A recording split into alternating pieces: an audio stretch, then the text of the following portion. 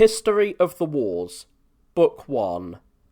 Procopius of Caesarea has written the history of the wars which Justinian, Emperor of the Romans, waged against the barbarians of the East and of the West, relating separately the events of each one, to the end that the long course of time may not overwhelm deeds of singular importance through lack of a record, and thus abandon them to oblivion and utterly obliterate them. The memory of these events he deemed would be a great thing and most helpful to men of the present time, and to future generations as well, in case time should ever again place men under a similar stress.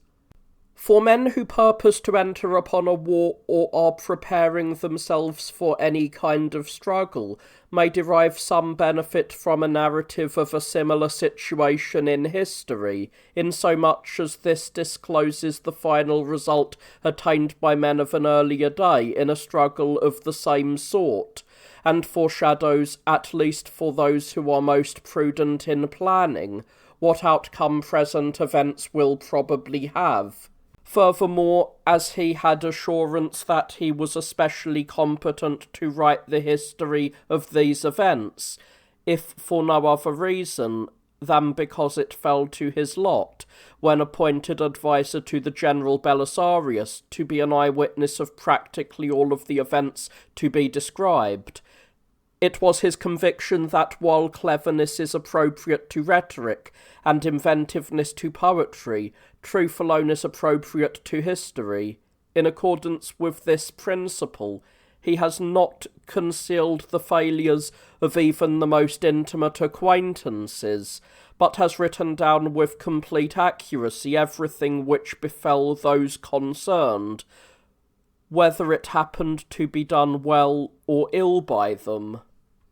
It will be evident that no more important or mightier deeds are to be found in history than those which have been enacted in these wars, provided one wishes to base his judgment on the truth.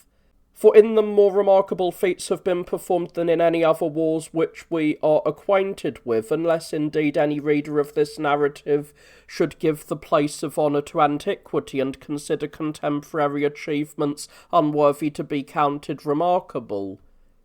There are those, for example, who call the soldiers of the present day bowmen, while to those of the more ancient times they wish to attribute such lofty terms as hand-to-hand fighters, shieldmen, and other names of that sort, and they think that the valour of these times has by no means survived to the present, an opinion which is at once careless and wholly remote from actual experience of these matters. For the thought has never occurred to them that as regards the Homeric bowmen who had the misfortune to be ridiculed by this term, derived from their art,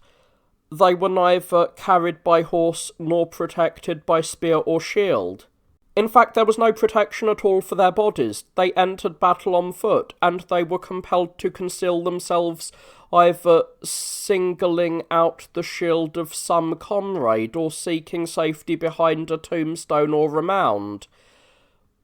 from which position they could neither save themselves in case of rout, nor fall upon a flying foe. Least of all could they participate in a decisive struggle in the open, but they always seemed to be stealing something which belonged to the men who were engaged in the struggle, and apart from this, they were so indifferent in their practice of archery that they drew the bowstring only to the breast, so that the missile sent forth was naturally impotent and harmless to those whom they hit. Such, it is evident, was the archery of the past, but the bowmen of the present time go into battle wearing corslets and fitted out with greaves which extend up to the knee. From the right side hang their arrows, from the other the sword, and there are some who have a spear also attached to them, and at the shoulders a sort of small shield without a grip, such as to cover the region of the face and neck. They are expert horsemen, and are able without difficulty to direct their bows to either side while riding at full speed, and to shoot an opponent whether in pursuit or in flight. They draw the bowstring along by the forehead about opposite the right ear, thereby charging the arrow with such an impetus as to kill whoever stands in the way, shield and corslet alike having no power to check its force. Still there are those who take into consideration none of these things, who reverence and worship the ancient times and give no credit to modern improvements. But no such consideration will prevent the conclusion that most great and noble deeds have been performed in these wars, and the history of them will begin at some distance back, telling of the fortunes in war of the Romans and the Medes, their reverses and their successes. When the Roman Emperor Arcadius was at the point of death in Byzantium, having a male child, Theodosius, who was still unweaned, he felt grave fears, not only for him, but for the government as well, not knowing how he should provide wisely for both. For he perceived that if he provided a partner in government for Theodosius, he would in fact be destroying his own son by bringing forward against him a foe clothed in the regal power, while if he set him alone over the empire, many would try to mount the throne, taking advantage, as they might be expected to, of the helplessness of the child. These men would rise against the government, and after destroying Theodosius would make themselves tyrants without difficulty, since the boy had no kinsman in Byzantium to be his guardian, for Arcadius had no hope that the boy's uncle, Honorius, would succour him, insomuch as the situation in Italy was already troublesome. And he was equally disturbed by the attitude of the Medes, fearing lest these barbarians should trample down the youthful emperor and do the Romans irreparable harm. When Arcadius was confronted with this difficult situation, though he had not shown himself sagacious in other matters, he devised a plan which was destined to preserve without trouble both his child and his throne, either as a result of conversation with certain of the learned men, such as are usually found in numbers among the advisers of a sovereign, or from some divine inspiration which came to him, for in drawing up the writing of his will, he designated the child as his successor to the throne, but appointed as guardian over him Istigrides, the Persian king, enjoining upon him earnestly in his will to preserve the empire for Theodosius by all his power and foresight. So Arcadius died, having thus arranged his private affairs as well as those of the empire. But Isdigades, the Persian king, when he saw this writing which was duly delivered to him, being even before a sovereign whose nobility of character had won for him the greatest renown, did then display a virtue at once amazing and remarkable. For loyally observing the behest of Arcadius, he adopted and continued without interruption a policy of profound peace with the Romans, and thus preserved the empire for Theodosius. Indeed, he straightway dispatched a letter to the Roman Senate, not declining the office of guardian of the Emperor Theodosius, and threatening war against any who should attempt to enter into a conspiracy against him. When Theodosius had grown to manhood and was in the prime of life, and Istigades had been taken from the world by disease, Varanes, the Persian king, invaded the Roman domains with a mighty army. However, he did no damage, but returned to his home without accomplishing anything. This came about in the following way. Anatolius, the general of the East, had as it happened been sent by the Emperor Theodosius as ambassador to the Persians, alone and unaccompanied. As he approached the Median army, solitary as he was, he leapt down from his horse and advanced on foot towards Varanes.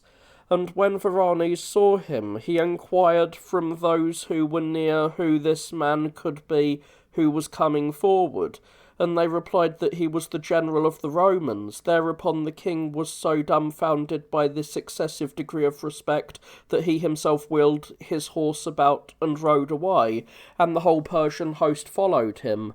When he had reached his own territory, he received the envoy with great cordiality, and granted the treaty of peace on the terms which Anatolius desired of him.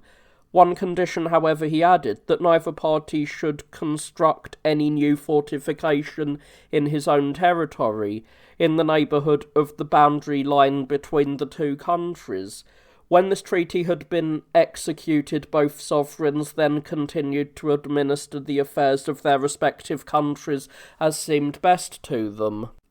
At a later time, the Persian king Perozes became involved in a war concerning boundaries with the nation of the Hephaelite Huns, who are called White Huns, gathered an imposing army, and marched against them. The Hephaelites are of the stock of the Huns in fact as well as in name. However, they do not mingle with any of the Huns known to us, for they occupy a land neither adjoining nor even very near to them, but their territory lies immediately to the north of Persia. Indeed, their city, called Gorgo, is located over against the Persian frontier and is consequently the centre of frequent contests concerning boundary lines between the two peoples. For they are not nomads like the other Hunnic peoples, but for a long period have been established in a goodly land. As a result of this, they have never made any incursion into the Roman territory except in company with the Median army. They are the only ones among the Huns who have white bodies and countenances which are not ugly. It is also true that their manner of living is unlike that of their kinsmen, nor do they live a savage life as they do, but they are ruled by one king, and since they possess a lawful constitution, they observe right and justice in their dealings both with one another and with their neighbours, in no degree less than the Romans and the Persians. Moreover, the wealthy citizens are in the habit of attaching to themselves friends to the number of 20 or more, as the case may be, and these become permanently their banquet companions and have a share in all their property, enjoying some kind of a common right in this manner. Then when the man who has gathered such a company together comes to die, it is the custom that all these men be borne alive into the tomb with him. Perozes, marching against these Hephaelites, was accompanied by an ambassador, Eusebius by name, who, as it happened, had been sent to his court by the Emperor Zeno.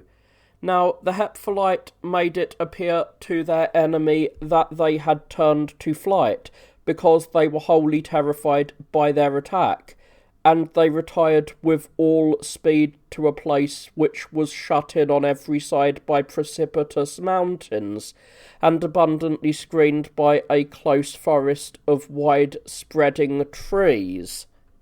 Now as one advanced between the mountains to a great distance, a broad way appeared in the valley, extending apparently to an indefinite distance, but at the end it had no outlet at all, but terminated in the very midst of the circle of mountains. So Perozes, with no thought at all of the treachery, and forgetting that he was marching in a hostile country, continued the pursuit without the least caution. A small body of the Huns were in flight before him, while the greater part of their force, by concealing themselves in the rough country, got to the rear of the hostile army, but as yet they desired not to be seen by them, in order that they might advance well into the trap, and get as far as possible in among the mountains, and thus be no longer able to turn back. When the Medes began to realise all of this, for they now began to have a glimmering of their peril,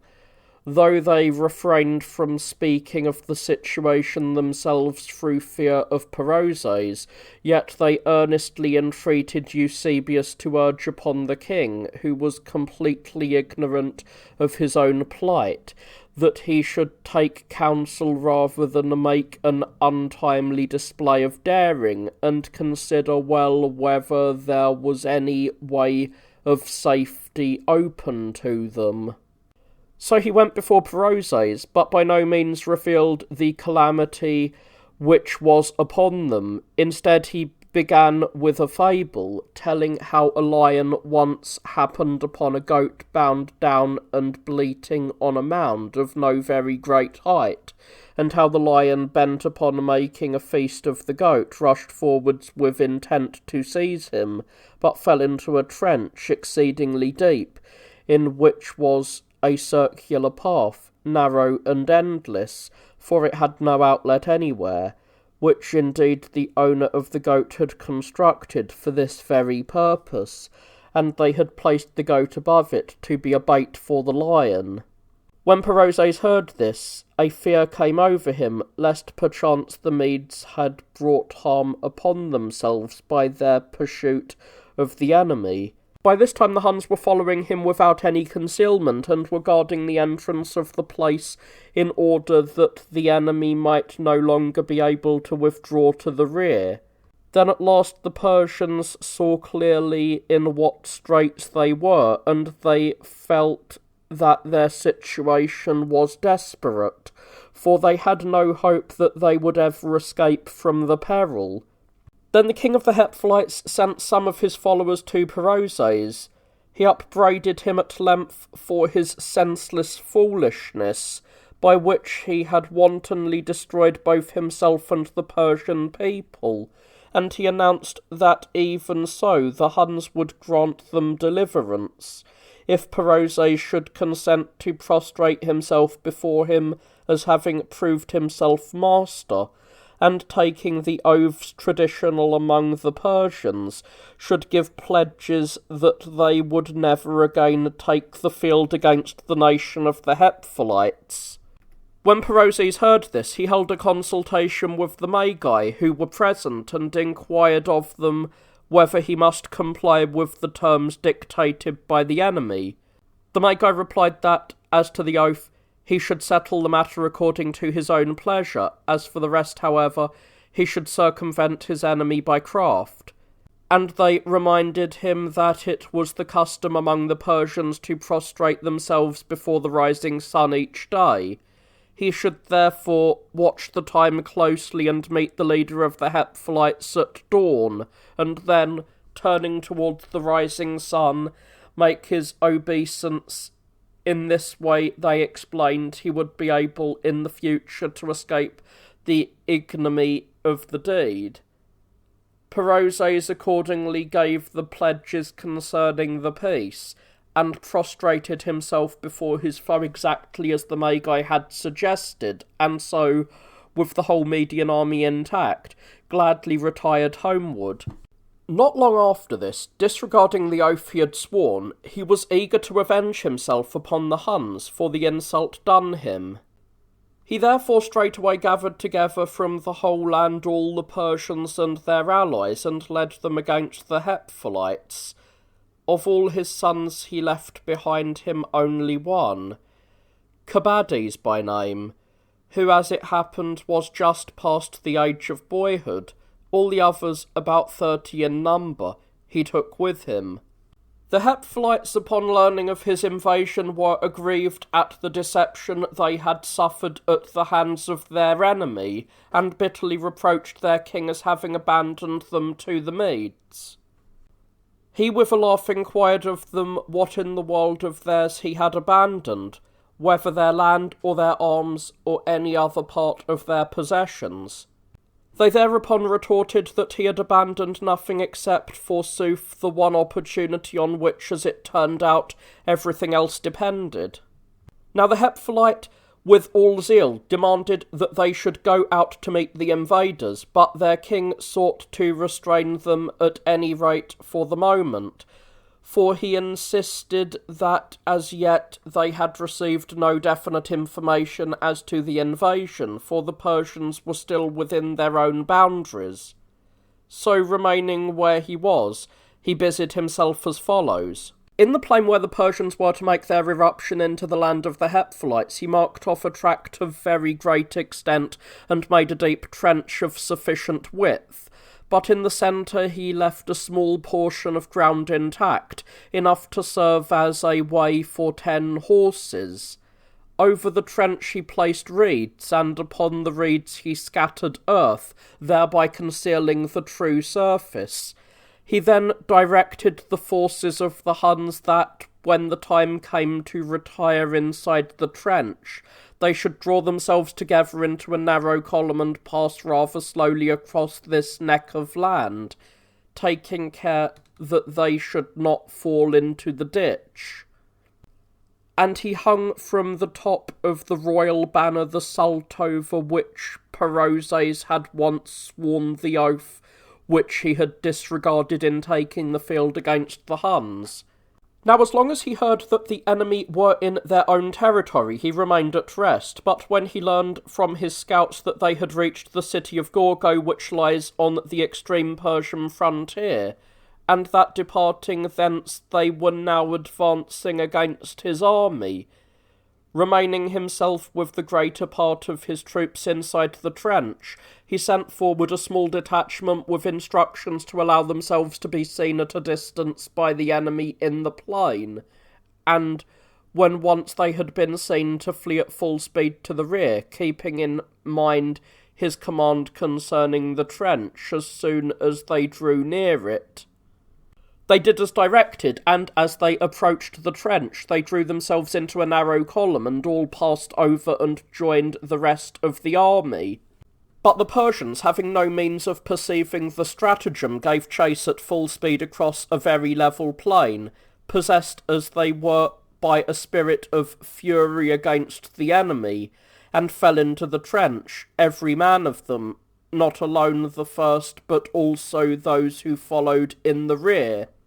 For since they entered into the pursuit with great fury, as I have said, they failed to notice the catastrophe which had befallen their leaders, but fell in on top of them with their horses and lances, so that, as was natural, they both destroyed them and were themselves no less involved in ruin. Among them were Perozes and all his sons, and just as he was about to fall into the pit, they say that he realized the danger and seized and threw from him the pearl which hung from his right ear, a gem of wondrous whiteness and greatly prized on account of his extraordinary size, in order no doubt that no one might wear it after him, for it was a thing exceedingly beautiful to look upon, such as no king before him had possessed. This story, however, seems to me untrustworthy, because a man who found himself in such peril would have thought of nothing else. But I suppose that his ear was crushed in this disaster, and the pearl disappeared somewhere or other. This pearl the Roman Emperor then made every effort to buy from the Hephthalite, but was utterly unsuccessful, for the barbarians were not able to find it, although they sought it with great labours. However, they say that the Hephthalite found it later and sold it to Cabades. The story of this pearl, as told by the Persians, is worth recounting, for perhaps to some it may not seem altogether incredible. For they say that it was lodged in its oyster in the sea which washes the Persian coast, and that the oyster was swimming not far from the shore. Both its valves were standing open, and the pearl lay between them, a wonderful sight, and notable, for no pearl in all of history could be compared with it at all, either in size or in beauty. A shark, then, of enormous size and dreadful fierceness, fell in love with this sight, and followed close upon it, leaving it neither day nor night, even when he was compelled to take thought for food, he would only look about for something eatable where he was, and when he found some bit, he would snatch it up and eat it hurriedly. Then, overtaking the oyster immediately, he would sate himself again with the sight he loved. At length, a fisherman, they say, noticed what was passing, but in terror of the monster, he recoiled from the danger. However, he reported the whole matter to the king, Perozes. Now when Perozes heard his account, they say that a great longing for the pearl came over him, and he urged on the fisherman, with many flatteries, and hopes of reward. Unable to resist the importunities of the monarch, he is said to have addressed Perozes as follows: "My master, precious to a man is money, more precious still is his life, but most prized of all are his children, and being naturally constrained by his love for them, a man might perhaps dare anything. Now I intend to make a trial of the monster and hope to make thee master of the pearl, and if I succeed in this struggle, it is plain that henceforth I shall be ranked among those who are counted blessed. For it is not unlikely that thou, as King of Kings, will reward me with all good things, but for me it will be sufficient, even if it is so to fall out that I gain no reward, to have shown myself a benefactor of my master. But if it must needs be that I become the prey of this monster, thy task indeed it will be, O king, to requite my children for their father's death. Thus even after my death I shall still be a wage-earner among those closest to me, and thou wilt win greater fame for thy goodness, for in helping my children thou wilt confer a boon upon me, who shall have no power to thank thee for the benefit, because generosity is seen to be without alloy only when it is displayed towards the dead." With these words he departed, and when he came to the place where the oyster was accustomed to swim and the shark to follow, he seated himself there upon a rock, watching for an opportunity of catching the pearl alone without its admirer. As soon as it came about that the shark had happened upon something which would serve him for food, and was delaying over it, the fisherman left upon the beach those who were following him for this service, and made straight for the oyster with all his might.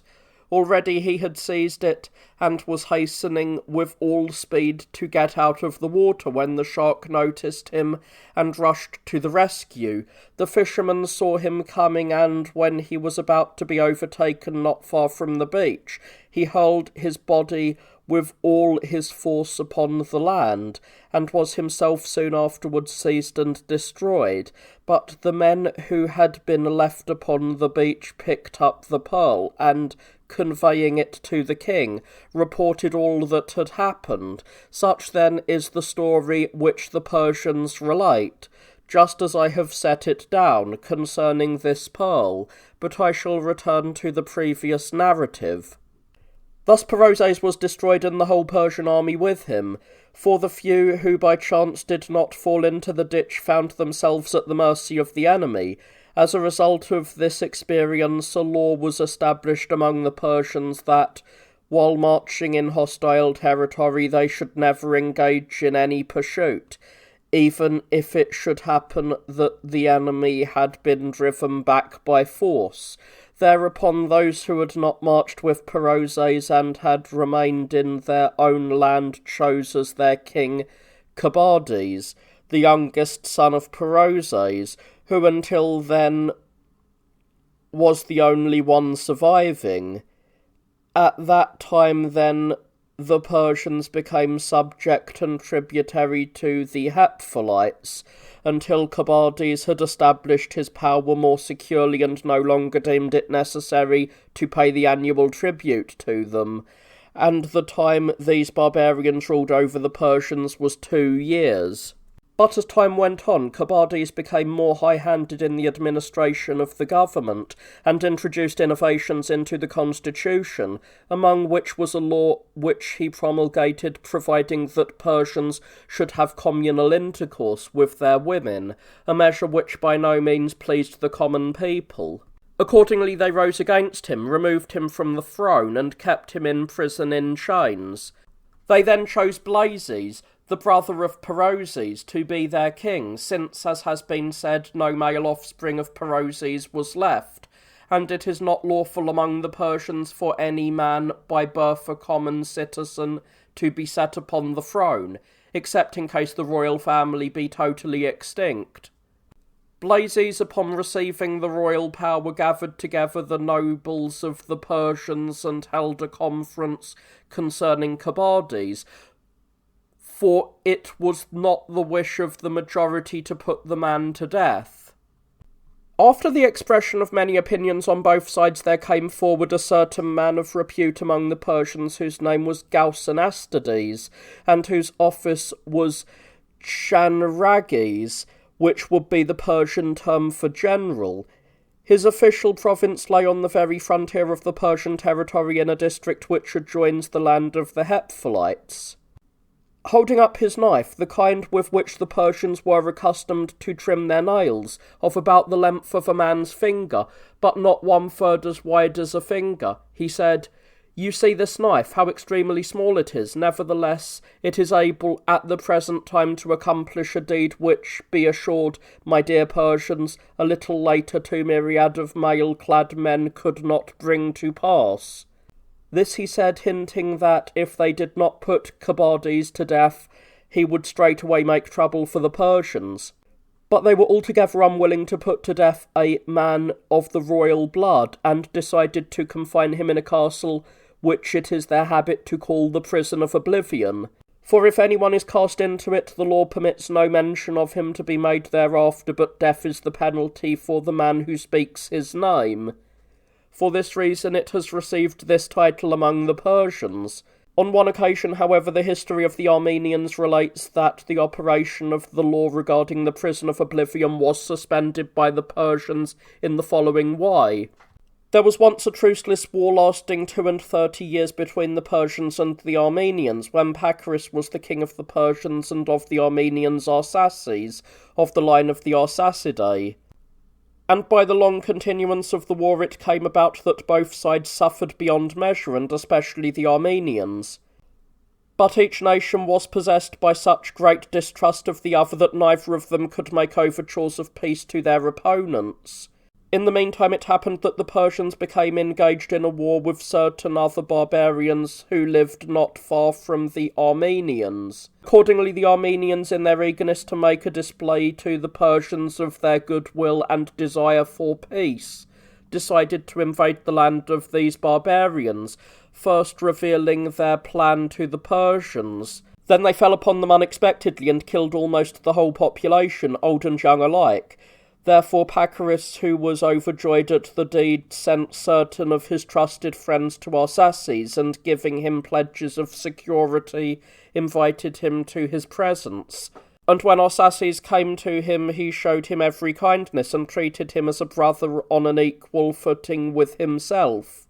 Then he bound him by the most solemn oaths, and he himself swore likewise that in very truth the Persians and Armenians should henceforth be friends and allies to each other. Thereafter he straightway dismissed Arsaces to return to his own country. Not long after this, certain persons slandered Arsaces, saying that he was proposing to undertake some serious enterprise.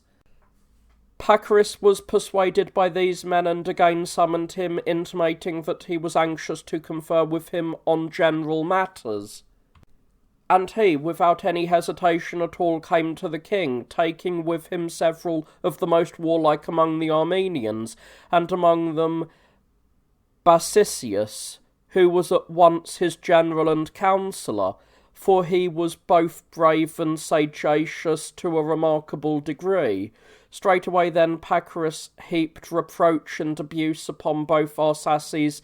and Basisius, because, disregarding the sworn compact, they had so speedily turned their thoughts towards secession. They, however, denied the charge and swore most insistently that no such thing had been considered by them. At first, therefore, Pacorus kept them under guard in disgrace, but after a time he inquired of the Magi what should be done with them. Now the Magi deemed it by no means just to condemn men who denied their guilt, and had not been explicitly found guilty, but they suggested to him an artifice by which Arsaces himself might be compelled to become openly his own accuser. They bade him cover the floor of the royal tent with earth, one half from the land of Persia, and the other half from Armenia. This the king did as directed. Then the Magi, after putting the whole tent under a spell by means of some magical rites, bade the king take his walk there in company with Arsaces, reproaching him meanwhile with having violated the sworn agreement. They said further that they too must be present at the conversation, for in this way there would be witnesses of all that was said. Accordingly, Pacorus straightway summoned Arsaces and began to walk to and fro with him in the tent, in the presence of the Magi. He inquired of the man why he had disregarded his sworn promises, and was setting about to harass the Persians and Armenians once more with grievous troubles. Now, as long as the conversation took place on the ground which was covered with the earth from the land of Persia, Arsaces continued to make denial, and pledging himself with the most fearful oaths, insisted that he was a faithful subject of Pacorus. But when in the midst of his speaking he came to the centre of the tent, where they steeped upon Armenian earth, then, compelled by some unknown magic, he suddenly changed the tone of his words to ones of defiance, and from then on ceased not to threaten Pacorus and the Persians, announcing that he would have vengeance upon them for this insolence as soon as he should become his own master.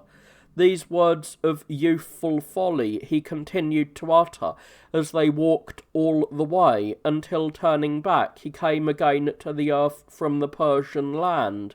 Thereupon, as if chanting a recantation, he was once more a supplicant, offering pitiable explanations to Pacorus.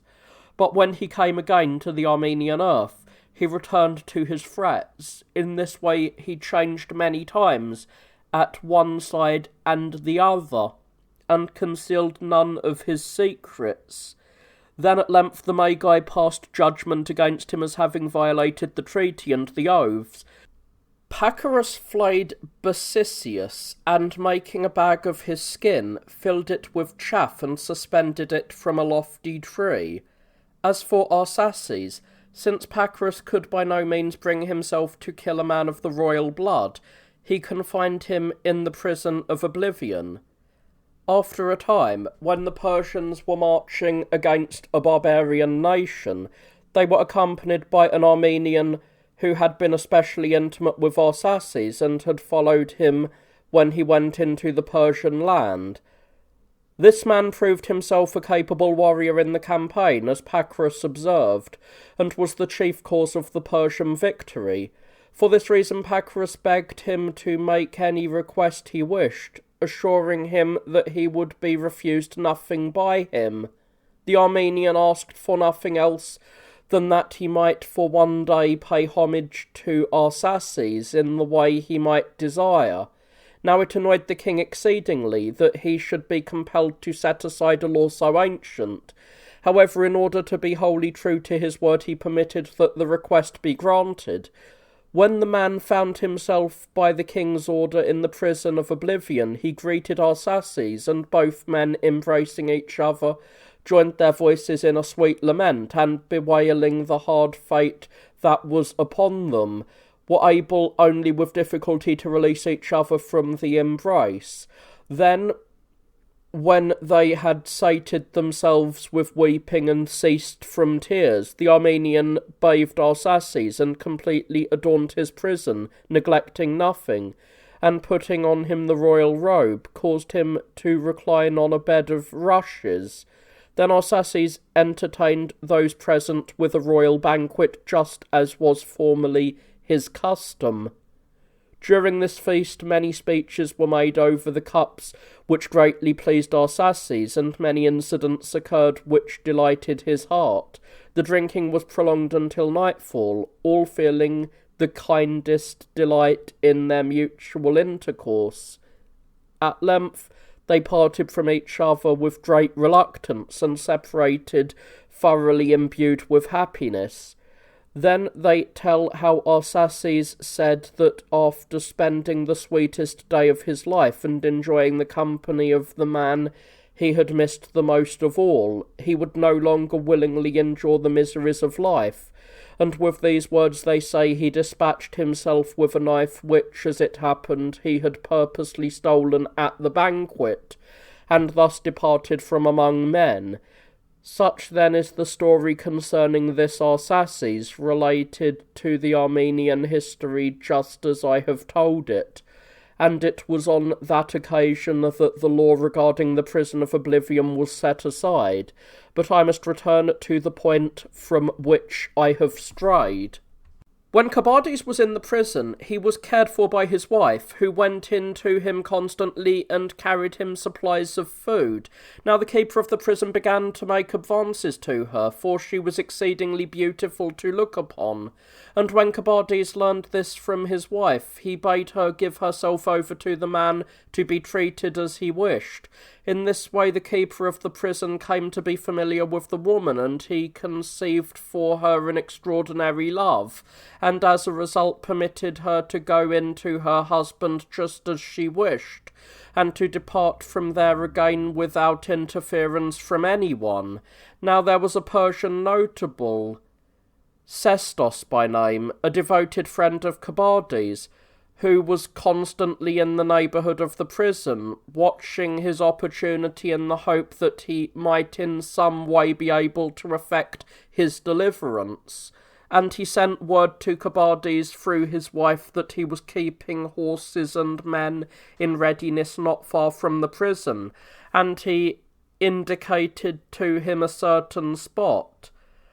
Then one day as night drew near, Kabades persuaded his wife to give him her own garment, and dressing herself in his clothes, to sit instead of him in the prison where he usually sat.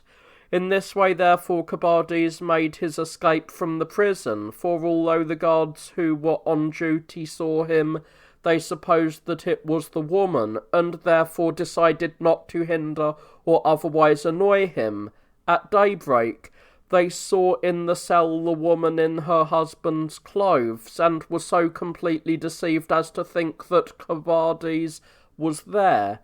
and this belief prevailed during 7 days, until Kabades had advanced well on his way.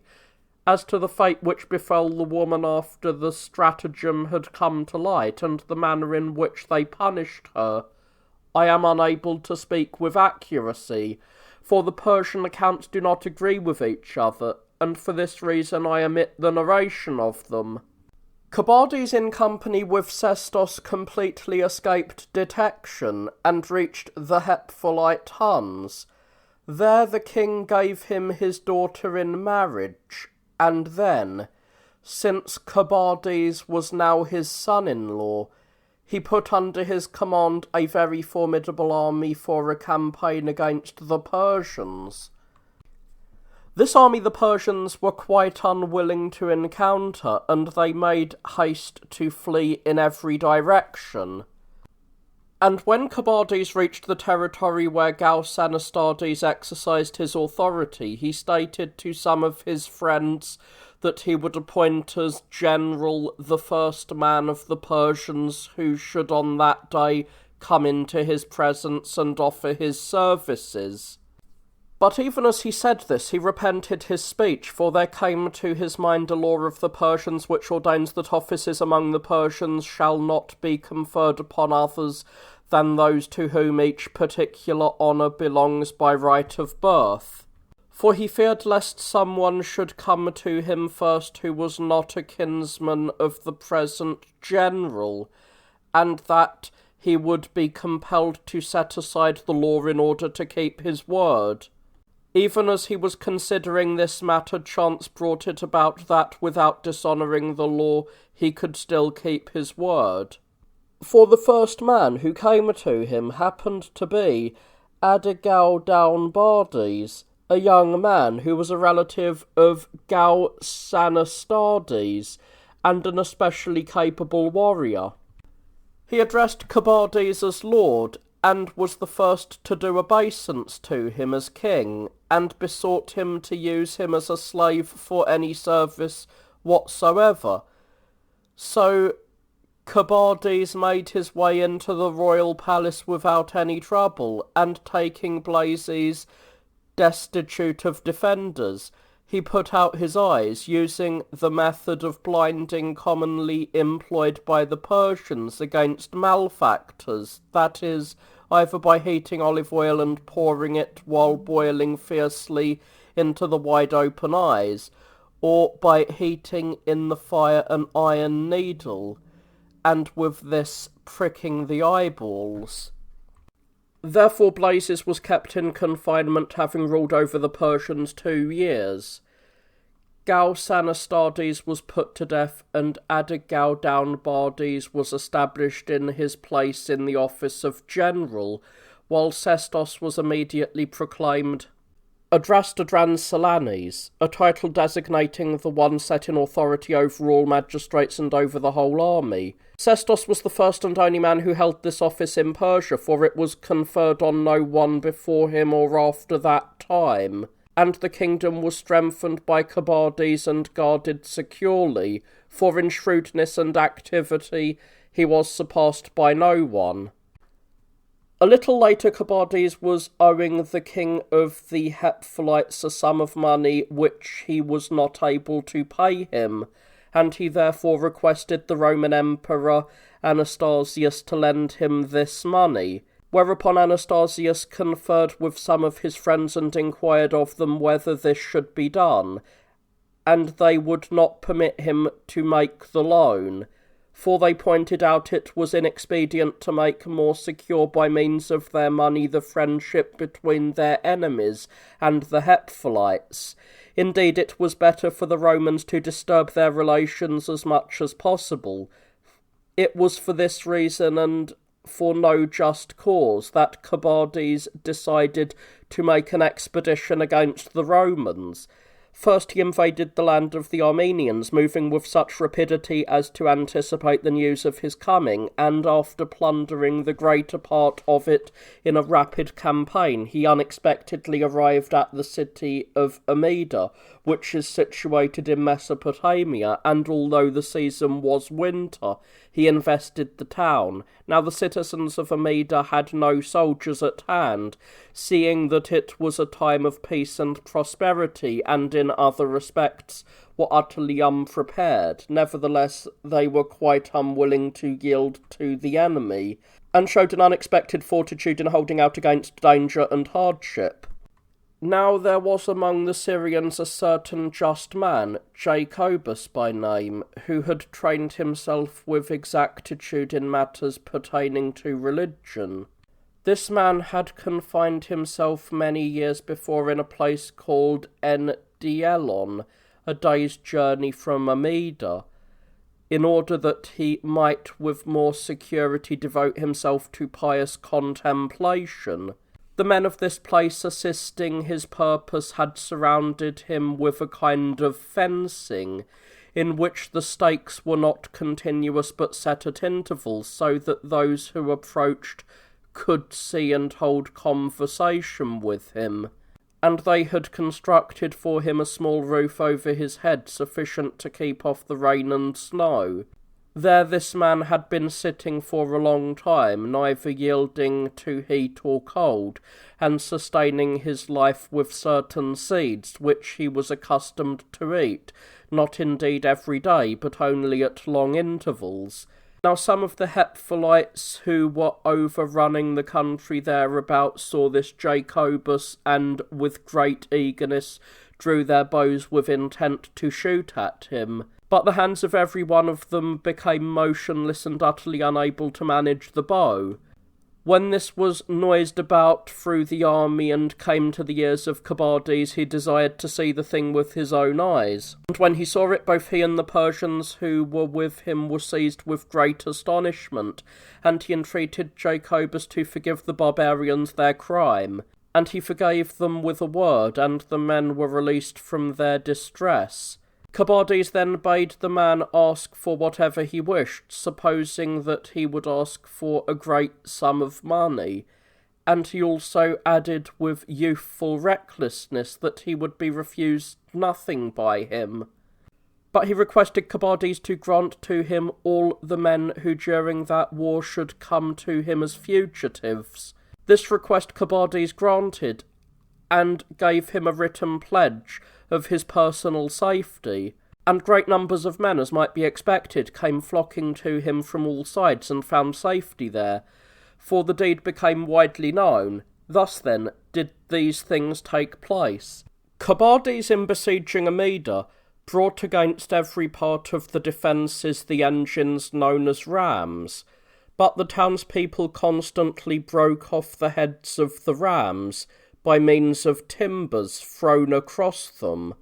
However, Cobades did not slacken his efforts until he realized that the wall could not be successfully assailed in this way. For though he battered the wall many times, he was quite unable to break down any portion of the defence, or even to shake it. So secure had been the work of the builders who had constructed it long before. Failing in this, Cobades raised an artificial hill to threaten the city, considerably overtopping the wall. But the besieged, starting from the inside of their defences, made a tunnel extending under the hill, and from there stealthily carried out the earth, until they hollowed out a great part of the inside of the hill. However, the outside kept the form which it had at first assumed, and afforded no opportunity to anyone of discovering what was being done. Accordingly, many Persians mounted it, thinking it safe, and stationed themselves on the summit with the purpose of shooting down upon the heads of those inside the fortifications. But with the great mass of men crowding upon it with a rush, the hill suddenly fell in and killed almost all of them. Cobades then, finding no remedy for the situation, decided to raise the siege, and he issued orders to the army to retreat on the morrow. Then indeed the besieged, as though they had no thought of their danger, began laughingly from the fortifications to jeer at the barbarians. Beside this, some courtesans shamelessly drew up their clothing and displayed to Cobades, who was standing close by, those parts of a woman's body which it is not proper for men to see uncovered. This was plainly seen by the Magi, and they thereupon came before the king and tried to prevent the retreat, declaring as their interpretation of what had happened that the citizens of Amida would shortly disclose to Cobades all their secrets and hidden things, so the Persian army remained there. Not many days later, one of the Persians saw close by to one of the towers the mouth of an old underground passage, which was insecurely concealed with some few small stones. In the night he came there alone, and, making trial of the entrance, got inside the circuit wall. Then at daybreak he reported the whole matter to Cobades. The king himself on the following night came to the spot with a few men, bringing ladders which he had made ready. And he was favoured by a piece of good fortune, for the defence of the very tower which happened to be nearest to the passage had fallen by lot to those of the Christians who are most careful in their observances, whom they call monks. These men, as chance would have it, were keeping some annual religious festival to God on that day. When night came on, they all felt great weariness on account of the festival, and having sated themselves with food and drink beyond their wont, they fell into a sweet and gentle sleep, and were consequently quite unaware of what was going on. So the Persians made their way through the passage inside the fortifications, a few at a time, and mounting the tower, they found the monks still sleeping, and slew them to a man. When Carbades learned this, he brought his ladders up to the wall close by the tower. It was already day, and those of the townsmen who were keeping guard on the adjoining tower became aware of the disaster, and ran thither with all speed to give assistance. Then for a long time both sides struggled to crowd back the other, and already the townsmen were gaining the advantage, killing many of those who had mounted the wall, and throwing back the men on the ladders, and they came very near to averting the danger. But Carbades drew his sword, and, terrifying the Persians constantly with it, rushed in person to the ladders, and would not let them draw back, and death was the punishment for those who dared turn to leave. As a result of this, the Persians, by their numbers, gained the upper hand and overcame their antagonists in the fight. So the city was captured by storm on the 18th day after the beginning of the siege. There followed a great massacre of the townspeople until one of the citizens, an old man and a priest, approached Carbades as he was riding into the city, and said that it was not a kingly act to slaughter captives. Then Carbades, still moved with passion, replied, "But why did you decide to fight against me?" And the old man answered quickly, "Because God willed to give Amida into thy hands, not so much because of our decision as thy valour." Carbades was pleased by this speech, and permitted no further slaughter, but he bade the Persians plunder the property and make slaves of the survivors, and he directed them to choose out for themselves all the notables among them. A short time after this he departed, leaving there to garrison the place 1,000 men under command of Glones, a Persian, and some few unfortunates among the citizens of Amida who were destined to minister as servants to the daily wants of the Persians. He himself, with all the remainder of the army and the captives, marched away homeward. These captives were treated by Carbades with a generosity befitting a king, for after a short time he released all of them to return to their homes, but he pretended that they had escaped from him by stealth, and the Roman Emperor, Anastasius, also showed them honour worthy of their bravery, for he remitted to the city all of the annual taxes for the space of 7 years, and presented all of them as a body, and each one of them separately with many good things, so that they came fully to forget the misfortunes which had befallen them. But this happened in later years. At that time, the Emperor Anastasius, upon learning that Amida was being besieged, dispatched with all speed an army of sufficient strength. But in this army there were general officers in command of every simmery, while the supreme command was divided between the following 4 generals: Ariobindus, at the time general of the East, the son-in-law of Oliverus, who had been emperor in the West not long before; Sella, commander of the palace troops. This officer the Romans are accustomed to call the Magister Militum. Beside these still, there were the commanders of the troops in Byzantium, Patricius, the Phrygian, and Hypatius, the nephew of the emperor. These 4 then were the generals. With them also was associated Justinus, who at a later time became emperor upon the death of Anastasius, and Patroclus, with his son Valentinius, who raised an armed insurrection against the Emperor Anastasius not long afterwards, and made himself tyrant. also Pharesmenes, a native of Colchis, and a man of exceptional ability as a warrior, and the Goths, Godidiscalus and Bessus, who were among those Goths who had not followed Theodoric when he went from Thrace into Italy, both of them men of the noblest birth and experienced in matters pertaining to warfare. Many others, too, who were men of high station, joined this army, for such an army, they say, was never assembled by the Romans against the Persians either before or after that time. However, all these men did not assemble in one body, nor did they form a single army as they marched, but each commander by himself led his own division separately against the enemy, and as manager of the finances of the army, Apion, an Egyptian, was sent, a man of eminence among the patricians and extremely energetic, and the emperor in a written statement declared him partner in the royal power, in order that he might have authority to administer the finances as he wished.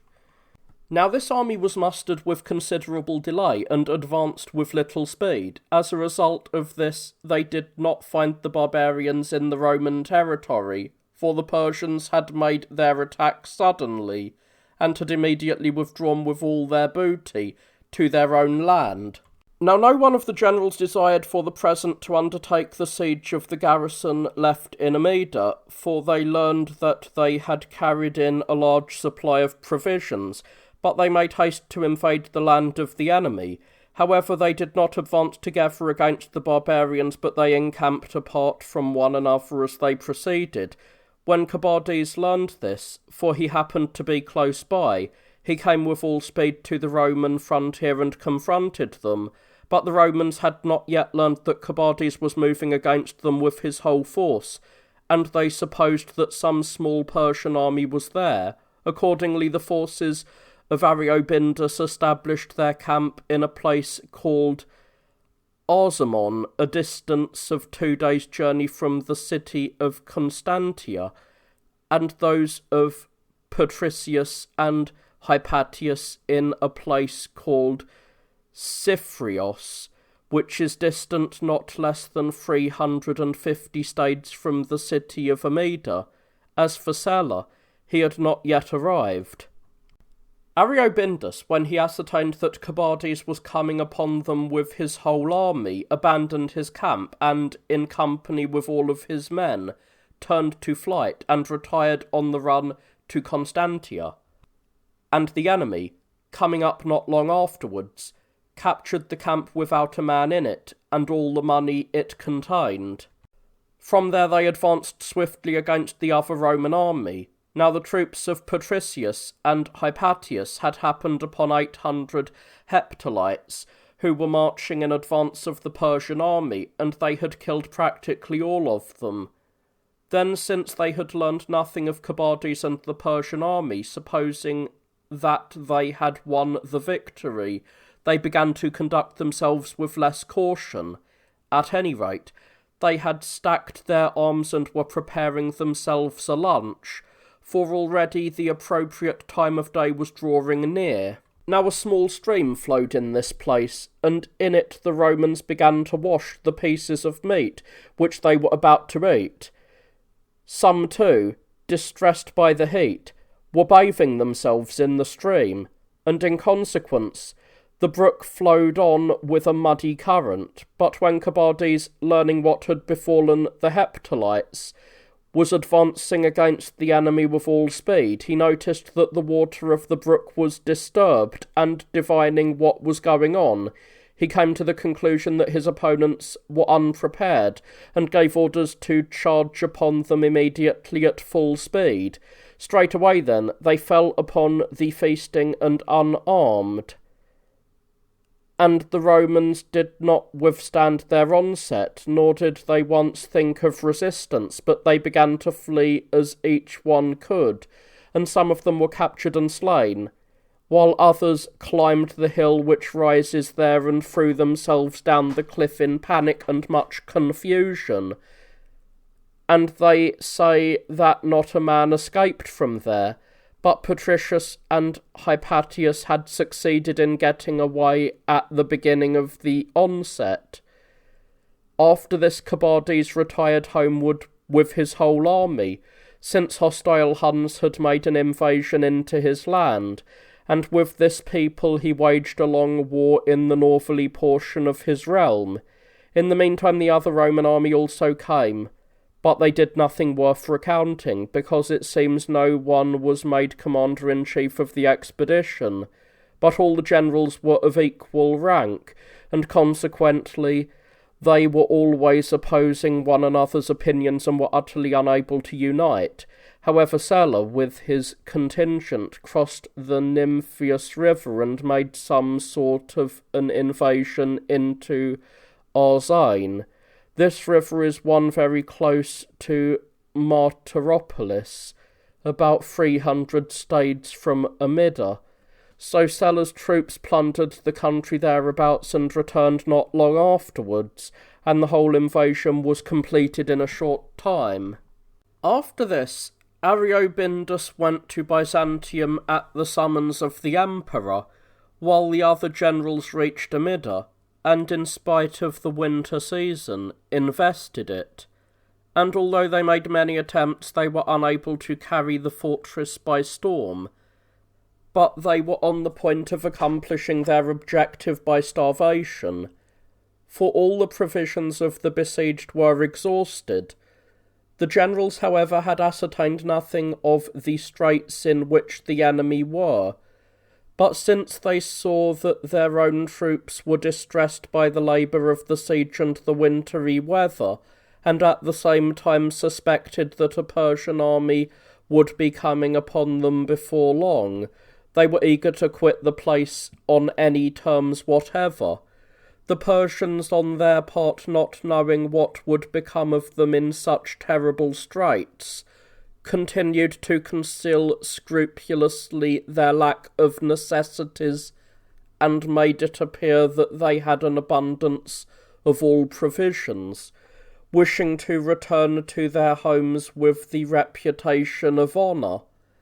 So a proposal was discussed between them, according to which the Persians were to deliver over the city to the Romans upon receipt of 1,000 pounds of gold. Both parties then gladly executed the terms of the agreement, and the son of Glones, upon receiving the money, delivered over Amida to the Romans, for Glones himself had already died in the following manner. When the Romans had not yet encamped before the city of Amida, but were not far from its vicinity, a certain countryman, who was accustomed to enter the city secretly with fowls and loaves and many other delicacies, which he sold to this Glones at a great price, came before the general Patricius, and promised to deliver into his hands Glones and 200 Persians, if he should receive from him assurance of some requital. And the general promised that he should have everything he desired, and thus dismissed the fellow. The man tore his garments in a dreadful manner, and assuming the aspect of one who has been weeping, entered the city, and coming before Glones, and tearing his hair, he said, "O master, I happened to be bringing in for you all the good things from my village, when some Roman soldiers chanced upon me, for as you know, they are constantly wandering about the country here in small bands, and doing violence to the miserable country folk, and they inflicted upon me blows not to be endured, and taking away everything they departed, the robbers whose ancient custom is to fear the Persians and to beat the farmers. But do you, O master, take thought to defend yourself and us and the Persians, for if you go hunting into the outskirts of the city you will find rare game, for the accursed rascals go about by 4s or 5s to do their robbery." Thus he spoke, and Glones was persuaded, and inquired of the fellow about how many Persians he thought would be sufficient for him to carry out the enterprise. He said that about 50 would do, for they would never meet more than 5 of them going together. However, in order to forestall any unexpected circumstances, it would do no harm to take with him together even 100 men, and if he should double this number it would be still better from every point of view, for no harm could come to a man from the larger number.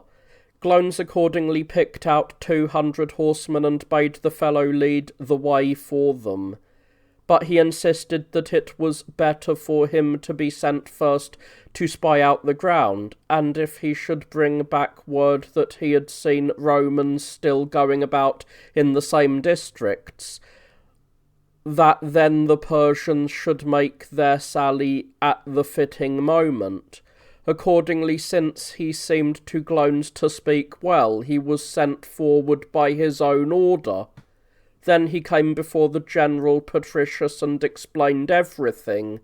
and the general sent with him 2 of his own bodyguard and 1,000 soldiers. These he concealed about a village called Philasamon, 40 stades distant from Amida, among the valleys and woody places, and instructed them to remain there in this ambush. He himself then proceeded to the city on the run, and telling Glones that the prey was ready, he led him and the 200 horsemen upon the ambush of the enemy, and when they passed the spot where the Romans were lying in wait, without being observed by Glones or any of the Persians, he roused the Romans from their ambuscade and pointed out to them the enemy. And when the Persians saw the men coming against them, they were astounded at the suddenness of the thing, and were in much distress what to do. For neither could they retire to the rear, since their opponents were behind them, nor were they able to flee anywhere else in a hostile land. But as well as they could under the circumstances, they arrayed themselves for battle and tried to drive back their assailants. But being at a great disadvantage in numbers, they were vanquished, and all of them together with Glones were destroyed. Now when the son of Glones learned of this, being deeply grieved and at the same time furious with anger because he had not been able to defend his father, he fired the sanctuary of Simon, a holy man, where Glones had had his lodging. It must be said, however, that with the exception of this one building, neither Glones nor Carbades, nor indeed any of the other Persians, saw fit either to tear down or to destroy in any other way any building in Amida at any rate, or outside this city. But I shall return to the previous narrative. Thus the Romans, by giving the money, recovered Amida 2 years after it had been captured by the enemy, and when they got into the city, their own negligence and the hardships under which the Persians had maintained themselves were discovered. For upon reckoning the amount of grain left there and the number of barbarians who had gone out, they found that rations for about 7 days were left in the city, although Glones and his son had been for a long time doling out provisions to the Persians more sparingly than they were needed. For to the Romans who had remained with them in the city, as I have stated above, they had decided to dispense nothing at all from the time when the enemy began the siege, and so these men at first restored to unaccustomed foods and laid hold on every forbidden thing, and at the last they even tasted each other's blood. So the generals realized that they had been deceived by the barbarians, and they reproached the soldiers for their lack of self-control because they had shown themselves wanting in obedience to them, when it was possible to capture as prisoners of war such a multitude of Persians and the son of Glones and the city itself, while they had in consequence attached to themselves signal disgrace by carrying Roman money to the enemy, and had taken Amida from the Persians by purchasing it with silver. After this, the Persians, since the war with the Huns kept dragging on, entered into a treaty with the Romans, which was arranged by them for 7 years, and was made by the Roman Sulla and the Persian Asbebides. Both armies then retired homewards and remained at peace. Thus then, as has been told, began the war of the Romans and the Persians, and to this end did it come. But I shall now turn to the narration of the events touching the Caspian Gates. The Taurus mountain range of Cilicia passes first Cappadocia and Armenia and the land of the so-called Perse-Armenians, then also Albania and Iberia and all the other countries in this region, both independent and subject to Persia, for it extends to a great distance, and as one proceeds along this range, it always spreads out to an extraordinary breadth and rises to an imposing height. And as one passes beyond the boundary of Iberia, there is a sort of path in a very narrow passage, extending for a distance of 50 stades. This path terminates in a place cut off by cliffs and, as it seems, absolutely impossible to pass through, for from there no way out appears, except indeed a small gate set there by nature, just as if it had been made by the hand of man, which has been called from of old the Caspian Gates. From there on there are plains suitable for riding and extremely well watered, and extensive tracts used as pasture land for horses, and level besides. Here almost all the nations of the Huns are settled, extending as far as the Maeotic Lake. Now if these Huns go through the gate which I have just mentioned into the land of the Persians and the Romans, they come with their horses fresh, and without making any detour or encountering any precipitous places, except in those 50 stades over which, as has been said, they pass to the boundary of Iberia. If, however, they go by any other passes, they reach their destination with great difficulty, and can no longer use the same horses, for the detours which they are forced to make are many and steep besides. When this was observed by Alexander the son of Philip, he constructed gates in the aforesaid places and established a fortress there. And this was held by many men in turn as time went on, and finally by Ambazoces, a Hun by birth, and a friend of the Romans and the Emperor Anastasius. Now when this Ambazoces had reached an advanced age and was near to death, he sent to Anastasius asking that money be given him on condition that he hand over the fortress and the Caspian Gates to the Romans. But the Emperor Anastasius was incapable of doing anything without careful investigation, nor was it his custom to act thus, reasoning therefore that it was impossible for him to support soldiers in a place which was destitute of all good things, and which had nowhere in the neighbourhood a nation subject to the Romans. He expressed deep gratitude to the man for his goodwill towards him, but by no means accepted this proposition. So Ambazoces died of disease not long afterwards, and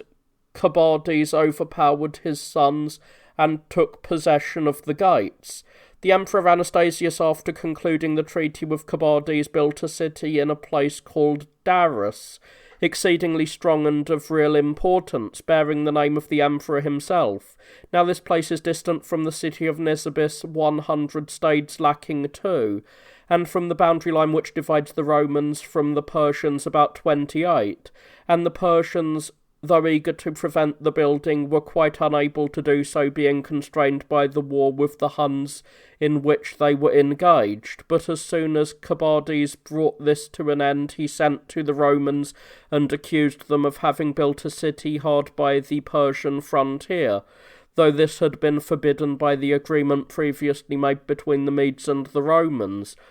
At that time, therefore, the Emperor Anastasius desired, partly by threats and partly by emphasizing his friendship with him, and by bribing him with no mean sum of money, to deceive him and to remove the accusation.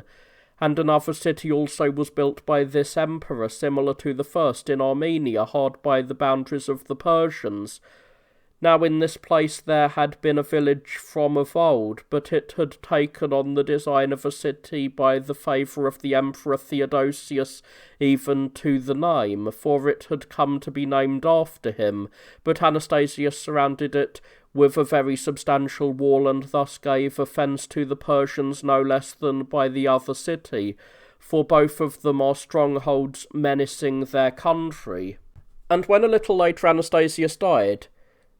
Justinus received the empire, forcing aside all the kinsmen of Anastasius, although they were numerous and also very distinguished.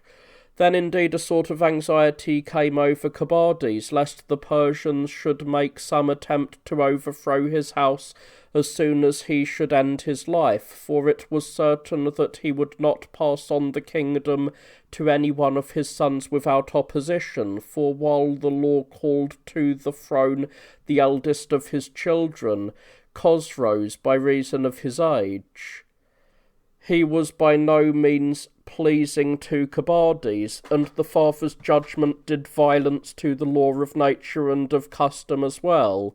And Zarmes, who was second in age, having had one of his eyes struck out, was prevented by the law, for it is not lawful for a one-eyed man or one having any other deformity to become king over the Persians.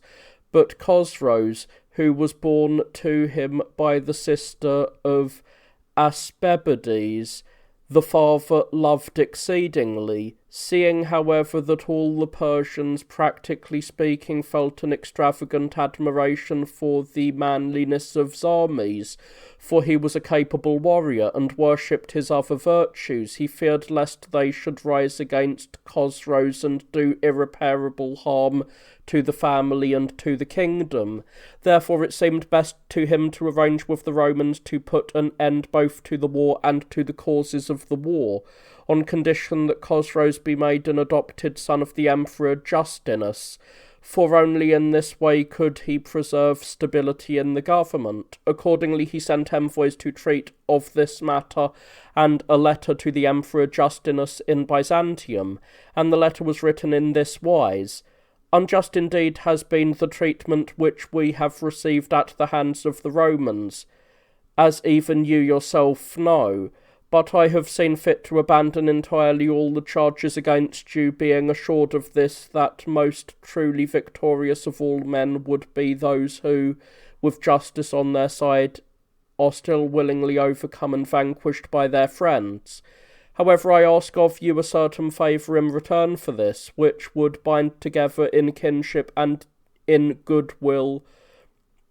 which would naturally spring from this relation, not only ourselves but also all of our subjects, and which would be calculated to bring us to a satiety of the blessings of peace. My proposal then is this, that you should make my son Chosroes, who will be my successor to the throne, your adopted son.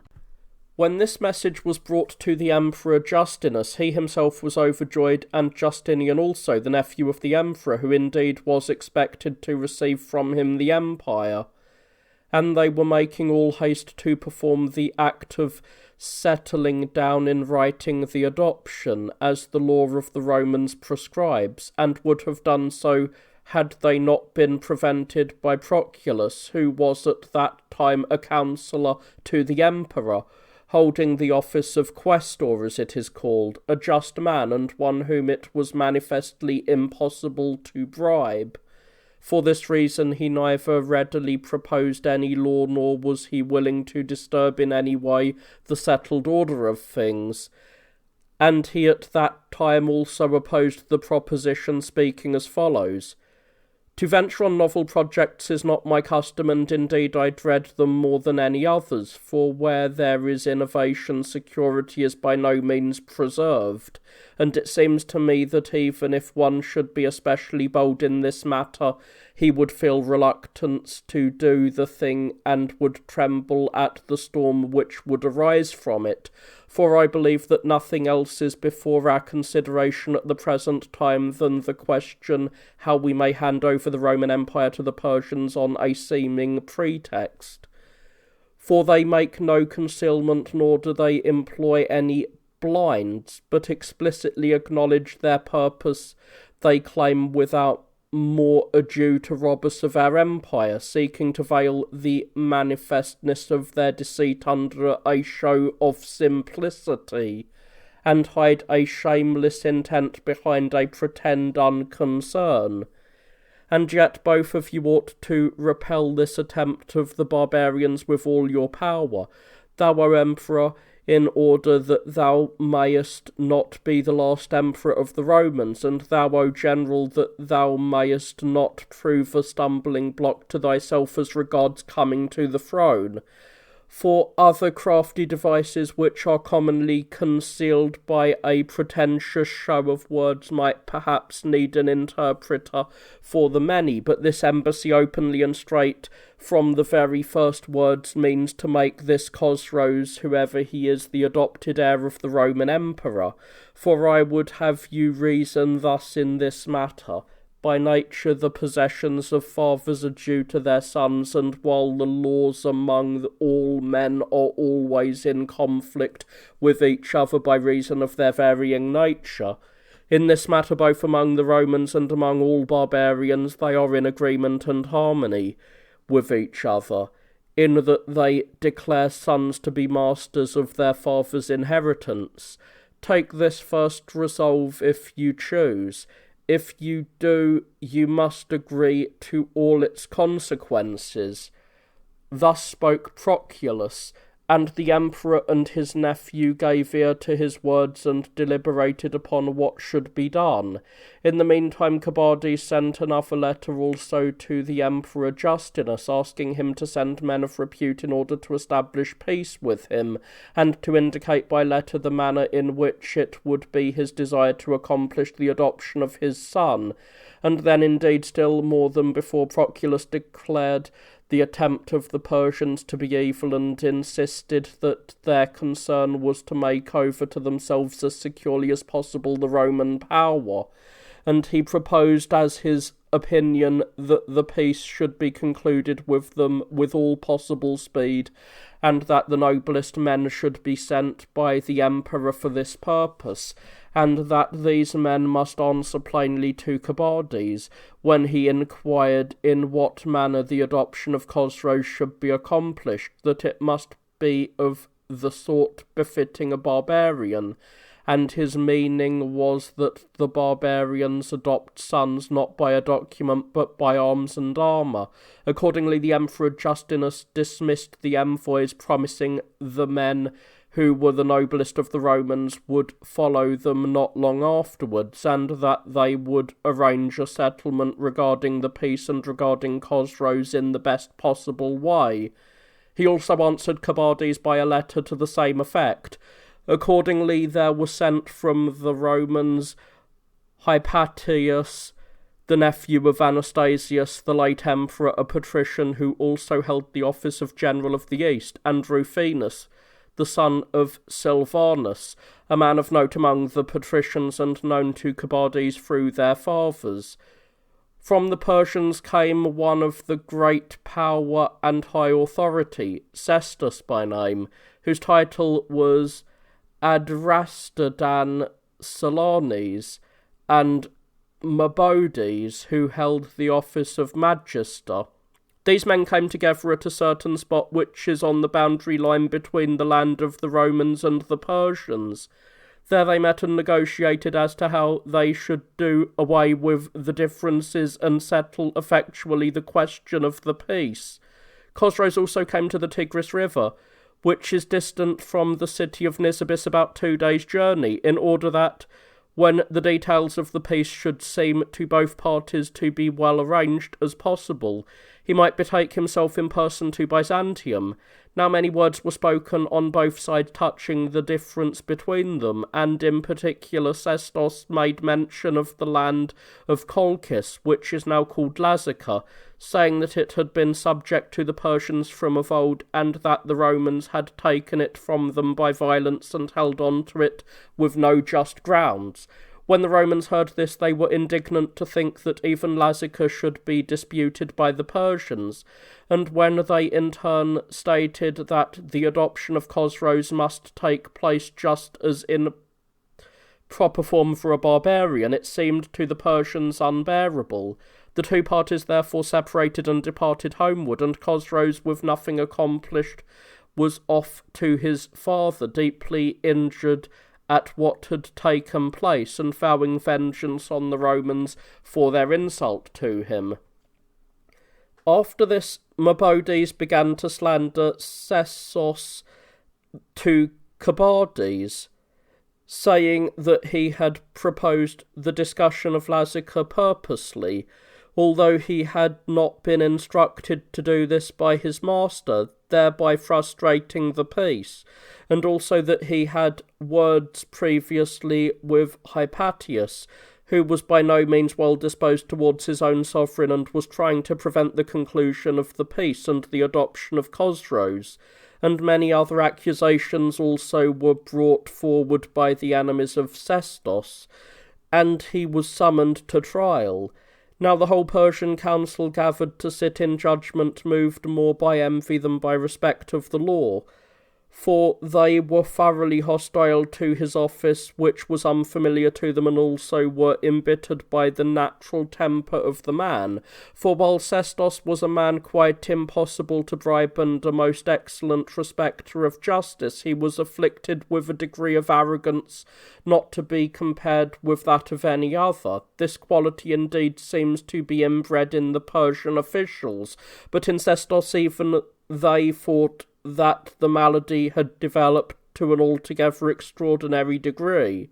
So his accusers said all those things which have been indicated above, and added to this that the man was by no means willing to live in the established fashion or to uphold the institutions of the Persians, for he both reverenced strange divinities, and lately, when his wife had died, he had buried her, though it was forbidden by the laws of the Persians ever to hide in the earth the bodies of the dead. The judges therefore condemned the man to death, while Carbades, though seeming to deeply be moved with sympathy as a friend of Sestos, was by no means willing to rescue him.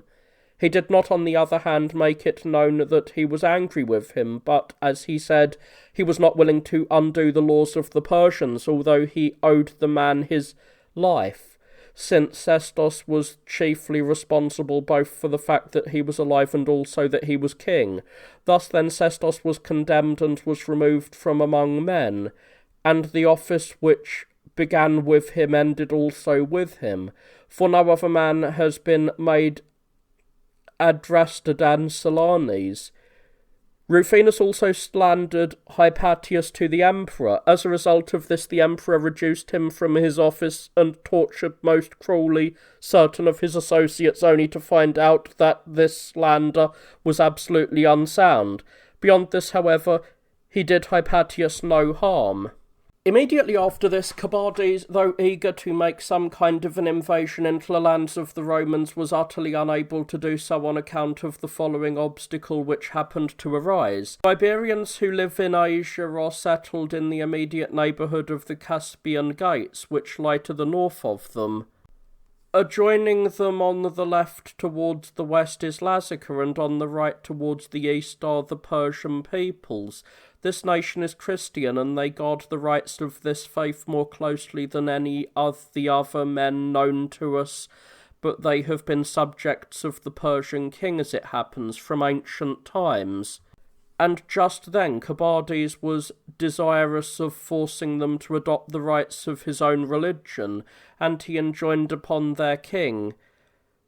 Gorgines to do all the things as the Persians are accustomed to do them, and in particular not under any circumstances to hide their dead in the earth, but to throw them all to the birds and dogs.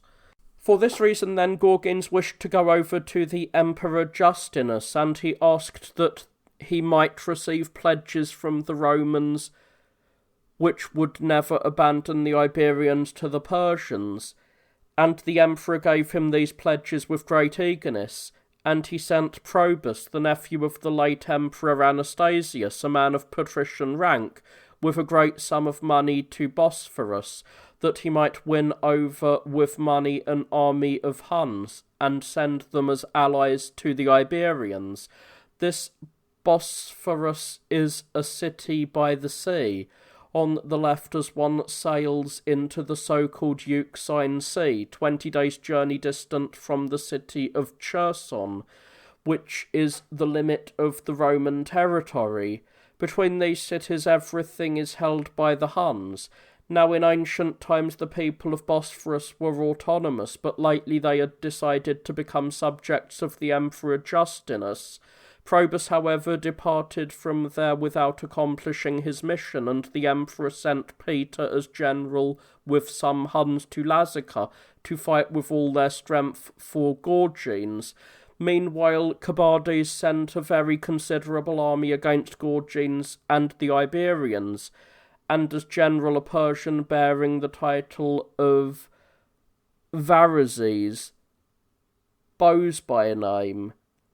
Then it was seen that Gorgines was too weak to withstand the attack of the Persians, for the help from the Romans was insufficient, and with all the notables of the Iberians he fled to Lazica, taking with him his wife and children, and also his brothers, of whom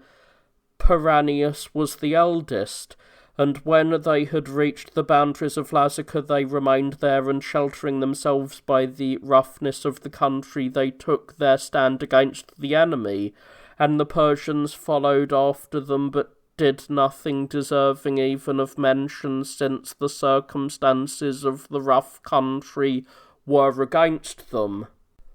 Thereafter the Iberians presented themselves at Byzantium, and Petrus came to the emperor at his summons, and from then on the emperor demanded that he should assist the Lazi to guard their country, even against their will, and he sent an army and Irenaeus in command of it. Now there are 2 fortresses in Lazica, which one comes upon immediately upon entering their country from the boundaries of Iberia, and the defence of them had been from of old in charge of the natives, although they experienced great hardship in this matter, for neither corn nor wine nor any other good thing is produced there, nor indeed can anything be carried in from elsewhere on account of the narrowness of the paths, unless it can be carried by men. However, the Lazi were able to live on a certain kind of millet which grows there, since they were accustomed to it. These garrisons the emperor removed from the place, and commanded that Roman soldiers should be stationed there to guard the fortresses, and at first the Lazi with difficulty brought him provisions for these soldiers, but later they gave up the service and the Romans abandoned these forts, whereupon the Persians with no trouble took possession of them. This then happened in Lazica, and the Romans under the leadership of Citus and Belisarius made an inroad into Persarmenia, a territory subject to the Persians, where they plundered a large tract of country and then withdrew with a great multitude of Armenian captives. These 2 men were both youths, and wearing their first beards, bodyguards of the general Justinian, who later shared the empire with his uncle Justinus. But when a second inroad had been made by the Romans into Armenia, Narses and Arratius unexpectedly confronted them and engaged them in battle. These men not long after this came to the Romans as deserters and made the expedition to Italy with Belisarius, but on the present occasion they joined battle with the forces of Citus and Belisarius, and gained the advantage over them. An invasion was also made near the city of Nisibis by another Roman army under command of Libellarius of Thrace. This army retired abruptly in flight, although no one came out against them, and because of this the emperor reduced Libellarius from his office and appointed Belisarius commander of the troops in Darus. It was at that time that Procopius, who wrote this history, was chosen as his advisor. Not long after this, Justinus, who had declared his nephew Justinian emperor with him, died, and thus the empire came to Justinian alone on August the 1st, 527. This Justinian commanded Belisarius to build a fortress in a place called Mindarus, which is over against the very boundary of Persia, on the left as one goes to Nisibis. He accordingly with great haste began to carry out the decision of the emperor, and the fort was already rising to a considerable height by reason of the great number of artisans. But the Persians forbade them to build any further, threatening that not with words alone but also with deeds they would at no distant time obstruct the work. When the emperor heard this, insomuch as Belisarius was not able to beat off the Persians from the place with the army he had, he ordered another army to go thither, and also Kutzes and Buzes, who at that time commanded the soldiers in Libanus. These two were brothers from Thrace, both young and inclined to be rash in engaging with the enemy, so both armies were gathered together and came in full force to the scene of the building operations. The Persians in order to hinder the work with all their power, and the Romans to defend the labourers. And a fierce battle took place in which the Romans were defeated, and there was a great slaughter of them, while some also were made captive by the enemy. Among these was Kutzes himself. All these captives the Persians led away to their own country, and putting them in chains, confined them permanently in a cave. As for the fort, since no one defended it any longer, they razed what had been built to the ground. After this the Emperor Justinian appointed Belisarius general of the East and bade him make an expedition against the Persians, and he collected a very formidable army and came to Darus. Hermogenes also came to him from the Emperor to assist in setting the army in order, holding the office of Magister. This man was formerly counsellor to Vitalianus at the time when he was at war with the Emperor Anastasius. The Emperor also sent Rufinus as ambassador, commanding him to remain in Hierapolis on the Euphrates River until he himself should give the word, for already much was being said on both sides concerning peace. Suddenly, however, someone reported to Belisarius and Hermogenes that the Persians were expected to invade the land of the Romans, being eager to capture the city of Darus, and when they heard this they prepared for battle as follows. July 530. Not far from the gate which lies opposite the city of Nisibis, about a stone's throw away, they dug a deep trench with many passages across it. Now this trench was not dug in a straight line, but in the following manner. In the middle there was a rather short portion straight, and at either end of this there were dug two cross trenches at right angles to the first. The starting from the extremities of the two cross trenches. They continued 2 straight trenches in the original direction to a very great distance. Not long afterwards the Persians came with a great army, and all of them made camp in a place called Ammonius, at a distance of 20 stades from the city of Darius. Among the leaders of this army were Pityaxes and the one-eyed Barasmanus, but one general held command over them all, a Persian whose title was Miranes, for thus the Persians designate the office, Perozes by name. This Perozes immediately sent to Belisarius, bidding him make ready the battle, for he wished to bathe there on the following day. Accordingly, the Romans made the most vigorous preparations for the encounter, with the expectation that they would fight on the succeeding day. At sunrise, seeing the enemy advancing against them, they arrayed themselves as follows. The extremity of the left straight trench, which joined the cross trench as far as the hill which rises here, was held by Bozes with a large force of horsemen, and by Pharas the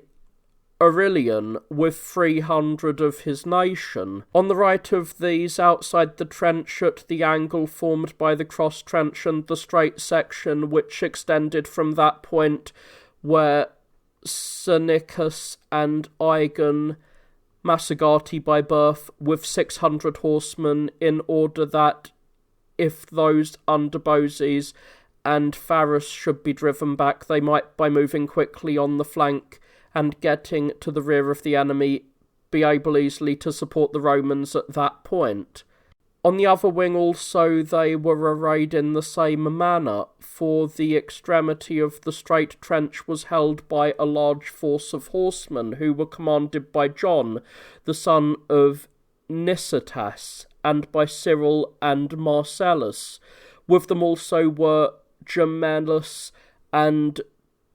Dorotheus, while at the angle on the right 600 horsemen took their stand, commanded by Simus and Ascan, Massagati, in order that, as had been said, in case the forces of John should by any chance be driven back, they might move out from there and attack the rear of the Persians.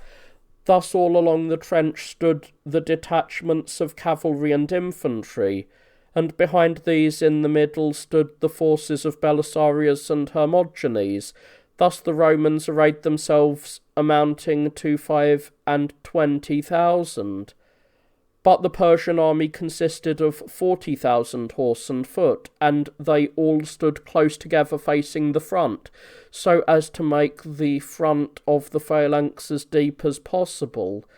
Then for a long time neither side began battle with the other, but the Persians seemed to be wondering at the good order of the Romans, and appeared at a loss as to what to do under the circumstances. In the late afternoon, a certain detachment of the horsemen who held the right wing, separating themselves from the rest of the army, came against the forces of Bozes and Pharas, and the Romans retired a short distance to the rear. The Persians, however, did not pause and pursue them, but remained there, fearing, I suppose, some move to surround them on the part of the enemy. Then the Romans, who had turned to fight, suddenly rushed upon them, and the Persians did not withstand their onset, and rode back to the phalanx, and again the forces of Bozes and Pharas stationed themselves in their own position. In this skirmish 7 of the Persians fell, and the Romans gained possession of their bodies. Thereafter both armies remained quietly in position.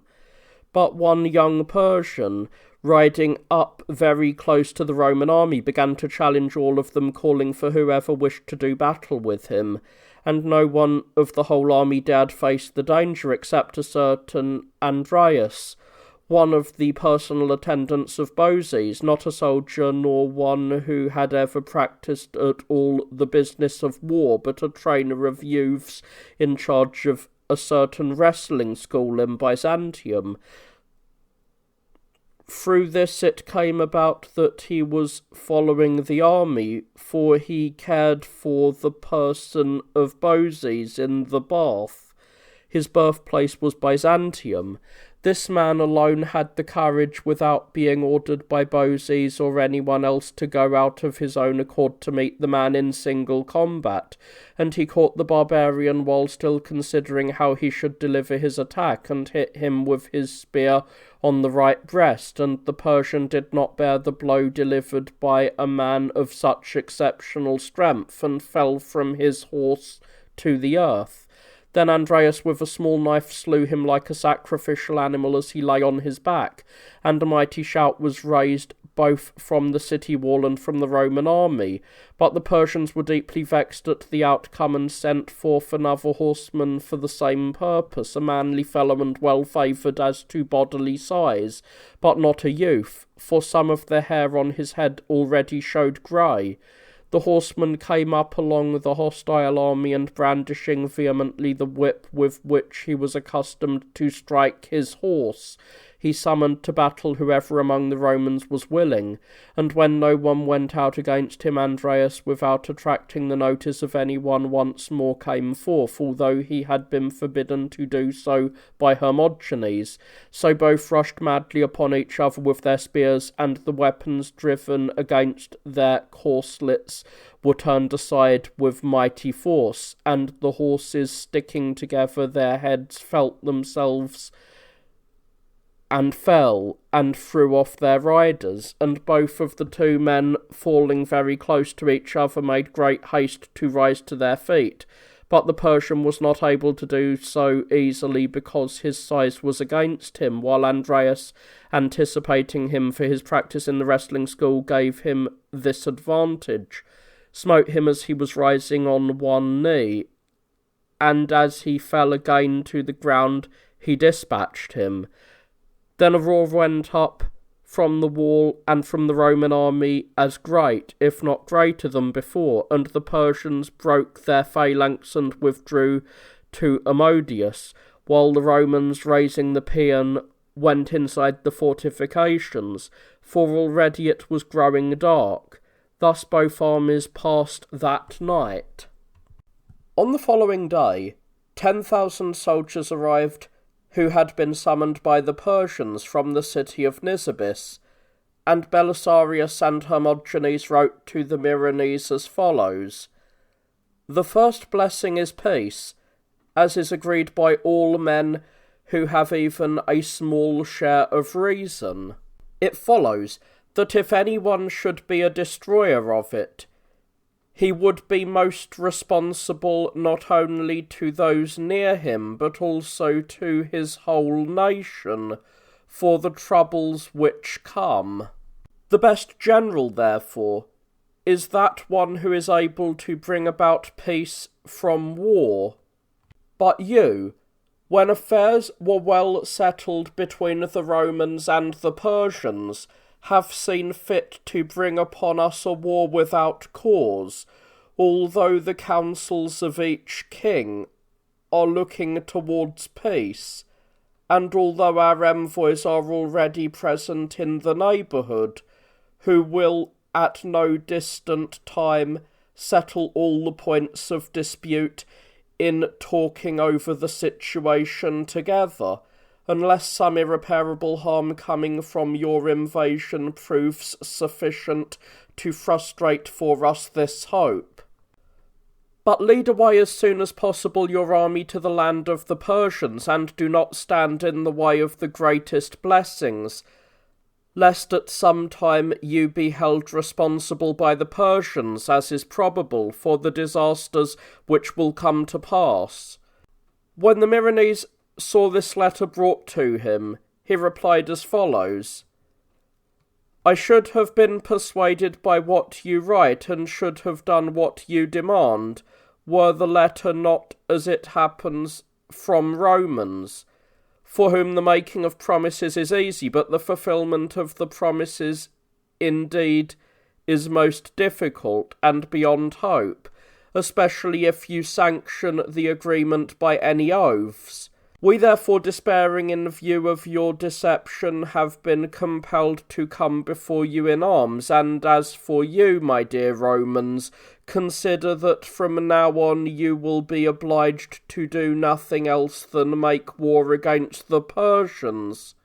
For here we shall be compelled either to die or grow old until you accord to us justice indeed.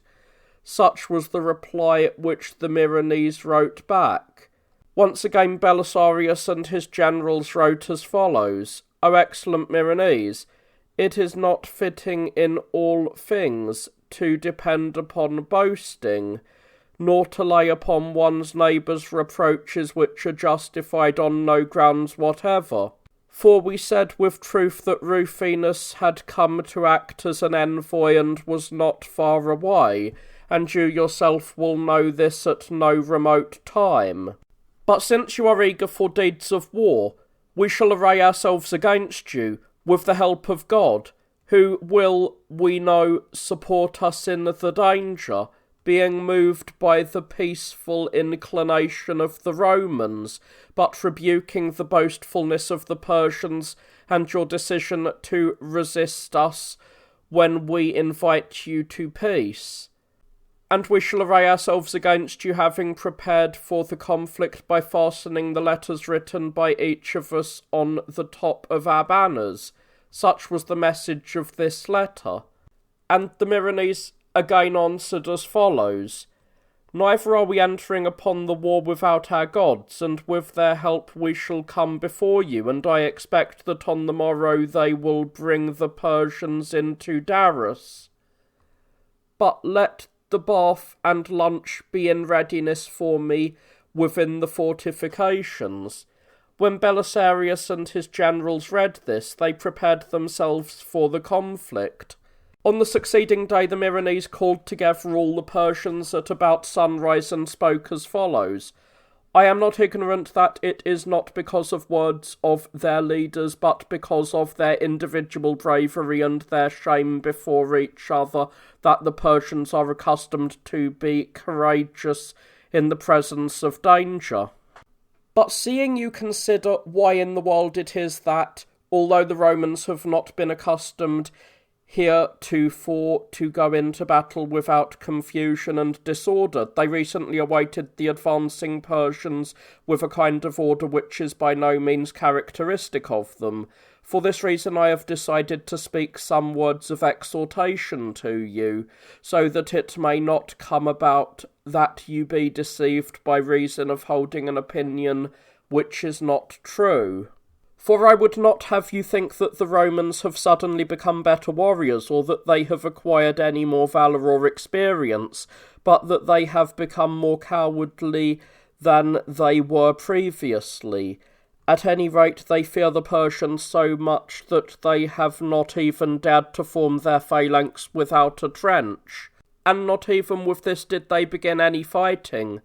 But when we did not join battle with them at all, joyfully and considering that matters had gone better for them than they had hoped, they withdrew to the wall. For this reason too it happened that they were not thrown into confusion, for they had not yet come into the dangers of battle. But if the fighting comes to close quarters, fear will seize upon them, and this, together with their inexperience, will throw them in all probability into their customary disorder. Such therefore is the case with regard to the enemy. But do you, O men of Persia, call to mind the judgment of the King of Kings? For if you do not play the part of brave men in the present engagement in a manner worthy of the valour of the Persians, an inglorious punishment will fall upon you. With this exhortation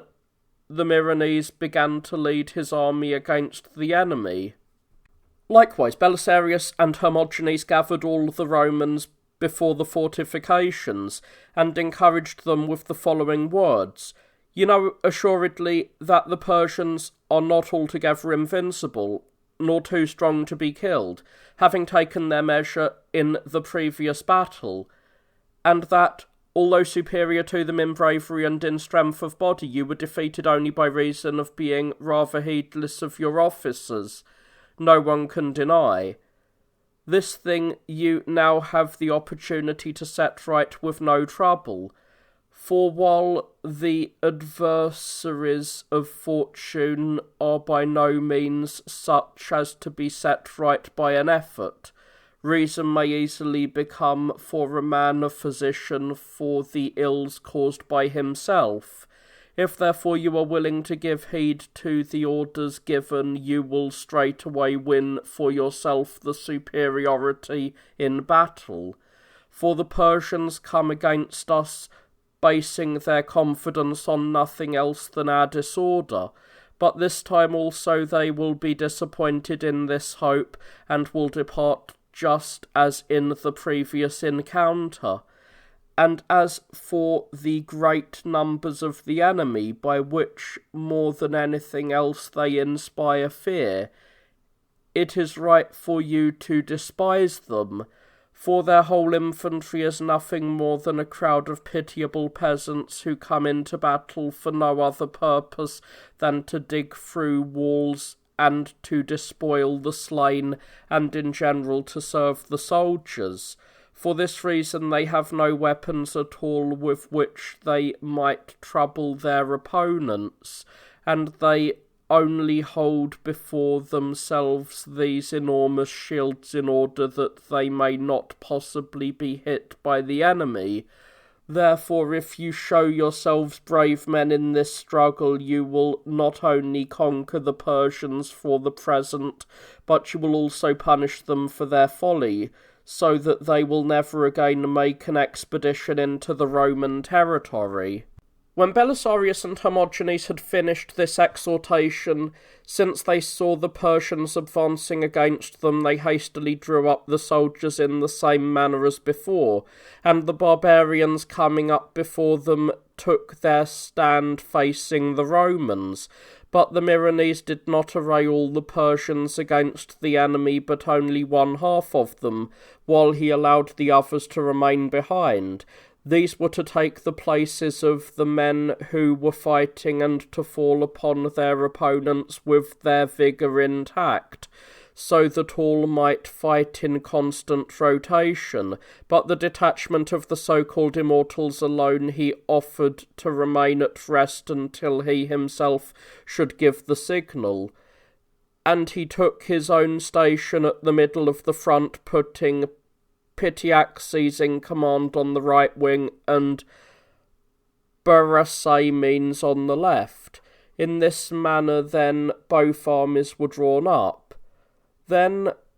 Pharas came before Belisarius and Hermogenes, and said, "It does not seem to me that I shall do the enemy any great harm if I remain here with the Eruli.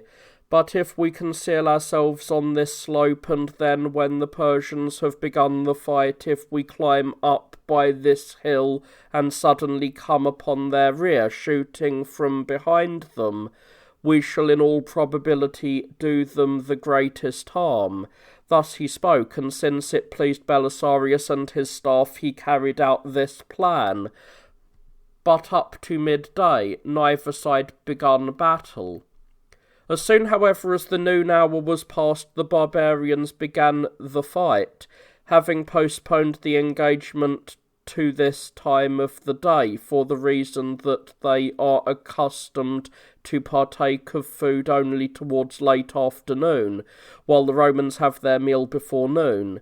and for this reason they thought that the Romans would never hold out so well if they assailed them while hungry. At first, then, both sides discharged arrows against each other, and the missiles by the great number made, as it were, a vast cloud. And many men were falling on both sides, but the missiles of the barbarians flew much more thickly. For fresh men were always fighting in turn, affording to their enemy not the slightest opportunity to observe what was being done, but even so the Romans did not have the worst of it. For a steady wind blew from their side against the barbarians, and checked to a considerable degree the force of their arrows. Then, after both sides had exhausted all their missiles, they began to use their spears against each other, and the battle had come still more to close quarters. On the Roman side, the left wing was suffering especially, for the Cadiceni, who with pity-axes were fighting at this point, rushing up suddenly in great numbers, routed their enemy, and crowding hard upon the fugitives were killing many of them. When this was observed by the men under Sunnicus and Igan, they charged against them at full speed, but first the 300 Aruli under Pharas from the high ground got in the rear of the enemy and made a wonderful display of valorous deeds against all of them, and especially the Cadiceni.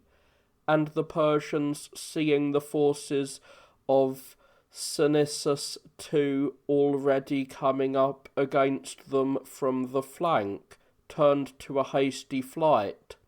and the rout became complete, for the Romans here joined forces with each other, and there was a great slaughter of the barbarians. On the Persian right wing, not fewer than 3,000 perished in this action, while the rest escaped with difficulty to the phalanx and were saved, and the Romans did not continue their pursuit, but soon both sides took their stand facing each other in line. Such was the course of these events, but the Myrians stealthily sent to the left a large body of troops, and with them all the so-called Immortals.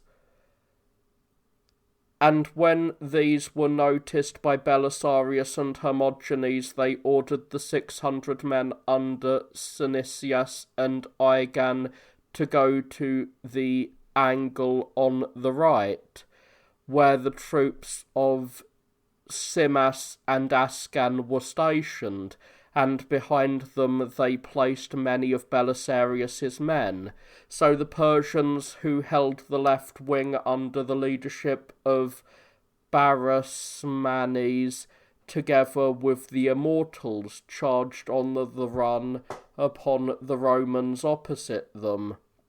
who failed to withstand the attack and beat a hasty retreat. Thereupon the Romans in the angle and all who were behind them advanced with great ardour against their pursuers.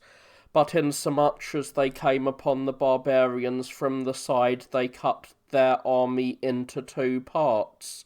and the greater portion of them they had on their right, while some also who were left behind were placed on their left. Among these happened to be the standard-bearer of Baramanes, who Cynisus charged and struck with his spear.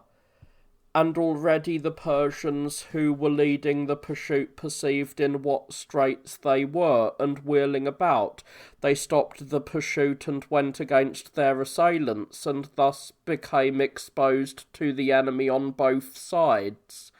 For those in flight before them understood what was happening and turned back again. The Persians on their part, with the detachment of the Immortals, seeing the standard inclined and lowered to the earth, rushed all together against the Romans at that point with Barasmans. There the Romans held their ground, and first Cynisus killed Barasmans and threw him from his horse to the ground. As a result of this, the barbarians were seized with great fear, and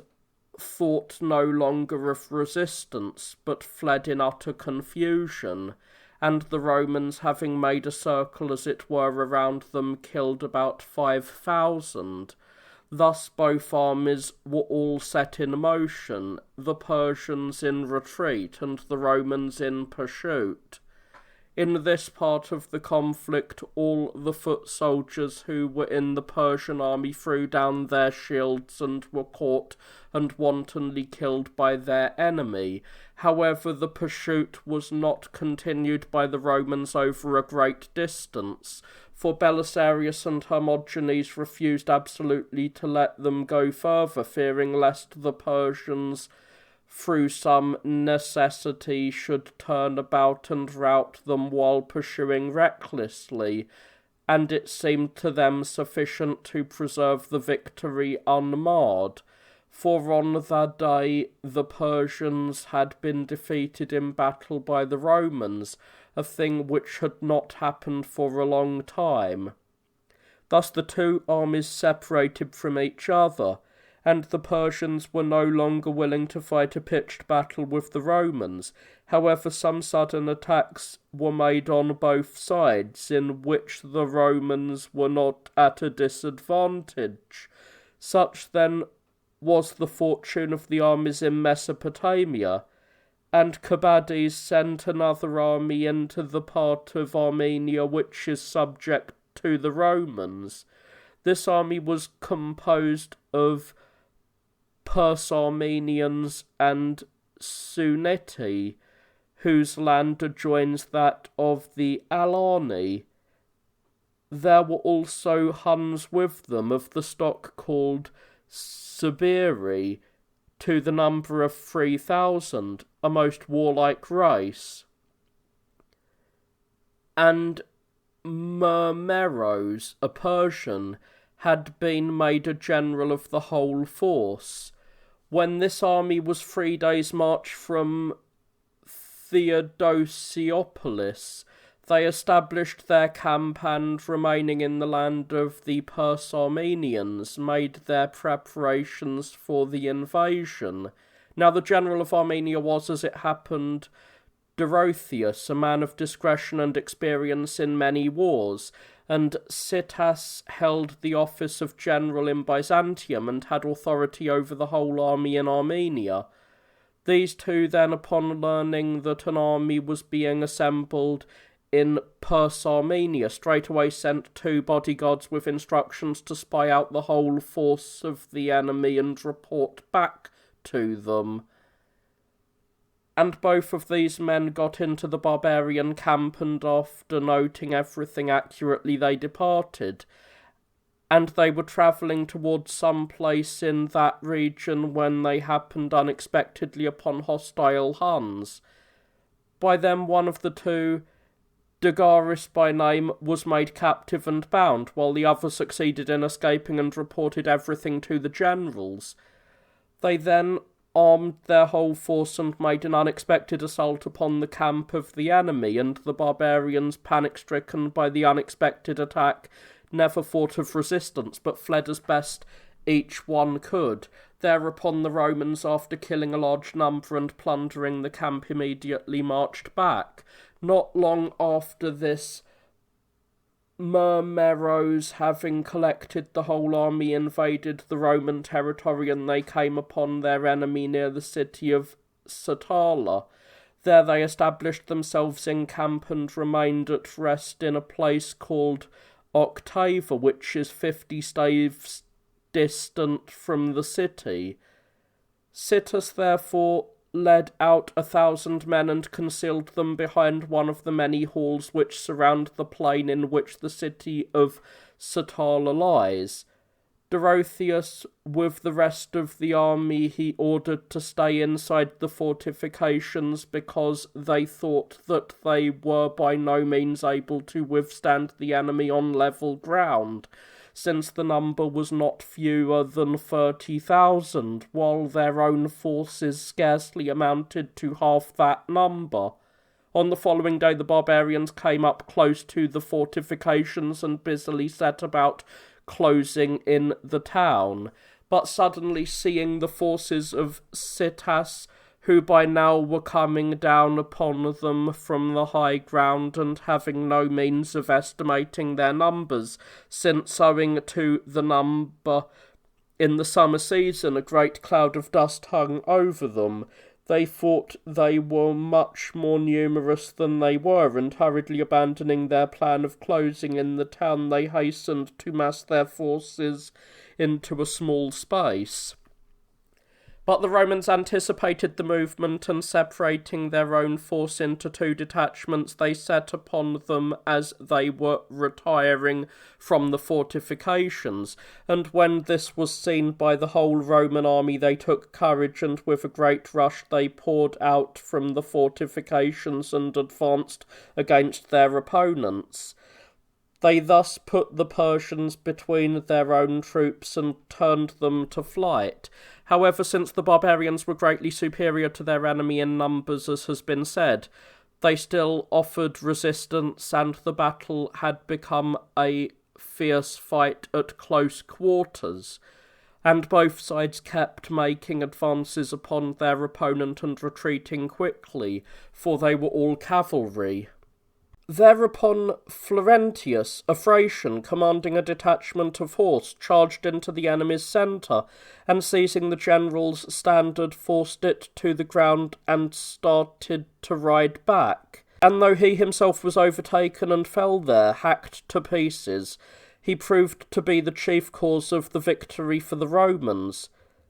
For when the barbarians no longer saw the standard, they were thrown into great confusion and terror, and retreating, got inside their camp and remained quiet, having lost many men in the battle, and on the following day they all returned homeward with no one following them up, for it seemed to the Romans a great and very noteworthy thing that such a great multitude of barbarians in their own country had suffered those things which have just been narrated above, and that after making an invasion into hostile territory they should retire thus without accomplishing anything, and defeated by a smaller force. At that time the Romans also acquired certain Persian strongholds in Persia, both the fortress of Bolam and the fortress called Pharangium, which is the place where the Persians mine gold, which they take to the king. It happened also that a short time before this they had reduced to subjugation the Teutonic nation, who had been settled from old in Roman territory as an autonomous people, and as to these things the manner in which they were accomplished will be related here and now. As one goes from the land of Armenia into Persia, the Taurus lies on the right, extending into Iberia, and the peoples there, as have been said a little before this, while on the left the road, which continues to descend for a great distance, is overhung by exceedingly precipitous mountains, concealed forever by clouds and snow, from which the Phasis River issues and flows into the land of Colchis. In this place from the beginning lived barbarians, the Teutonic nations, subject to no one, called Sani, in early times. They made plundering expeditions among the Romans who lived round about, maintaining a most difficult existence, and always living upon what they stole, for their land produced for them nothing good to eat. Wherefore also the Roman Emperor sent them each year a fixed amount of gold, with the condition that they should never plunder the country thereabout. And the barbarians had sworn to observe this agreement with the oaths peculiar to their nation. And then, disregarding what they had sworn, they had been accustomed for a long time to make unexpected attacks and to injure not only the Armenians but also the Romans, who lived next to them, as far as the sea. Then, after completing their inroad in a short space of time, they would immediately betake themselves again to their homes. And whenever it so happened that they chanced upon a Roman army, they were always defeated in the battle, but they proved to be absolutely beyond capture owing to the strength of their fastnesses. In this way Sitias had defeated them in battle before this war, and then, by many manifestations of kindness in word and in deed, he had been able to win them over completely, for they changed their manner of life to one of a more civilized sort, and enrolled themselves among the Roman troops, and from that time they have gone forth against the enemy with the rest of the Roman army. They also abandoned their own religion for a more righteous faith, and all of them became Christians. Such was the history of the Tazani. Beyond the borders of this people there is a canon whose walls are both high and exceedingly steep, extending as far as the Caucasus Mountains. In it are populous towns, and grapes and other fruits grow plentifully. And this canon, for about the space of a 3 days' journey, is tributary to the Romans, but from there begins the territory of Persia. And here is the gold mine which, with the permission of Cadarbes, was worked by one of the natives, Simon by name. When this Simon saw that both nations were actively engaged in the war, he decided to deprive Cadarbes of the revenue. Therefore he gave over both himself and Pharangium to the Romans, but refused to deliver over to either one the gold of the mine. And as for the Romans, they did nothing, thinking it sufficient for them that the enemy had lost the income from there, and the Persians were not able, against the will of the Romans, to force the inhabitants of the place to terms, because they were baffled by the difficult country. At about the same time, Narses and Aratius, who at the beginning of the war, as I have stated above, had an encounter with Citas and Belisarius in the land of the Persamenians, came together with their mother as deserters to the Romans, and the emperor's steward, Narses, received them, for he too happened to be a Persamenian by birth, and he presented them with a large sum of money. When this came to the knowledge of Isaac, their younger brother, he secretly opened negotiations with the Romans, and delivered over to them the fortress of Bolam, which lies very near the limits of Theodosiopolis. For he directed that soldiers should be concealed somewhere in the vicinity, and he received them into the fort by night, opening stealthily one small gate for them. Thus he too came to Byzantium. Thus matters stood with the Romans. The Persians, though defeated by Belisarius in the battle of Darus, refused even so to retire from there, until Rufinus, coming into the presence of Cadarbes, spoke as follows: O king, I have been sent by the brother who reproaches thee with a just reproach, because the Persians for no righteous cause have come in arms into his land. But it would be more seemly for a king who is not only mighty but also wise as thou art to secure a peaceful conclusion of war, rather than, when affairs have been satisfactorily settled, to inflict upon himself and his people unnecessary confusion.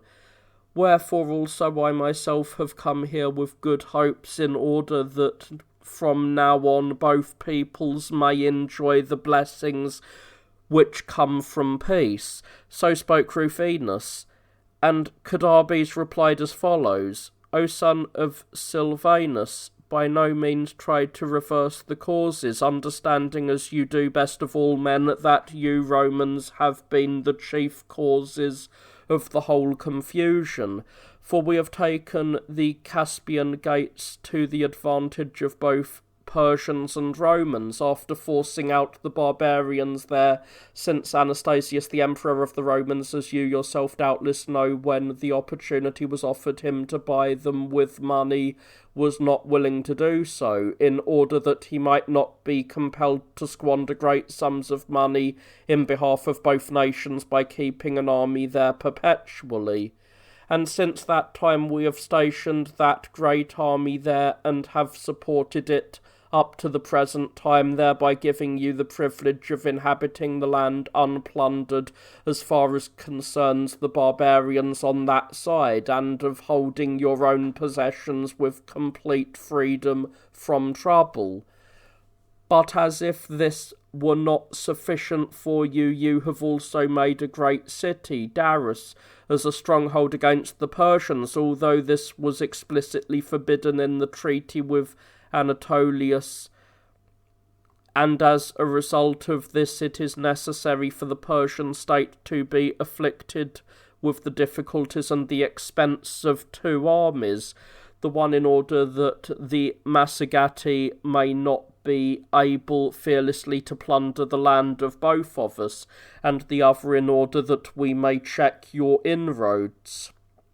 When lately we made a protest regarding these matters and demanded that one of two things should be done by you, either that the army sent to the Caspian gates should be sent by both of us, or that the city of Daras should be dismantled, you refused to understand what was said, but saw fit to strengthen your plot against the Persians by a great injury, if we remember correctly, the building of the fort in Mindorus. And even now the Romans may choose peace, or they may elect war, by either doing justice to us or by going against our rights. For never will the Persians lay down their arms until the Romans either help them in guarding the gates, as is just and right, or dismantle the city of Daras. With these words Carbis dismissed the ambassador, dropping the hint that he was willing to take money from the Romans and have done with the causes of the war. This was reported to the emperor by Rufinus when he came to Byzantium. 531 AD. Hermogenes also came thither not long afterwards, and the winter came to a close. Thus ended the 4th year of the reign of the Emperor Justinian. At the opening of spring, a Persian army under the leadership of Azarethes invaded the Roman territory. These were 15,000 strong, all horsemen. With them was Alamondaras, the son of Sassisi, with a very large body of Saracens. But this invasion was not made by the Persians in the customary manner, for they did not invade Mesopotamia as formerly, but the country called Comagni of old, but now Euphratesia, a point from which, as far as we know, the Persians never before conducted a campaign against the Romans. But why the land was called Mesopotamia and why the Persians refrained from making their attack at this point is what I now propose to relate. There is a mountain in Armenia which is not especially precipitous, 42 stages removed from Theodosiopolis and lying toward the north from it. From this mountain issues two springs, forming immediately two rivers, the one on the right called the Euphrates and the one on the left the Tigris. One of these, the Tigris, descends with no deviations and with no tributaries except small ones emptying into it straight towards the city of Amida, and continuing into the country which lies to the north of the city, it enters the land of Assyria.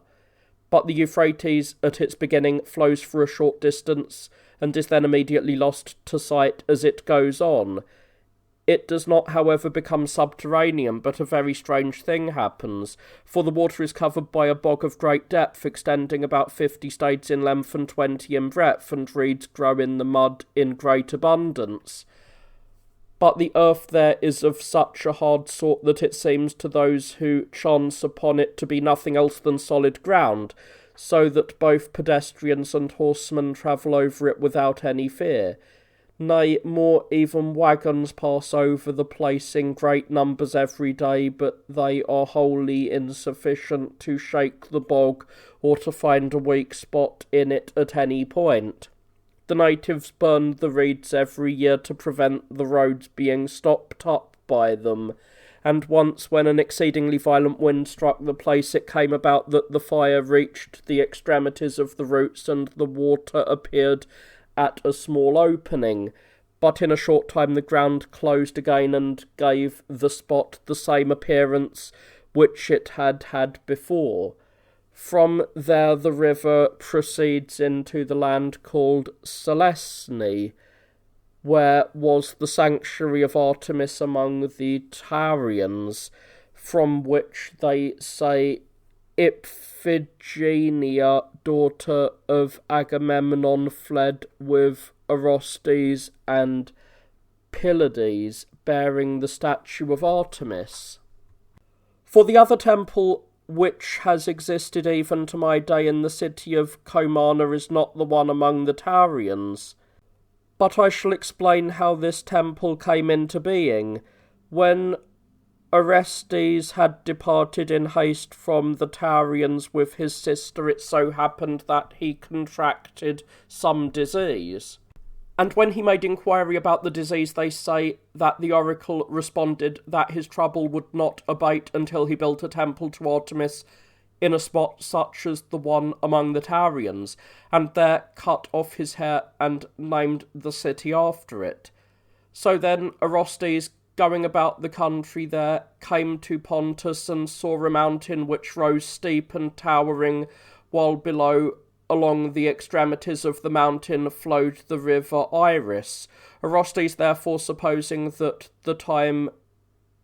that this was the place indicated to him by the oracle, built there a great city and the temple of Artemis, and shearing off his hair named after it the city which even up to the present time has been called Comana. The story goes on that after Orestes had done these things, the disease continued to be as violent as before, if not even more so. Then the man perceived that he was not satisfying the oracle by doing these things, and he again went about looking everywhere and found a certain spot in Cappadocia very closely resembling the one among the Taurians. I myself have often seen this place and admired it exceedingly, and have imagined that I was in the land of the Taurians. For this mountain resembles the other remarkably, since the Taurus is here also, and the river Saurus is similar to the Euphrates River. So Orestes built in that place an imposing city and 2 temples, the one to Artemis and the other to his sister Iphigenia, which the Christians have made sanctuaries for themselves without changing their structure at all. This is called even now Golden Comana, being named from the hair of Orestes,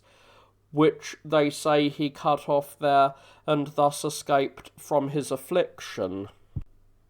But some say that the disease from which he escaped was nothing else than that of madness which seized him after he had killed his own mother, but I shall return to the previous narrative. From Tauric Armenia and the land of Selesny, the river Euphrates, flowing to the right of the Tigris, flows around an extensive territory, and since many rivers join it, and among them the Arsenus, whose copious streams flow down from the land of the so-called Persians, it becomes naturally a great river and flows into the land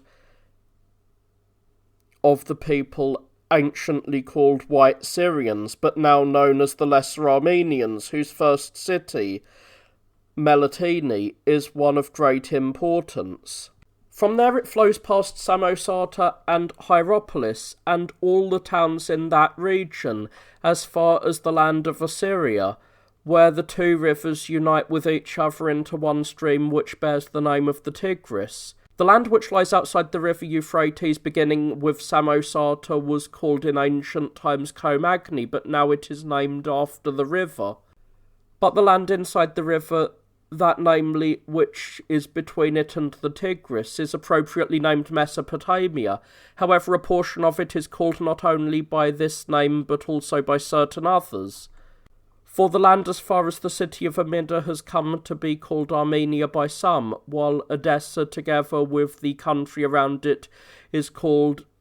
Osrone, after Osrose, a man who was king in that place in former times, when the men of the country were in alliance with the Persians. After the time, therefore, when the Persians had taken from the Romans the city of Nisibis and certain other places in Mesopotamia,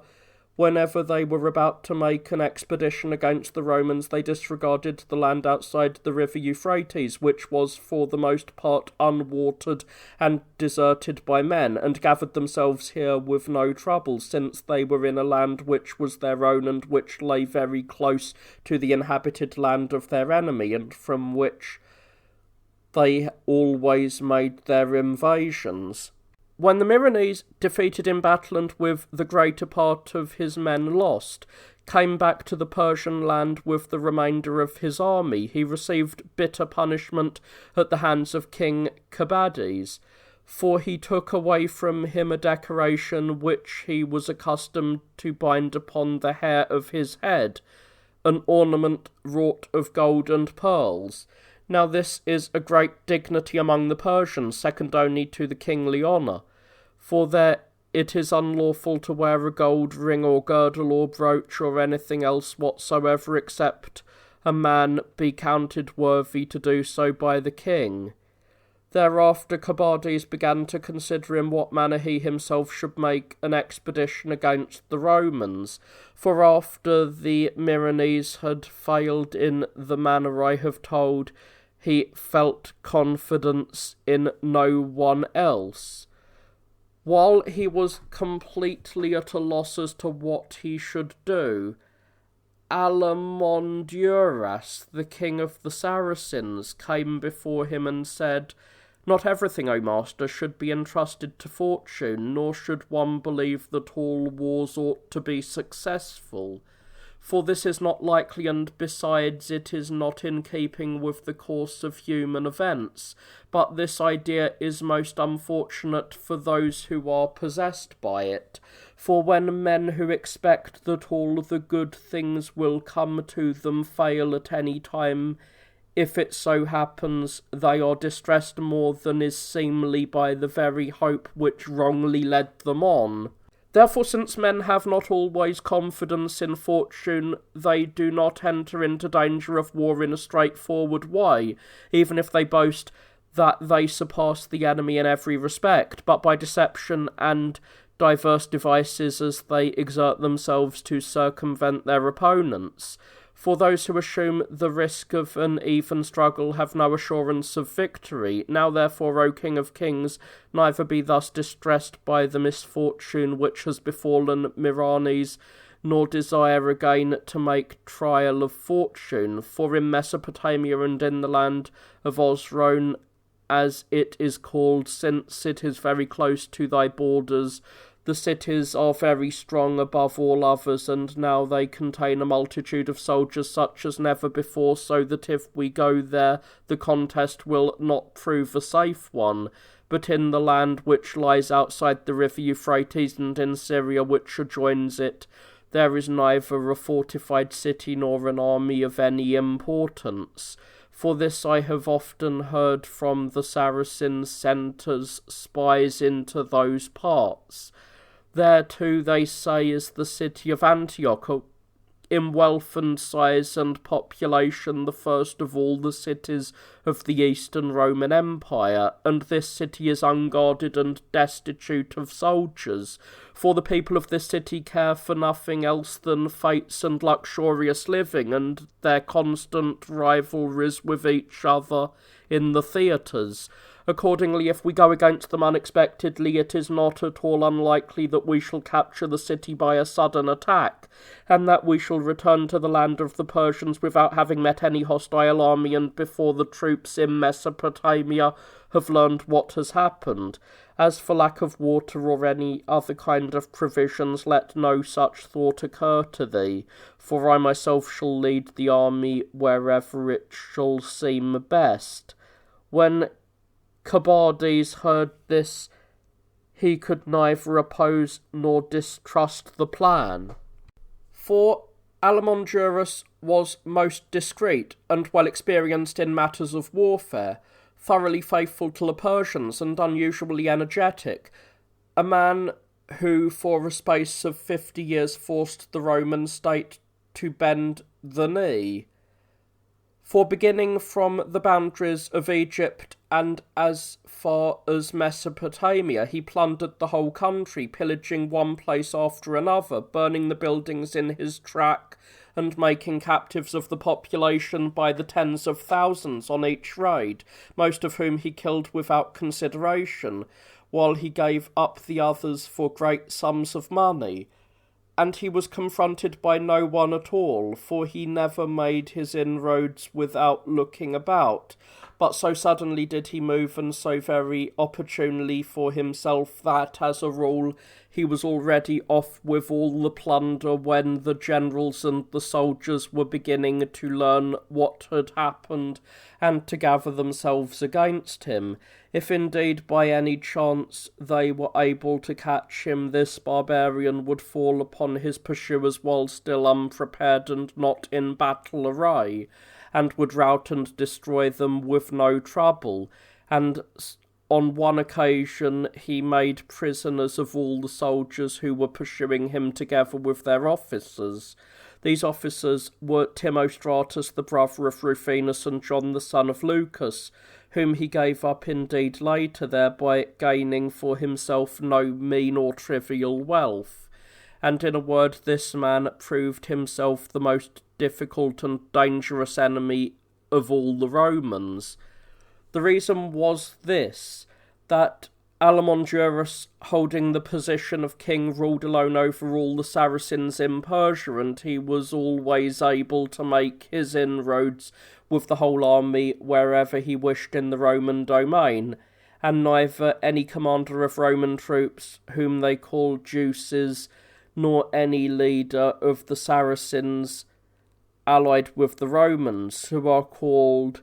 Phalox, was strong enough with his men to array against Alamandurus, for the troops stationed in the different districts were not a match in battle for the enemy.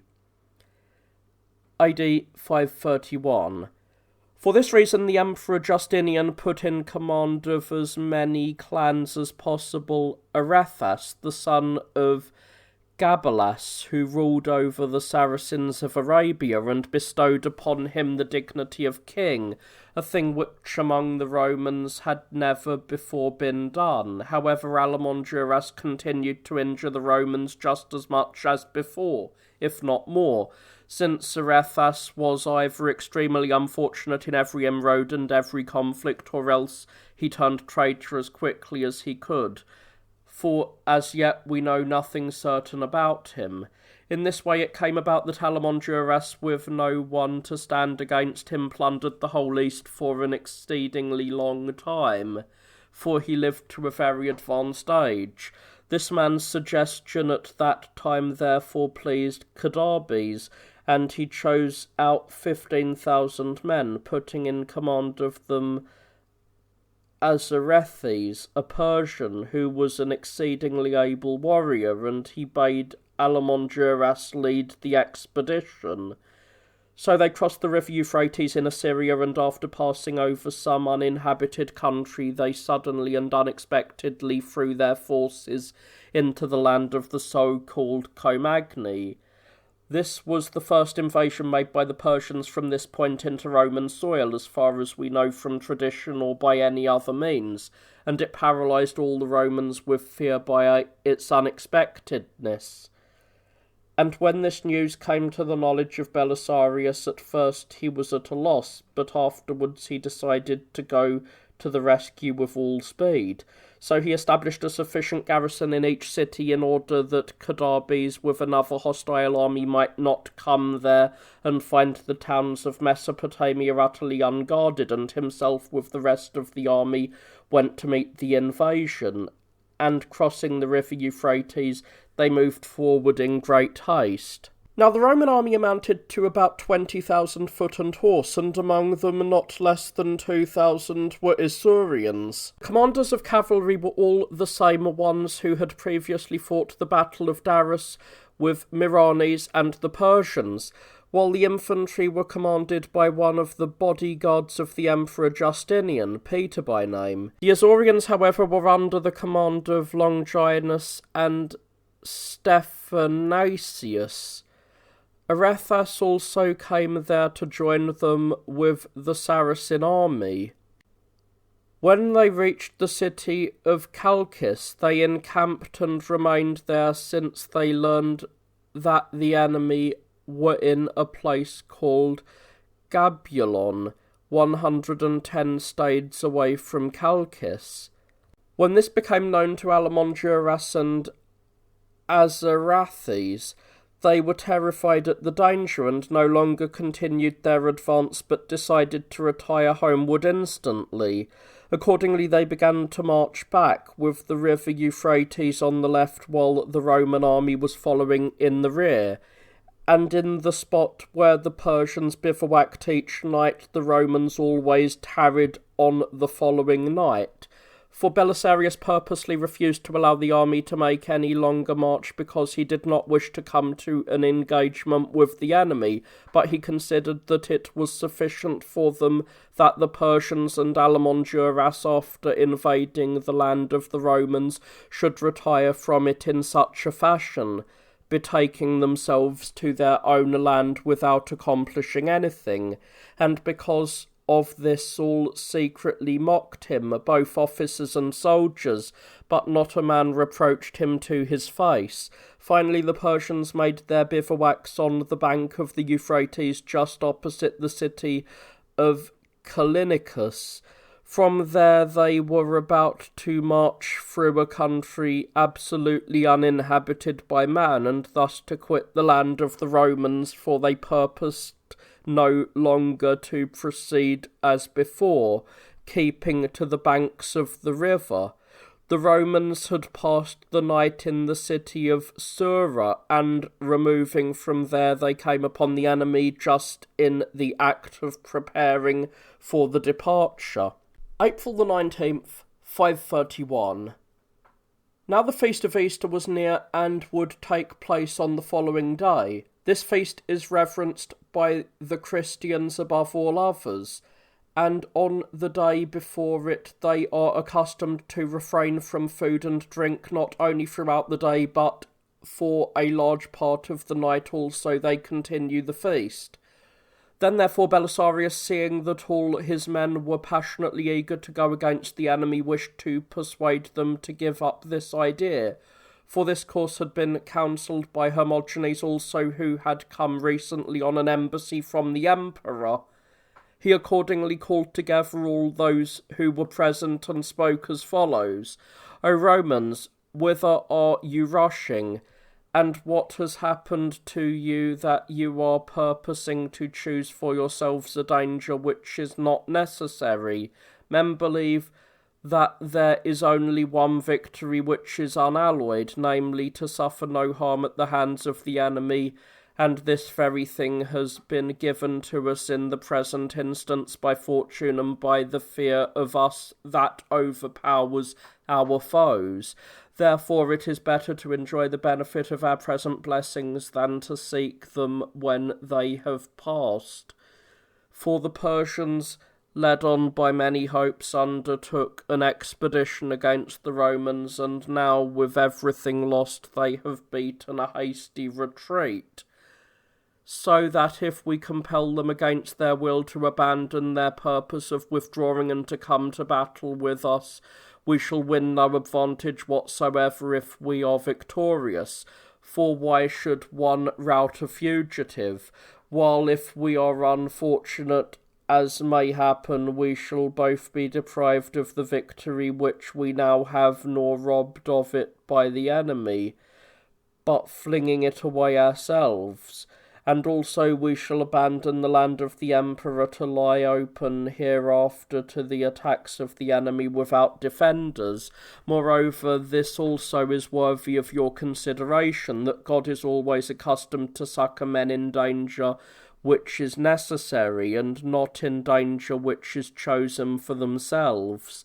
And apart from this, it will come about that those who have nowhere to turn will play the part of brave men even against their will, while the obstacles which are to be met by us in entering the engagement are many. For a large number of you have come on foot,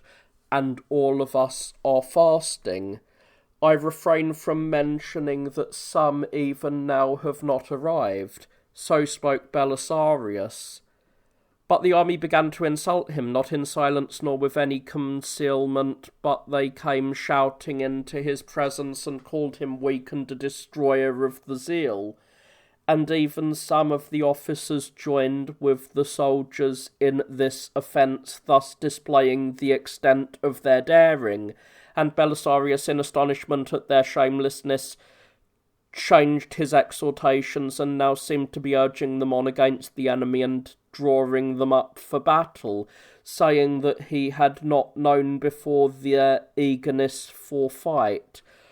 but that now he was of good courage and would go against the enemy with a better hope. He then formed the phalanx with a single front, disposing his men as follows. On the left wing by the river he stationed all the infantry, while on the right, where the ground rose sharply, he placed Arathes and all his Saracens. He himself with the cavalry took the position in the centre. Thus the Romans arrayed themselves, and when Azarthes saw the enemy gathered in battle line, he exhorted his men with the following words: Persians, as you are, no one will deny that you would not give up your valour in exchange for life, if a choice of the two should be offered. But I say that not even if you should wish is it within your power to make the choice between the two. For as for men who have the opportunity to escape from danger and live in dishonour, it is not at all unnatural that they should, if they wish, choose what is most pleasant instead of what is best. But for men who are bound to die either gloriously at the hands of the enemy or shamefully led to punishment by your master, it is extreme folly not to choose what is better instead of what is most shameful. Now, therefore, when things stand thus, I consider that it befits you all to bear in mind not only the enemy, but also your own lord, and so enter this battle. After Azarthes also had uttered these words of exhortation, he stationed the phalanx opposite his opponents, assigning the Persians the right wing and the Saracens the left. Straightway both sides began to fight, and the battle was exceedingly fierce. For the arrows shot from either side in very great numbers caused great loss of life in both armies, while some placed themselves in the interval between the armies and made a display of valorous deeds against each other, and especially among the Persians. They were falling by the arrows in great numbers. For while their missiles were incomparably more frequent, since the Persians are almost all bowmen, and they learn to make this shots much more rapidly than any other men, still the bows which sent the arrows were weak and not very tightly strung, so that their missiles, hitting a corslet perhaps, or helmet or shield of a Roman warrior, were broken off and had no power to hurt the man who was hit. The Roman bowmen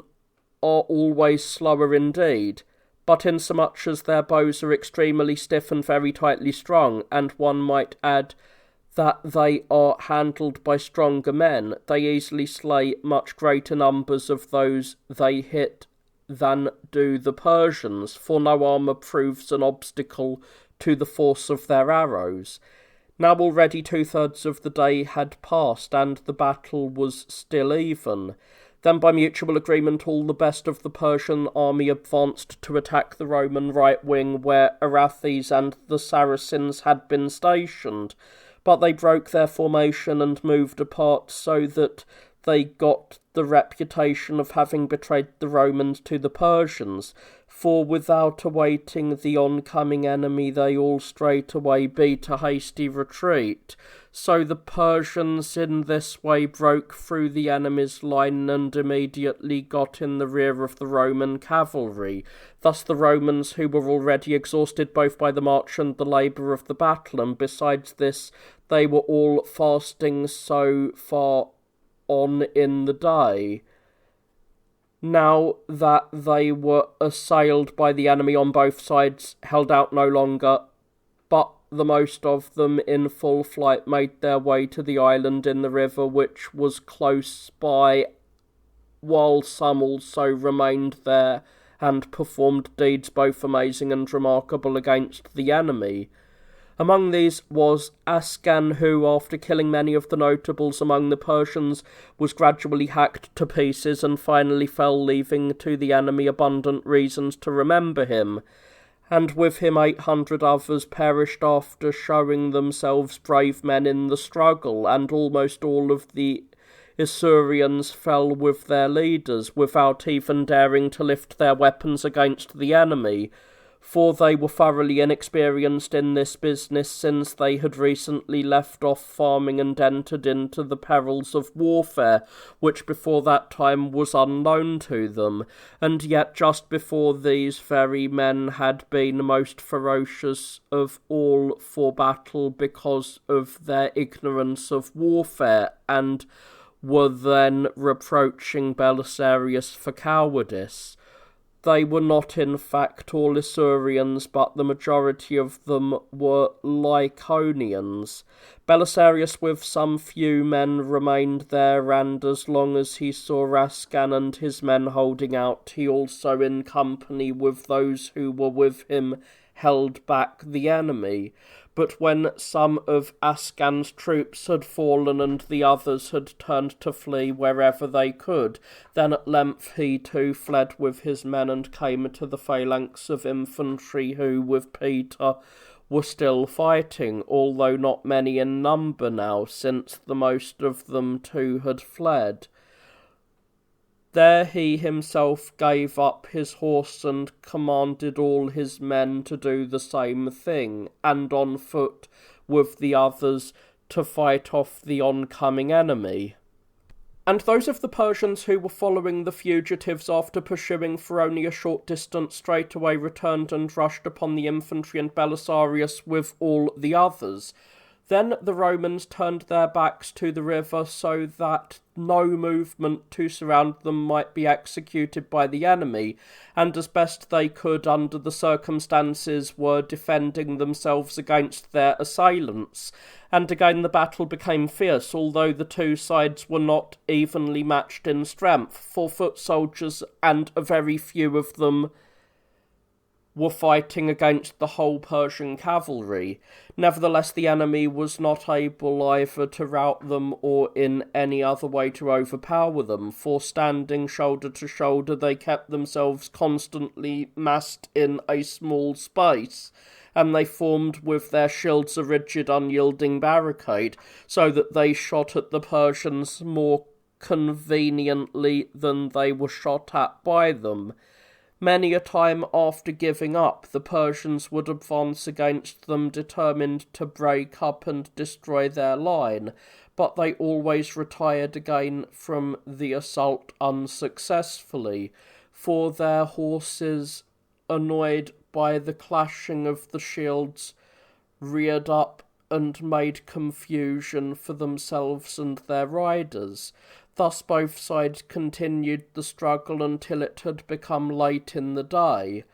and when night had already come on, the Persians withdrew to their camp, and Belisarius, accompanied by some few men, found a freight boat and crossed over to the island in the river, while the other Romans reached the same place by swimming. On the following day many freight boats were brought to the Romans from the city of Callinicus, and they were conveyed thither in them, and the Persians, after despoiling the dead, all departed homeward. However, they did not find their own dead less numerous than the enemy's. When Azarethes reached Persia with his army, although he had prospered in the battle, he found Cadarbes exceedingly ungrateful, for the following reason. It is a custom among the Persians that, when they are about to march against any of their foe, the king sits on the royal throne, and many baskets are set there before him, and the general also is present, who is expected to lead the army against the enemy. Then the army passes along before the king, one man at a time, and each of them throws one weapon into the basket. After this, they are seated with the king's seal and preserved, and when this army returns to Persia, each one of the soldiers takes one weapon out of the basket. A count is then made by those whose office it is to do so of all the weapons which have not been taken by the men, and they report to the king the number of the soldiers who have not returned, and in this way it becomes evident how many have perished in the war. Thus the law has stood from old among the Persians. Now when Azarastes came into the presence of the king, Cobades inquired of him whether he came back with any Roman fortress won over to their side, for he had marched forth with Alamonduras against the Romans, with the purpose of subduing Antioch. And Azarastes said that he had captured no fortress, but that he had conquered the Romans and Belisarius in battle.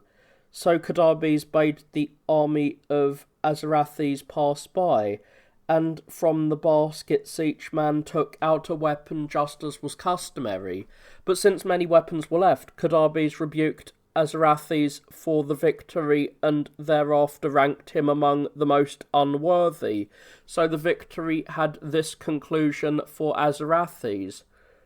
At that time the idea occurred to the Emperor Justinian to ally with himself the Ethiopians and the Homertae in order to injure the Persians. I shall now first explain what part of the earth these nations occupy, and then I shall point out in what manner the Roman Emperor hoped that they would be of help to the Romans. The boundaries of Palestine extend towards the east, to the sea which is called the Red Sea. Now this sea, beginning in India, comes to an end at this point in the Roman domain, and there is a city called Alas on its shore, where the sea comes to an end, as I have said, and becomes a very narrow gulf. And as one sails into the sea from there, the Egyptian mountains lie on the right, extending towards the south, and on the other side a country deserted by men extends northward to an indefinite distance, and the land on both sides is visible as one sails in as far as the island called Lotabe,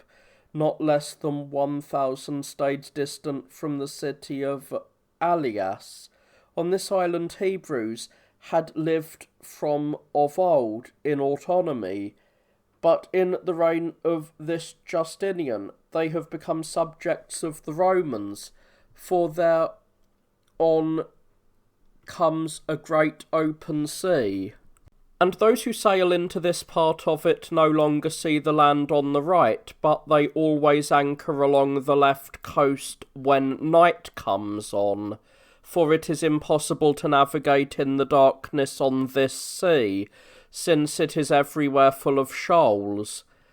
But there are harbours there, and great numbers of them, not made by the hands of man, but by the natural contour of the land, and for this reason it is not difficult for mariners to find anchorage, wherever they happen to be. This coast, immediately beyond the boundaries of Palestine, is held by Saracens, who have been settled from of old in the palm groves. These groves are in the interior, extending over a great tract of land, and there absolutely nothing else grows except palm trees. The Emperor Justinian had received these palm groves as a present from Abocarabas, the ruler of the Saracens there, and he was appointed by the Emperor captain over the Saracens in Palestine, and he guarded the land from plunder constantly, for both to the barbarians over whom he ruled, and no less to the enemy, Abocarabas always seemed a man to be feared, and an exceptionally energetic fellow. Formerly, therefore, the Emperor holds the palm groves, but for him really to possess himself of any of the country there is utterly impossible. For a land completely destitute of human habitation and extremely dry lies between, extending to the distance of a 10 days' journey. Moreover, the palm groves themselves are by no means worth anything, and Aboukirabas only gave the form of a gift, and the emperor accepted it with full knowledge of the fact. So much then for the palm groves. Adjoining this people there are other Saracens in possession of the coast who are called Medeni, and who are subjects of the Homeretidae. These Homeretidae dwell in the land on the further side of them on the shore of the sea, and beyond them many other nations are said to be settled as far as the man-eating Saracens. Beyond these are the nations of India, but regarding these matters let each one speak as he may wish.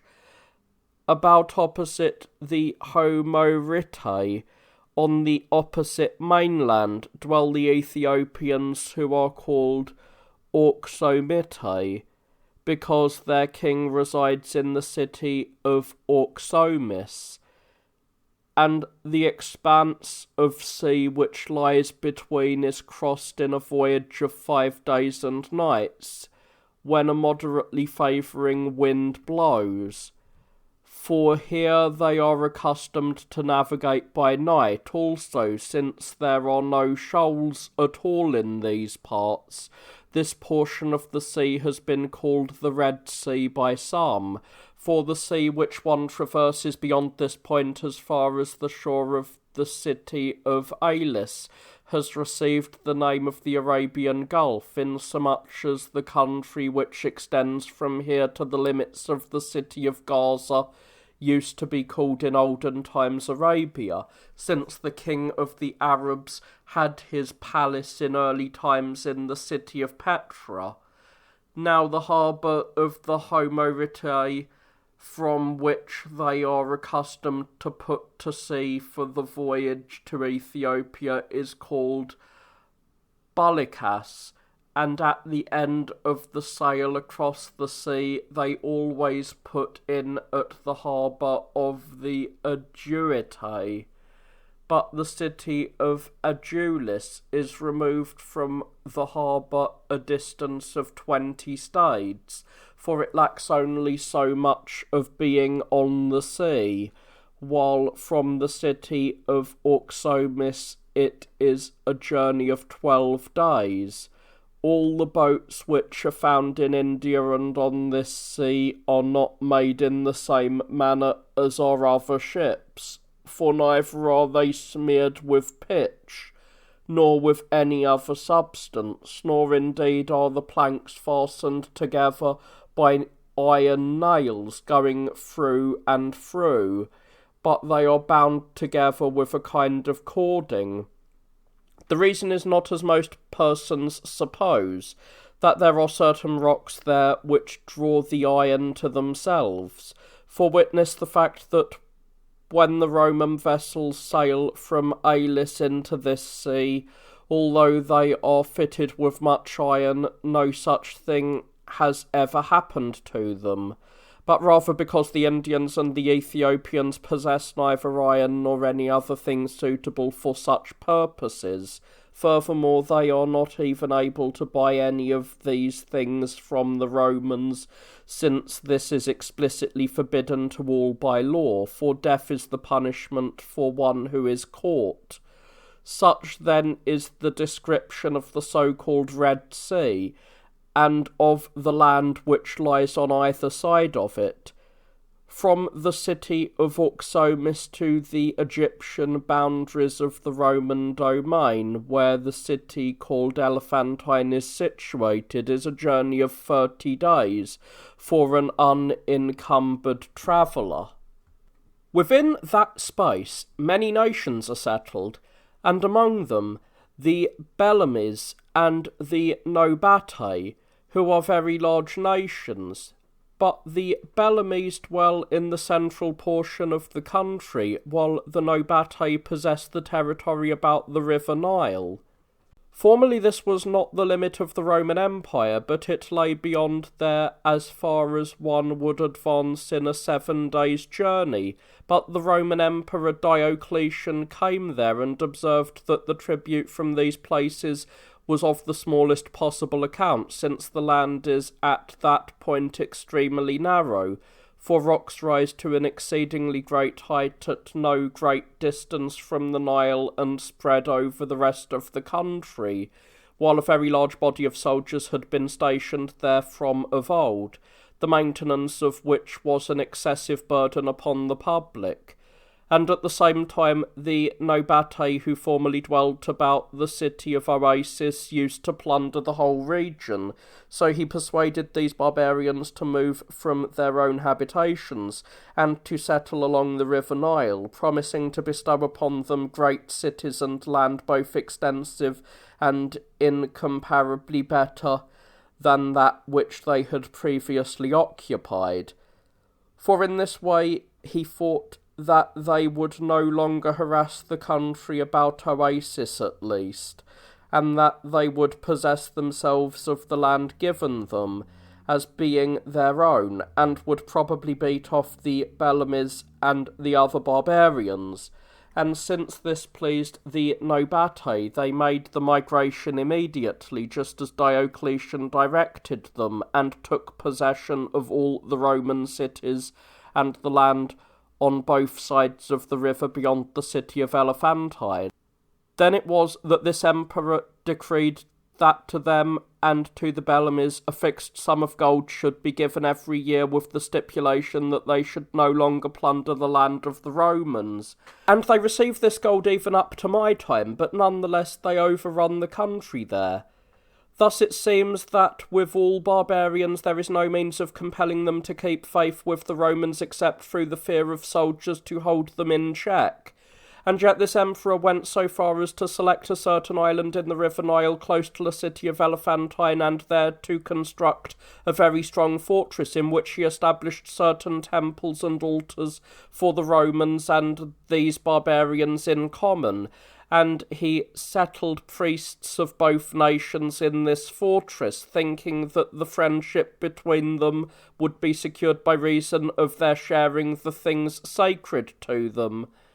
And for this reason he named the place Philae. Now both these nations, the Bellamese and the Nobatae, believe in all the gods in which the Greeks believe, and they also reverence Isis and Osiris, and not least of all Priapus. But the Bellamese are accustomed also to sacrifice human beings to the sun. These sanctuaries in Philae were kept by these barbarians even up to my time, but the Emperor Justinian decided to tear them down. Accordingly, Narses, a Persian by birth, whom I have mentioned before as having deserted to the Romans, being commander of the troops there, tore down the sanctuaries at the emperor's order, and put the priests under guard, and sent the statues to Byzantium. But I shall return to the previous narrative. At about the time of this war, Helestheus, the king of the Ethiopians, who was a Christian and a most devout adherent of this faith, discovered that a number of the Homeritae on the opposite mainland were oppressing the Christians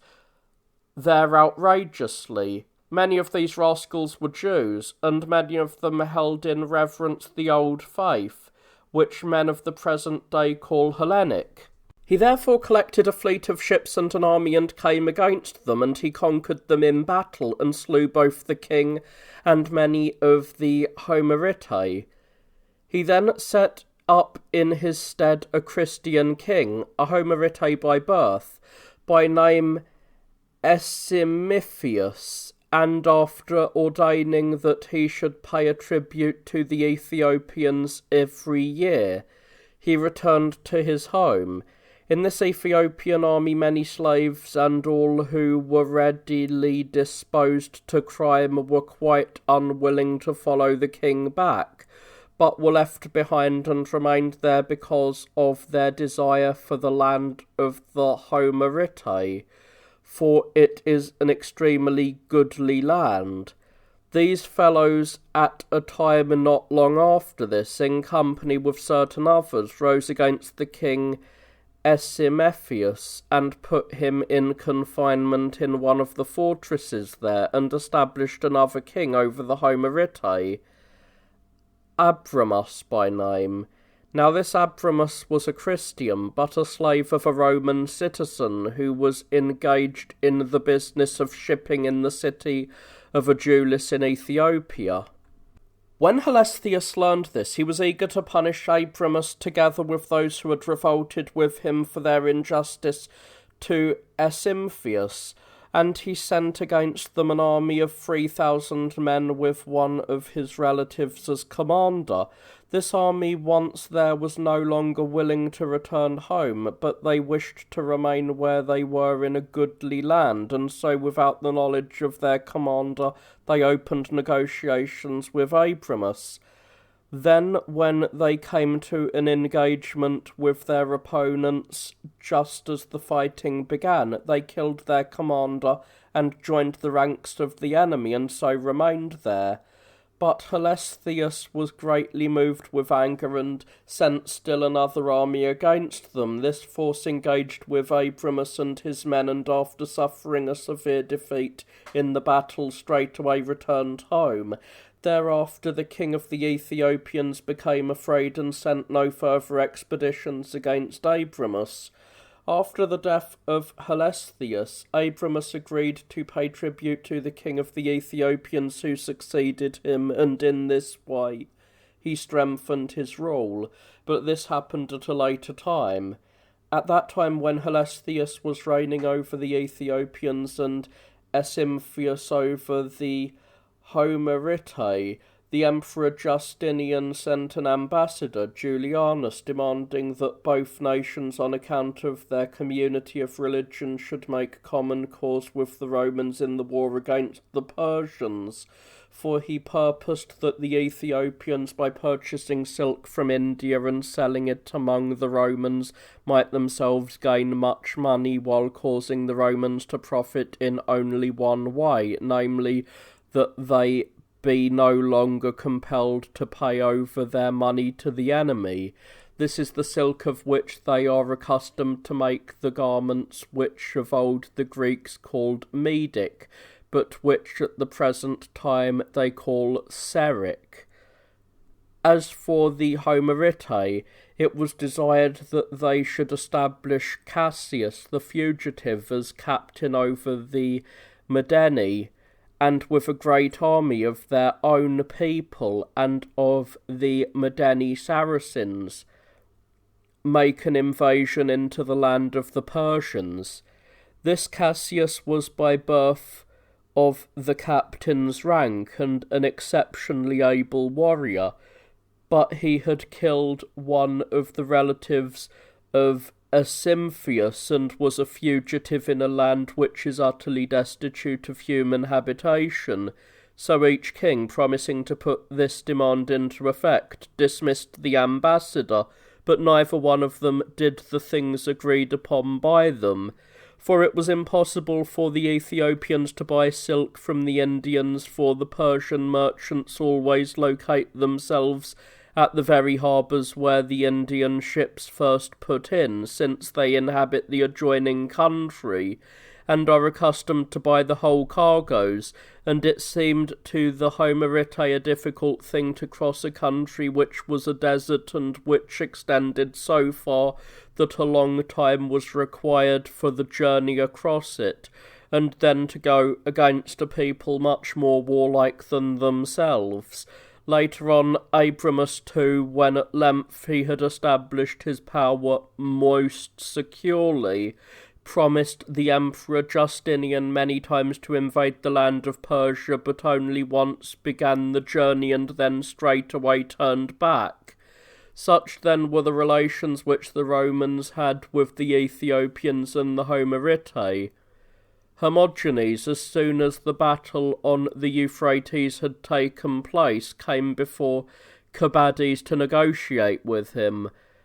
but he accomplished nothing regarding the peace on account of which he had come, since he found him still swelling with rage against the Romans. For this reason he returned unsuccessful, and Belisarius came to Byzantium at the summons of the emperor, having been removed from the office which he held,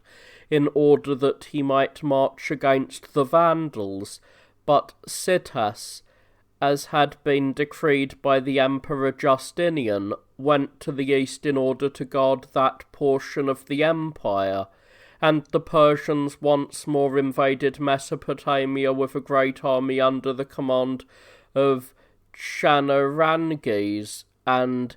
Asperbedes and Murmeros. Since no one dared to engage with them, they made camp and began the siege of Martyropolis, where Bozes and Bessas had been stationed in command of the garrison. This city lies in the land called Sophanine, 240 stades distant from the city of Amida towards the north. It is just on the river Nymphaeus, which divides the land of the Romans and the Persians. So the Persians began to assail the fortifications, and, while the besieged at first withstood them manfully, it did not seem likely that they would hold out long, for the circuit wall was quite easily assailable in most parts, and could be captured very easily by a Persian siege, and besides, they did not have a sufficient supply of provisions, nor indeed had they engines of war, nor anything else that was of any value for defending themselves. Meanwhile, Citas and the Roman army came to a place called Attacas, 100 stades distant from Martyropolis,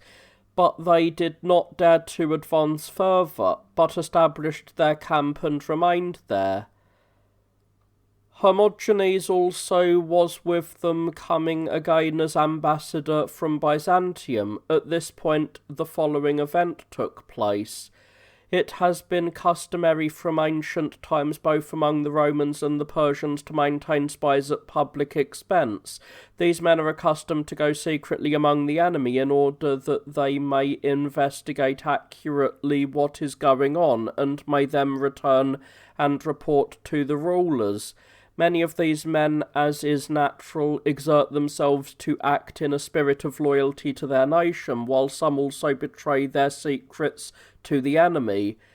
At that time a certain spy who had been sent from the Persians to the Romans came into the presence of the Emperor Justinian and revealed many things which were taking place among the barbarians, and in particular that the nation of the Massagetae, in order to injure the Romans, were on the very point of going out into the land of Persia, and that from there they were prepared to march into the territory of the Romans and unite with the Persian army. When the emperor heard this, having already a proof of the man's truthfulness to him, he presented him with a handsome sum of money and persuaded him to go to the Persian army, which was besieging the Martyropolitans, and announced to the barbarians there that these Massagetae had been won over with money by the Roman emperor, and were about to come against them that very moment. The spy carried out these instructions, and coming to the army of the barbarians, he announced to Chanaranges and the others that an army of Huns hostile to them would at no distant time come to the Romans, and when they heard this they were seized with terror and were at a loss as to how to deal with the situation. At this juncture it came about that Cobades became seriously ill, and he called to him one of the Persians who was in closest intimacy with him, Mabodies by name, and conversed with him concerning Chosroes and the kingdom, and said he feared the Persians would make a serious attempt to disregard some of the things which had been decided upon by him. But Mabaudes asked him to leave the declaration of his purpose in writing, and bade him be confident that the Persians would never dare disregard it. So Cobades set it down plainly that Chosroes should become king over the Persians. The document was written by Mabaudes himself, and Cobades immediately passed from among living men. September the 13th, 531. And when everything had been performed as prescribed by law in the burial of the king,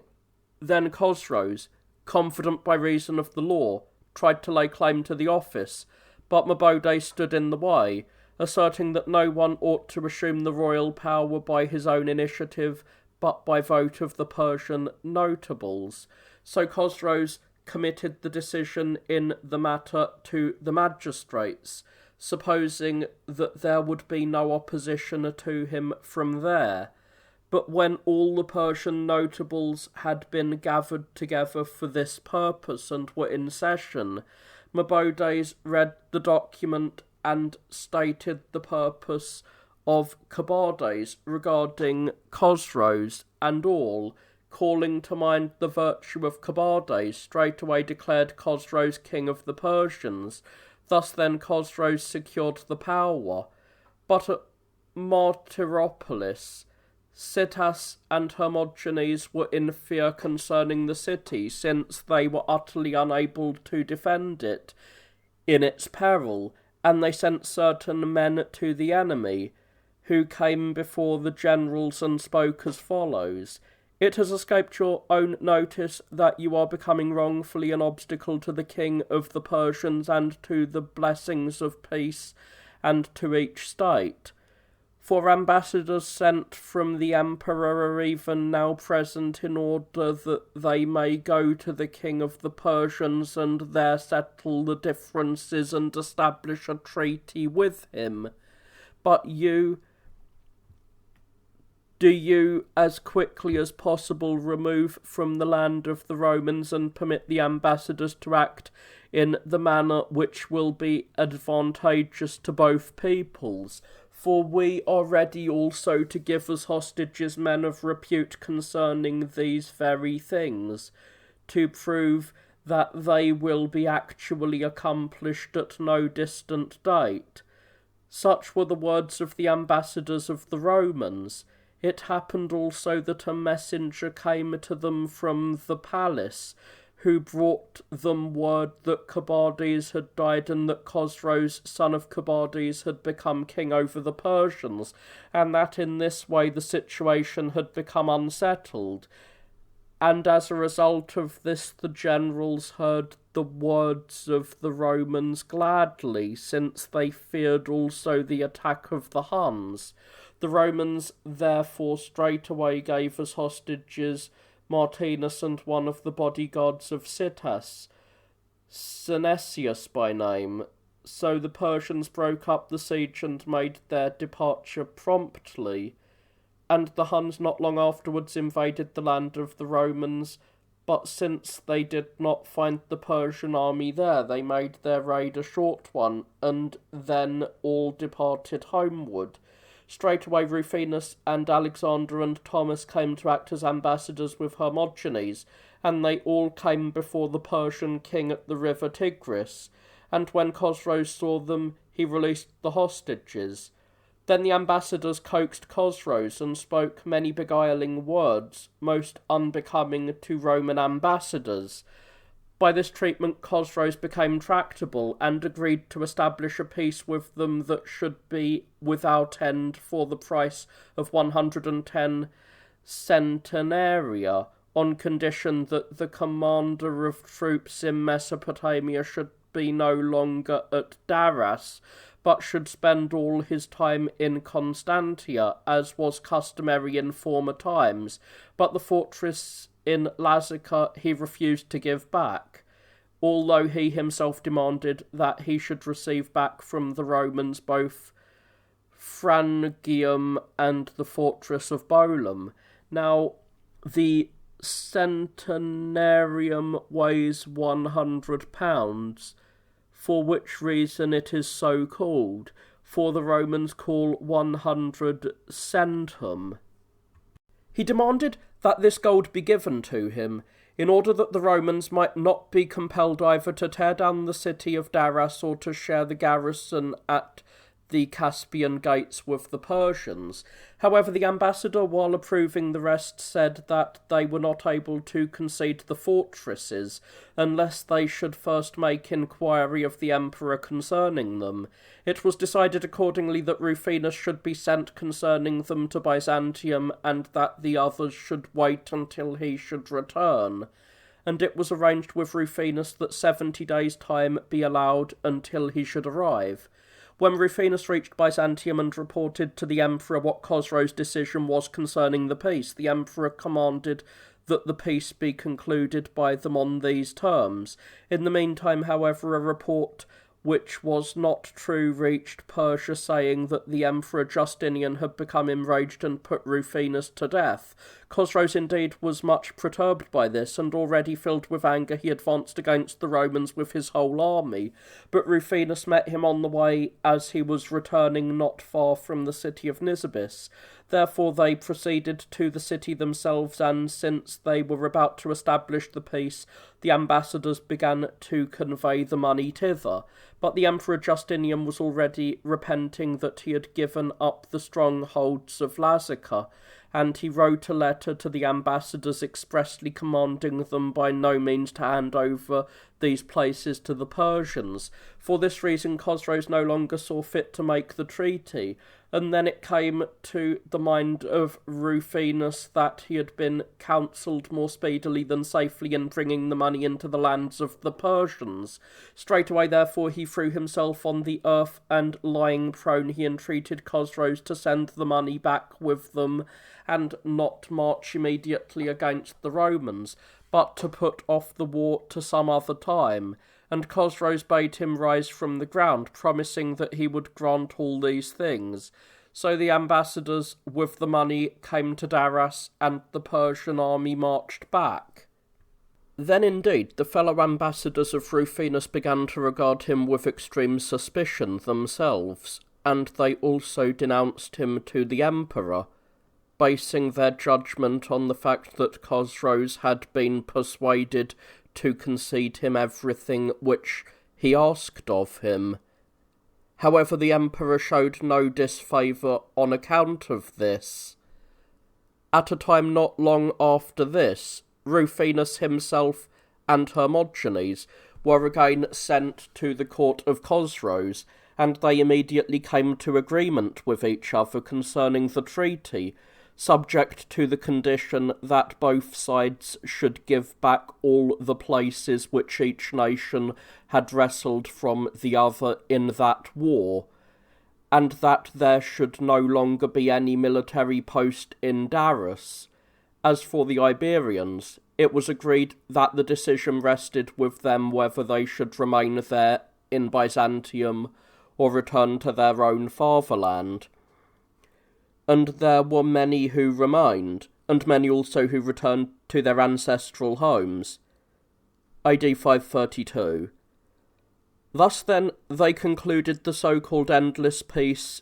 when the Emperor Justinian was already in the 6th year of his reign, and the Romans gave the Persians Pharangium and the fortress of Bolam together with the money, and the Persians gave the Romans the strongholds of Lazica. The Persians also returned Dagaris to the Romans, and received in return for him another man of no mean station. This Dagaris in later times often conquered the Huns in battle while they had invaded the land of the Romans, and drove them out, for he was an exceptionally able warrior. Thus both sides, in the manner described, made secure the treaty between them. Straightway it came about that plots were formed against both rulers by their subjects, and I shall now explain how this happened. Chosroes the son of Cobades was a man of an unruly turn of mind and strangely fond of innovations. For this reason he himself was always full of excitement and alarms, and he was an unfailing cause of similar feelings in all others. All therefore who were men of action among the Persians in vexation at his administration were purposing to establish over themselves another king from the house of Cobades, and since they longed earnestly for the rule of Zarmes, which was made impossible by the law by reason of the disfigurement of his eyes, as has been stated, they found upon consideration that the best course was for them to establish in power his child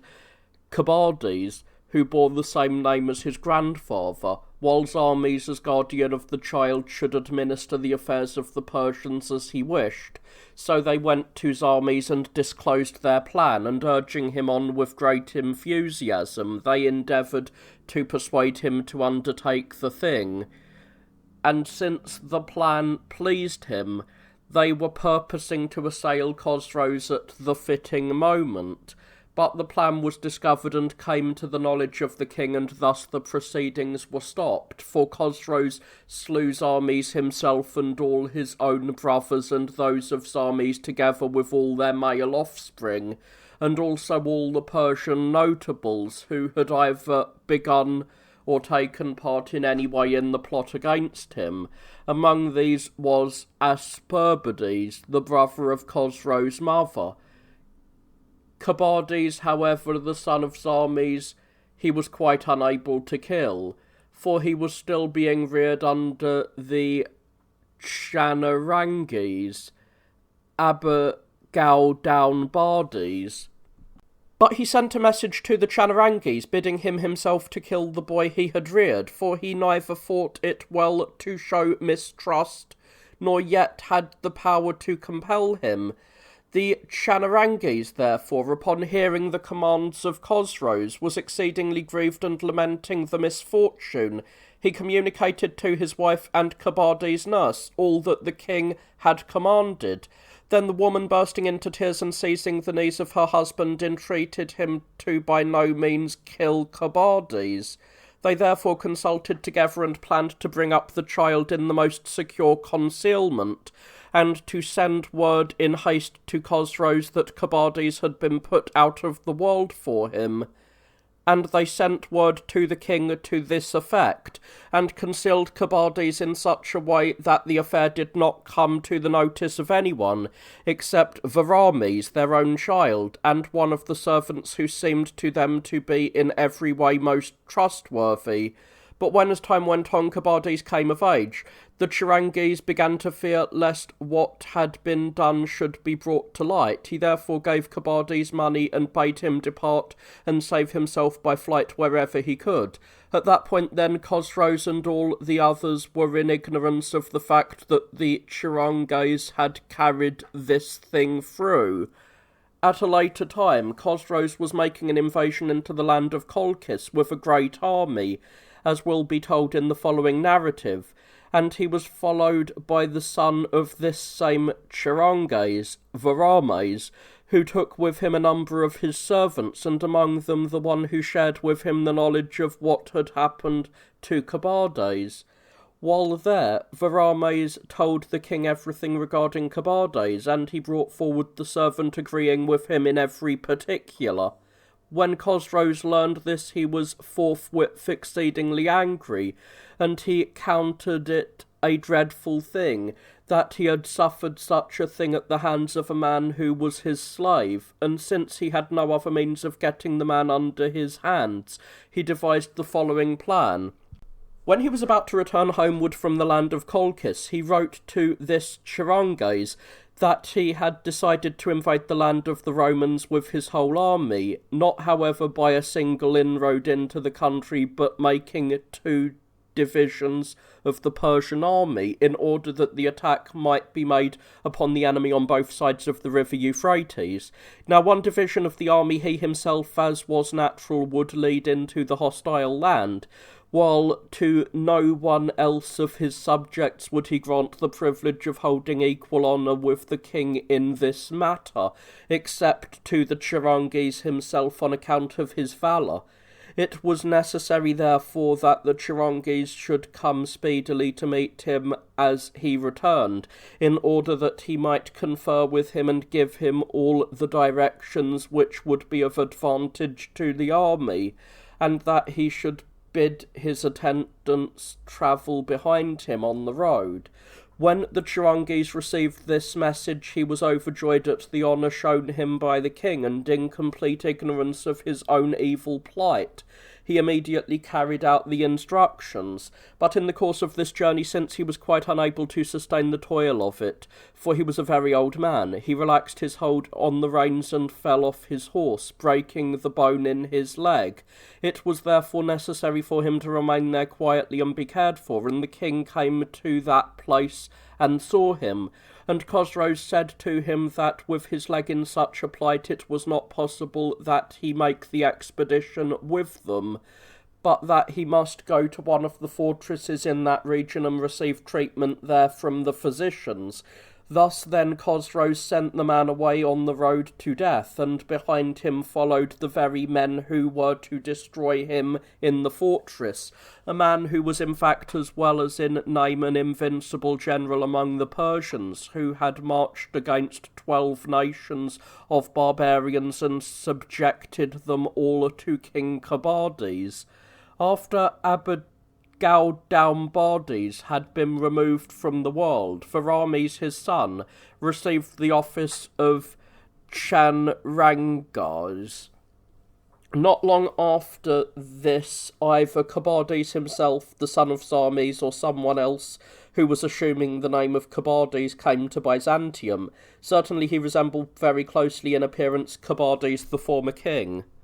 And the Emperor Justinian, although in doubt concerning him, received him with great friendliness and honoured him as the grandson of Kabades. So then fared the Persians who rose against Chosroes. Later on, Chosroes destroyed also Mabaudes for the following reason. While the king was arranging a certain important matter, he directed Zabagarnes, who was present, to call Mabaudes. Now it happened that Zabagarnes was on hostile terms with Mabaudes. When he came to him, he found him marshalling the soldiers under his command, and he said that the king summoned him to come in as quickly as possible. And Mabaudes promised that he would follow directly as soon as he should have arranged the matter in hand. But Zabagarnes, moved by his hostility to him, reported to Chosroes that Mabaudes did not wish to come at present, claiming to have some business or other. Chosroes, therefore, moved with anger, sent one of his attendants, commanding Mabaudes to go to the tripod. Now, as to what this is, I shall explain forthwith. An iron tripod stands always before the palace, and whenever anyone in the Persians learns that the king is angry with him, it is not right for such a man to flee for refuge to a sanctuary, nor to go elsewhere, but he must seat himself by this tripod and await the verdict of the king, while no one at all dares protect him. There Mabaudes sat in pitiable plight for many days, until he was seized and put to death at the command of Chosroes. Such was the final outcome of his good deeds to Chosroes. January the 1st, 532. At this same time an insurrection broke out unexpectedly in Byzantium among the populace, and contrary to expectation it proved to be a very serious affair, and ended in great harm to the people and to the Senate, as the following account will show. In every city the population has been divided for a long time past into the blue and green factions, but within comparatively recent times it has come about that, for the sake of these names and the seats which the rival factions occupy in watching the games, they spend their money and abandon their bodies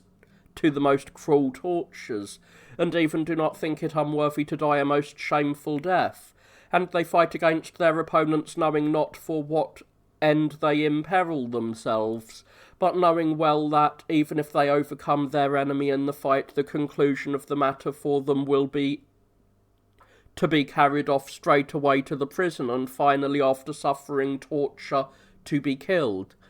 So there grows up in them against their fellow man a hostility which has no cause, and at no time does it cease or disappear, for it gives place neither to the ties of marriage, nor of relationship, nor of friendship, and the case is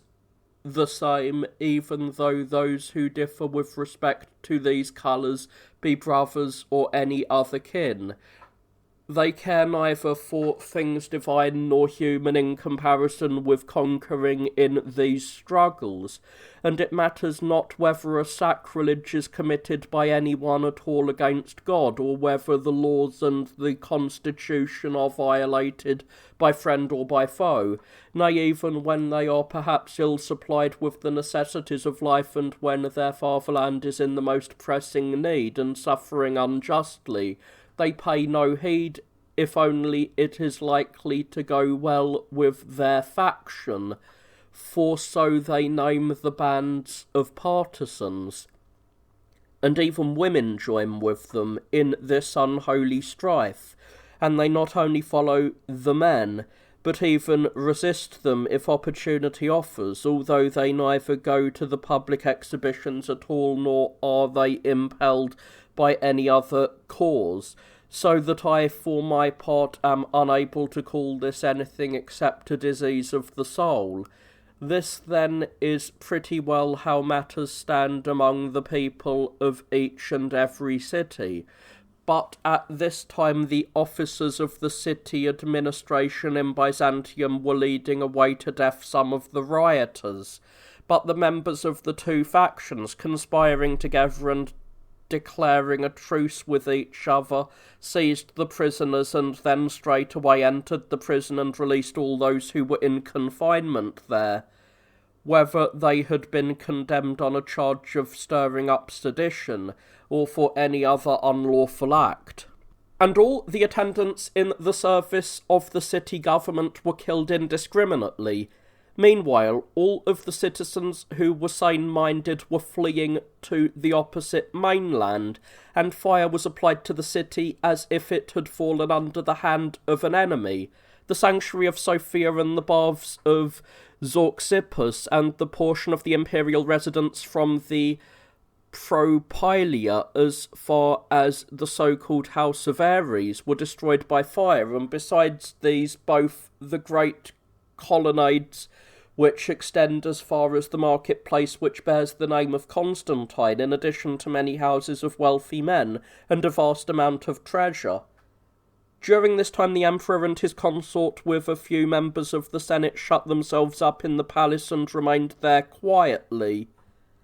Now the watchword with the populace passed around to one another was Nika, and the insurrection has been called by this name up to the present time. The praetorian prefect at that time was John the Cappadocian, and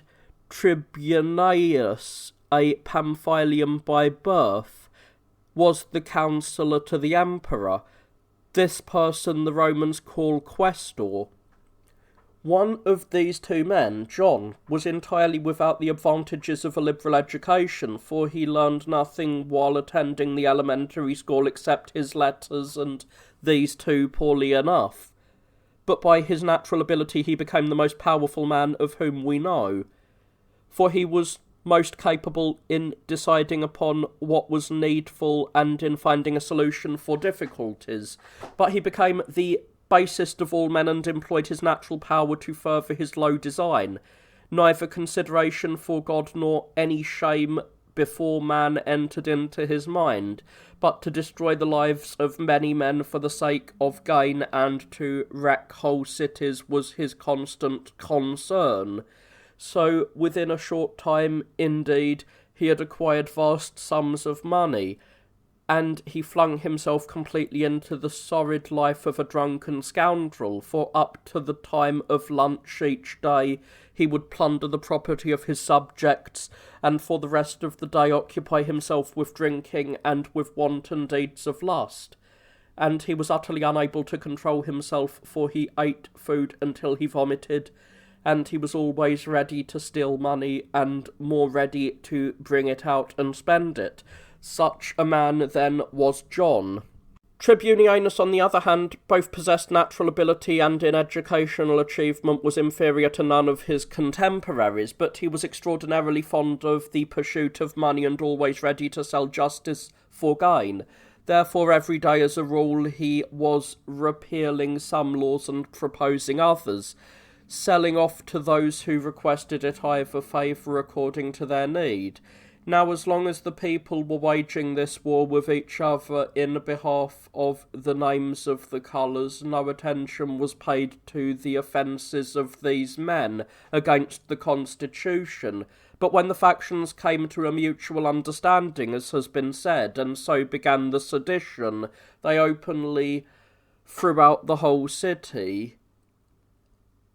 they began to abuse the two and went about seeking them to kill. Accordingly, the emperor, wishing to win the people to his side, instantly dismissed both of these men from office, and Phocas, a patrician, he appointed Praetorian Prefect, a man of the greatest discretion and fitted by nature to be a guardian of justice. Basilides he commanded to fill the office of questor, a man known among the patricians for his agreeable qualities and unnotable besides. However, the insurrection continued no less violently under them. Now, on the 5th day of the insurrection, in the late afternoon, the Emperor Justinian gave orders to Hypatius and Pompeius, nephews of the late Emperor Anastasius, to go home as quickly as possible, either because he suspected that some plot was being manufactured by them against his own person, or it may be because destiny brought them to this, but they feared that the people would force them to the throne, as in fact fell out, and they said they would be doing wrong if they should abandon their sovereign when he found himself in such danger. When the Emperor Justinian heard this, he inclined still more to his suspicion, and he bade them quit the palace instantly. Thus then, these two men betook themselves to their homes, and, as long as it was night, they remained there quietly. But on the following day at sunrise, it became known to the people that both men had quit the palace where they had been staying. So the whole population ran to them, and there declared Hypatius emperor, and pretended to lead him to the marketplace to assume the power. But the wife of Hypatius, a discreet woman who had the greatest reputation for prudence, laid hold of her husband and would not let go, but cried out with loud lamentation and with entreaties to all of her kinsmen that the people were leading him on the road to death. But since the throng overpowered her, she unwillingly released her husband, and he, by no will of his own, came to the forum of Constantine, where they summoned him to the throne, and since they had neither diadem nor anything else with which it is customary for a king to be clothed, they placed a golden necklace upon his head and proclaimed him Emperor of the Romans. By this time the members of the Senate were assembling, as many of them had not been left in the Emperor's residence, and many expressed the opinion that they should go to the palace to fight. But Origenes, a man of the Senate, came forward and spoke as follows: "Fellow Romans, it is impossible that the situation which is upon us to be solved in any way except by war. Now, war and royal power are agreed to be the greatest of all things in the world. But when action involves great issues, it refuses to be brought to a successful conclusion by the brief crisis of a moment, but this is accomplished only by wisdom of thought and energy of action, which men display for a length of time. Therefore, if we should go out against the enemy, our cause will hang in the balance, and we shall be taking a risk which will decide everything in a brief space of time, and as regards the consequences of such actions, we shall either fall down and worship fortune, or reproach her altogether. For those things whose issue is most quickly decided fall as a rule under the sway of fortune, but if we handle the present situation more deliberately, not even if we wish shall we be able to take Justinian in the palace, but he will very speedily be thankful if he is allowed to flee, for authority which is ignored always loses its power, since its strength ebbs away with each day. Moreover, We have other palaces, both Placinae and the palace named from Helen, which this emperor should make his headquarters, and from there he should carry on the war and attend to the ordering of all other matters in the best possible way. So spoke Origenes, but the rest, as a crowd is accustomed to do, insisted more excitedly and thought that the present moment was opportune, and not least of all Hypatius, for it was fated that evil should befall him, bade them lead the way to the hippodrome. But some say that he came there purposely, being well disposed towards the emperor. Now the emperor and the court were deliberating as to whether it would be better for them if they remained or if they took to flight in their ships, and many opinions were expressed favouring either course, and the Empress Theodora also spoke to the following effect: as to the belief that a woman ought not to be daring among men or to assert herself boldly among those who are holding back from fear, I consider that the present crisis most certainly does not permit us to discuss whether the matter should be regarded in this or in some other way, for in the case of those whose interests have come into the greatest danger, nothing else seems best except to settle the issue immediately before them in the best possible way.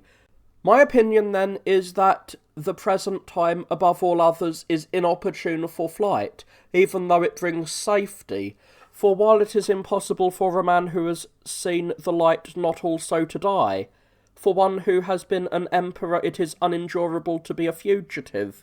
May I never be separated from this purple, and may I not live that day on which those who meet me shall not address me as mistress.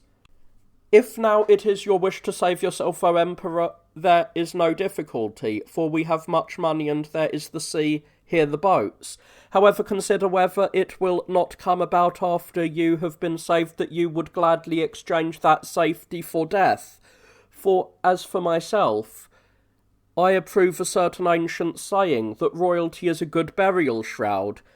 When the Queen had thus spoken, all were filled with boldness, and turning their thoughts towards resistance, they began to consider how they might be able to defend themselves if any hostile force should come against them. Now the soldiers as a body, including those who were stationed above the emperor's court, were neither well disposed to the emperor nor willing openly to take an active part in fighting, but were waiting for what the future would bring forth. All the hopes of the emperor were centred upon Belisarius and Mundus, of whom the former, Belisarius, had recently returned from the Persian war, bringing with him a following which was both powerful and imposing, and in particular he had a great number of spearmen and guards, who had received their training in battles and the perils of warfare. Mundus had been appointed general of the Illyrians, and by mere chance had happened to come under summons to Byzantium on some necessary errand, bringing with him Eurylian barbarians. When Hypatius reached the hippodrome, he went up immediately to where the emperor is accustomed to take his place, and seated himself on the royal throne from which the emperor was always accustomed to view the equestrian and athletic contests, and from the place Mundus went out through the gate which from the circling descent has been given the name of the Snail. Belisarius meanwhile began at first to go straight up towards Hypatius himself and the royal throne, and when he came to the adjoining structure where there has been a guard of soldiers from of old, he cried out to the soldiers, commanding them to open the door for him as quickly as possible, in order that he might go against the tyrant. But since the soldiers had decided to support neither side,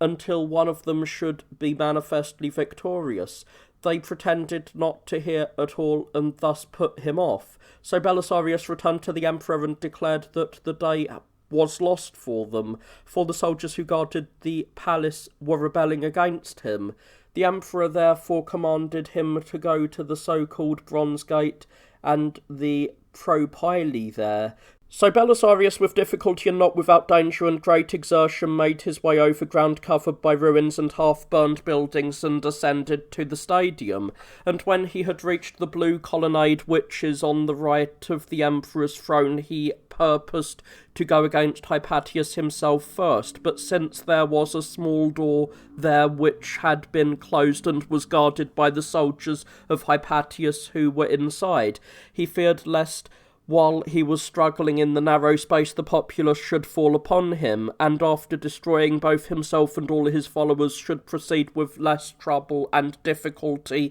against the emperor, concluding therefore that he must go against the populace who had taken their stand in the hippodrome, a vast multitude, crowding against each other in great disorder. He drew his sword from its sheath, and commanding the others to do likewise, with a shout he advanced upon them at a run. But the populace, who were standing in a mass and not in order, at the sight of armoured soldiers who had a great reputation for bravery and experience in war, and seeing that they struck out with their swords unsparingly, beat a hasty retreat.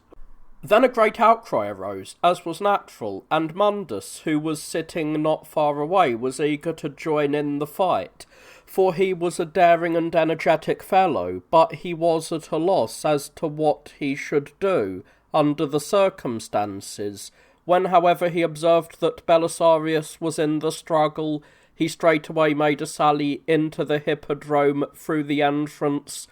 which they call the Gate of Death. Then indeed from both sides the partisans of Hypatius were assailed with might and main and destroyed. When the rout had become complete and there had already been great slaughter of the populace, Barades and Justus, nephews of the Emperor Justinian, without anyone daring to lift a hand against them, dragged Hypatius down from the throne, and leading him in, handed him over together with Pompeius to the emperor, and there perished among the populace on that day more than 30,000. But the emperor commanded the two prisoners to be kept in severe confinement. Then, while Pompeius was weeping and uttering pitiable words, for the man was wholly inexperienced in such misfortunes, Hypatius reproached him at length and said that those who were about to die unjustly should not lament, for in the beginning they had been forced by the people against their will, and afterwards they had come to the hippodrome with no thought of harming the emperor, and the soldiers killed both of them on the following day and threw their bodies into the sea. The emperor confiscated all their property for the public treasury and also that of all the other members of the Senate who had sided with them. Later, however, he restored to the children of Hypatius and Pompeius and to all others the titles which they had formerly held, and as much of their property as he had not happened to bestow upon his friends. This was the end of the insurrection in Byzantium. Tribunianus and John were thus deprived of office, but at a later time they were both restored to the same positions. And Tribunianus lived on in office many years and died of disease, suffering no further harm from anyone. For he was a smooth fellow and agreeable in every way, and well able by the excellence of his education to throw into the shade his affliction of avarice. But John was oppressive and severe alike with all men, inflicting blows upon those whom he met and plundering without respect absolutely all their money. Consequently, in the 10th year of his office, he rightly and justly atoned for his lawless conduct in the following manner. The Empress Theodora hated him above all others, and while he gave offence to the women by the wrongs he committed, he was not of a mind to win her by flattery or by kindness in any way, but he openly set himself in opposition to her and kept slandering her to the emperor, neither blushing before her high station nor feeling shame because of the extraordinary love which the emperor felt for her.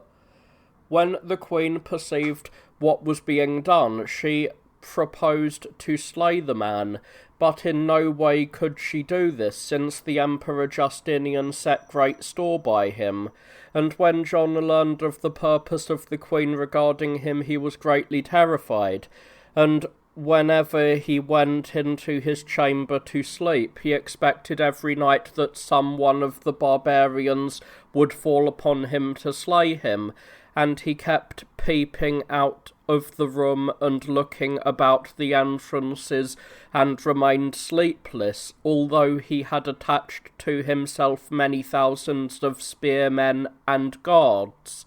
a thing which had been granted to no prefect before that time. But at daybreak, forgetting all his fears of things divine and human,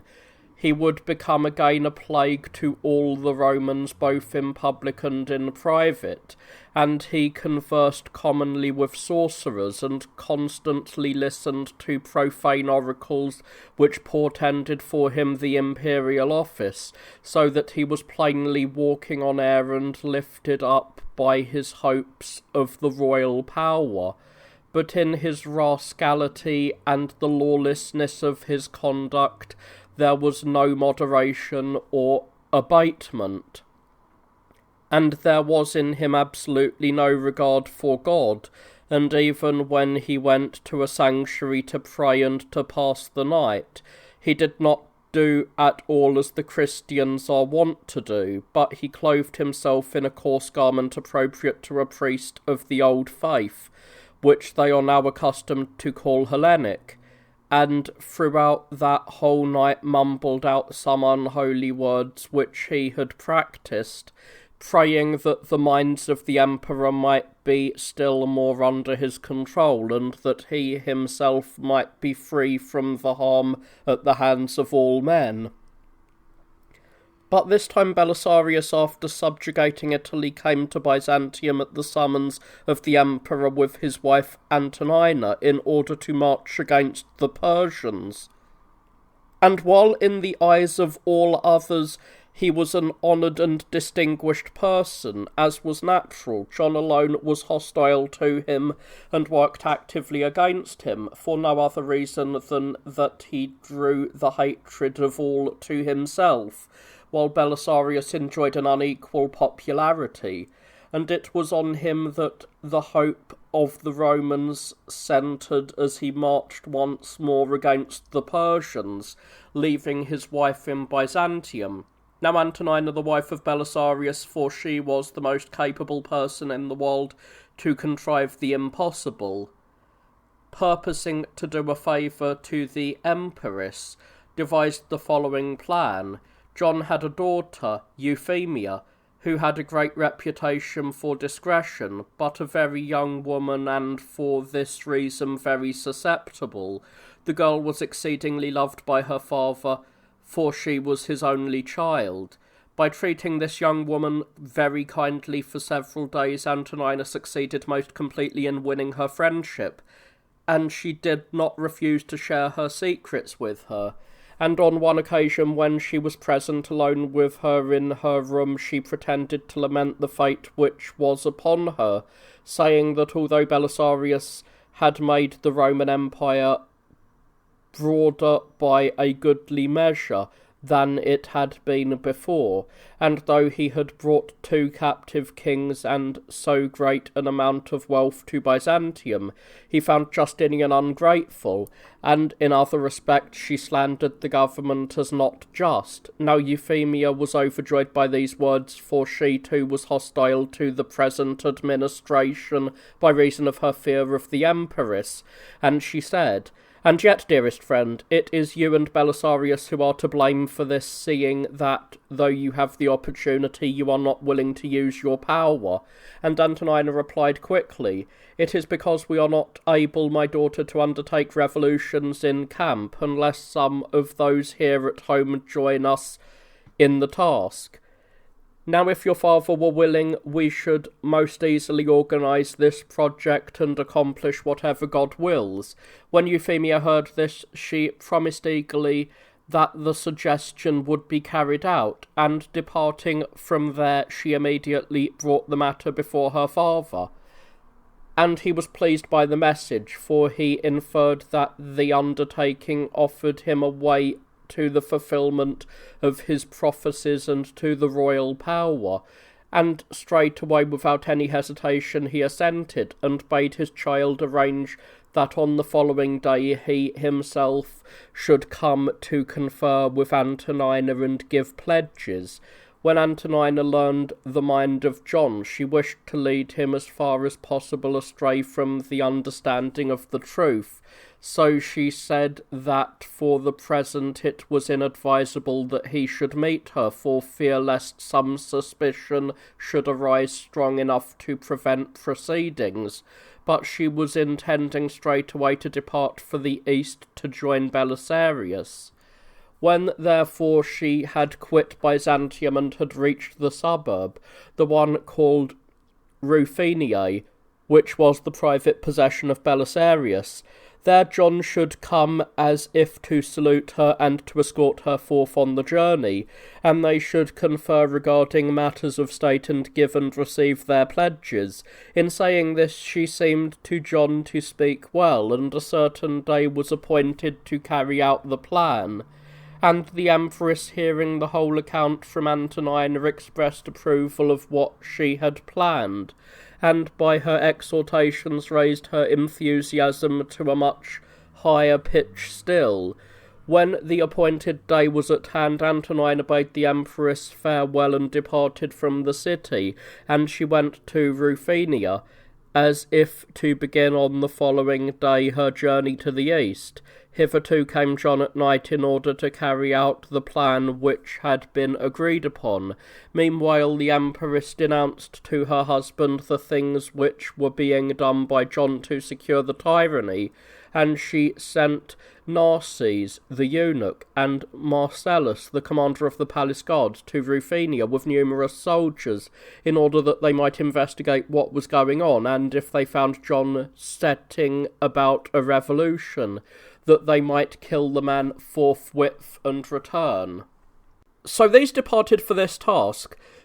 but they say that the emperor got information of what was being done and sent one of John's friends to him, forbidding him on any condition to meet Antonina secretly. But John, since it was fated that he should fare ill, disregarding the emperor's warning, about midnight met Antonina close by a certain wall behind which she had stationed Narses and Marcellus with their men, that they might hear what was said. There, while John with unguarded tongue was assenting to the plans for the attack and binding himself with the most dreadful oaths, Narses and Marcellus suddenly set upon him. But in the natural confusion which resulted, the bodyguards of John, for they stood close by, came immediately to his aid, and one of them smote Marcellus with his sword, not knowing who he was, and thus John was enabled to escape with them, and reached the city with all speed. And if he had had the courage to go straight away before the emperor, I believe that he would have suffered no harm at his hand. But as it was, he fled for refuge to the sanctuary and gave the empress opportunity to work her will against him at her pleasure. May 541. Thus then, from being prefect, he became a private citizen, and rising from the sanctuary, he was conveyed to another, which is situated in the suburb of the city of Cyzicus, called by the Cyzicians Artace. There he donned the garb of a priest, much against his will, not a bishop's gown, however, but that of a presbyter, as they are called. But he was quite unwilling to perform the office of a priest, lest at some time it should be a hindrance to his entering again into office, for he was by no means ready to relinquish all of his hopes. All his property was immediately confiscated to the public treasury, but a large portion of this the emperor remitted to him, for he was still inclined to spare him.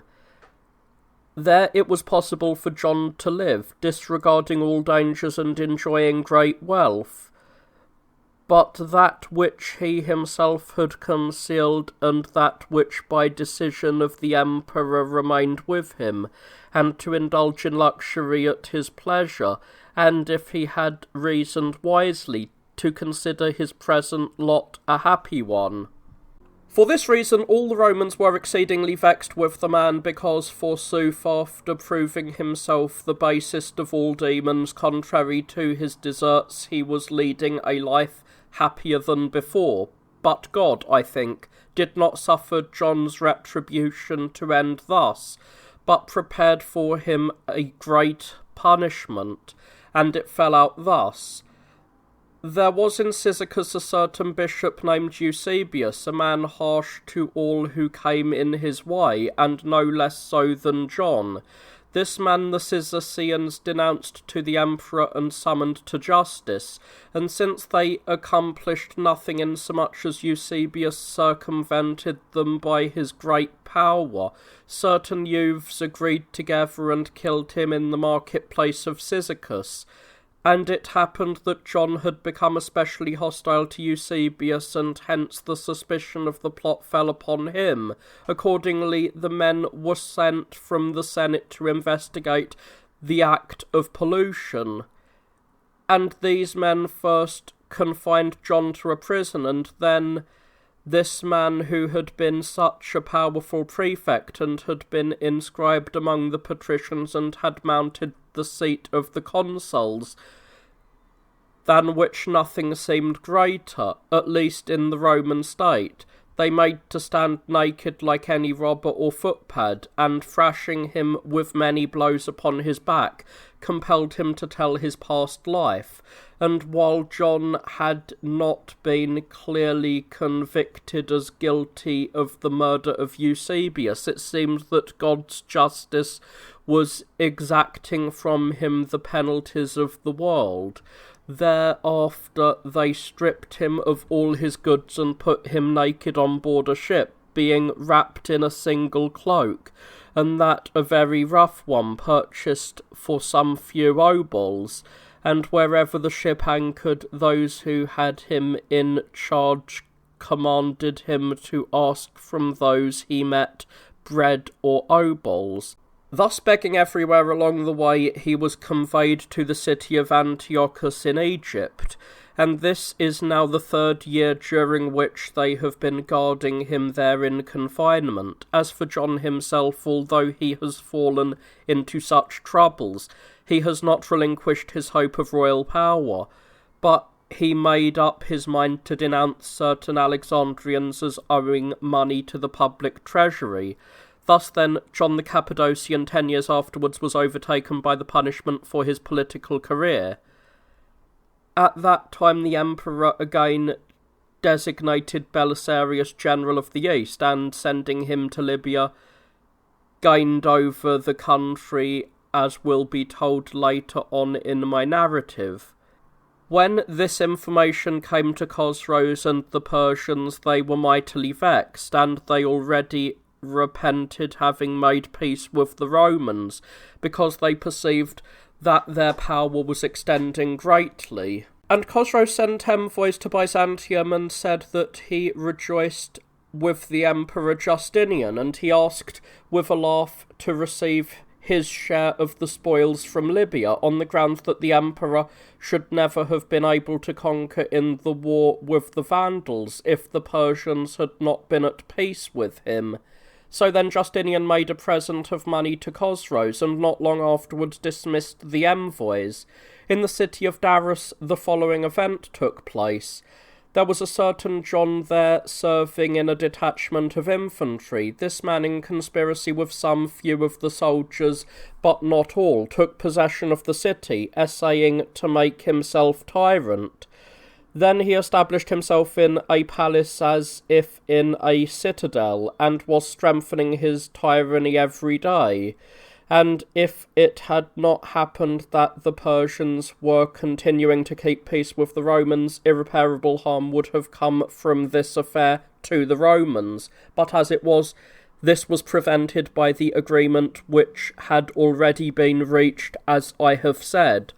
On the 4th day of the tyranny, some soldiers conspired together, and by the advice of Mammas, the priest of the city, and Anastasius, one of the notable citizens, they went up to the palace at high noon, each man holding a small sword under his garment. And first, at the door of the courtyard, they found some few of the bodyguard, whom they slew immediately. Then they entered the men's apartment and laid hold upon the tyrant, but some say that the soldiers were not the first to do this, but that while they were still hesitating in the courtyard and trembling at the danger, a certain sausage vendor who was with them rushed in with his cleaver, and meeting John smote him unexpectedly. But the blow which had been dealt him was not a fatal one, this account goes on to say, and he fled with a great outcry and suddenly fell among these very soldiers. Thus they laid hands upon the man and immediately set fire to the palace and burned it, in order that there might be left no hope from there for those making revolutions. And John they led away to the prison and bound. And one of them, fearing lest the soldiers, upon learning that the tyrant survived, might again make trouble for the city, killed John, and in this way stopped the confusion. Such then was the progress of events touching this tyranny. Not long after this, Chosroes, upon learning that Belisarius had begun to win Italy also for the Emperor Justinian, was no longer able to restrain his thoughts, but he wished to discover pretexts in order that he might break the treaty on some grounds which would seem plausible. And he conferred with Alemonduras concerning this matter, and commanded him to provide causes for war. So Alemonduras brought against Arethas the charge that he, Arethas, was doing him violence in a matter of boundary lines, and he entered into conflict with him in time of peace, and began to overrun the land of the Romans on this pretext. And he declared that, as for him, he was not breaking the treaty between the Persians and Romans, for neither one of them had included him in it. And this was true, for no mention of Saracens was ever made in treaties, on the grounds that they were included under the names of Persians and Romans. Now this country, which at that time was claimed by both tribes of Saracens, is called Strata, and extends to the south of the city of Palmyra. Nowhere does it produce a single tree, or any of the useful growth of cornlands, for it is burned exceedingly dry by the sun, but from of old it has been devoted to the pasturage of some few flocks. Now Arathis maintained that the place belonged to the Romans, proving his assertion by the name which has long been applied to it by all, for stratus signifies a paved road in the Latin tongue, and he also adduced the testimonies of men of the oldest times. Alemonduras, however, was by no means inclined to quarrel concerning the name, but he claimed that tribute had been given him from of old, for the pasturage there, by the owners of the flocks. The Emperor Justinian therefore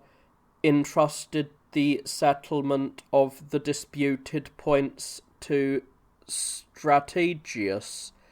a patrician and administrator of the royal treasury, and besides a man of wisdom and of good ancestry, and with him Summus, who had commanded the troops in Palestine. This Summus was the brother of Julian, who not long before had served as envoy to the Ethiopians and Homeritae, and the one of them, Summus, insisted that the Romans ought not to surrender the country, but Strategius begged of the emperor that he should not do the Persians the favour of providing them with pretexts for the war which they already desired, for the sake of a small bit of land and one of absolutely no account, but altogether unproductive and unsuitable for crops. The Emperor Justinian therefore took the matter under consideration, and a long time was spent in the settlement of the question. But Chosroes, the king of the Persians, claimed that the treaty had been broken by Justinian, who had lately displayed great opposition to his house, in that he had attempted in time of peace to attach Alamonduras to himself. For, as he said, Samus, who had recently gone to the Saracens ostensibly to arrange matters, had hoodwinked him by promises of large sums of money on condition that he should join the Romans, and he brought forward a letter which he alleged the Emperor Justinian had written to Alamonduras concerning these things. He also declared that he had sent a letter to some of the Huns, in which he urged them to invade the land of the Persians and to do extensive damage to the country thereabout.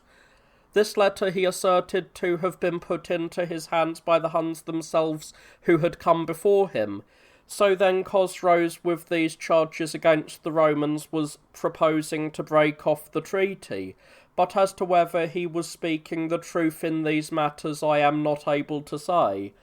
At this point, Witigis, the leader of the Goths, already worsted in the war, sent 2 envoys to him to persuade him to march against the Romans, but the men whom he sent were not Goths, in order that the real character of the embassy might not be at once obvious, and so make negotiations useless, but Ligurian priests who were attracted to this enterprise by rich gifts of money. One of these men, who seemed to be the more worthy, undertook the embassy assuming the pretended name of bishop, which did not belong to him at all, while the other followed him as his attendant. And when in the course of the journey they came to the land of Thrace, they attached to themselves a man from there to be an interpreter of the Syriac and the Greek tongues. And without being detected by any of the Romans, they reached the land of the Persians, for insomuch as they were at peace, they were not keeping a strict guard over that region. And coming before Chosroes, they spoke as follows: It is true, O king, that all other envoys undertake their task for the sake of advantage to themselves as a rule, but we have been sent by Witigis, the king of the Goths, and the Italians, in order to seek in behalf of thy kingdom, and consider that he is now present before thee speaking these words.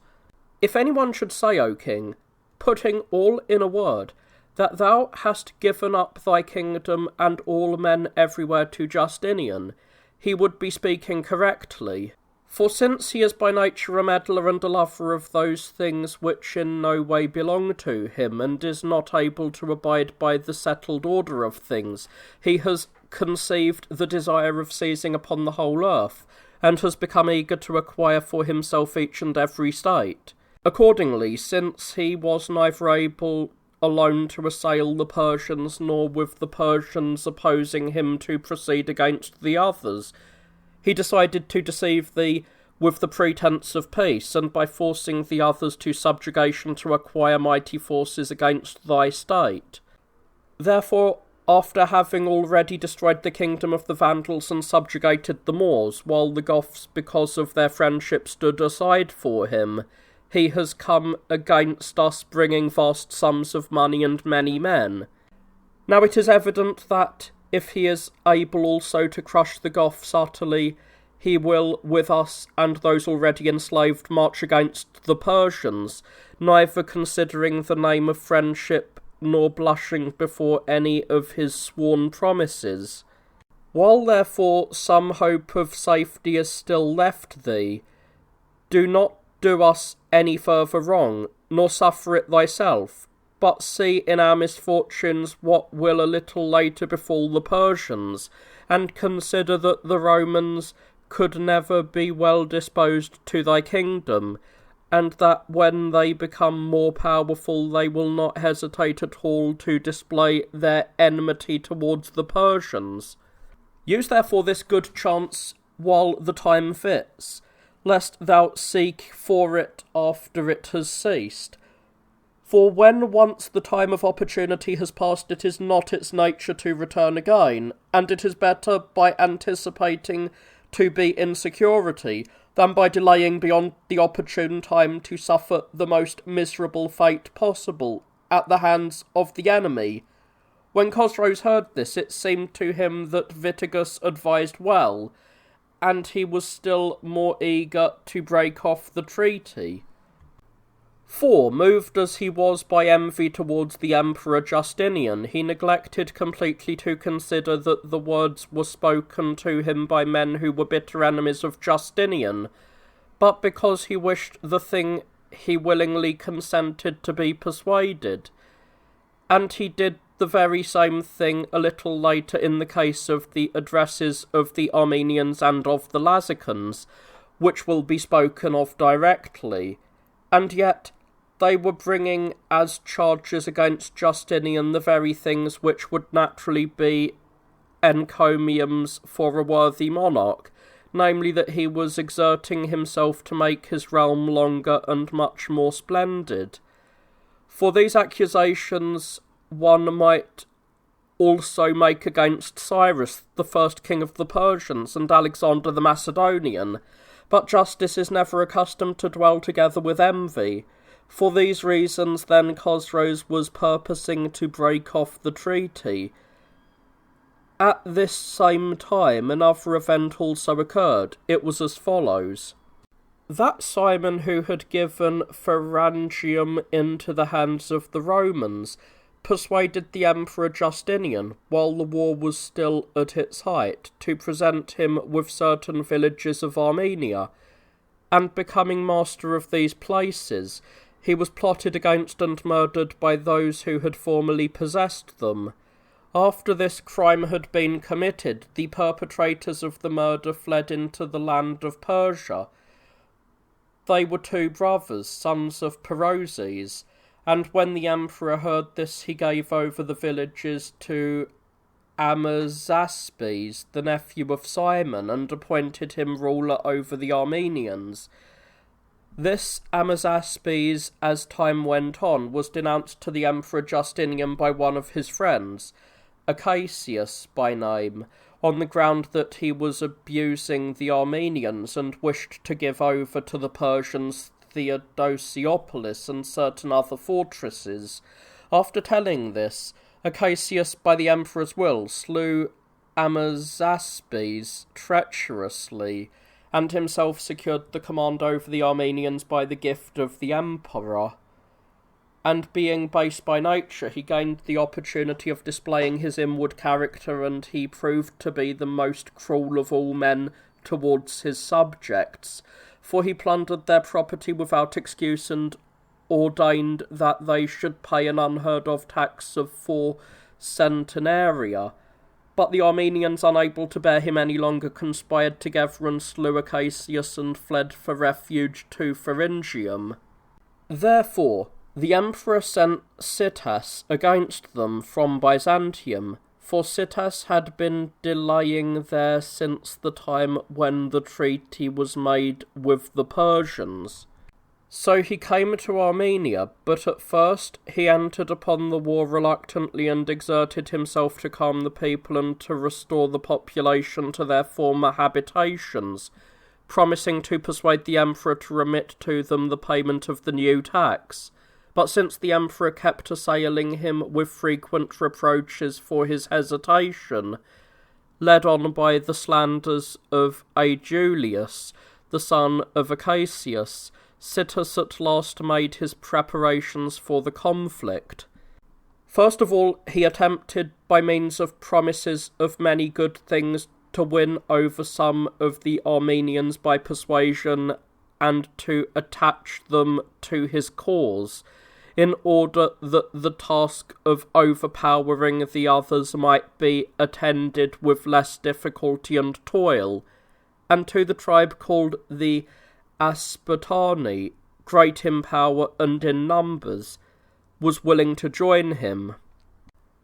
And they went to Citus and begged him to give them pledges in writing that if they abandoned their kinsmen in the battle and came to the Roman army, they should remain entirely free from harm,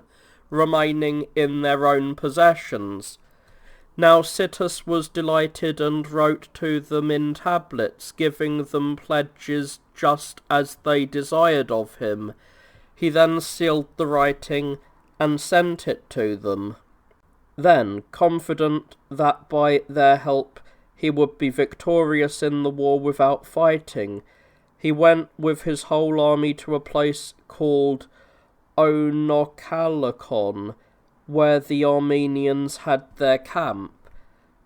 But by some chance those who carried the tablets went by another road and did not succeed at all in meeting the Aspartani.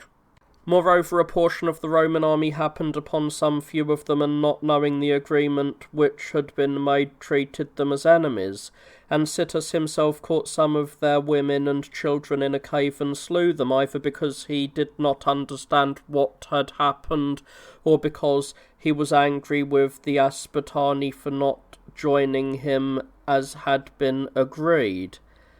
But they, being now possessed with anger, arrayed themselves for battle with all of the rest. But since both armies were on exceedingly difficult ground, where precipices abounded, they did not fight in one place, but scattered about among the ridges and ravines. So it happened that some few of the Armenians and Citas, with not many of his followers, came close upon each other, with only a ravine lying between them. Both parties were horsemen. Then Citas, with a few men following him, crossed the ravine and advanced against the enemy. The Armenians, after withdrawing to the rear, stopped, and Citas pursued no further, but remained where he was. Suddenly someone from the Roman army, an Arulian by birth, who had been pursuing the enemy, returning impetuously from them, came up to Citas and his men. Now as it happened, Citas had planted his spear in the ground, and the Arulian's horse fell upon this with a great rush and shattered it. And the general was exceedingly annoyed by this, and one of the Armenians, seeing him, recognized him and declared to all the others that it was Citas. For it happened that he had no helmet on his head. Thus it did not escape the enemy that he had come there with only a few men. Citas then, upon hearing the Armenian say this, since his spear, as has been said, lay broken in two on the ground, drew his sword and attempted immediately to recross the ravine. But the enemy advanced upon him with great eagerness, and a soldier, overtaking him in the ravine, struck him a glancing blow with his sword on the top of his head, and he took off the whole scalp. But the steel did not injure the bone at all, and Citas continued to press forward still more than before. But Artabanes, the son of John of the Arsacidae, fell upon him from behind, and with a thrust of his spear killed him. Thus Citas was removed from the world after no notable fashion, in a manner unworthy of his valour and his continual achievements against the enemy, a man who was extremely handsome in appearance, and a capable warrior, and a general second to none of his contemporaries. But some say that Citas did not die at the hands of Artabanes, but that Solomon, a very insignificant man among the Armenians, destroyed him. After the death of Citas, the emperor commanded Bozes to go against the Armenians, and he, upon drawing near, sent to them, promising to effect a reconciliation between the emperor and all the Armenians, and asking that some of their notables should come to confer with him on these matters. Now the Armenians as a whole were unable to trust Bozes, nor were they willing to receive his proposals. But there was a certain man of the Arsacidae who was especially friendly with him, John by name, the father of Artabanes, and this man, trusting in Bozes as his friend, came to him with his son-in-law, Basaces, and a few others. But when these men had reached the spot where they were to meet Bozes on the following day, and had made their bivouac there, they perceived that they had come to a place surrounded by the Roman army. Bacchus, the son-in-law, therefore earnestly entreated John to fly, and since he was not able to persuade him, he left him there alone, and in company with all the others eluded the Romans and went back again by the same road. And Bozes found John alone and slew him, and since after this the Armenians had no hope of ever reaching an agreement with the Romans, and since they were unable to prevail over the emperor in war, they came before the Persian king led by Bacchus, an energetic man. And the leading men among them came at that time into the presence of Chosroes and spoke as follows. Many of us, O master, are Arsacidae, descendants of that Arsaces who was not unrelated to the Parthian kings when the Persian realm lay under the hand of the Parthians, and who proved himself an illustrious king inferior to none of his time. Now we have come to thee, and all of us have become slaves and fugitives, not however of our own will, but under most hard constraint, as it might seem by reason of the Roman power, but in truth, O king, by reason of thy decision, if indeed he who gives the strength to those who wish to do injustice should himself justly bear also the blame of their misdeeds. Now we shall begin our account from a little distance back, in order that you may be able to follow the whole course of events. Arsaces, the last king of our ancestors, abdicated his throne willingly in favour of Theodosius, the Roman emperor, on condition that all who should belong to his family through all time should live unhampered in every respect, and in particular should in no case be subject to taxation. And we have preserved this agreement until you, the Persians, made this much vaunted treaty, which, as we think, one would not err in calling a sort of common destruction. For from that time, disregarding friend and foe, he who is in name thy friend, O king, but in fact thy enemy, has turned everything in the world upside down, and wrought complete confusion. And this thou thyself shall know at no distant time, as soon as he is able to subdue completely the people of the West. For what thing, which was before forbidden, has he not done? Or what thing, which was well established, has he not disturbed? Did he not ordain for us the payment of a tax, which did not exist before,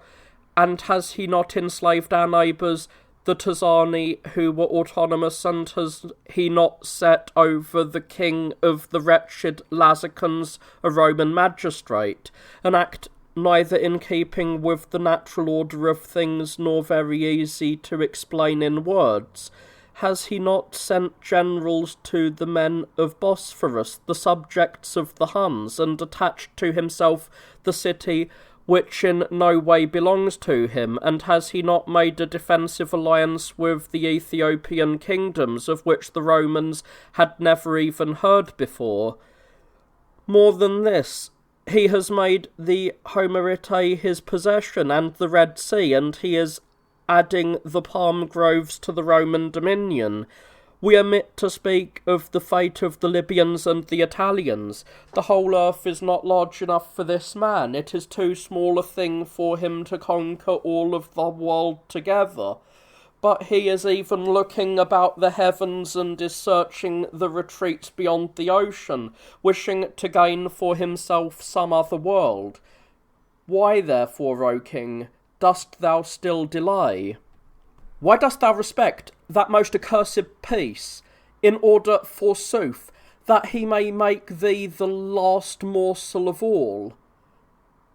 If it is thy wish to learn what kind of man Justinian would show himself towards those who yield to him, the example is to be sought near at hand from ourselves and from the wretched Lazicans. And if thou wishes to see how he is accustomed to treat those who are unknown to him and who have done him not the least wrong, consider the Vandals and the Goths and the Moors. But the chief thing has not yet been spoken. Has he not made efforts in time of peace to win over by deception thy slave, Alamonduras, O most mighty king, and to detach him from thy kingdom? And has he not striven recently to attach to himself the Huns who are utterly unknown to him in order to make trouble for thee? And yet an act more strange than this has not been performed in all time. For since he perceived, as I think, that the overthrow of the Western world would speedily be accomplished, he has already taken in hand to assail you in the East, since the Persian power alone has been left for him to grapple with. The peace, therefore, as far as concerns him, has already been broken for thee, and he himself has set an end to the endless peace. For they break the peace, not who may be the first in arms, but they who may be caught plotting against their neighbours in times of peace. For the crime has been committed by him who attempts it, even though success be lacking. Now, as for the course which the war will follow, this is surely clear to everyone. For it is not those who furnish causes for war, but those who defend themselves against those who furnished them, who are accustomed always to conquer their enemies. Nay, more, the contest will not be evenly matched for us even in point of strength. For as it happens, the majority of the Roman soldiers are at the end of the world, and as for the two generals who were the best they had, we come here having slain the one, Citas, and Belisarius will never again be seen by Justinian. Disregarding his master, he has remained in the west, holding the power of Italy himself. So that when thou goest against the enemy, no one at all will confront thee, and thou wilt have us leading the army with good will, as is natural, and with a thorough knowledge of the country. When Chosroes heard this, he was pleased, and calling together all of those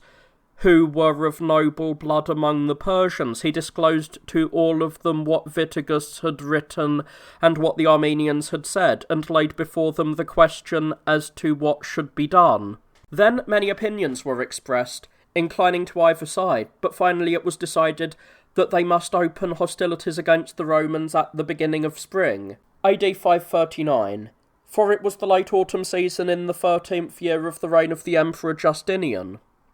The Romans, however, did not suspect this, nor did they think that the Persians would ever break the so-called endless peace, although they heard that Chosroes blamed the emperor for his successes in the west, and that he preferred against him the charges which I have lately mentioned. At that time also the comet appeared at first about as long as a tall man, but later much larger, and at the end of it was toward the west, and its beginning towards the east, and it followed behind the sun itself. For the sun was in Capricorn, and it was in Sagittarius, and some called it the swordfish, because it was of goodly length and very sharp at the point, and others called it the bearded star. It was seen for more than 40 days. Now those who were wise in these matters disagreed utterly with each other, and one announced that one thing would happen, another that another thing was indicated by this star. But I only write what took place, and leave to each one to judge by the outcome as he wishes. Straightway a mighty Hunnic army crossing the Danube river fell as a scourge upon all of Europe, a thing which had happened many times before, but which had never brought such a multitude of woes nor such dreadful ones to the people of that land. For from the Ionian Gulf these barbarians plundered everything in order as far as the suburbs of Byzantium, and they captured 32 fortresses in Illyricum, and they carried by storm the city of Cassandria, which the ancients called Potidea, as far as we know, never having fought against walls before. and in taking with them the money and leading away 120,000 captives, they all retired homeward without encountering any opposition. In later times, too, they often came there and brought upon the Romans irreparable calamity. This same people also assailed the wall of the Chersonese, where they overpowered those who were defending themselves from the wall, and approaching through the surf of the sea, scaled the fortification on the so-called Black Gulf. Thus they got within the long wall, and falling unexpectedly on the Romans in the Chersonese, they slew many of them and made prisoners of almost all the survivors. Some few of them also crossed the strait between Sestus and Abydos, and after plundering the Asiatic country they returned again to the Chersonese, and with the rest of the army and all the booty betook themselves to their homes. In another invasion they plundered Illyricum and Thessaly and attempted to storm the wall at Thermopylae, and since the guards on the walls defended them most valiantly, they sought out the ways around and unexpectedly found the path which leads up the mountain which rises there. In this way they destroyed almost all of the Greeks except the Peloponnesians and then withdrew, and the Persians not long afterwards broke off the treaty and wrought such harm to the Romans of the East as I shall set forth immediately. Belisarius, after humbling Vitiges, the king of the Goths and Italians, brought him alive to Byzantium, and I shall now proceed to tell how the army of the Persians invaded the land of the Romans. When the Emperor Justinian perceived that Chosroes was eager for war, he wished to offer him some counsel and to dissuade him from the undertaking. Now it happened that a certain man had come to Byzantium from the city of Darus, Anastasius by name, well known for his sagacity. He it was who had broken the tyranny which had been established recently in Darus. Justinian therefore wrote a letter and sent it by this Anastasius to Chosroes, and the message of the letter was as follows. It is the part of men of discretion and those by whom divine things are treated with due respect, when causes of war arise, and in particular against men who are in the truest sense friends, to exert all their power to put an end to them. But it belongs to foolish men and those who most lightly bring upon themselves the enmity of heaven to devise occasions for war and insurrection which have no real existence.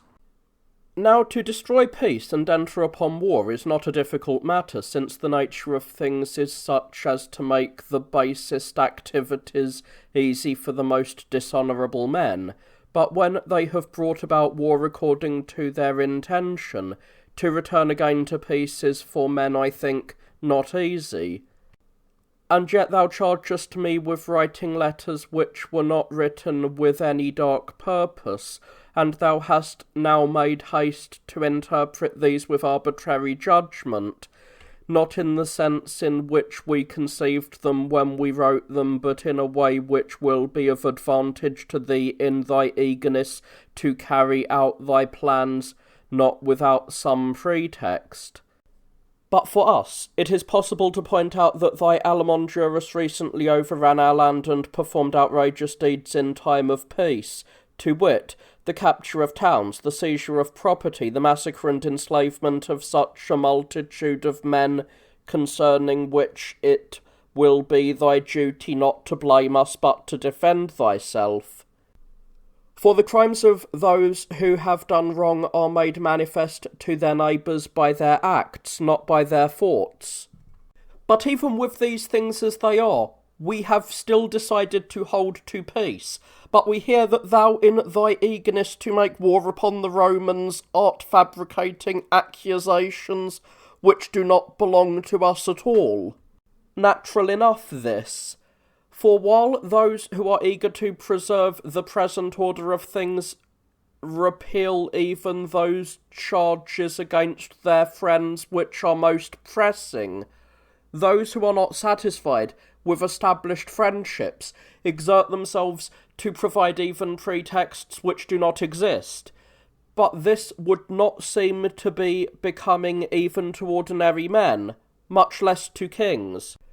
But leaving aside these things, do thou consider the number of those who will be destroyed on both sides in the course of the war, and consider well who will justly bear the blame for those things which will come to pass, and ponder upon the oaths which thou didst take when thou didst carry away the money, and consider that if, after that, thou wrongly dishonour them by some tricks or sophistries, thou wouldst not be able to pervert them, for heaven is too mighty to be deceived by any man. When Chosroes saw this message, he neither made any immediate answer, nor did he dismiss Anastasius, but he compelled him to remain there. 540 AD. When the winter was already reaching its close, and the 13th year of the reign of the Emperor Justinian was entering, Chosroes, son of Carbades, invaded the land of the Romans at the opening of spring with a mighty army, and openly broke the so-called endless peace. But he did not enter by the country between the rivers, but advanced with the Euphrates on his right.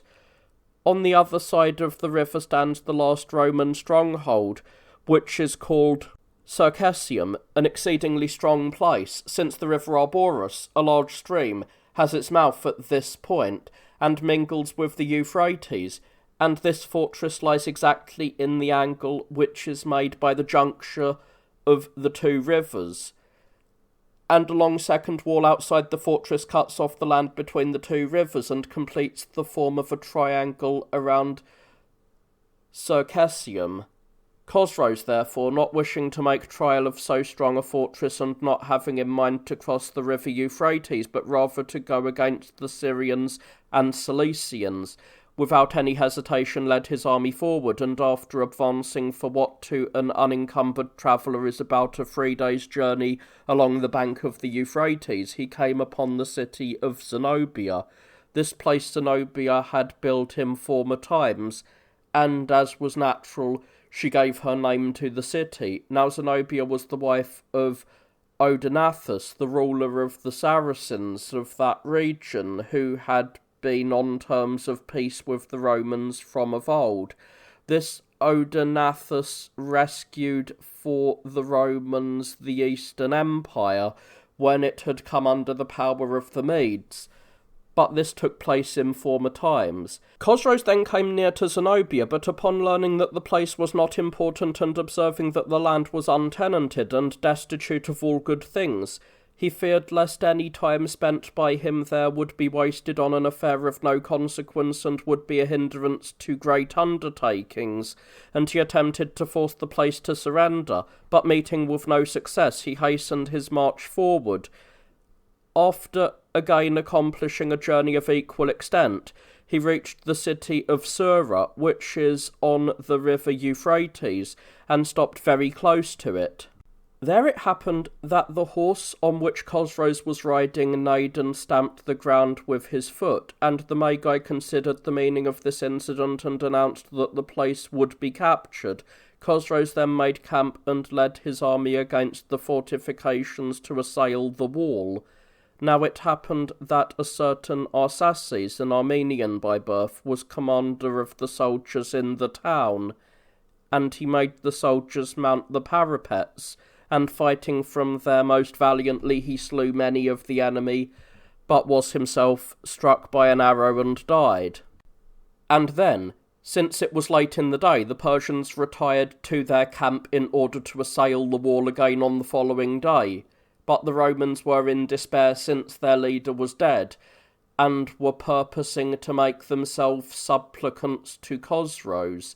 On the following day, therefore, they sent the bishop of the city to plead for them and to beg that the town be spared. So he took with him some of his attendants, who carried fowls and wine and clean loaves, and came before Chosroes. There he threw himself on the ground, and with tears supplicated him to spare a pitiable population and a city altogether without honour in the eyes of the Romans,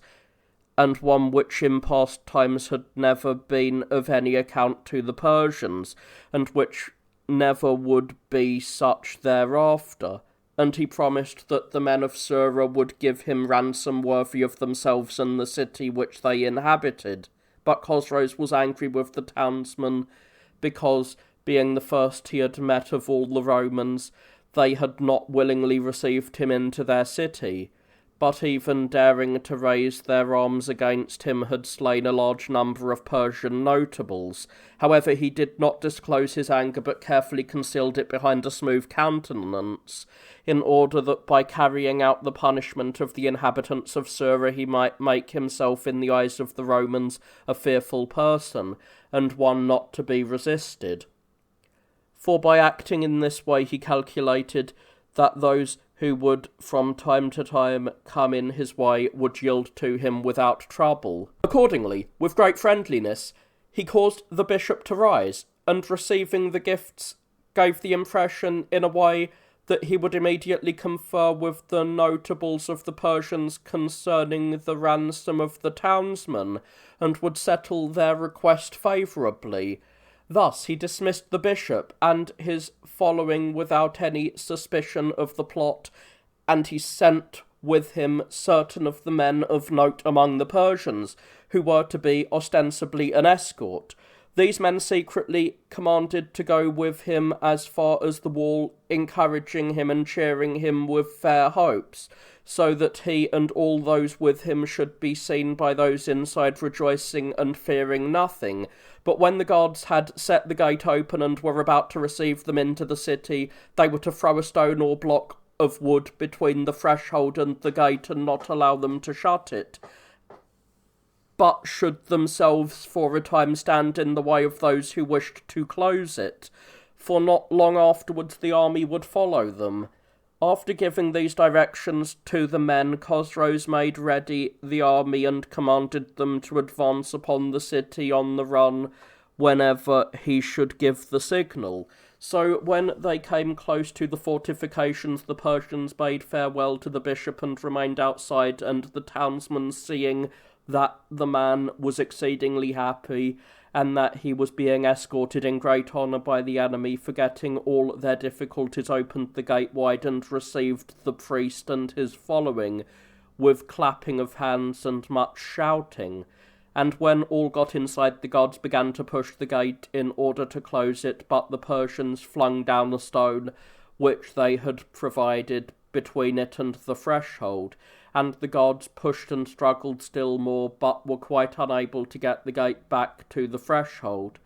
On the other hand, they dared not open it again, since they perceived that it was held by the enemy. But some say that it was not a stone, but a block of wood which the Persians threw into the gateway.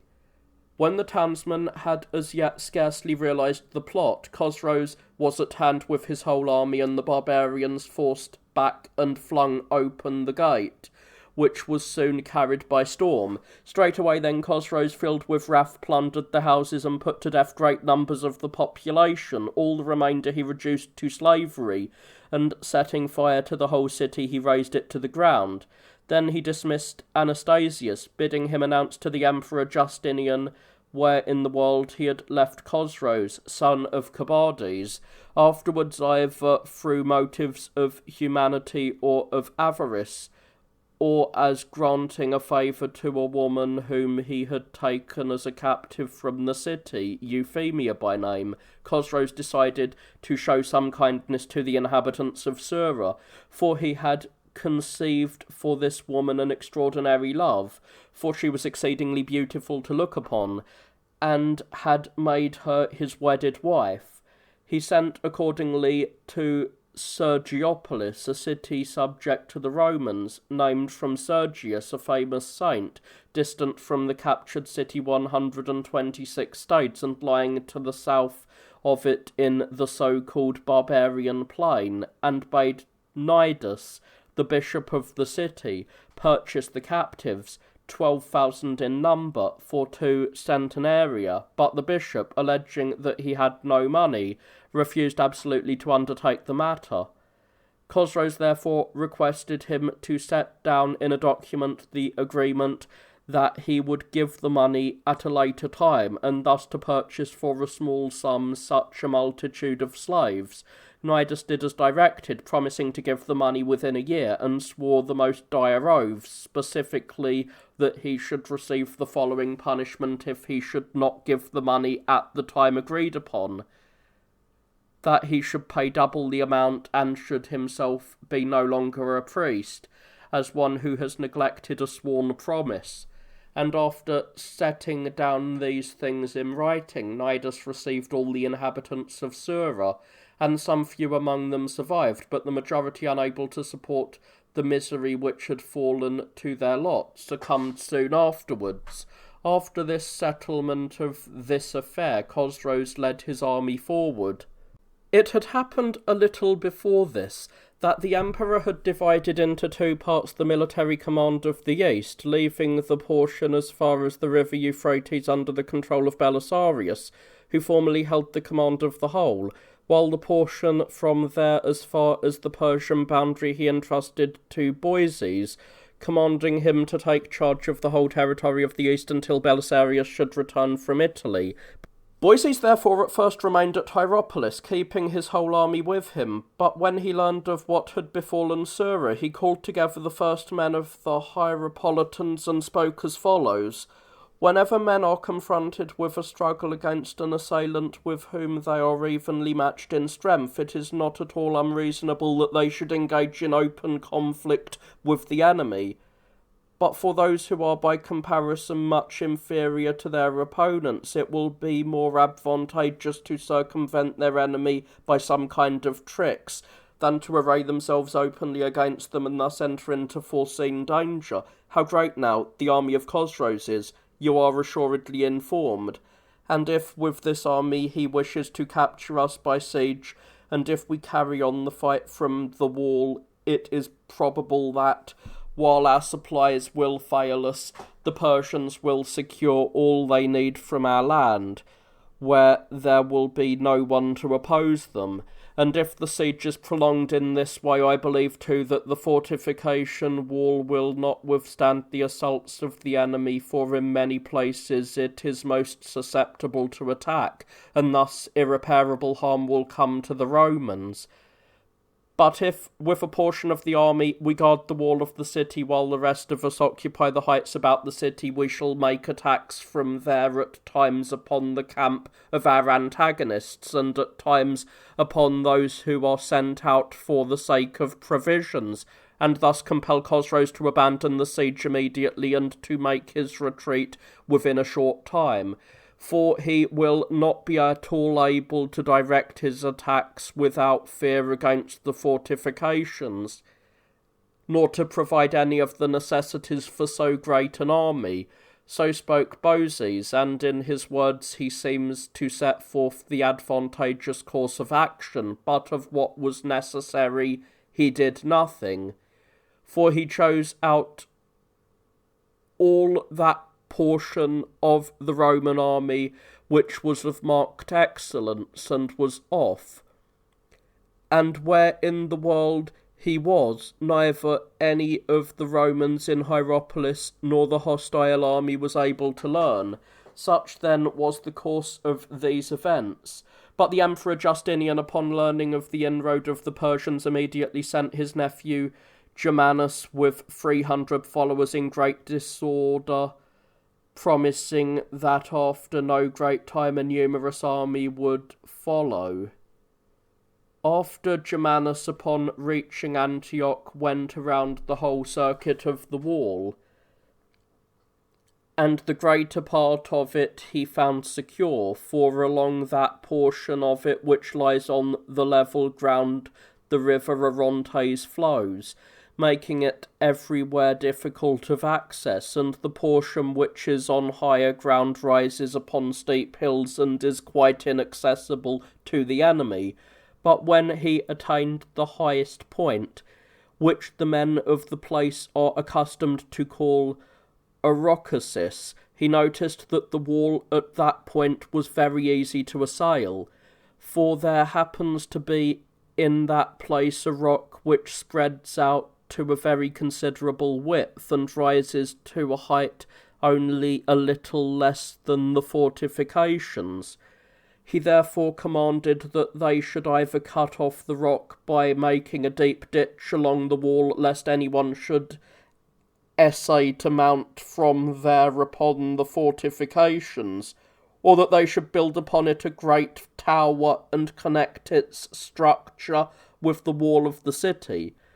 But to the architects of public buildings it seemed that neither of these things should be done, for, as they said, the work would not be completed in a short time, with the attack of the enemy so imminent, while if they began this work and did not carry it to completion, they would do nothing else than show to the enemy at what point in the wall they should make their attack. Germanus, though disappointed in this plan, had some hope at first because he expected an army from Byzantium, but when, after considerable time had passed, no army arrived from the emperor,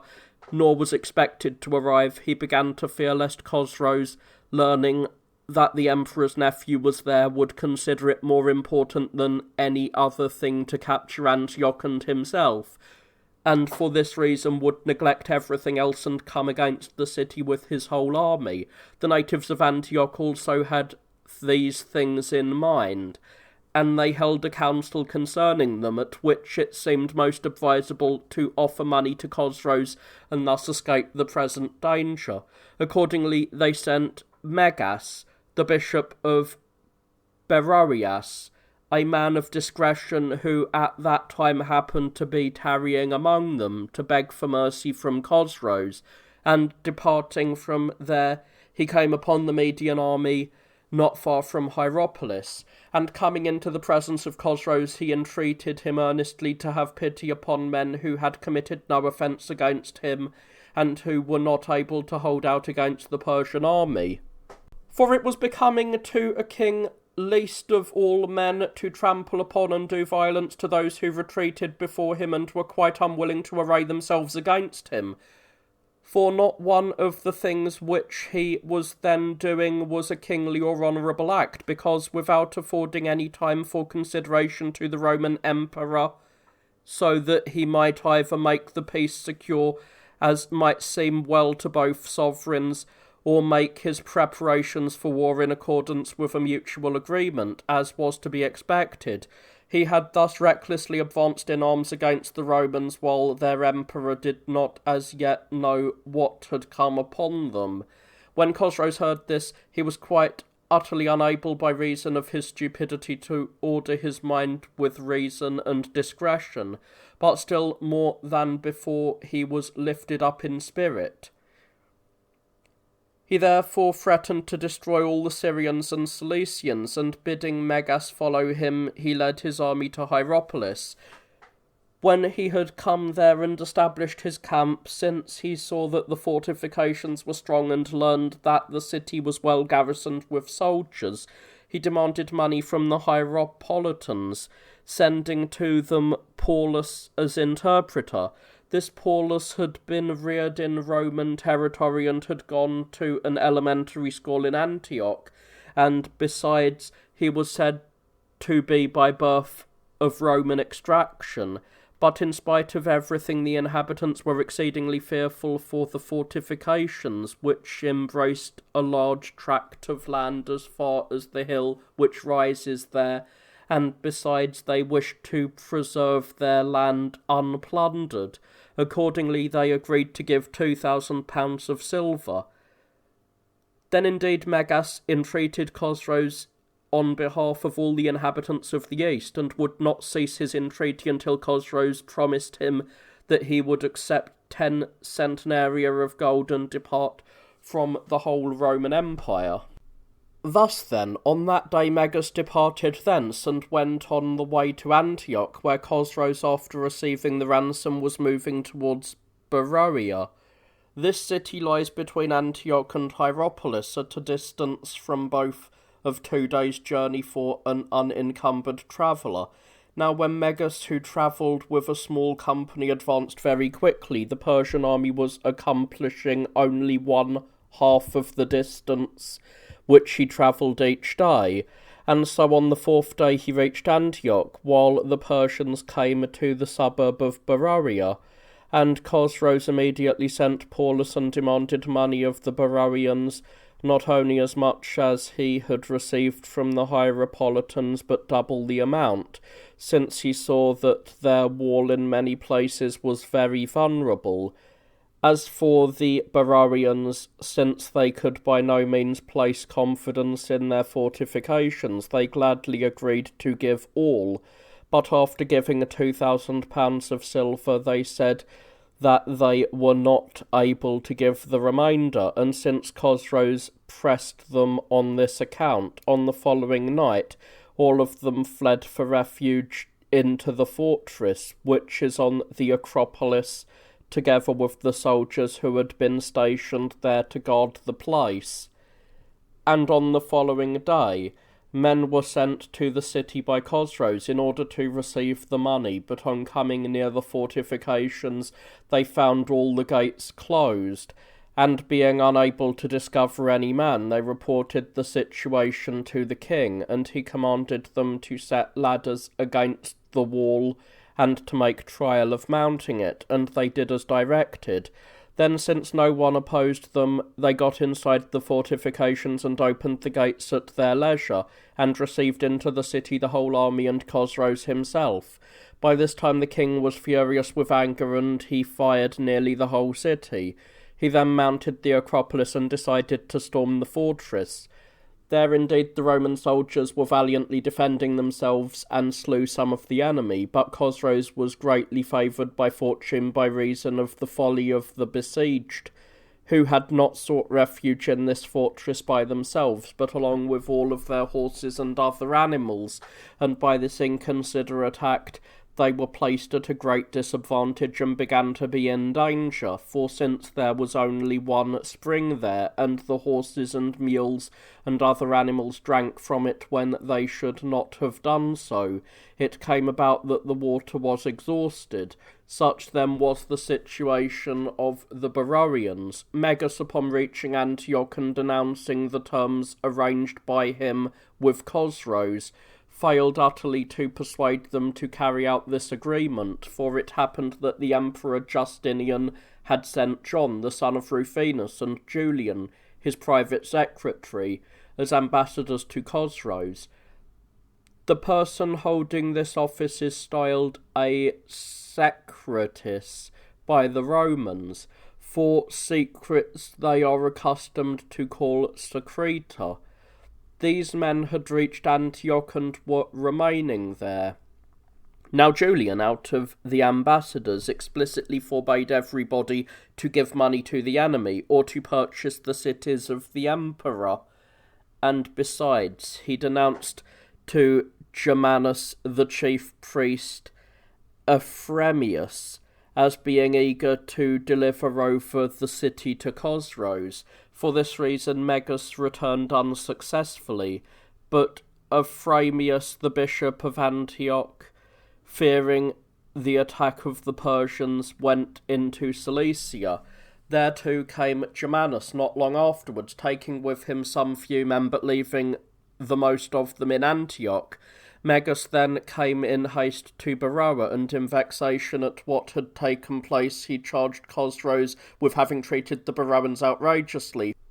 For while, as it seemed, he had sent him to Antioch to arrange the treaty, he had both plundered the property of the citizens, though they had committed no wrong at all, and had compelled them to shut themselves up in that fortress, and had then set fire to the city and razed it to the ground in defiance of right. To this Chosroes replied as follows: "Verily, my friend, you yourself are responsible for these things in having compelled us to delay here. For as it is, you have arrived not at the appointed time but far behind it. And as for the strange conduct of your fellow citizens, my most excellent sir, why should one make speeches of great length? For after agreeing to give us a fixed amount of silver for their own safety, they even now do not think it necessary to fulfill the agreement, but placing such complete confidence in the strength of their position, they are disregarding us absolutely, while we are compelled to undertake the siege of a fortress, as you surely see. But for my part I have hope that, with the help of the gods, I shall have vengeance upon them shortly, and execute upon the guilty the punishment for the Persians whom I have lost wrongfully before this wall." So spoke Chosroes, and Megas replied as follows: "If one should consider that as king thou art making these charges against men who are in pitiable and most dishonoured plight, he would be compelled without a word of protest to agree with what thou hast said. For authority which is unlimited is bound by its very nature to carry with it also supremacy in argument. But if one be permitted to shake off all else and to espouse the truth of the matter, thou wouldest have, O king, nothing with which to justly reproach us. But mayest thou hear all mildly? First, as for me, since the time when I was sent to declare to the men of Antioch the message which thou didst send them, 7 days have passed, and what could be done more quickly than this? And now coming into thy presence I find these things accomplished by thee against my fatherland. But these men, having already lost all that is most valuable, thereafter have only one struggle to engage in, that for life, and have come, I think, so to be masters of the situation that they can no longer be compelled to pay thee any of the money. For to pay a thing which one does not possess could not be made possible for a man by any device. From of old indeed have the names of things been well and suitably distinguished by men, and among these distinctions is this, that want of power is separated from want of consideration. For when the latter, by reason of intemperance of mind, proceeds to resistance, it is accustomed to be detested,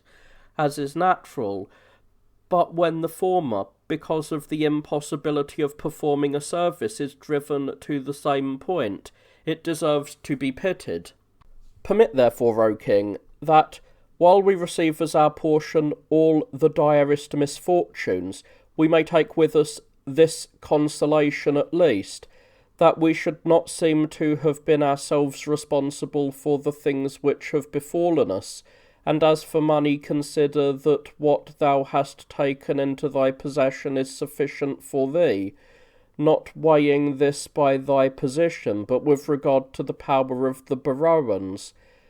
But beyond this do not force us in any way, lest perchance thou shouldest seem unable to accomplish the thing to which thou hast set thy hand, for excess is always punished by meeting obstacles that cannot be overcome,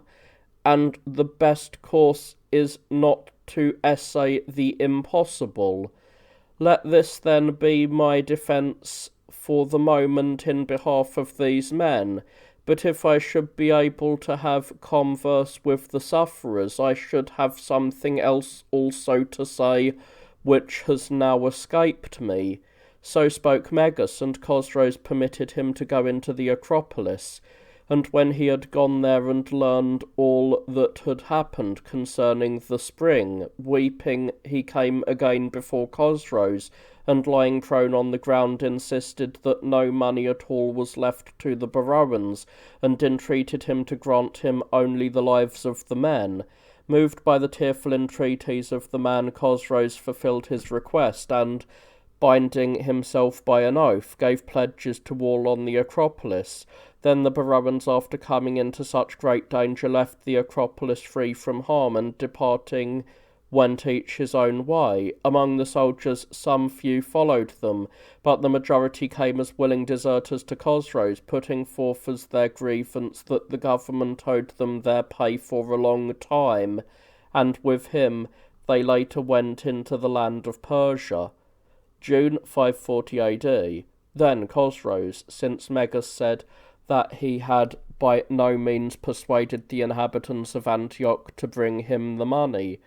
went with his whole army against them. Some of the population of Antioch thereupon departed from there with their money and fled as each one could. and all the rest likewise were purposing to do the same thing, and would have done so had not the commanders of the troops in Lebanon, Theosistius and Malatzes, who arrived in the meantime with 6,000 men, fortified them with hope and thus prevented their departure. Not long after this the Persian army also came. There they all pitched their tents and made camp fronting on the river Orontes, and not very far from the stream. Chosroes then sent Paulus up beside the fortifications and demanded money from the men of Antioch, saying that for 10 centenaria of gold he would depart from there, and it was obvious that he would accept even less than this for his withdrawal. And on that day their ambassadors went before Chosroes, and after speaking at length concerning the breaking of the peace, and hearing much from him, they retired. But on the morrow the populace of Antioch, for they are not seriously disposed, but are always engaged in jesting and disorderly performance, heaped insults upon Chosroes from the battlements, and taunted him with unseemly laughter. And when Paulus came near the fortifications and exhorted them to purchase freedom for themselves and the city for a small sum of money, they very nearly killed him with shots from their bows, and would have done so if he had not seen their purpose in time and guarded against it. On account of this, Chosroes, boiling with anger, decided to storm the wall. On the following day, accordingly, he led up all the Persians against the wall, and commanded a portion of the army to make assaults at different points along the river, and he himself, with the most of the men and the best of the troops, directed an attack against the height. For at this place, as has been stated by me above, the wall of fortification was most vulnerable. Thereupon the Romans, since the structure on which they were to stand when fighting was very narrow, devised the following remedy. Binding together long timbers, they suspended them between the towers, and in this way they made these spaces much broader, in order that still more men might be able to ward off the assailants from there. So the Persians, pressing on most vigorously from all sides, were sending their arrows thickly everywhere, and especially along the crest of the hill. Meanwhile the Romans were fighting them back with all their strength, not soldiers alone, but also many of the most courageous youths of the populace. But it appeared that those who were attacking the wall there were engaged in a battle on even terms with their enemy. For the rock, which was broad and high, and, as it were, drawn up against the fortifications, caused the conflict to be just as if on level ground.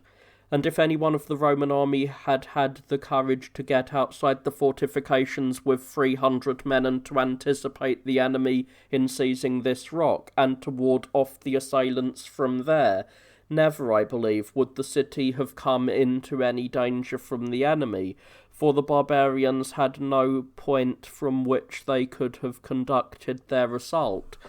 for they would be exposed to missiles from above,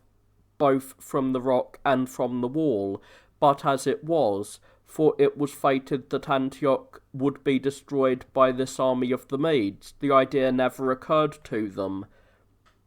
So then, while the Persians were fighting beyond their power, since Chosroes was present with them, and urging them on with a mighty cry, giving their opponents not a moment in which to look about or guard against their missiles discharged from their bows. And while the Romans in great numbers and with much shouting were defending themselves still more vigorously, the ropes with which the beams had been bound together, failing to support the weight, suddenly broke asunder, and the timbers, together with all those who had taken their stand on them, fell to the ground with a mighty crash. when this was heard by the other Romans also, who were fighting from the adjoining towers, being utterly unable to comprehend what had happened, but supposing that the wall at this point had been destroyed, they beat a hasty retreat. Now many young men of the populace, who in former times had been accustomed to engage in factional strife with each other in the hippodromes, descended into the city from the fortification wall, but they refused to flee and remained where they were, while the soldiers with Theosistius and Malaxes straightway leapt upon the horses which happened to be ready there, and rode away to the gates, telling the others a tale to the effect that Bozes had come with an army, and they wished to receive them quickly into the city, and with them to ward off the enemy. Thereupon many of the men of Antioch, and all the women and their children, made a great rush towards the gates, but since they were crowded by the horses, being in very narrow quarters, they began to fall down. The soldiers, however, sparing absolutely no one of them before them, all kept riding over the fallen still more fiercely than before, and a great many were killed there, especially about the gates themselves. But the Persians, with no one opposing them, set ladders against the wall and mounted with no difficulty, and quickly reaching the battlements, for a time they were by no means willing to descend, but they seemed like men looking about them and at a loss what to do, because, as it seemed to me, they supposed that the rough ground was beset with some ambuscades of the enemy, for the land inside the fortifications, which one traverses immediately upon descending from the height, is an uninhabited tract extending for a great distance, and there are found there rocks which rise to a very great height, and steep places. But some say that it was by the will of Chosroes that the Persians hesitated, for when he observed the difficulty of the ground and saw the soldiers fleeing, he feared lest by reason of some necessity they should turn back from their retreat and make trouble for the Persians, and thus become an obstacle, as might well happen, in the way of his capturing a city which was both ancient and of great importance, and the first of all the cities which the Romans had throughout the East, both in wealth and in size and in population and in beauty and in the prosperity of every kind. Hence it was that, considering everything else of lesser account, he wished to allow the Roman soldiers freely to avail themselves of the chance of flight. For this reason, too, the Persians also made signs to the fugitives with their hands, urging them to flee as quickly as possible. So the soldiers of the Romans, together with their commanders, took a hasty departure, all of them, through the gate which leads to Daphne, the suburb of Antioch, for from this gate alone the Persians kept away while the others were seized, and of the populace some few escaped with the soldiers. Then when the Persians saw that all the Roman soldiers had gone, they descended from the height and got on to the middle of the city. There, however, many of the young men of Antioch engaged in battle with them, and at first they seemed to have the upper hand in the conflict. Some of them were in heavy armour, but the majority were unarmed and using only stones as missiles, and pushing back the enemy they raised the paeon, and with shouts proclaimed the Emperor Justinian triumphant, as if they had won the victory. At this point Chosroes, seated on the tower which is on the height, summoned the ambassadors, wishing to say something, and one of his officers, Zabagarnes, thinking that he wished to have words with the ambassadors concerning a settlement, came quickly before the king and spoke as follows: "Thou dost not seem to me, O master, to think in the same way as do the Romans concerning the safety of these men, for they both before fighting offer insults to thy kingdom, and when they are defeated dare the impossible, and do the Persians irreparable harm, as if fearing lest some reason for showing them humanity should be left in thee.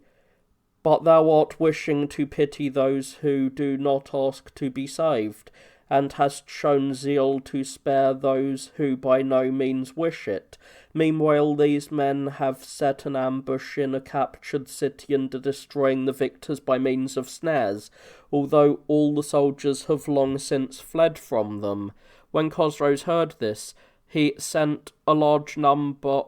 of the best troops against them, and these not long afterwards returned and announced that nothing untoward had come to pass, for already the Persians had forced back the citizens by their numbers and turned them to flight, and a great slaughter took place there. For the Persians did not spare persons of any age, and were slaying all whom they met, children and elderly alike. At that time they say that 2 women of those who were illustrious in Antioch got outside the fortifications, but perceiving that they would fall into the hands of the enemy, for they were already plainly seen going about everywhere, they went running to the Orontes river, and fearing lest the Persians should do them some insult, they covered their faces with their veils and threw themselves into the river's current, and were carried out of sight. Thus the inhabitants of Antioch were visited with every form of misfortune. Then Chosroes spoke to the ambassadors as follows: Not far from the truth, I think, is the ancient saying that God does not give blessings unmixed, but he mingles them with troubles and then bestows them upon men. And for this reason we do not even have laughter without tears, but there is always attached to our successes some misfortune, and to our pleasures pain, not permitting anyone to enjoy in its purity such good fortune as is granted. For this city, which is of altogether preeminent importance in fact as well as in name in the land of the Romans, I have indeed succeeded in capturing with the least exertion, since God has provided the victory all at once for us, as you doubtless see. But when I behold the massacre of such a multitude of men, and the victory thus drenched with blood, there arises in me no sense of the delight that should follow my achievement, and for this the wretched men of Antioch are to blame, for when the Persians were storming the wall they did not prove able to keep them back, and then when they had already triumphed and had captured the city at the first cry, these men, with unreasoned daring, sought to die fighting them in close combat. So while all the notables of the Persians were harassing me unceasingly with their demand that I should drag the city as with a net and destroy all the captives, I was commanding the fugitives to press on still more in their flight, in order that they might save themselves as quickly as possible, for to trample upon captives is not holy. Such high-sounding and airy words did Chosroes speak to the ambassadors, but nevertheless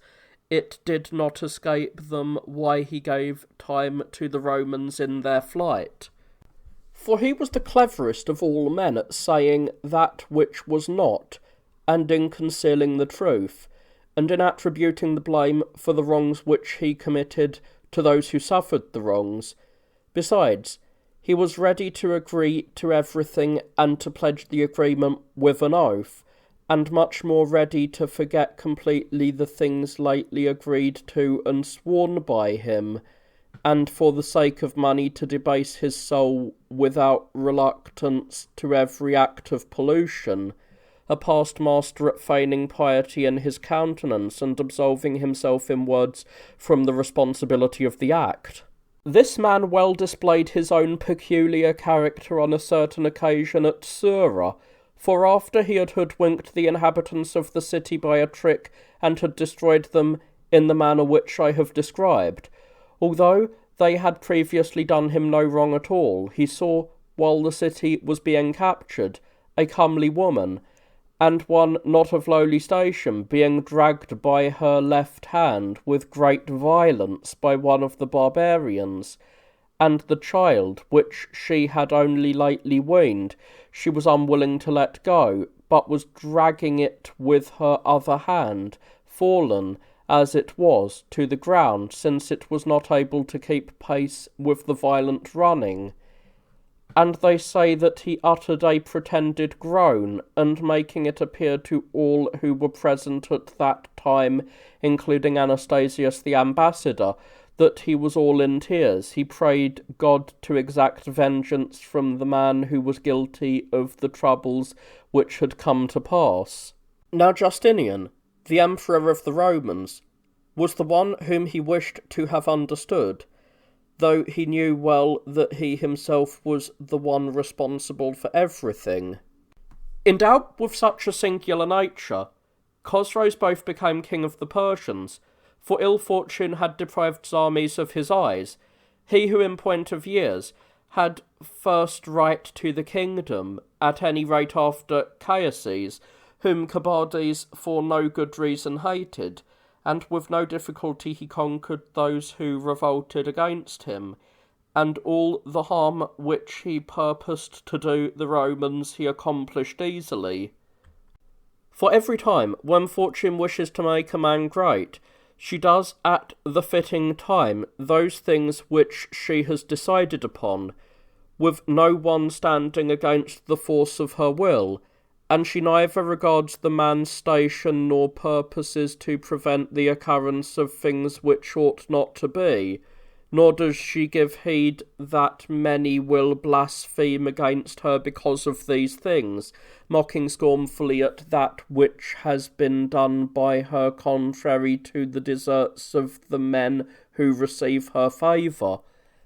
Nor does she take into consideration anything else at all, if only she accomplishes the thing which has been decided upon by her. But as for these matters, let them be as God wishes.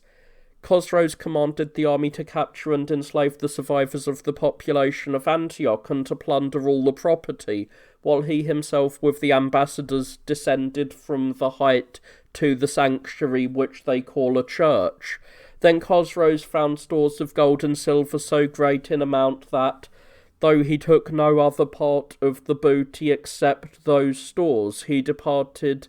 possessed of enormous wealth, and he took down from there many wonderful marbles and ordered them to be deposited outside the fortifications in order that they might convey these to the land of Persia. When he had finished these things, he gave orders to the Persians to burn the whole city, and the ambassadors begged him to withhold his hand only from the church, for which he had carried away ransom in abundance. This he granted to the ambassadors, but gave orders to burn everything else. Then, leaving there a few men who were to fire the city, he himself with all the rest retired to the camp where they had previously set up their tents. A short time before this calamity, God displayed a sign to the inhabitants of the city, by which he indicated the things which were to be. For the standards of the soldiers who had been stationed there for a long time had been standing previously towards the west, but of their own accord they turned and stood towards the east, and then returned again to their former position untouched by anyone. Thus the soldiers showed to many who were near at hand, and among them the manager of finances in the camp, while the standards were still trembling. This man, Titanius by name, was an especially discreet person, a native of Mophusetia. But even so, those who saw this sign did not recognize that the mastery of the place would pass from the western to the eastern king, in order, evidently, that escape might be utterly impossible for those who were bound to suffer those things which came to pass. But I become dizzy as I write of such a great calamity and transmit it to future times, and I am unable to understand why indeed it should be the will of God to exalt on high the fortunes of a man or a place, and then to cast them down and destroy them for no cause which appears to us. For it is wrong to say that with him all things are not always done with reason, though he then endured to see Antioch brought down to the ground at the hands of a most unholy man, a city whose beauty and grandeur in every respect could not even so be utterly concealed. So then, after the city had been destroyed, the church was left solitary, thanks to the activity and foresight of the Persians to whom this work was assigned. And there were also left about the so-called Cratium many houses, not because of the foresight of any man, but since they were situated at the extremity of the city and not connected with any other building, the fire failed entirely to reach them. The barbarians burned also the parts outside the fortifications, except the sanctuary, which is dedicated to Saint Julianus, and the houses which stand about this sanctuary, for it happened that the ambassadors had taken up their lodgings there. As for the fortifications, the Persians left them wholly untouched. A little later the ambassadors again came to Chosroes and spoke as follows: "If our words were not addressed to thee in thy presence, O king, we should never believe that Chosroes the son of Cobades had come to the land of the Romans in arms, dishonouring the oaths which have recently been sworn by thee, for such pledges are regarded as the last and most firm security of all things among men to guarantee mutual trust and truthfulness, and breaking the treaty, though hope in treaties is the only thing left to those who are living in insecurity because of the evil deeds of war. For one might say of such a state of affairs that it is nothing else than the transformation of the habits of men into those of beasts.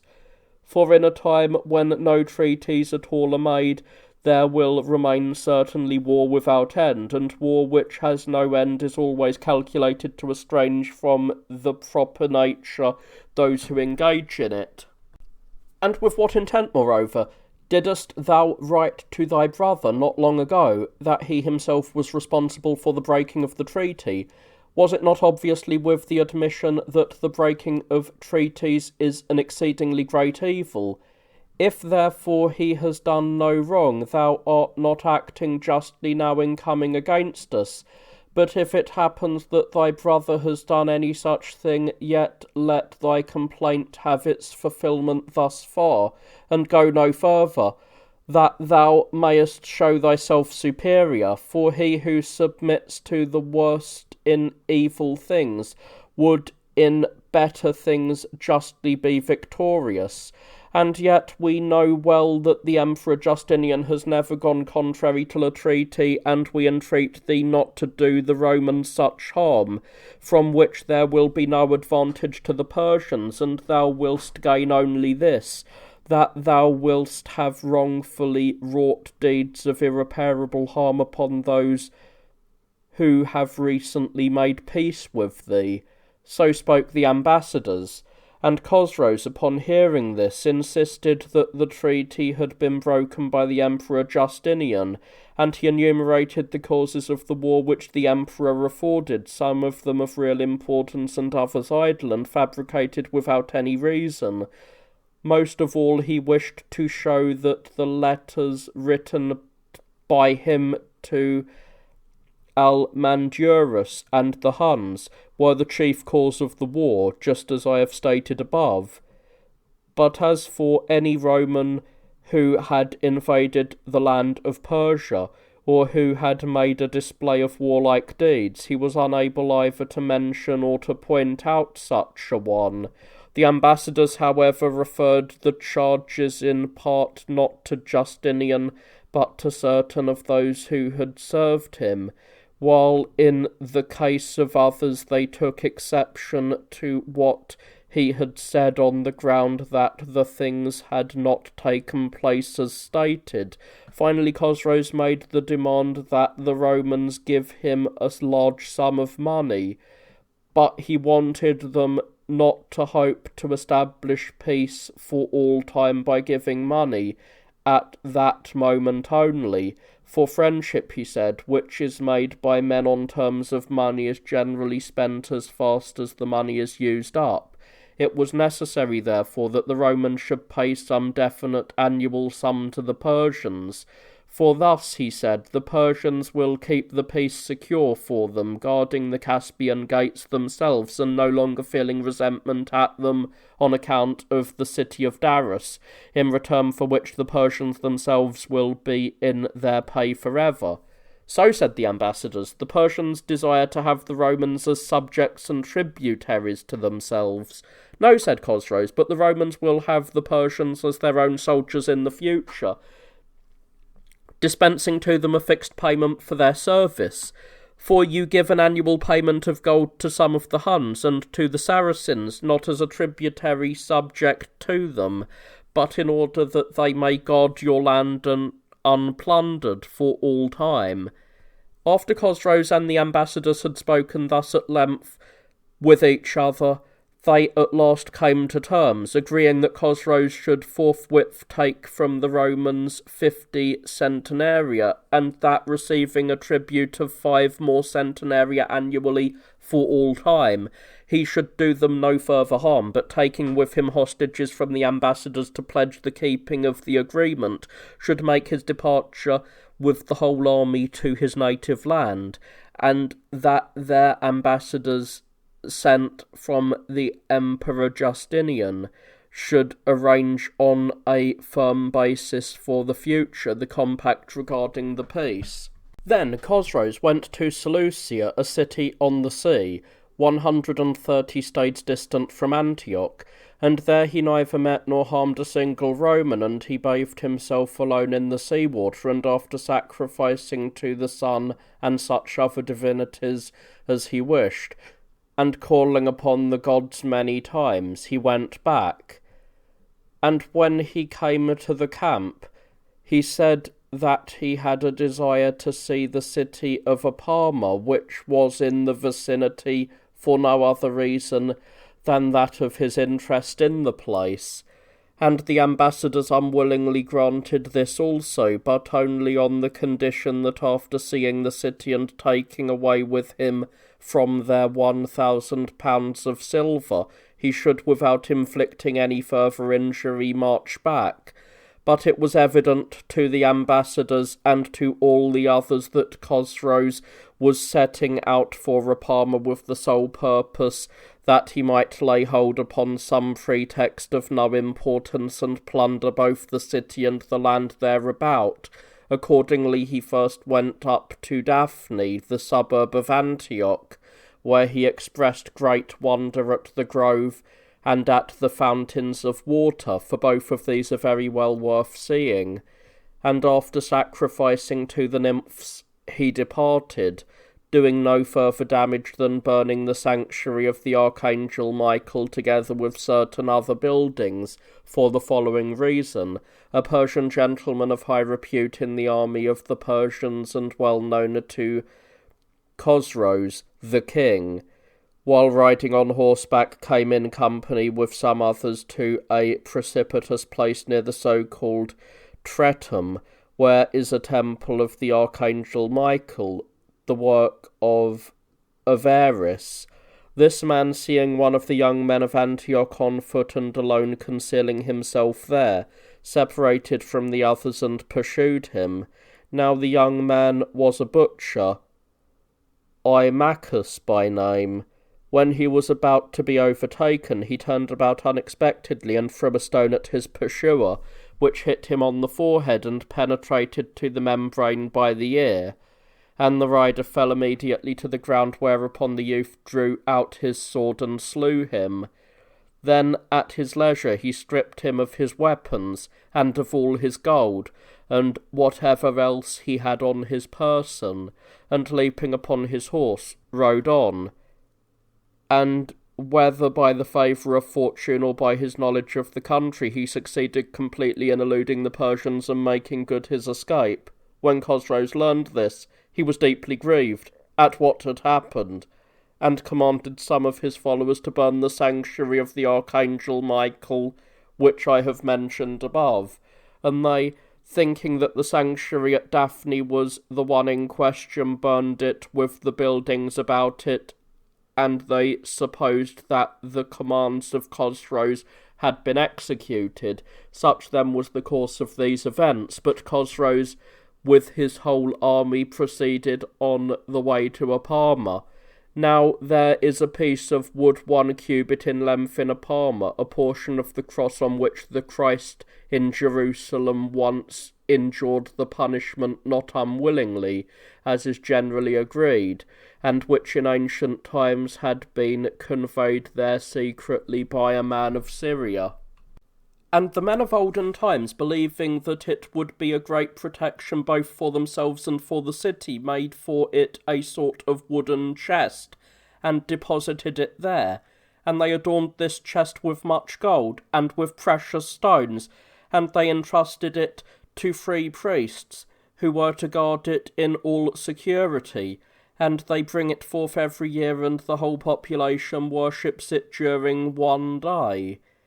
Now, at that time, the people of Aparma, upon learning that the army of the Medes was coming against them, began to be in great fear. And when they heard that Chosroes was absolutely untruthful, they came to Thomas, the chief priest of the city, and begged him to show them the wood of the cross in order that, after worshipping it for the last time, they might die, and he did as they requested, and indeed it befell that a sight surpassing both description and belief was then seen. For while the priest was carrying the wood and showing it, above him followed a flame of fire, and the portion of the roof over him was illuminated with a great and unaccustomed light. And while the priest was moving through every part of the temple, the flame continued to advance with him, keeping constantly the place above him in the roof. So the people of Aparma, under the spell of joy at the miracle, were wondering and rejoicing and weeping, and already all felt confidence concerning their safety. And Thomas, after going about the whole temple, laid the wood of the cross in the chest and covered it, and suddenly the light ceased. Then, upon learning that the army of the enemy had come close to the city, he went in great haste to Chosroes, and when the king inquired of the priest whether it was the will of the citizens of Aparma to marshal themselves on the wall against the army of the Medes, the priest replied that no such thing had entered the minds of the men. Therefore, said Chosroes, receive me into the city, accompanied by a few men with all the gates opened wide. And the priest said, yes, for I have come here to invite thee to do this very thing. So the whole army pitched their tents and made camp before the fortifications. Then Chosroes chose out 200 of the best of the Persians and entered the city. But when he had got inside the gates, he forgot willingly enough what had been agreed upon between himself and the ambassadors, and he commanded the bishop to give not only 1,000 pounds of silver, nor even 10 times that amount, but whatsoever treasures were stored there, being all of gold and silver, and of marvellous great size. And I believe that he would not have shrunk from enslaving and plundering the whole city unless some divine providence had manifestly prevented him. To such a degree did avarice overpower him, and the desire of fame turn his mind. For he thought the enslavement of the cities a great glory for himself, considering it absolutely nothing that, disregarding treaties and compacts, he was performing such deeds against the Romans. This attitude of Chosroes will be revealed by what he undertook to do concerning the city of Daras during his withdrawal at the same time, when he treated his agreements with absolute disregard, and also by what he did to the citizens of Callinicus a little later in time of peace, as will be told by me in the following narrative. But God, as has been said, preserved Aparma. Now when Chosroes had seized all these treasures, and Thomas saw that he was already intoxicated with the abundance of the wealth, then bringing out the wood of the cross with the chest, he opened the chest, and displaying the wood, said, O most mighty king, these alone are left me out of all of the treasures. Now as for the chest, since it is adorned with gold and precious stones, we do not begrudge thy taking it and keeping it with all the rest. But this wood here, it is our salvation and precious to us. So I beg and entreat thee, give it to me." So spoke the priest. And Chosroes yielded and fulfilled the request. Afterwards, being filled with a desire for popular applause, he commanded that the populace should go up into the hippodrome, and that the charioteers should hold their accustomed contests, and he himself went up there also, eager to be a spectator of the performance. And since he had heard long before that the Emperor Justinian was extraordinarily fond of the Venetus colour, which is blue, wishing to go against him there also, he was desirous of bringing about victory for the Greens. So the charioteers, starting from the barriers, began the contest, and by some chance he who was clad in the blue happened to pass his rival and take the lead, and he was followed in the same track by the wearer of the green colour, and Chosroes, thinking that this had been done purposely, was angry, and he cried out with a fret that the Caesar had wrongly surpassed the other, and he commanded that the horses which were running in front should be held up, in order that from then on they might contend in the rear. And when this had been done, just as he commanded, then Chosroes and the Green faction were accounted victors. At that time, one of the citizens of Apama came before Chosroes, and accused a Persian of entering his house and violating his maiden daughter. Upon hearing this, Chosroes, boiling with anger, commanded that the man should be brought, and when he came before him, he directed that he should be impaled in the camp. And when the people learned this, they raised a mighty shout as loud as they could, demanding that the man be saved from the king's anger. And Chosroes promised that he would release the man to them, but he secretly impaled him not long afterwards. So after these things had been thus accomplished, he departed and marched back with his whole army. And when he came to the city of Chalcis, 84 stades distant from the city of Berea, he again seemed to forget the things which he had agreed upon, and encamping not far from the fortifications, he sent Paulus to threaten the inhabitants of Chalcis, saying that he would take the city by siege, unless they should purchase their safety by giving ransom, and should give up to the Persians all the soldiers who were there, together with their leader. And the citizens of Chalcis were seized with great fear of both sovereigns, and they swore that, as for soldiers, there were absolutely none of them in the city, although they had hidden Andronicus, the commander of the soldiers, and others as well, in some houses, in order that they might not be seen by the enemy, and with difficulty they collected 2 centenaria of gold, for the city they inhabited was not very prosperous, and they gave them to Chosroes as the price of their lives, and thus saved both the city and themselves. From there on, Chosroes did not wish to continue the return journey by the road he had come, but to cross the river Euphrates and gather by plunder as much money as possible from Mesopotamia. He therefore constructed a bridge at the place called Oban, which is 40 stades distant from the fortress at Balisum. Then he himself went across and gave orders to the whole army to cross as quickly as possible, adding that he would break up the bridge on the 3rd day, and he appointed also the time of the day. And when the appointed day was come, it happened that some of the army were left who had not yet crossed, but without the least consideration for them, he sent the men to break up the bridge. And those who were left behind returned to the native land, as each one could. Then a sort of ambition came over Chosroes to capture the city of Edessa,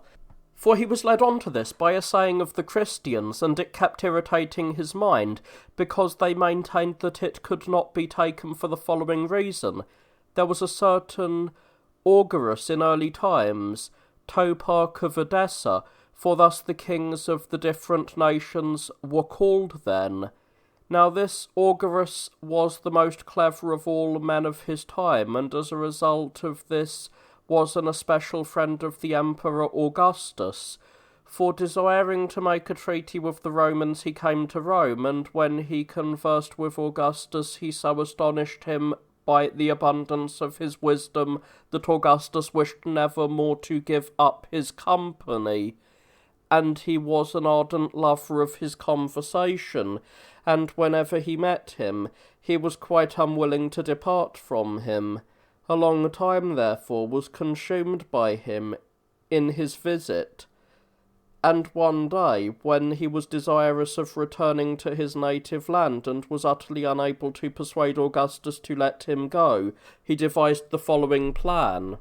He first went out to hunt in the country about Rome, for it happened that he had taken considerable interest in the practice of this sport, and going about over a large tract of country, he captured alive many of the animals of that region, and he gathered up and took with him from each part of the country some earth from the land. Thus he returned to Rome, bringing both the earth and the animals.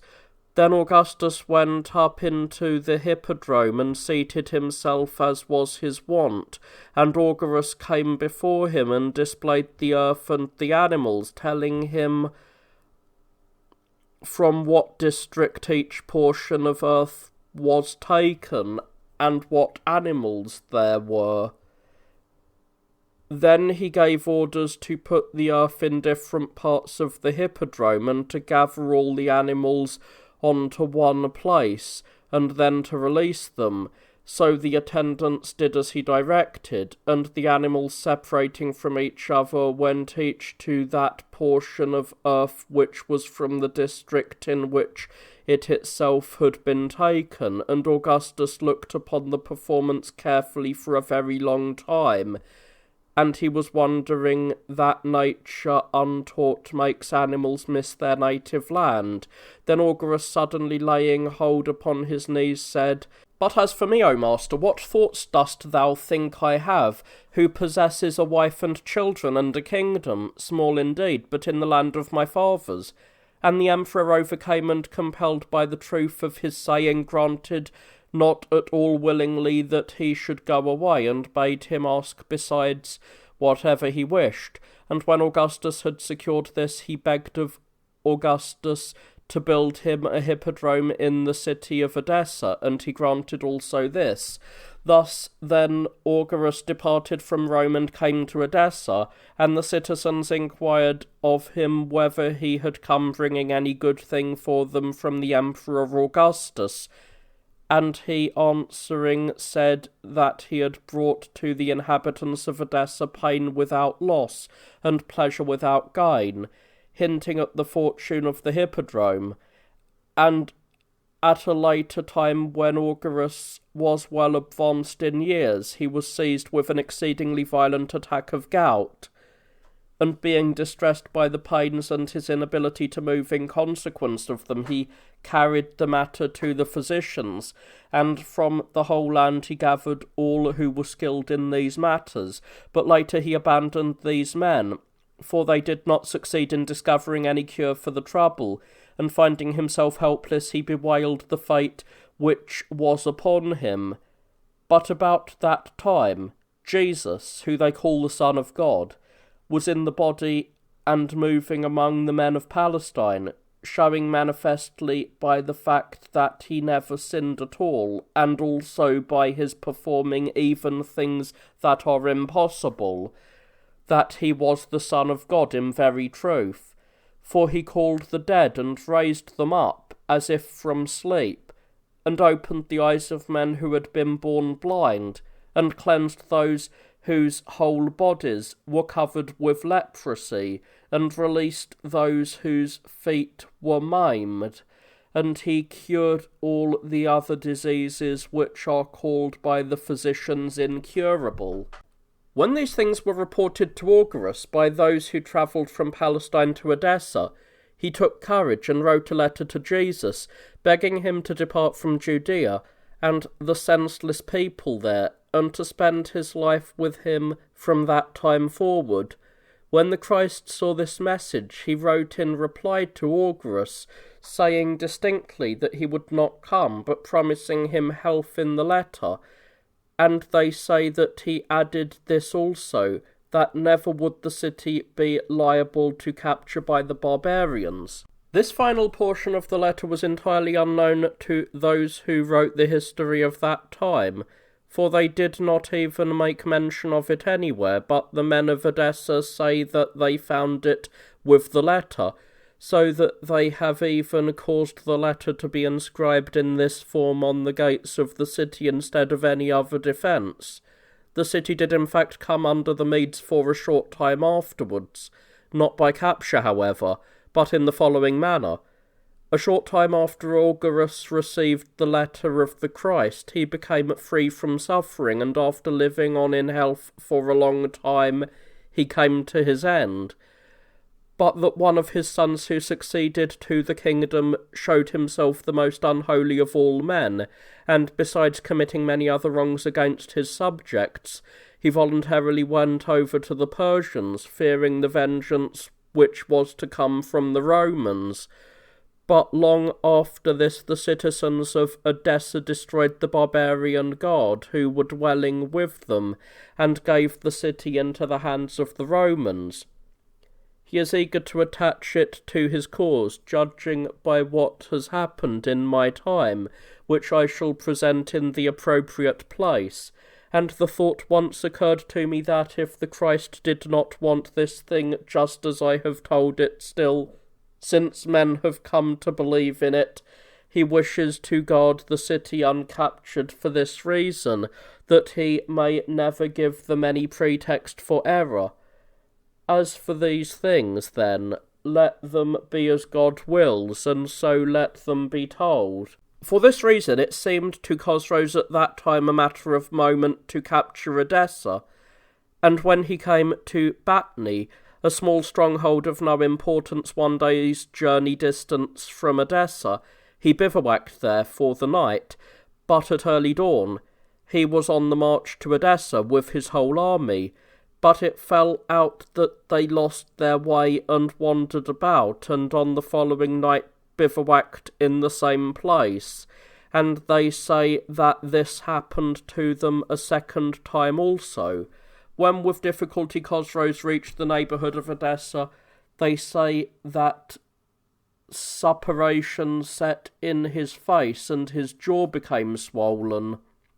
For this reason he was quite unwilling to make an attempt on the city, but he sent Paulus and demanded money from the citizens. And they said that they had absolutely no fear concerning the city, but in order that he might not damage the country they agreed to give 2 centenaria of gold, and Chosroes took the money and kept the agreement. At that time also the Emperor Justinian wrote a letter to Chosroes promising to carry out the agreement which had been made by him and the ambassadors regarding the peace. When this message was received by Chosroes, he released the hostages and made preparations for his departure, and he wished to sell off all of the captives from Antioch. And when the citizens of Edessa learned of this, they displayed an unheard-of zeal. For there was not a person who did not bring ransom for the captives and deposit it in the sanctuary according to the measure of his possessions, and there were some who even exceeded their proportionate amount in so doing, for the harlots took off all the adornment which they wore on their persons and threw it down there, and any farmer who was in want of plate or of money, but who had an ass or a sheep, brought this to the sanctuary with great zeal. So there was collected an exceedingly great amount of gold and silver and money in other forms,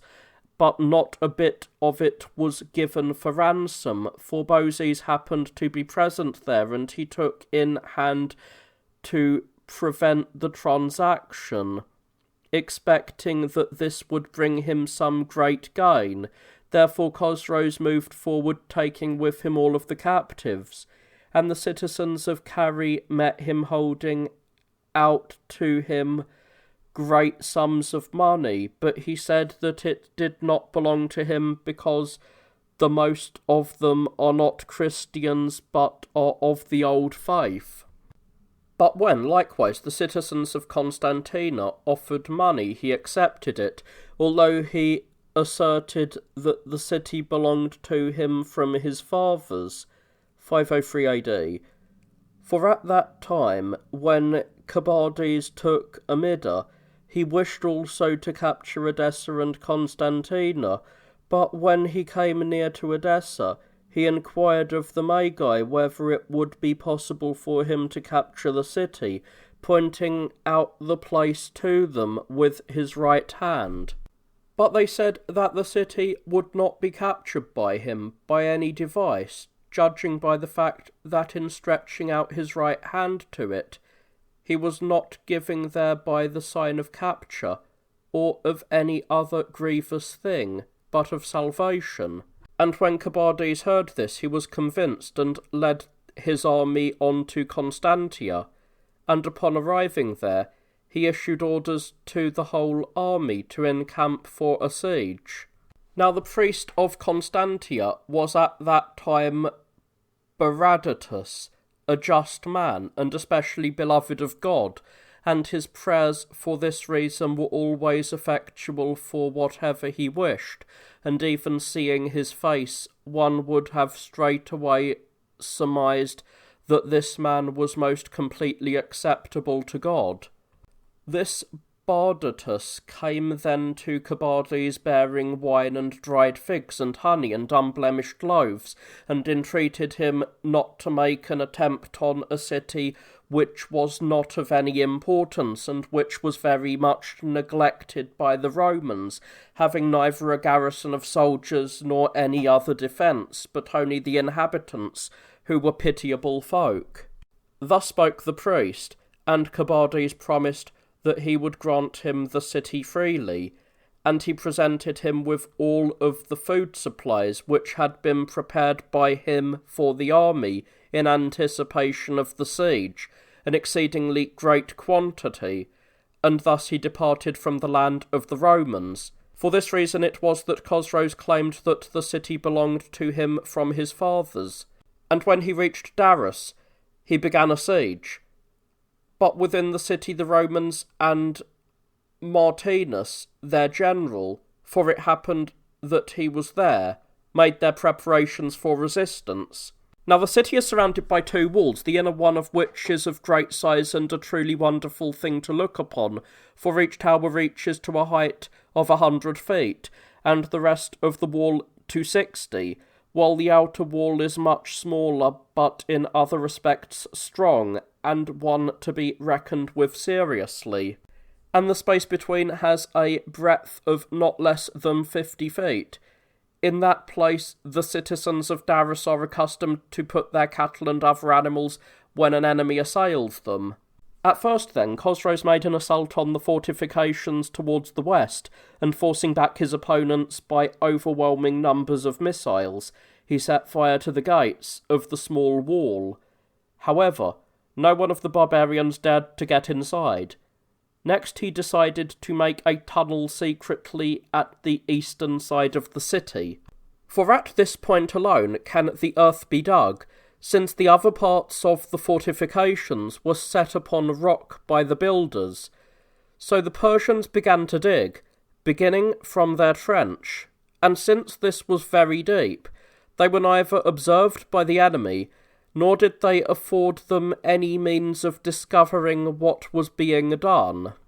So they had already gone under the foundations of the outer wall and were about to reach the space between the two walls, and soon after to pass also the great wall and take the city by force. But since it was not fated to be captured by the Persians, someone from the camp of Chosroes came alone about midday, close to the fortifications, whether a man or something else greater than man, and he made it appear to those who saw him that he was collecting the weapons which the Romans had a little before discharged from the wall against the barbarians who were assailing them.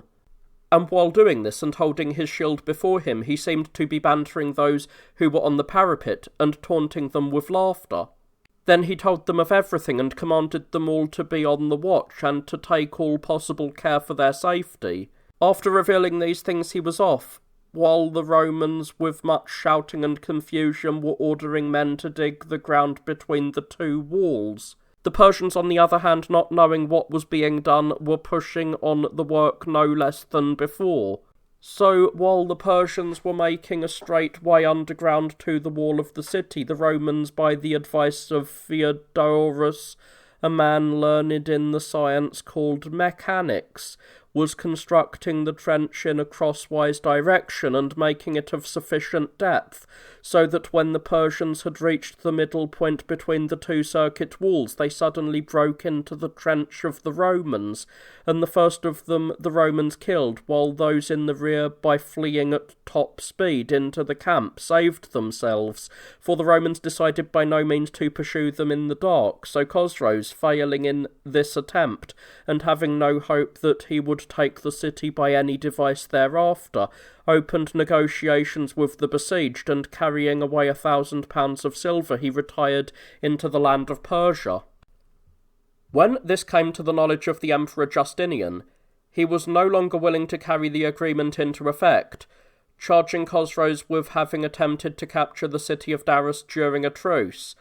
Such were the fortunes of the Romans during the first invasion of Chosroes, and the summer drew to its close. Now Chosroes built a city in Assyria in a place 1 day's journey distant from the city of Ctesiphon, and he named it the Antioch of Chosroes, and settled there all the captives from Antioch, constructing for them a bath and a hippodrome, and providing that they should have free enjoyment of their other luxuries besides. For he brought with him charioteers and musicians both from Antioch and from the other Roman cities.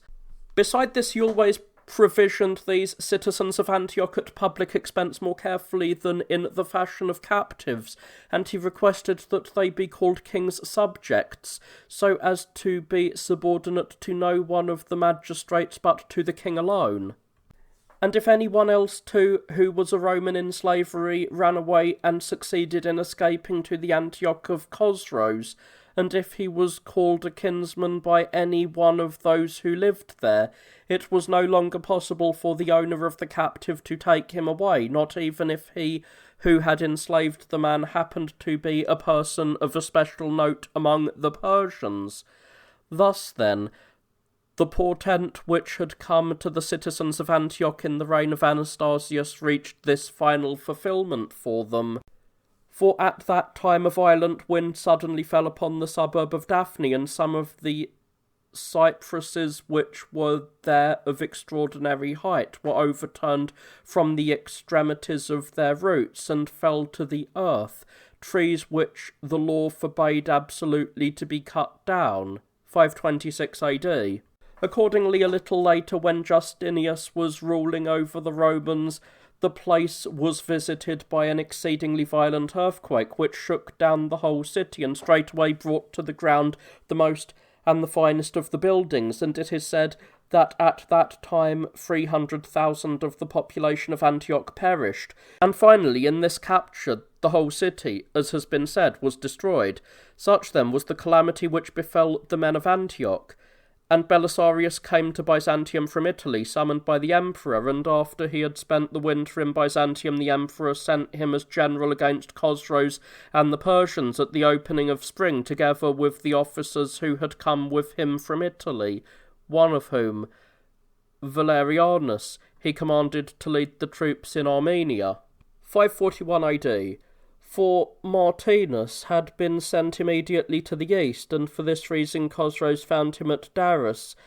as has been stated above, and among the Goths Vitiges remained in Byzantium, but all the rest marched with Belisarius against Chosroes. At that time one of the envoys of Vitiges, who was assuming the name of bishop, died in the land of Persia, and the other one remained there. And the man who followed them as interpreter withdrew to the land of the Romans, and John, who was commanding the troops in Mesopotamia, arrested him near the boundaries of Constantina, and bringing him into the city confined him in a prison. There the man, in answer to his inquiries, related everything which had been done. Such then was the course of these events, and Belisarius and his followers went in haste, since he was eager to anticipate Chosroes making any second invasion into the land of the Romans. But in the meantime Chosroes was leading his army against Colchis, where the Lazi were calling him in for the following reason. The Lazi at first dwelt in the land of Colchis as subjects of the Romans, but not to the extent of paying them tribute or obeying their commands in any respect, except that, whenever their king died, the Roman emperor would send emblems of the office to him who was about to succeed the throne, and he, together with his subjects, guarded strictly the boundaries of the land in order that hostile Huns might not proceed from the Caucasus Mountains, which adjoin their territory, through Lazica and invade the land of the Romans. And they kept guard without receiving money or troops from the Romans and without ever joining the Roman armies, but they were always engaged in commerce by sea with the Romans who live on the Black Sea. For they themselves have neither salt nor grain nor any other good thing, but by furnishing skins and hides and slaves they secured the supplies which they needed. But when the events came to pass in which Gorgenes, the king of the Iberians, was concerned, as has been told in the preceding narrative, Roman soldiers began to be quartered among the Lazi, and these barbarians were annoyed by the soldiers, and most of all by Peter, the general, a man who was prone to treat insolently those who came into contact with him. This Peter was a native of Arzain, which is beyond the river Nymphius, a district subject to the Persians from of old, but while still a child he had been captured and enslaved by the Emperor Justinus at the time when Justinus, after taking Amida, was invading the land of the Persians with Sulla's army, and since his owner showed him great kindness, he attended the school of a grammatist, and at first he became secretary to Justinus, but when, after the death of Anastasius, Justinus took over the Roman Empire, Peter was made a general, and he degenerated into a slave of avarice, if anyone ever did, and showed himself very fatuous in his treatment of all. And lately Emperor Justinian sent different officers to Lazica, and among them John, whom they called Tisibus, a man of obscure and ignoble descent, but who had climbed to the office of general by virtue of no other thing than that he was the most accomplished villain in the world, and most successful in discovering unlawful sources of revenue. This man unsettled and threw into confusion all the relations of the Romans and the Lazi. He also persuaded the Emperor Justinian to build a city on the sea in Lazica, Petra by name, and there he sat in a citadel and plundered the property of the Lazi. For the salt and all other cargoes which were considered necessary for the Lazi, it was no longer possible for the merchants to bring into the land of Colchis, nor could they purchase them elsewhere by sending for them, but he set up in Petra the so-called monopoly, and himself became a retail dealer and overseer of all the handling of these things, buying everything and selling it to the Colchians, not at the customary rates, but as expensively as possible. At the same time, even apart from this, the barbarians were annoyed by the Roman army quartered upon them, a thing which had not been customary previously. Accordingly, since they were no longer able to endure these things, they decided to attach themselves to the Persians and Chosroes, and immediately they sent to them envoys who were to arrange this without the knowledge of the Romans. These men had been instructed that they should take pledges from Chosroes that he would never give up the Lazi against their will to the Romans, and that, with this understanding, they should bring him with the Persian army into the land. Accordingly, the envoys went to the Persians, and coming secretly before Chosroes, they said, "If any people in any time have revolted from their own friends in any manner whatsoever, and attached themselves wrongfully to men utterly unknown to them, and after that by kindness of fortune have been brought back once more with greatest rejoicing to those who were formerly their own, consider, O mighty king, that such as these are the Lazi. For the Colchians in ancient times, as allies of the Persians, rendered them many good services, and were themselves treated in like manner, and of these things there are many records in books, some of which we have, while others are preserved in thy palace up to the present time.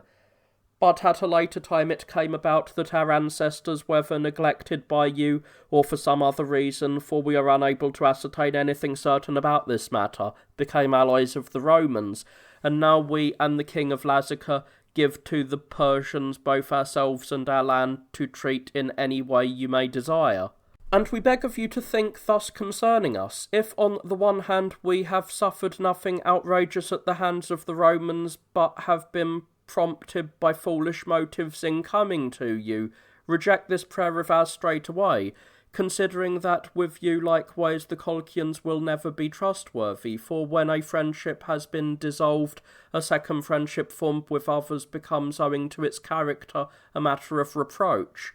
But if we have been in name friends of the Romans, but in fact their loyal slaves, and have suffered impious treatment at the hands of those who have tyrannized over us, receive us, your former allies, and acquire as slaves those whom you used to treat as friends, and show your hatred of a cruel tyranny which has risen thus on our borders, by acting worthily of that justice which it has always been the tradition of the Persians to defend. For the man who himself does no wrong is not just, unless he is also accustomed to rescue those who are wronged by others when he has it in his power. But it is worthwhile to tell a few of the things which the accursed Romans have dared to do against us. In the first place, they have left our king only the form of royal power, while they themselves have appropriated the actual authority, and he sits a king in the position of a servant, fearing the general who issues the orders. And they have put upon us a multitude of soldiery, not in order to guard the land against those who harass us, for not one of our neighbours, except indeed the Romans, has disturbed us, but in order that they may confine us as in a prison, and make themselves masters of our possessions, and purposing to make more speedy the robbery of what we have. Behold, O king, what sort of a design they have formed. The supplies which are in excess among them they compel the Lazi to buy against their will, while those things which are most useful to them among the products of Lazica these fellows demand to buy, as they put it, from us, the price being determined in both cases by the judgment of the stronger party, and thus they are robbing us of all our gold, as well as of the necessities of life, using the fair name of trade, but in fact oppressing us thoroughly as they possibly can. And there has been set over us as kind of a ruler, a huckster, who has made our destitution a business by virtue of the authority of his office. The cause of our revolt, therefore, being of this sort, has justice on its side, but the advantage which you yourselves will gain if you receive the request of the Lazi we shall forthwith tell. To the realm of Persia you will add a most ancient kingdom, and as a result of this you will have the power of your sway extended, and it will come about that you will have a part in the sea of the Romans, through our land, and after thou hast built ships in this sea, O king, it will be possible for thee with no trouble to set foot in the palace in Byzantium, for there is no obstacle between, and one might add that the plundering of the land of the Romans every year by the barbarians along the boundary will be under your control, for surely you also are acquainted with the fact that up until now the land of the Lazi has been a bulwark against the Caucasus Mountains, So with justice leading the way and advantage added thereto, we consider that not to receive our words with favour would be wholly contrary to good judgment. So spoke the envoys. And Chosroes, delighted by their words, promised to protect the Lazi, and inquired of the envoys whether it was possible for him to enter the land of Colchis with a large army. For he said that previously he had heard many persons report that the land was exceedingly hard to traverse even for an unimpeded traveller, being extremely rugged and covered with extensive thick forests of wide-spreading trees. But the envoys stoutly maintained to him that the way through the country would be easy for the whole Persian army, if they cut the trees and threw them into the places which were made difficult by precipices, and they promised that they themselves would be guides of the route and would take the lead in this work for the Persians. Encouraged by this suggestion, Chosroes gathered a great army and made his preparations for the inroad, not disclosing the plan to the Persians except those alone to whom he was accustomed to communicate his secrets, and commanding the envoys to tell no one what was being done, and he presented that he was setting out into Iberia in order to settle matters there, for a Hunnic tribe, he kept saying, in explanation, had assailed the Persian domain at that point. At this time Belisarius had arrived in Mesopotamia and was gathering his army from every quarter, and he also kept sending men into the land of Persia to act as spies, and wishing himself to encounter the enemy there if they should again make an incursion into the land of the Romans, he was organising on the spot and equipping the soldiers who were for the most part without either arms or armour, and in terror of the name of the Persians. Now the spies returned and declared that for the present there would be no invasion of the enemy, for Chosroes was occupied elsewhere with a war against the Huns, and Belisarius, upon learning this, wished to invade the land of the enemy immediately with the whole army. Arethas also came to him with a large force of Saracens, and beside the emperor wrote a letter instructing him to invade the enemy's country with all speed. He therefore called together all of the officers in Daras and spoke as follows: I know that all of you, my fellow officers, are experienced in many wars, and I have brought you together at the present time, not in order to stir up your minds against the enemy by addressing to you any reminder or exhortation, for I think that you need no speech that prompts to daring, but in order that we may deliberate together among ourselves and choose rather the course which may seem fairest and best for the cause of the emperor, for war is wont to succeed by reason of careful planning more than by anything else. Now it is necessary that those who gather for deliberation should make their minds entirely free from modesty and fear. For fear, by paralysing those who have fallen into it, does not allow the reason to choose the nobler part, and modesty obscures what has been seen to be the better course, and leads investigation in the opposite direction. If therefore it seems to you that any purpose has been formed either by our mighty emperor or by me concerning the present situation, let no thought of this enter your minds, for as for him, he is altogether ignorant of what is being done, and is therefore unable to adapt his moves to opportune moments. There is therefore no fear, but that in going contrary to him we shall do that which will be of advantage to his cause. And as for me, since I am human and have come here from the west after a long interval, it is impossible that some of the necessary things should not escape me. So it behooves you, without any too modest regard for my opinion, to say outright whatever is going to be of advantage for ourselves and for the emperor. Now in the beginning, fellow officers, we came here in order to prevent the enemy from making any invasion into our land, but at the present time, since things have gone better for us than we had hoped, it is possible for us to make his land the subject of our deliberation. And now that you have been gathered together for this purpose, it is fair, I think, that you should tell without any concealment what seems to each one best and most advantageous. Thus spoke Belisarius.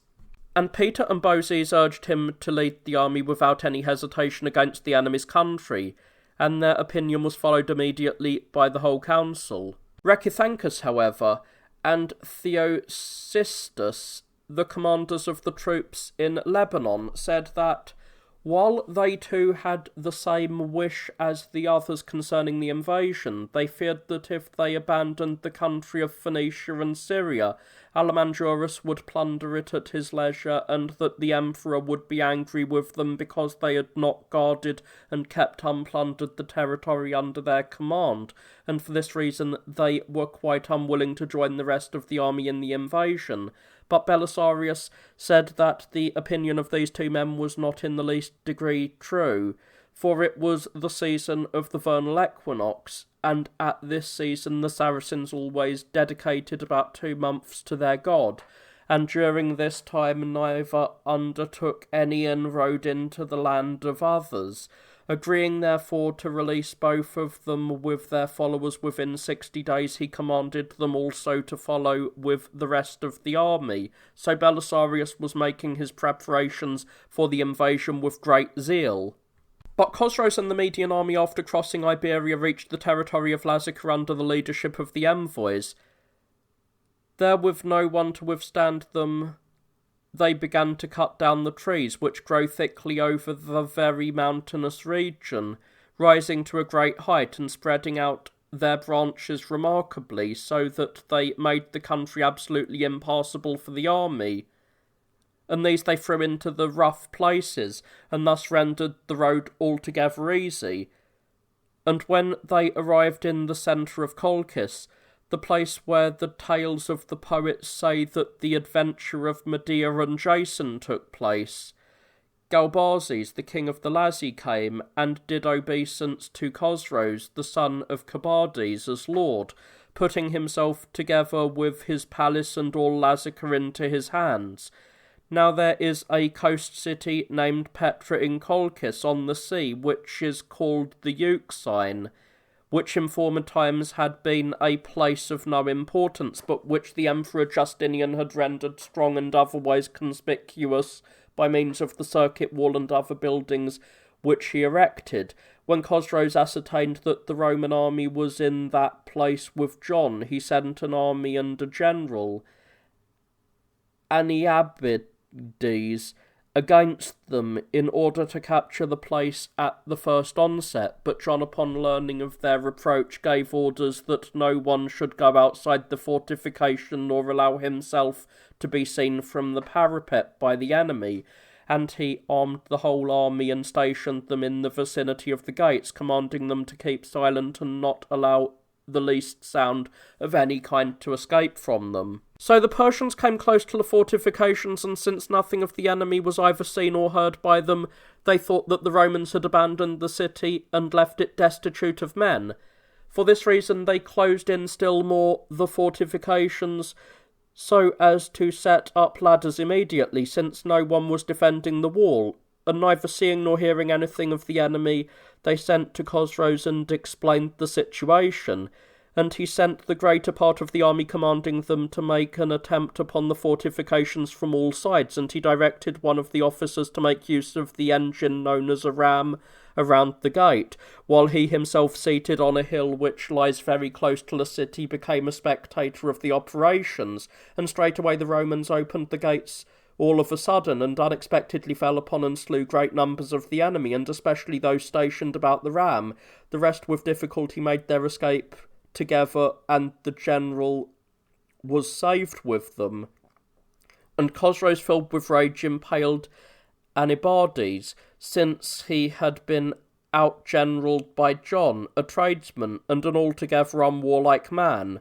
And some say that not Anibardes, but the officer commanding the men who were working the ram was impaled, and he himself broke camp with the whole army, and coming close to the fortification of Petra, made camp and began a siege. On the following day, he went completely around the fortifications, and since he suspected that they could not support a very strong attack, he decided to storm the wall, and bringing up the whole army there, he opened the action, commanding all to shoot with their bows against the parapet. The Romans, meanwhile, in defending themselves, made use of their engines of war and all their bows. At first, then, the Persians did the Romans little harm, although they were shooting their arrows thick and fast, while at the same time they suffered severely at the hands of the Romans, since they were being shot at from an elevation.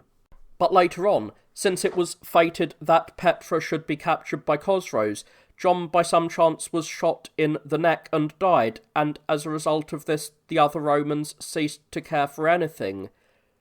Then indeed the barbarians withdrew to their camp, for it was already growing dark, but on the following day they planned to assail the fortifications by an excavation as follows. The city of Petra is on one side inaccessible on account of the sea, and on the other on account of the sheer cliffs which rise there on every hand. Indeed, it is from this circumstance that the city has received the name it bears, and it has only one approach on the level ground, and that not very broad, for exceedingly high cliffs overhang it on either side. At that point those who formerly built the city provided that that portion of the wall should not be open to attack by making long walls which ran along beside either cliff and guarded the approach for a great distance. And they built 2 towers, one in each of these walls, not following the customary plan but as follows. They refused to allow the space in the middle of the structure to be empty, but constructed the entire towers from the ground up to a great height of very large stones which fitted together in order that they might never be shaken down by a ram or any other engine. Such, then, are the fortifications of Petra. But the Persians secretly made a tunnel under the earth and got under one of the 2 towers, and from there carried out many of the stones, and in their place put wood, which a little later they burned, and the flame, rising little by little, weakened the stones, and all of a sudden shook the whole tower violently, and straightway brought it down to the ground. And the Romans who were on the tower perceived what was being done in sufficient time so that they did not fall with it to the ground, but they fled and got inside the city wall. And now it was possible for the enemy to storm the wall from the level, and thus, with no trouble, to take the city by force. The Romans therefore in terror opened negotiations with the barbarians, and receiving from Chosroes pledges concerning their lives and their property, they surrendered to him both themselves and their city. In 541 AD, Chosroes captured Petra, and finding the treasures of John, which were exceedingly rich, he took them himself, and besides this, neither he himself nor anyone else of the Persians touched anything, and the Romans, retaining their own possessions, mingled with the Median army. In the meantime, Belisarius and the Roman army, having learned nothing of what was being done there, were going in excellent order from the city of Daras towards Nisibis, and when they had reached the middle of their journey, Belisarius led the army to the right, where there were abundant springs of water and level ground sufficient for all to camp upon, and there he gave orders to make a camp at about 42 stades from the city of Nisibis. But all the others marvelled greatly that he did not wish to camp close to the fortifications, and some were quite unwilling to follow him. Belisarius therefore addressed those of the officers who were about him thus: "It was not my wish to disclose to all what I am thinking, for talk carried about through a camp cannot keep secrets, but it advances little by little until it is carried out even to the enemy. But seeing that the majority of you are allowing yourselves to act in a most disorderly manner, and that each one wishes to be himself supreme commander in the war, I shall now say among you things about which one ought to keep silent, mentioning, however, this first, that when many in an army follow independent judgments, it is impossible that anything needful be done. Now, I think that Khosrow's, in going against other barbarians, has by no means left his own land without sufficient protection, and in particular this city, which is of the first rank and is set as a defence to his whole land. In this city, I know well that he has stationed soldiers in such number and of such valour as to be sufficient to stand in the way of our assault, and the proof of this you have near at hand. For he put in command of these men the general Nabades, who after Khosrow's himself at least seems to be first among the Persians in glory and in every other sort of honour. This man, I believe, will both make trial of our strength and will permit of our passing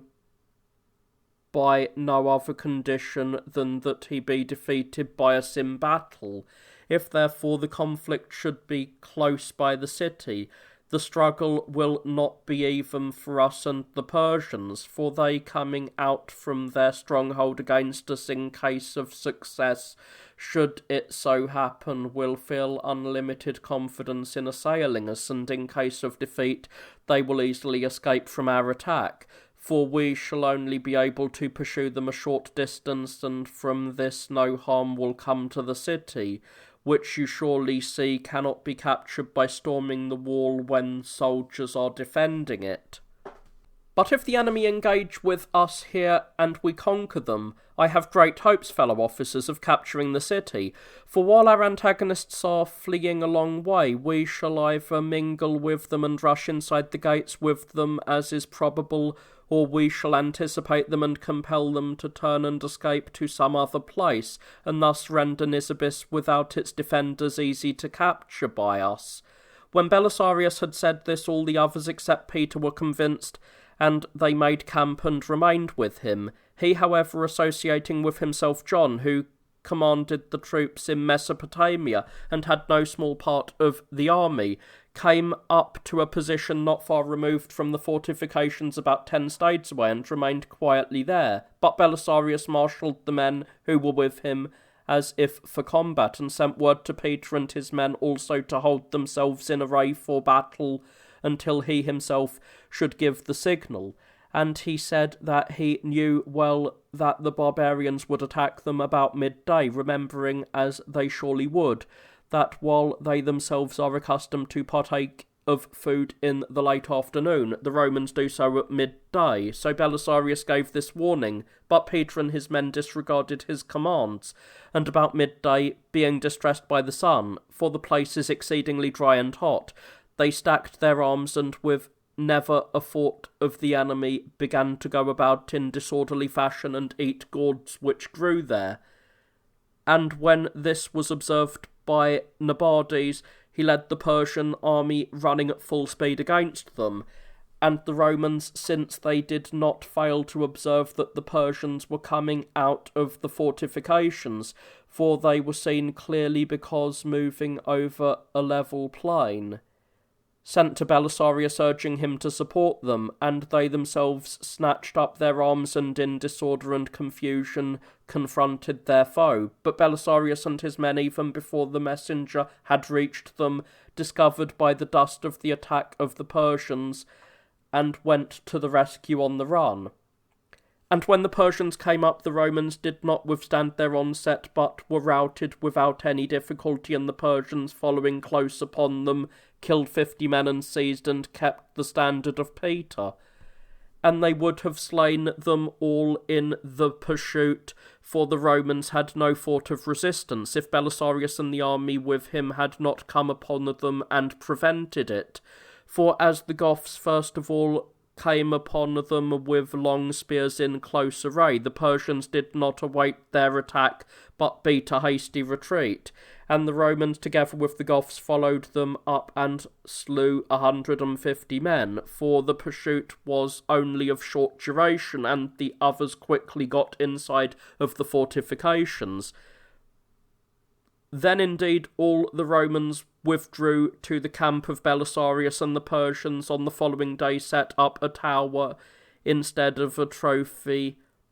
with the standard of Peter on it, and hanging sausages from it. They taunted the enemy with laughter. However, they no longer dared to come out against them, but they guarded the city securely, and Belisarius, seeing that Nisibis was exceedingly strong and having no hope regarding its capture, was eager to go forward in order that he might do the enemy some damage by a sudden inroad. Accordingly, he broke camp and moved forward with the whole army, and after accomplishing a day's journey, they came upon a fortress which the Persians call Cicerainon. There were in that place, beside the numerous population, 800 horsemen, the best of the Persians, who were keeping guard under command of a man of note, Blescames by name. And the Romans made camp close by the fortress and began a siege, but upon making an assault upon the fortifications, they were beaten back, losing many men in the fight. For the wall happened to be extremely strong, and the barbarians defended it against their assailants with the greatest vigour. Belisarius therefore called together all the officers and spoke as follows: "Experience in many ways, fellow officers, has made it possible for us in difficult situations to foresee what will come to pass, and has made us capable of avoiding disaster by choosing the better course. You understand, therefore, how great a mistake it is for an army to proceed into a hostile land, when many strongholds and many fighting men in them have been left in the rear. Now exactly this has happened to us in the present case, for if we continue our advance, some of the enemy from the place, as well as from the city of Nisibis, will follow us secretly, and will in all probability handle us roughly in places which are for them conveniently adapted for an ambuscade or some other sort of attack. And if by any chance a second army confronts us and opens battle, it will be necessary for us to array ourselves against both, and we should thus suffer irreparable harm at their hands. And in saying this, I do not mention the fact that if we fail in the engagement, should it so happen, we shall after that have absolutely no way to return to the land of the Romans. Let us not therefore by reason of most ill-considered haste seem to have been our own despoilers, nor by our eagerness for strife do harm to the cause of the Romans. For stupid daring leads to destruction, but discreet hesitation is well adapted always to save those who adopt such a course. Let us therefore establish ourselves here and endeavour to capture this fortress, and let Arethes with his forces be sent into the country of Assyria. For the Saracens are by nature unable to storm a wall, but the cleverest of all men at plundering they are. And some of the soldiers who are good fighters will join them in the invasion, so that if no opposition presents itself to them, they may overwhelm those who fall in their way, and if any hostile force encounters them, they may be saved easily by retiring to us. And after we have captured the fortress, if God wills, then with the whole army let us cross the river Tigris without having to fear mischief from anyone in our rear, and knowing well how matters stand with the Assyrians." These words of Belisarius seemed to all well spoken, and straightway they put the plan into execution. Accordingly, he commanded Arethes with his troops to advance into Assyria, and with them he sent 1,200 soldiers, the most of whom were from among his own guard, putting 2 guardsmen in command of them, Trajan and John, who was called the Glutton, both capable warriors. These men he directed to obey Arethes in everything they did, and he commanded Arethes to pillage all that lay before him, and then return to the camp and report how matters stood with the Assyrians with regard to military strength. So Arethes and his men crossed the river Tigris and entered Assyria. There they found a goodly land, and one which had been free from plunder for a long time and undefended besides, and moving rapidly they pillaged many of the places there and secured a great amount of rich plunder. and at that time Belisarius captured some of the Persians and learned from them that those who were inside the fortress were altogether out of provisions, for they do not observe the custom which is followed in the cities of Daras and Nisibis, where they put away the annual food supply in public storehouses, and now that a hostile army had fallen upon them unexpectedly, they had not anticipated the event by carrying in any of the necessities of life. And since a great number of persons had taken refuge suddenly in the fortress, they were naturally hard-pressed by the want of provisions. When Belisarius learned this, he sent George, a man of the greatest discretion with whom he shared his secrets, to test the men of the place, in the hope that he might be able to arrange some terms of surrender and thus take the place, and George succeeded, after addressing to them many words of exhortation and of kindly invitation, in persuading them to take pledges for the safety of themselves and to deliver themselves and their fortress up to the Romans. Thus Belisarius captured Ciceranum and the inhabitants, all of whom were Christian and of Roman origin, he released unscathed, but the Persians he sent with Blescames to Byzantium and razed the fortification wall of the fortress to the ground, and the emperor not long afterwards sent these Persians and Blescames to Italy to fight against the Goths. Such then was the course of events which had to do with the fortress of Ciceranum, but Araphis, fearing lest he should be despoiled of his booty by the Romans, was now unwilling to return to the camp. So he sent some of his followers, ostensibly for the purpose of reconnoitring, but secretly commanding them to return as quickly as possible, and announced to the army that a large hostile force was at the crossing of the river. For this reason, then, he advised Trajan and John to return by another route to the land of the Romans. So they did not come again to Belisarius, but keeping the river Euphrates on their right, they finally arrived at the Theodosiopolis, which is near the river Aboras. But Belisarius and the Roman army, hearing nothing concerning this force, were disturbed, and they were filled with fear and an intolerable and exaggerated suspicion. And since much time had been consumed by them in this siege, it came about that many of the soldiers were taken there with a troublesome fever. For the portion of Mesopotamia which is subject to the Persians is extremely hot and dry,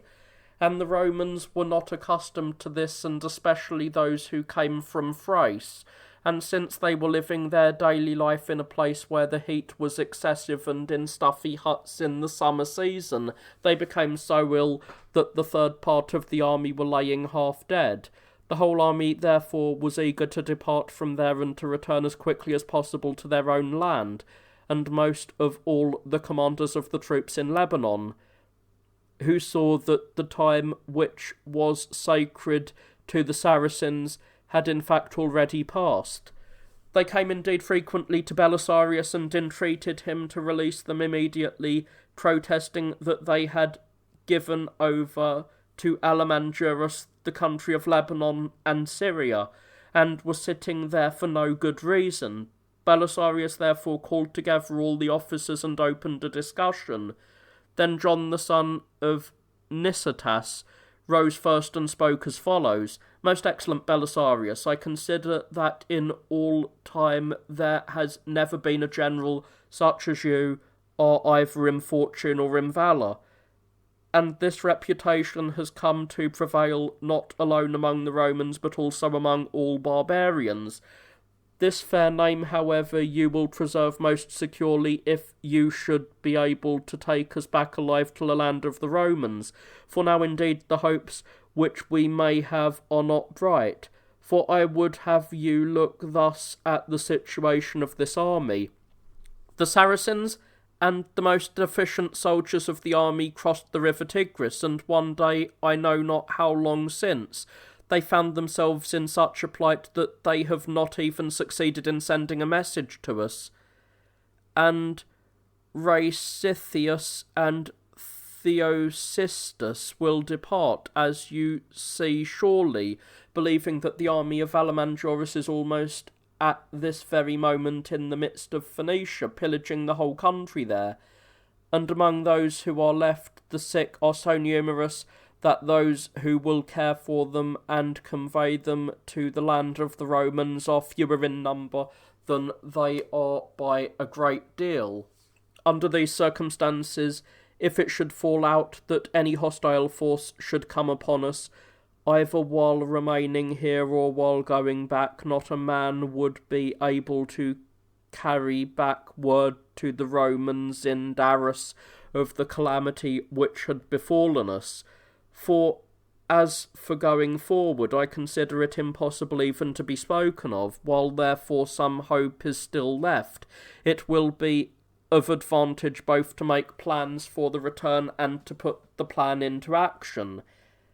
For when men have come into danger, and especially such danger as this, it is downright folly for them to devote their thoughts not to safety but to opposition of the enemy. So spoke John, and all the others expressed approval, and becoming disorderly, they demanded that the retreat be made with all speed. Accordingly Belisarius laid the sick in the carts, and let them lead the way, while he led the army behind them. And as soon as they got into the land of the Romans, he learned everything which had been done by Orestes, but he did not succeed in inflicting any punishment upon him, for he never came into his sight again. So ended the invasion of the Romans,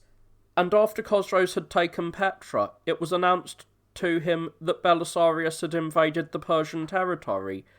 and the engagement near the city of Nisibis was reported, as also the capture of the fortress of Ciceronen, and all that the army of Orestes had done after crossing the river Tigris. Straightway then he established a garrison in Petra, and with the rest of the army and those of the Romans who had been captured, he marched away into the land of Persia. Such then were the events which took place in the second invasion of Chosroes, and Belisarius went to Byzantium at the summons of the emperor, and passed the winter there.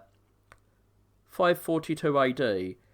At the opening of spring, Chosroes the son of Cobades for the third time began an invasion into the land of the Romans with a mighty army, keeping the river Euphrates on the right, and Canjules, the priest of Sergiopolis, upon learning that the Median army had come near their city, began to be afraid both for himself and for the city, since he had by no means carried out at the appointed time the agreement which he had made. Accordingly he went into the camp of the enemy and entreated Chosroes not to be angry with him because of this, for as for money he had never had any, and for this reason he had not even wished in the first place to deliver the inhabitants of Sura. And though he had supplicated the Emperor Justinian many times on their behalf, he had failed to receive any help from him. But Chosroes put him under guard and, torturing him most cruelly,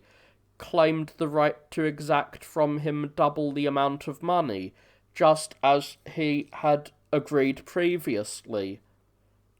And Canjules entreated him to send men to Sergiopolis to take all the treasure of the sanctuary there. And when Chosroes followed this suggestion, Canjules sent some of his followers with them.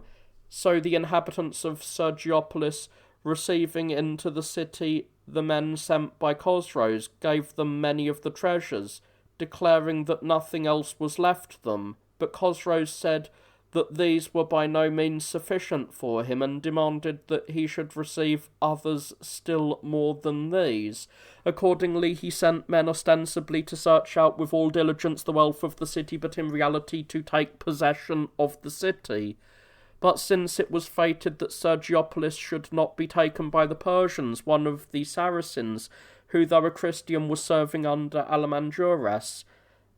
Ambros by name, came by night along the wall of the city, and reporting to them the whole plan, bade them by no means receive the Persians into the city. Thus Those who were sent by Chosroes returned to him unsuccessful, and he, boiling with anger, began to make plans to destroy the city. He accordingly sent an army of 6,000, commanding them to begin a siege, and to make assault upon the foundations. And this army came there and commenced active operations, and the citizens of Sergiopolis at first defended themselves vigorously, but later they gave up, and in terror at the danger, they were purposing to give over the city to the enemy, for as it happened they had not more than 200 soldiers. But Ambrus, again coming along the fortifications at night, said that within 2 days the Persians would raise the siege, since their water supply had failed them absolutely. For this reason they did not by any means open negotiations with the enemy, and the barbarians, suffering, were first removed from there and came to Chosroes. However, Chosroes never released Canjules, for it was necessary, I suppose, that since he had disregarded his sworn agreement, he should be a priest no longer. Such then was the course of these events. But when Chosroes arrived at the land of the Comagni, which they call Euphrasia, he had no desire to turn to plundering or to capture any stronghold, since he had previously taken everything before him as far as Syria, partly by capture and partly by exacting money, as has been set forth in the preceding narrative, and his purpose was to lead the army straight for Palestine, in order that he might plunder all the treasures, and especially those in Jerusalem, for he had it from hearsay that this was an especially goodly land, and peopled by wealthy inhabitants. And all the Romans, both officers and soldiers, were far from entertaining any thought of confronting the enemy, or of standing in the way of their passage, but manning their strongholds as each one could. They thought it sufficient to preserve them and save themselves. The Emperor Justinian, upon learning of the inroad of the Persians, again sent Belisarius against them, and he came with great speed to Euphrasia, since he had no army with him, riding on the government post horses, which they are accustomed to call Veredi, while Justus, the nephew of the Emperor, together with Bozes and certain others, was in Hierapolis, where he had fled for refuge. And when these men heard that Belisarius was coming and was not far away, they wrote a letter to him which ran as follows: "Once more Chosroes, as you yourself doubtless know, has taken the field against the Romans, bringing a much greater army than formerly, and where he is purposing to go is not yet evident, except indeed that we hear he is very near, and that he has injured no place, but is always moving ahead. But come to us as quickly as possible, if indeed you are able to escape detection by the army of the enemy, in order that you yourself may be safe for the Emperor, and that you may join us in guarding Hierapolis." Such was the message of the letter. But Belisarius, not approving the advice given, came to the place called Europum, which is on the river Euphrates. For there he sent about in all directions and began to gather his army, and there he established his camp. And the officers in Hierapolis he answered with the following words: "If now Chosroes is proceeding against any other peoples, and not against subjects of the Romans, this plan of yours is well considered, and ensures the greatest possible degree of safety, for it is great folly for those who have the opportunity of remaining quiet and being rid of trouble to enter into any unnecessary danger. But if immediately after departing from here this barbarian is going to fall upon some other territory of the Emperor Justinian, and that an exceptionally good one, but without any god of soldiers, be assured that to perish valorously is better in every way than to be saved without a fight. For this would justly be called not salvation but treason. but come as quickly as possible to Europum, where, after collecting the whole army, I hope to deal with the enemy as God permits.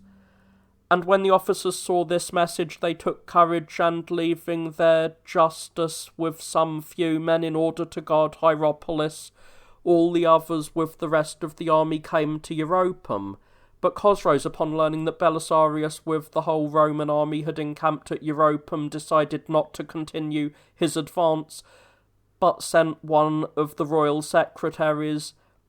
Abadones by name, a man who enjoyed a great reputation for discretion, to Belisarius in order to find out by inspection what sort of a general he might be, but ostensibly to make a protest because the Emperor Justinian had not sent the ambassadors to the Persians at all in order that they might settle the arrangements for the peace as had been agreed. When Belisarius learned of this, he did as follows. He himself picked out 6,000 men of goodly stature and especially fine physique, and set out to hunt at a considerable distance from the camp. Then he commanded Diogenes the guardsman and Adulis the son of Acacius to cross the river with 1,000 horsemen and to move about the bank there, always making it appear to the enemy that if they wished to cross the Euphrates and proceed to their own land, they would never permit them to do so. This Adulis was an Armenian by birth, and he always served the emperor while in the palace as privy councillor. Those who enjoy this honour are called by the Romans Silentari, but at that time he was commander of some Armenians, and these men did as directed. Now when Belisarius had ascertained that the envoy was close at hand, he set up a tent of some heavy cloth, of the sort which is commonly called a pavilion, and seated himself there as one might in a desolate place, seeking thus to indicate that he had come without any equipment. And he arranged the soldiers as follows. On either side of the tent were Thracians and Illyrians with Goths behind them, and next to these Aruli, and finally Vandals and Moors. And their line extended for a great distance over the plain. For they did not remain standing always in the same place, but stood apart from one another, and kept walking about, looking carelessly, and without the least interest upon the envoys of Chosroes. And not one of them had a cloak or any other outer garment to cover the shoulders, but they were sauntering about clad in linen tunics and trousers, and outside these their girdles. And each one had his horsewhip, but for weapons one had a sword, another an axe, another an uncovered bow. And all gave the impression that they were eager to be off on the hunt, with never a thought of anything else. So Abandones came into the presence of Belisarius and said that the king Chosroes was indignant because the agreement previously made had not been kept, in that the envoys had not been sent to him by Caesar, for thus the Persians call the emperor of the Romans, and as a result of this Chosroes had been compelled to come into the land of the Romans in arms. But Belisarius was not terrified by the thought that such a multitude of barbarians was encamped close by, nor did he experience any confusion because of the words of the man, but with a laugh and a carefree countenance he made answer, saying, "This course which Chosroes has followed on the present occasion is not in keeping with the way men usually act, for other men, in case a dispute should arise between themselves and any of their neighbours, first carry on negotiations with them, and whenever they do not receive reasonable satisfaction, they finally go against them in war. But he first comes into the midst of the Romans, and then begins to offer suggestions concerning peace. With such words as these he dismissed the ambassador, and when Abandones came to Chosroes he advised him to keep his departure with all possible speed. For he said he had met a general who in manliness and sagacity surpassed all other men, and soldiers such as he at least had never seen, whose orderly conduct had roused in him the greatest admiration. And he added that the contest was not on an even footing as regards risk for him and for Belisarius, for there was this difference, that if he conquered, he himself would conquer the slave of Caesar, but if he by any chance were defeated, he would bring great disgrace upon his kingdom, and upon the race of the Persians, and again the Romans, if conquered, could easily save themselves in strongholds and in their own land, while if the Persians should meet with any reverse, not even a messenger could escape to the land of the Persians. Chosroes was convinced by this admonition and wished to turn back to his own country, but he found himself in a very perplexing situation, for he supposed that the crossing of the river was being guarded by the enemy, and he was unable to march back by the same road, which was entirely destitute of human habitation, since the supplies which they had at the first, when they invaded the land of the Romans, had already entirely failed them. At last, after long consideration, it seemed to him most advantageous to risk a battle and get to the opposite side, and to make the journey through a land abounding in all good things. Now Belisarius knew well that not even 100,000 men would ever be sufficient to check the crossing of Chosroes. For the river at many places along there can be crossed in boats very easily, and even apart from this the Persian army was too strong to be excluded from the crossing by an enemy numerically insignificant. But he had at first commanded the troops of Diogenes and Adulis, together with the 1,000 horsemen, to move about the banks at that point in order to confuse the barbarians by a feeling of helplessness.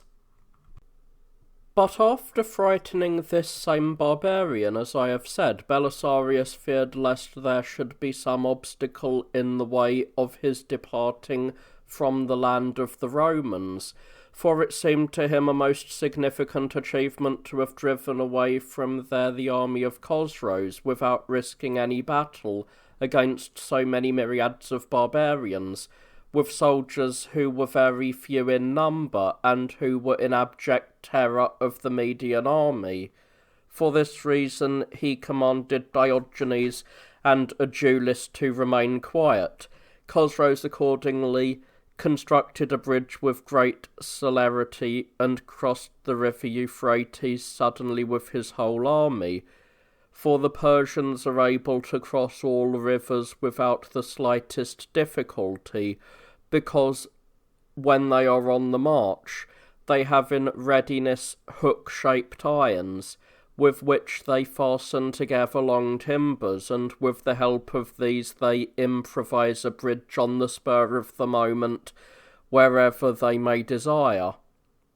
And as soon as he had reached the land on the opposite side, he sent to Belisarius and said that he, for his part, had bestowed a favour upon the Romans in the withdrawal of the Median army, and that he was expecting the envoys from them, who ought to present themselves to him at no distant time. Then Belisarius also with the whole Roman army crossed the river Euphrates and immediately sent to Chosroes. And when the messengers came into his presence, they commended him highly for his withdrawal, and promised that envoys would come to him promptly from the emperor, who would arrange with him that the terms which had previously been agreed upon concerning the peace should be put into effect. And they asked of him that he treat the Romans as his friends in his journey through their land. This too he agreed to carry out, if they should give him some one of their notable men as a hostage to make this compact binding, in order that they might carry out their agreement. So the envoys returned to Belisarius and reported the words of Chosroes, and he came to Edessa and chose John, the son of Basileus, the most illustrious of all the inhabitants of Edessa in birth and in wealth, and straightway sent him, much against his will, as a hostage to Chosroes. And the Romans were loud in their praises of Belisarius, and he seemed to have achieved greater glory in their eyes by this affair than when he brought Gelimer or Vitigis captive to Byzantium. For in reality it was an achievement of great importance and one deserving great praise, that at a time when all the Romans were panic-stricken with fear and were hiding themselves in their defences, and Chosroes was a mighty army at his back, had come into the midst of the Roman domain, a general with only a few men coming in hot haste from Byzantium just at that moment, should have set his camp over against that of the Persian king, and that Chosroes unexpectedly, either through fear of fortune or of the valour of the men, or even because deceived by some tricks, should no longer continue his advance, but should in reality take to flight, though pretending to be seeking peace. But in the meantime Chosroes, disregarding the agreement, took the city of Callinicus, which was entirely without defenders, for the Romans, seeing that the walls of this city were altogether unsound and easy of capture, were tearing down portions of it in turn and restoring them with new construction. Now, just at that time, they had torn down one section of it and had not yet built in this interval. When therefore they learned that the enemy was close at hand, they carried out the most precious of their treasures, and the wealthy inhabitants withdrew to other strongholds, while the rest without soldiers remained where they were. And it happened that great numbers of farmers had gathered there. These Chosroes enslaved and razed everything to the ground. A little later, upon receiving the hostage John, he retired to his own country, and the Armenians who had submitted to Chosroes received pledges from the Romans and came with Bassaces to Byzantium. Such was the fortune of the Romans in the third invasion of Chosroes, and Belisarius came to Byzantium at the summons of the emperor in order to be sent again to Italy, since the situation there was already full of difficulties for the Romans. AD 542. During these times there was a pestilence by which the whole human race came near to being annihilated. Now in the case of all other scourges sent from heaven, some explanation of a cause might be given by daring men, such as the many theories propounded by those who are clever in these matters, for they love to conjure up causes which are absolutely incomprehensible to man, and to fabricate outlandish theories of natural philosophy, knowing well that they are saying nothing sound, but considering it sufficient for them if they completely deceive by their arguments some of those whom they meet and persuade them to their view. But for this calamity it is quite impossible either to express in words or to conceive in thought any explanation, except indeed to refer it to God. For it did not come in a part of the world, nor upon certain men, nor did it confine itself to any season of the year, so that from such circumstances it might be possible to find subtle explanations of a cause, but it embraced the whole world and blighted the lives of all men, though differing from one another in the most marked degree, respecting neither sex nor age, for much as men differ with regard to the places in which they live, or in the law of their daily life, or in natural bent, or in active pursuits, or in whatever else man differs from man. In the case of this disease alone the differences availed naught, and it attacked some in the summer season, others in the winter, and still others at the other times of the year. Now let each one express his own judgment concerning the matter, both sophist and astrologer, but as for me I shall proceed to tell where this disease originated and the manner in which it destroyed men. It started from the Egyptians who dwell in Pelusium.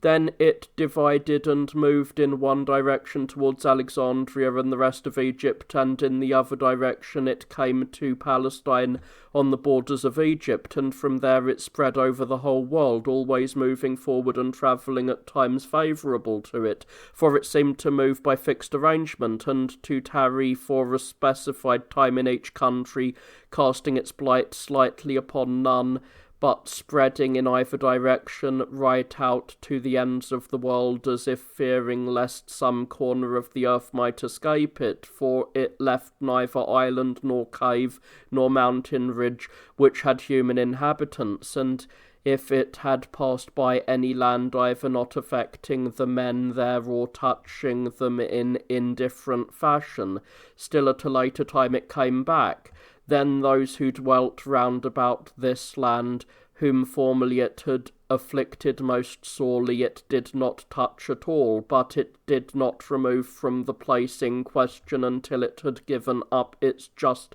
and proper tale of dead,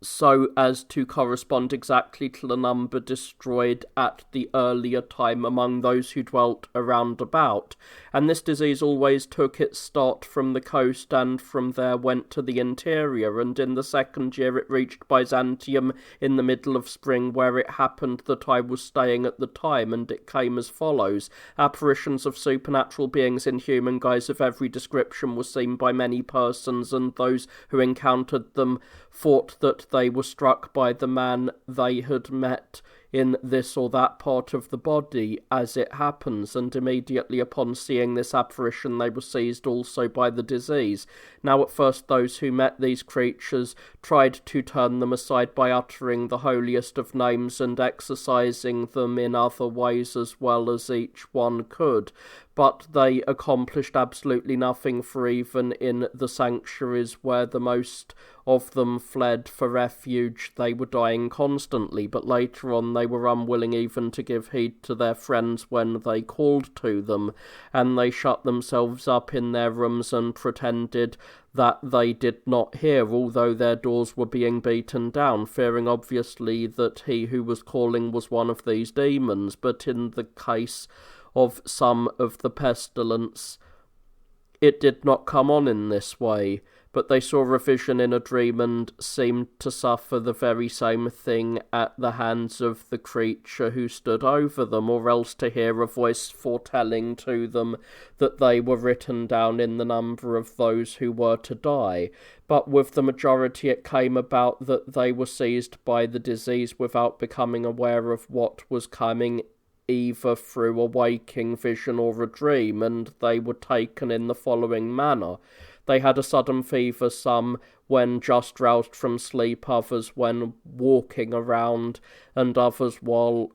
otherwise engaged, without any regard to what they were doing, and the body showed no changes from its previous colour, nor was it hot as might be expected when attacked by a fever, nor indeed did any inflammation set in, but the fever was of such a languid sort from its commencement and up until evening that neither to the sick themselves nor to a physician who touched them would it afford any suspicion of danger. It was natural, therefore, that not one of those who had contracted the disease expected to die from it, but on the same day in some cases, in others on the following day, and in the rest not many days later, a bubonic swelling developed, and this took place not only in the particular part of the body which is called bubon, that is, below the abdomen, but also inside the armpit, and in some cases also beside the ears, and at different points on the thighs. Up to this point, then, everything went in about the same way with all who had taken the disease. But from then on, very marked differences developed, and I am unable to say whether the cause of this diversity of symptoms was to be found in the differences in bodies or in the fact that it followed the wish of him who brought the disease into the world. For there ensued with some a deep coma, with others a violent delirium, and in either case they suffered the characteristic symptoms of the disease. For those who were under the spell of the coma forgot all those who were familiar to them and seemed to be sleeping constantly, and if anyone cared for them, they would eat without waking. But some also were neglected, and these would die through lack of sustenance. But those who were seized with delirium suffered from insomnia and were victims of a distorted imagination, for they suspected that men were coming upon them to destroy them, and they would become excited and rush off in a flight, crying out at the top of their voices. and those who were attending them were in a state of constant exhaustion and had a most difficult time of it throughout. For this reason everybody pitied them no less than the sufferers, not because they were threatened by the pestilence in going near it, for neither physicians nor other persons were found to contract this malady through contact with the sick or with the dead, for many who were constantly engaged either in burying or in attending those in no way connected with them held out in the performance of this service beyond all expectation, while with many others the disease came on without warning and they died straight away. But they pitied them because of the great hardships which they were undergoing, for when the patients fell from their beds and lay rolling on the floor, they kept patting them back in place, and when they were struggling to rush headlong out of their house, they would force them back by shoving and pulling against them, and when water chanced to be near, they wished to fall into it, not so much because of a desire for drink, for the most of them rushed into the sea, but the cause was to be found chiefly in the diseased state of their minds. They had also great difficulty in the matter of eating, for they could not easily take food, and many perished through lack of any man to care for them, for they were either overcome by hunger or threw themselves down from a height, and in those cases where neither coma nor delirium came on, the bubonic swelling became mortified, and the sufferer, no longer able to endure the pain, died.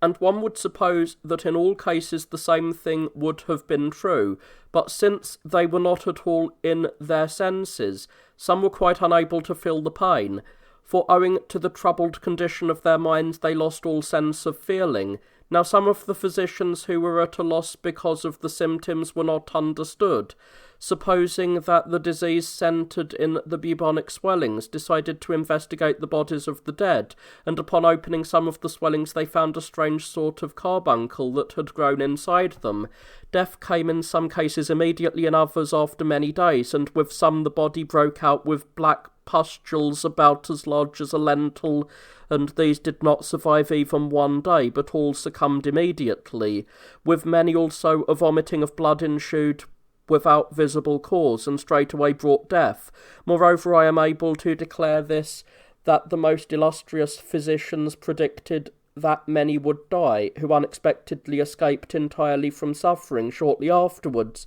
and that they declared that many would be saved who were destined to be carried off almost immediately. So it was that in this disease there was no cause which came within the province of human reasoning, for in all cases the issue tended to be something unaccountable. For example, while some were helped by bathing, others were harmed in no less a degree. And of those who received no care, many died, but others, contrary to reason, were saved. And again, methods of treatment showed different results with different patients. Indeed, the whole matter may be stated thus, that no device was discovered by man to save himself, so that either by taking precautions he should not suffer, or that when the malady had assailed him he should get the better of it.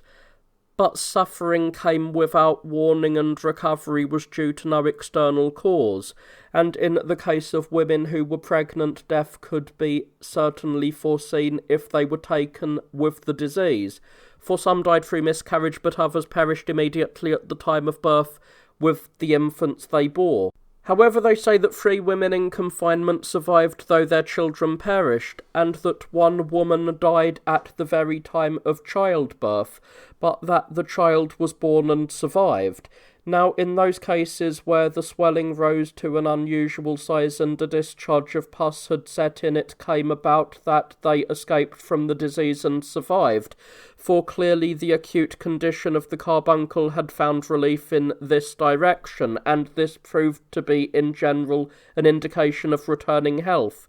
But in cases where the swelling preserved its former appearance, there ensued those troubles which I have just mentioned.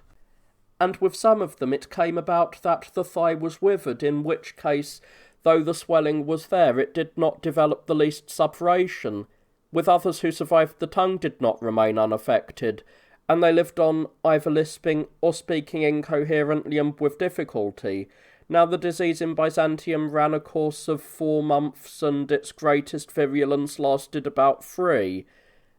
And at first the deaths were a little more than the normal.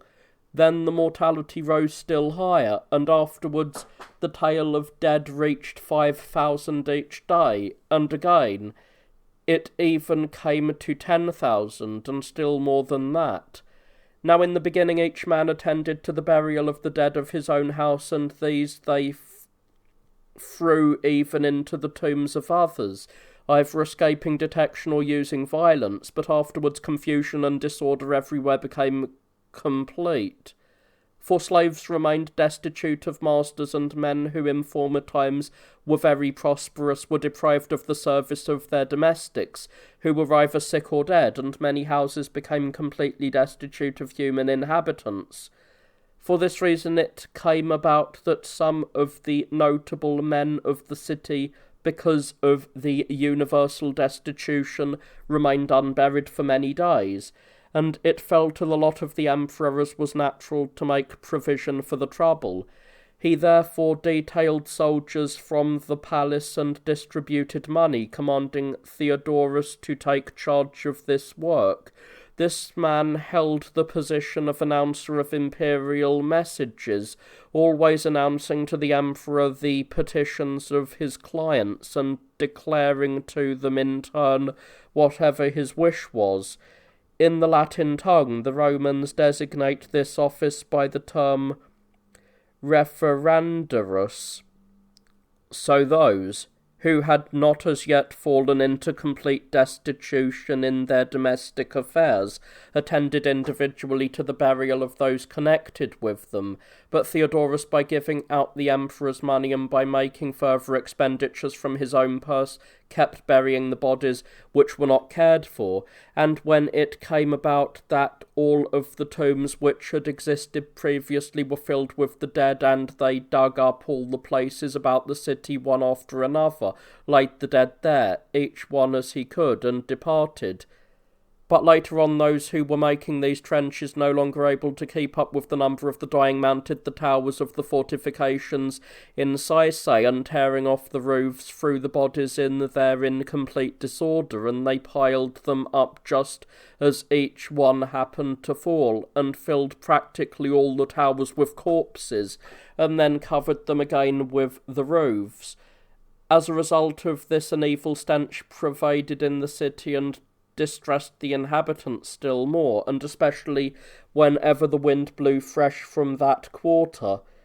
At that time all the customary rites of burial were overlooked, for the dead were not carried out escorted by a procession in the customary manner, nor were the usual chants sung over them, but it was sufficient if one carried on his shoulder the body of one of the dead to the part of the city which bordered on the sea, and flung him down, and there the corpses would be thrown upon skiffs in a heap, to be conveyed wherever it might chance.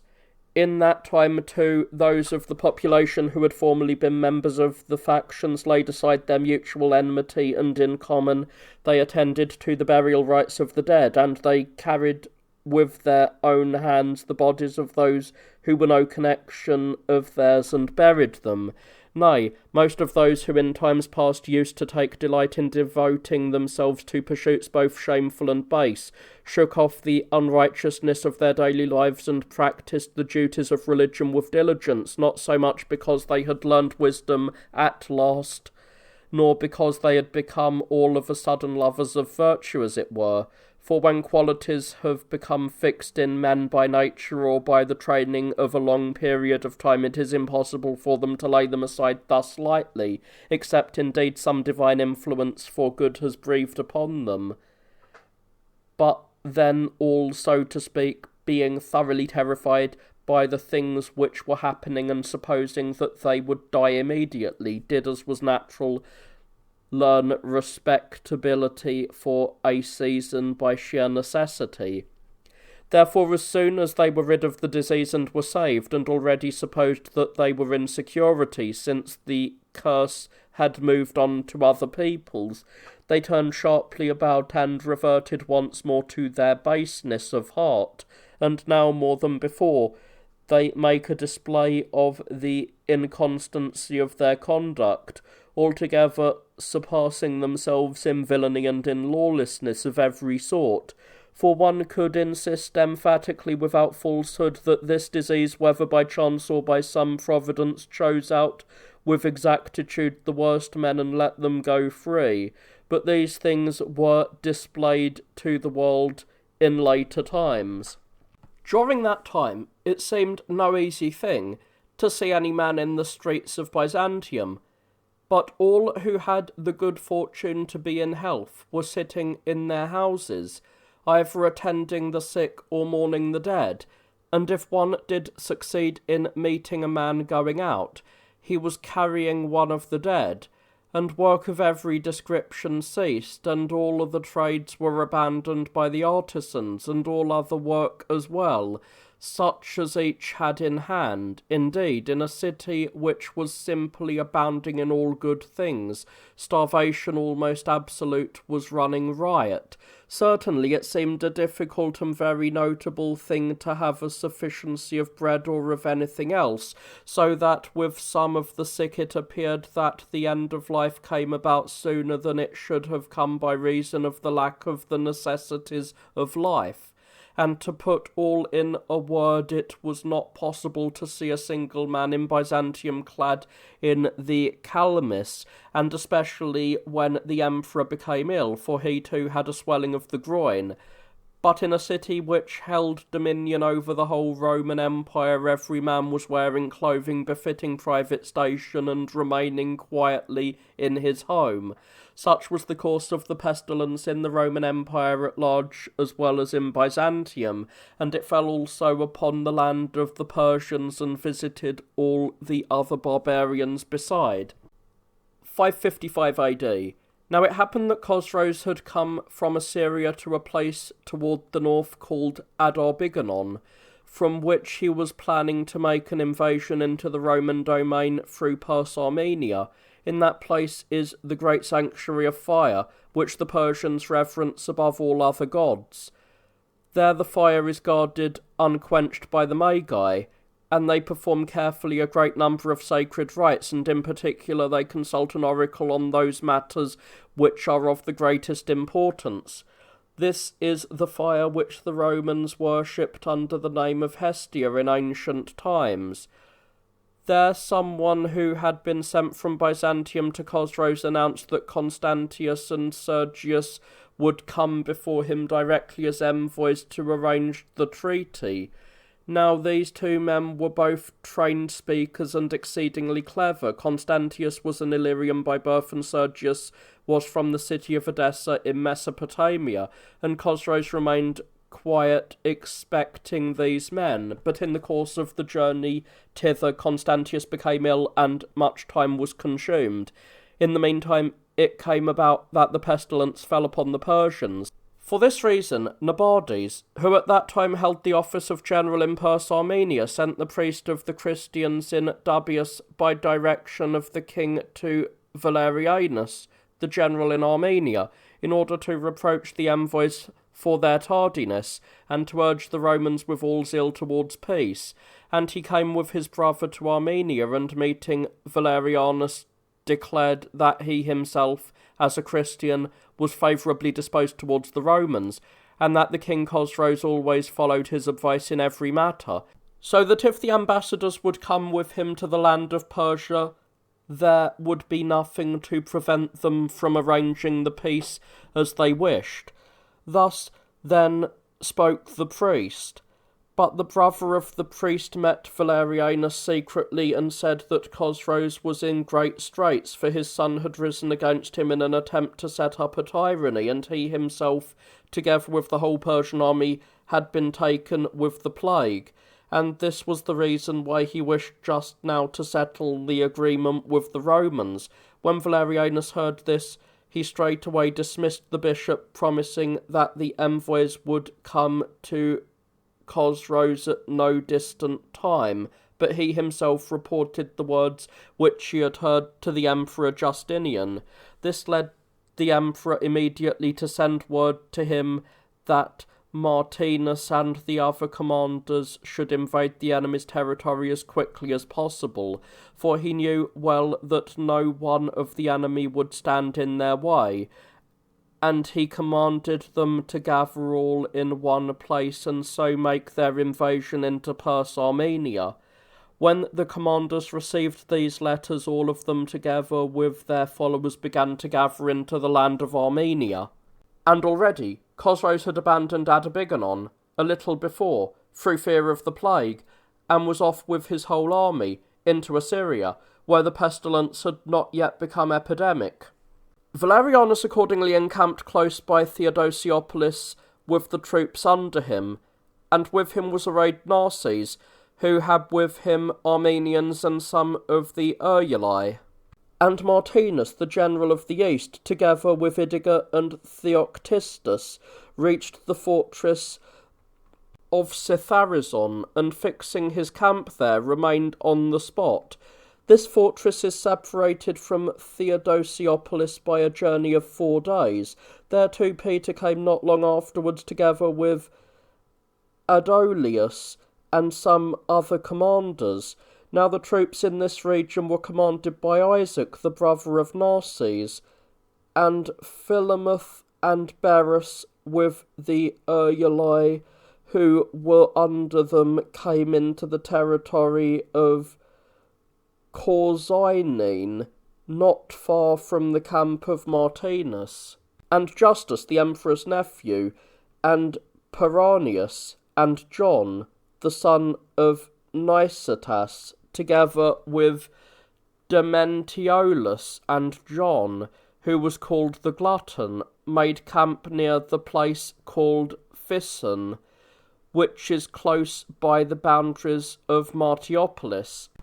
Thus, then, were encamped the Roman commanders with their troops, and the whole army amounted to 30,000 men. Now all these troops were neither gathered into one place, nor indeed was there any general meeting for conference, but the generals sent to each other some of their followers and began to make inquiries concerning the invasion. Suddenly, however, Peter, without communicating with anyone and without any careful consideration, invaded the hostile land with his troops. And when on the following day this was found out by Philomath and Berus, the leaders of the Uruli, they straightway followed. And when this in turn came to the knowledge of Martinus and Valerianus and their men, they quickly joined the invasion, and all of them a little later united with each other in the enemy's territory,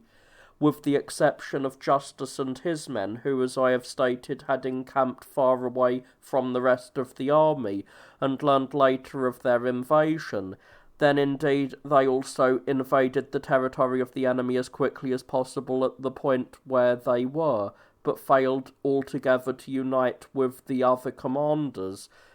As for the others, they proceeded in a body straight for Dubius, neither plundering nor damaging in any other way the land of the Persians. Now Dubius is a land excellent in every respect, and especially blessed with a healthy climate and abundance of good water, and from Theodosiopolis it is removed a journey of 8 days. In that region there are plains suitable for riding, and many very populous villages are situated in very close proximity to one another, and numerous merchants conduct their business in them. For from India and the neighbouring regions of Iberia, and from practically all the nations of Persia and some of those under Roman sway, they bring in merchandise and carry on their dealings with each other there.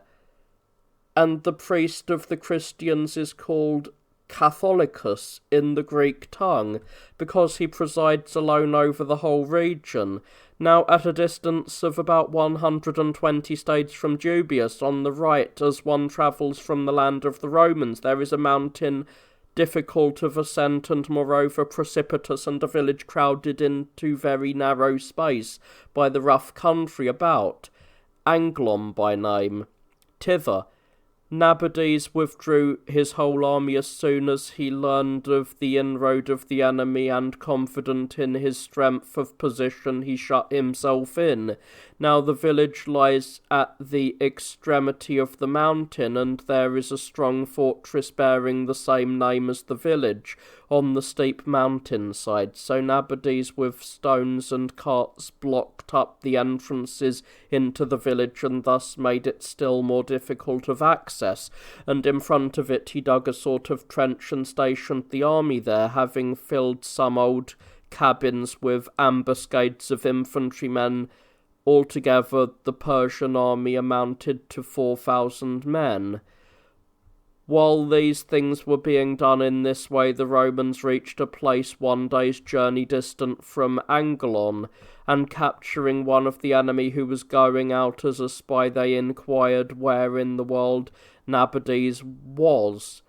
and he asserted that the man had retired from Anglon with the whole Median army. And when Narses heard this, he was indignant, and he heaped reproaches and abuse upon his fellow commanders for their hesitation, and others too began to do the very same thing, casting insults upon one another, and from then on, giving up all thought of battle and danger, they were eager to plunder the country thereabout. The troops broke camp accordingly, and without the guidance of generals, and without observing any definite formation, they moved forward in complete confusion, for neither had they any countersign among themselves, as is customary in such perilous situations, nor were they arranged in their proper divisions, for the soldiers marched forward mixed in with the baggage train, as if going to the ready plunder of great wealth. But when they came near to Anglon, they sent out spies who returned to them announcing the array of the enemy, and the generals were thunderstruck by the unexpectedness of it, but they considered it altogether disgraceful and unmanly to turn back with an army of such great size, and so they disposed the army in its 3 divisions, as well as the circumstances permitted, and advanced straight away towards the enemy. Now Peter held the right wing and Valerianus the left, while Martinus and his men arrayed themselves in the centre, and when they came close to their opponents they halted, preserving their formation, but not without disorder. The cause for this was to be found in the difficulty of the ground, which was very badly broken up, and in the fact that they were entering battle in a formation arranged on the spur of the moment.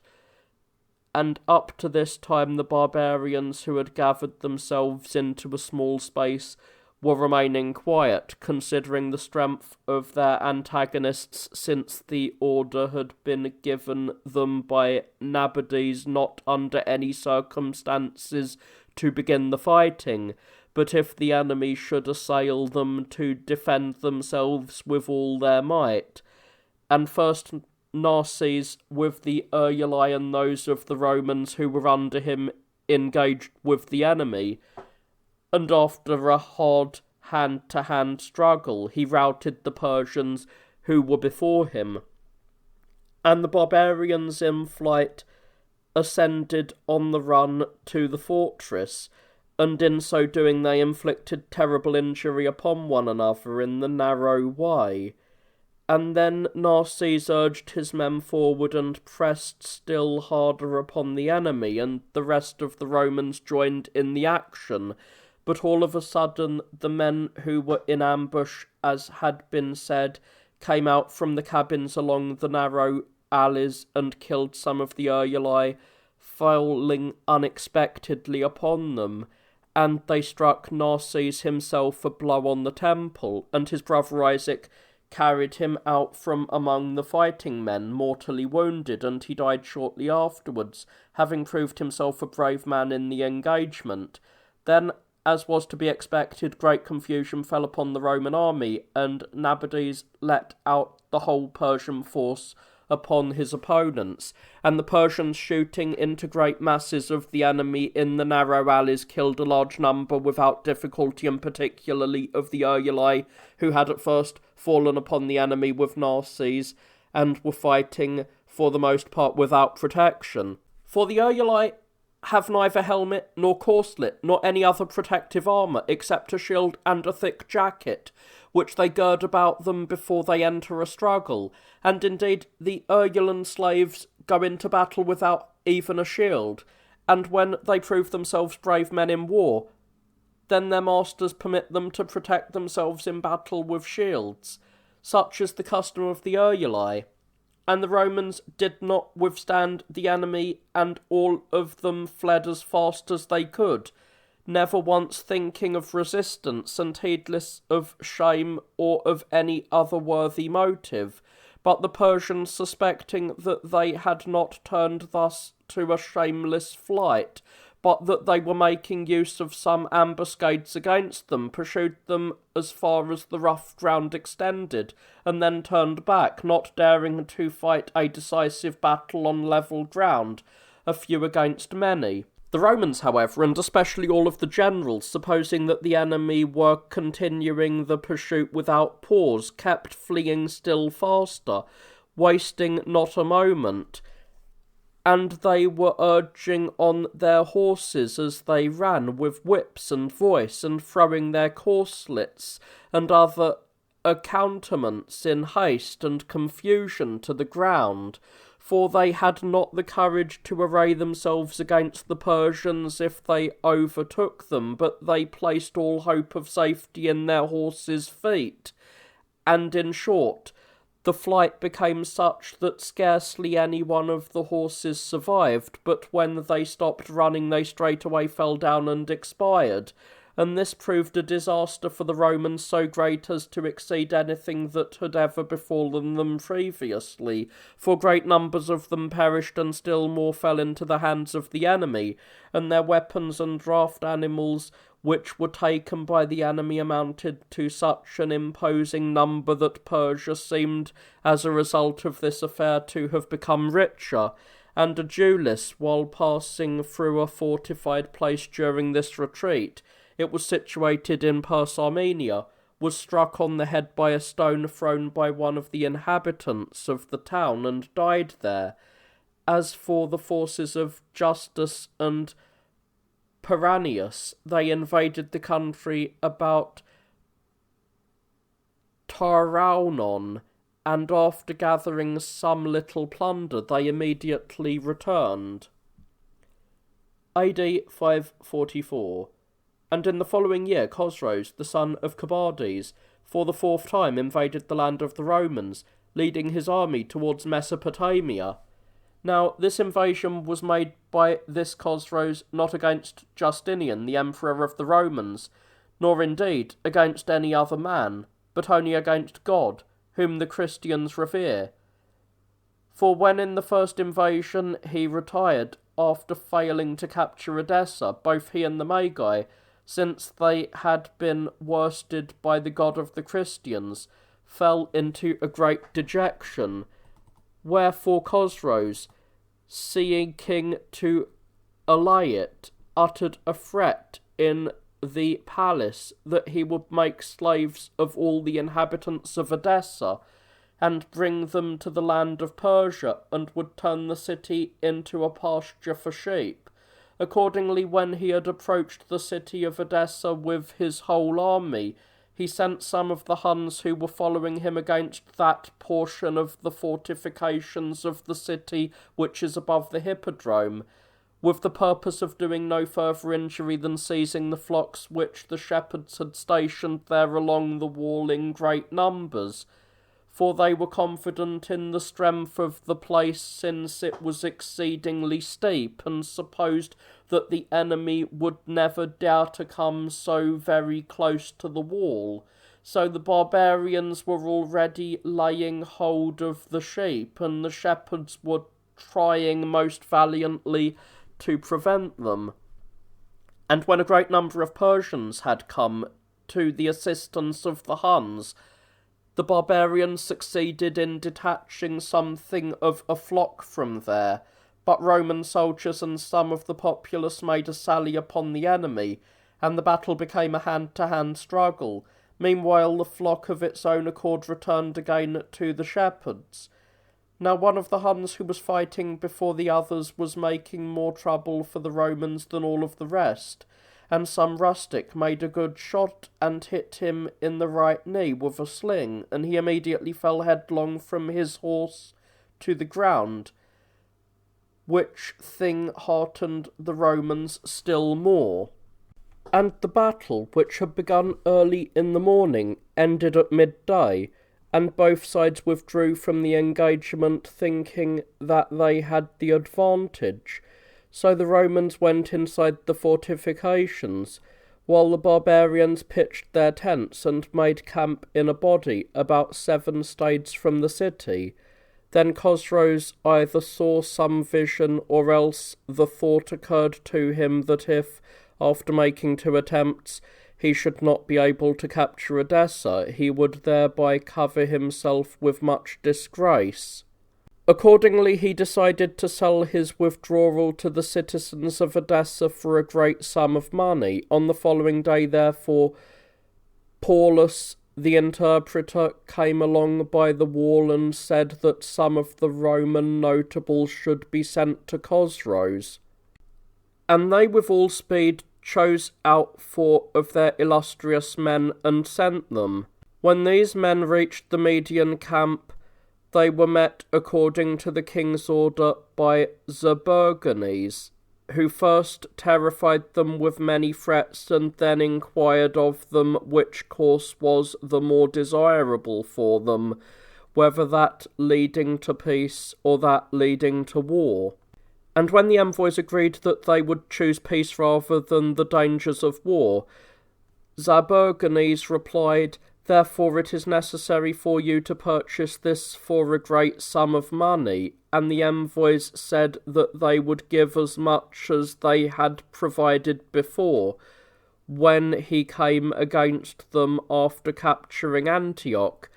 And Zaberganes dismissed them with laughter, telling them to deliberate most carefully concerning the safety of themselves, and then to come again to the Persians. And a little later Chosroes summoned them, and when they came before him he recounted how many Roman towns he had previously enslaved, and in what manner he had accomplished it. Then he threatened that the inhabitants of Edessa would receive more dire treatment at the hands of the Persians, unless they should give them all the wealth which they had inside the fortifications. For only on this occasion, he said, would the army depart. When the envoys heard this, they agreed that they would purchase peace from Chosroes, if only he would not prescribe impossible conditions for them. But the outcome of a conflict, they said, was plainly seen by no one at all before the struggle,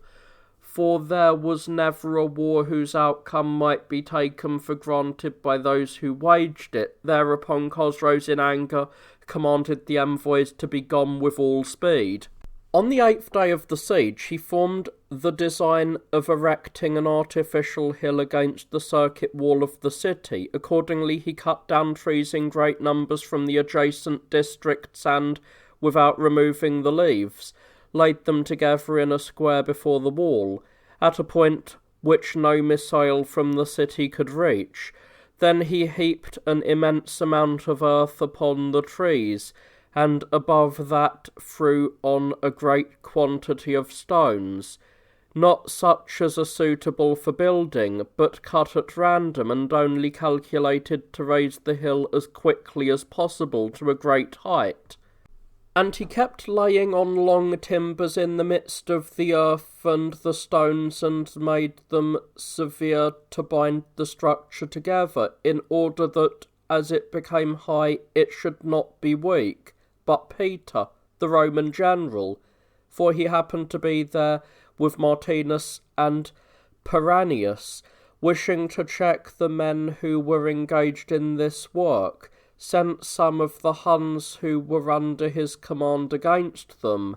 and they, by making a sudden attack, killed a great number, and one of the guardsmen, Argek by name, surpassed all the others, for he alone killed 27. From that time on, however, the barbarians kept a careful guard, and there was no further opportunity for anyone to go out against them. But when the artisans engaged in this work, as they moved forward, they came within range of missiles, and then the Romans offered a most vigorous resistance from the city wall, using both their slings and their bows against them. Wherefore the barbarians devised the following plan. They provided screens of goat's hair, of the kind which are called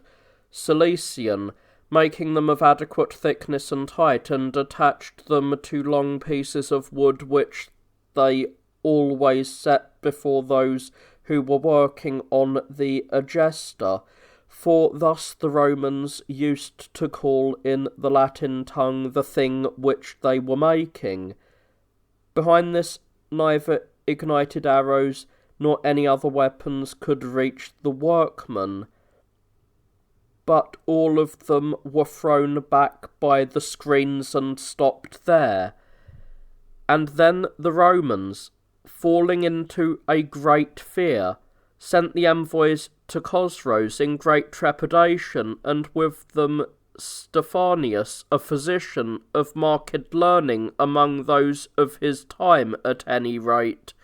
who also had once cured Carbades, the son of Peroses, when ill, and had been made master of great wealth by him. He, therefore, coming into the presence of Chosroes with the others, spoke as follows. It has been agreed by all from of old that kindness is the mark of a good king. Therefore, most mighty king, while busying thyself with murders and battles and the enslavement of cities, it will perhaps be possible for thee to win the other names, but thou wilt never by any means have the reputation of being good, and yet least of all cities should Edessa suffer any adversity at thy hands. For there was I born, who without any foreknowledge of what was coming to pass, fostered thee from childhood, and counselled thy father to appoint thee his successor in the kingdom, so that to thee I have provided the chief cause of the kingship of Persia, but to my fatherland of her present woes. For men as a general thing bring down upon their own heads the most of the misfortunes which are going to befall them. But if any remembrance of such benefaction comes to thy mind, do us no further injury, and grant me this request, by which, O king, thou wilt escape the reputation of being most cruel. Such were the words of Stephanus, but Chosroes declared that he would not depart from there until the Romans should deliver to him Peter and Peranius, seeing that, being his hereditary slaves, they had dared to array themselves against him, and if it was not their pleasure to do this, the Romans must choose one of two alternatives, either to give the Persians 500 centenaria of gold, or to receive into the city some of his associates who would search out all the money, both gold and silver,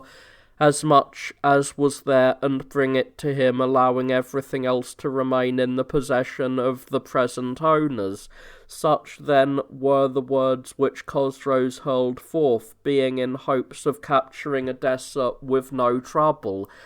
And the ambassadors, since all the conditions which he had announced to them seemed impossible, in despair and great vexation, proceeded to the city.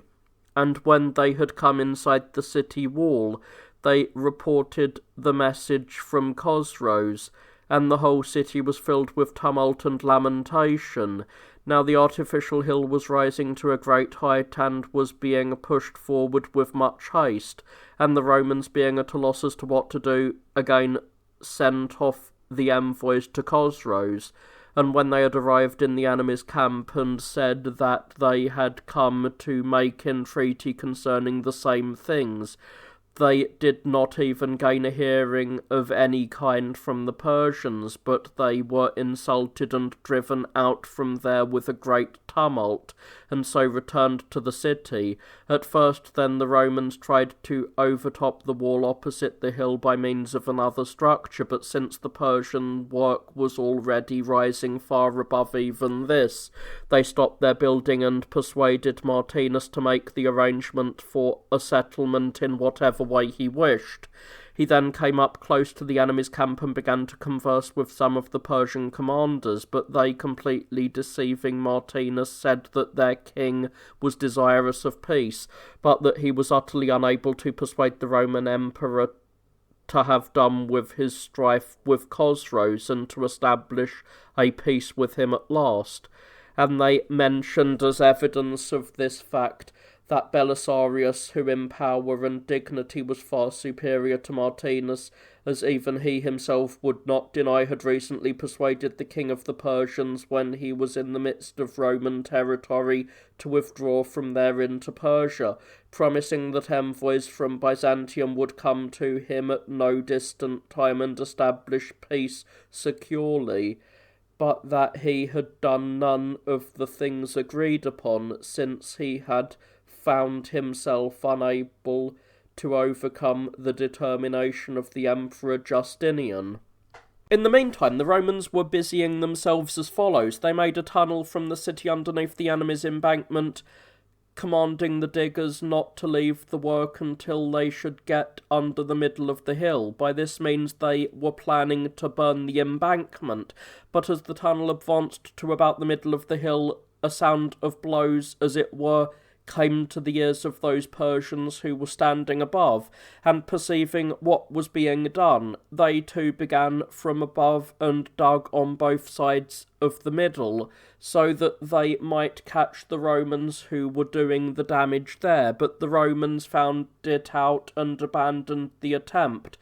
throwing earth into the place which had been hollowed out, and then began to work on the lower part of the embankment at the end which was next to the wall, and by taking out timbers and stones and earth they made an open space like a chamber. Then they threw in their dry trunks of trees of the kind which burn most easily, and saturated them with oil of cedar, and added quantities of sulphur and bitumen. So then they were keeping these things in readiness, and meanwhile the Persian commanders, in frequent meetings with Martinus, were carrying out conversations with him in the same strain as the one I have mentioned, making it appear that they would receive proposals in regard to peace. But when at last their hill had been completed and had been raised to a great elevation, approaching the circuit wall of the city and rising far above it in height, then they sent Martinus away, defiantly refusing to arrange the treaty, and they intended from then on to devote themselves to active warfare. Accordingly, the Romans straightway set fire to the tree trunks which had been prepared for this purpose. But when the fire had burnt only a certain portion of the embankment, and had not yet been able to penetrate through the whole mass, the wood was already entirely exhausted. But they kept throwing fresh wood into the pit, not slackening in their efforts for a moment, and when the fire was already active throughout the whole embankment, some smoke appeared at night rising from every part of the hill, and the Romans, who were not yet willing to let the Persians know what was being done, resorted to the following device. They filled small pots with coals and fire, and threw these also ignited arrows in great numbers to all parts of the embankment. And the Persians who were keeping guard there began to go about in great haste and extinguished these, and they supposed that the smoke arose from them. But since the trouble increased, the barbarians rushed up to help in great numbers, and the Romans, shooting them from the wall, killed many. And Chosroes too came there about sunrise, followed by the greater part of the army, and upon mounting the hill he first perceived what the trouble was, for he disclosed the fact that the cause of the smoke was underneath, not in the missiles which the enemy were hurling, and he ordered the whole army to come to the rescue with all speed. And the Romans, taking courage, began to insult them, while the barbarians were at work, some throwing on earth and others water, where the smoke appeared, hoping thus to get the better of the trouble. However, they were absolutely unable to accomplish anything. For where the earth was thrown on, the smoke, as was natural, was checked at that place, but not long afterwards it rose from another place, since the fire compelled it to force its way out wherever it could. And where the water fell most plentifully, it only succeeded in making the bitumen and the sulphur more active, and caused them to exert their full force upon the wood nearby, and it constantly drove the fire forward, since the water could not penetrate inside the embankment in a quantity at all sufficient to extinguish the flame by its abundance. And in the late afternoon the smoke became so great in volume that it was visible to the inhabitants of Carrhae, and to some others who dwelt far beyond them. And since a great number of Persians and of Romans had gone up on top of the embankment, a fight took place, and a hand-to-hand struggle to drive each other off occurred, and the Romans were victorious. Then even the flames rose and appeared clearly above the embankment, and the Persians abandoned this undertaking. On the 6th day after this, at early dawn, they made an assault secretly upon a certain part of the circuit wall with ladders, at the point which is called the fort. And since the Romans who were keeping guard there were sleeping a quiet, peaceful sleep, as the night was drawing to its close, they silently set the ladders against the wall and were already ascending. But one of the rustics alone among the Romans happened to be awake, and he with a shout and a great noise began to rouse them all. And a hard struggle ensued, in which the Persians were worsted, and they retired to their camp, leaving the ladder where they were. These the Romans drew up at their leisure, but Chosroes about midday sent a large part of the army against the so-called Great Gate in order to storm the wall, and the Romans went out and confronted them, not only soldiers but even rustics and some of the populace, and they conquered the barbarians in battle decisively and turned them to flight. And while the Persians were still being pursued, Paulus the interpreter came from Chosroes, and going into the middle of the Romans he reported that Rhyscinirus had come from Byzantium to arrange the peace, and thus the two armies separated. Now it was already some days since Rhyscinirus had arrived at the camp of the barbarians, but the Persians had by no means disclosed this fact to the Romans, plainly awaiting the outcome of the attempts upon the wall which they had planned, in order that, if they should be able to capture it, they might seem in no way to be violating the treaty, while if defeated, as actually happened, they might draw up the treaty at the invitation of the Romans. And when Rhyscinirus had gone inside the gates, the Persians demanded that those who were to arrange the peace should come to Chosroes without any delay, but the Romans said that envoys would be sent 3 days later, for that just at the moment their general Martinus was unwell, and Chosroes, suspecting that the reason was not a sound one, prepared for battle, and at that time he only threw a great mass of bricks upon the embankment, but 2 days later he came against the fortifications of the city with a whole army to storm the wall. And at every gate he stationed some of the commanders and a part of the army, encircling the whole wall in this way, and he brought up ladders and war engines against it. And in the rear he placed all the Saracens with some of the Persians, not in order to assault the wall, but in order that, when the city was captured, they might gather in the fugitives and catch them in a dragnet. Such then was the purpose of Chosroes in arranging the army in this way. And the fighting began early in the morning, and at first the Persians had the advantage, for they were in great numbers and fighting against a very small force, since most of the Romans had not heard what was going on and were utterly unprepared. But as the conflict advanced, the city became full of confusion and tumult, and the whole population, even women and little children, were going up on the wall. Now those who were of military age, together with the soldiers, were repelling the enemy most vigorously, and many of the rustics made a remarkable show of valorous deeds against the barbarians. Meanwhile the women and children and the aged also were gathering stones for the fighters and assisting them in other ways. Some also filled numerous basins with olive oil, and after heating them over a fire a sufficient time everywhere along the wall, they sprinkled the oil while boiling fiercely upon the enemy who were assailing the wall, using a sort of whisk for the purpose, and in this way harassed them still more. The Persians therefore soon gave up and began to throw down their arms and come before the king, saying that they were no longer able to hold out in the struggle. But Chosroes, in a passion of anger, drove them all on with threats and urged them forward against the enemy.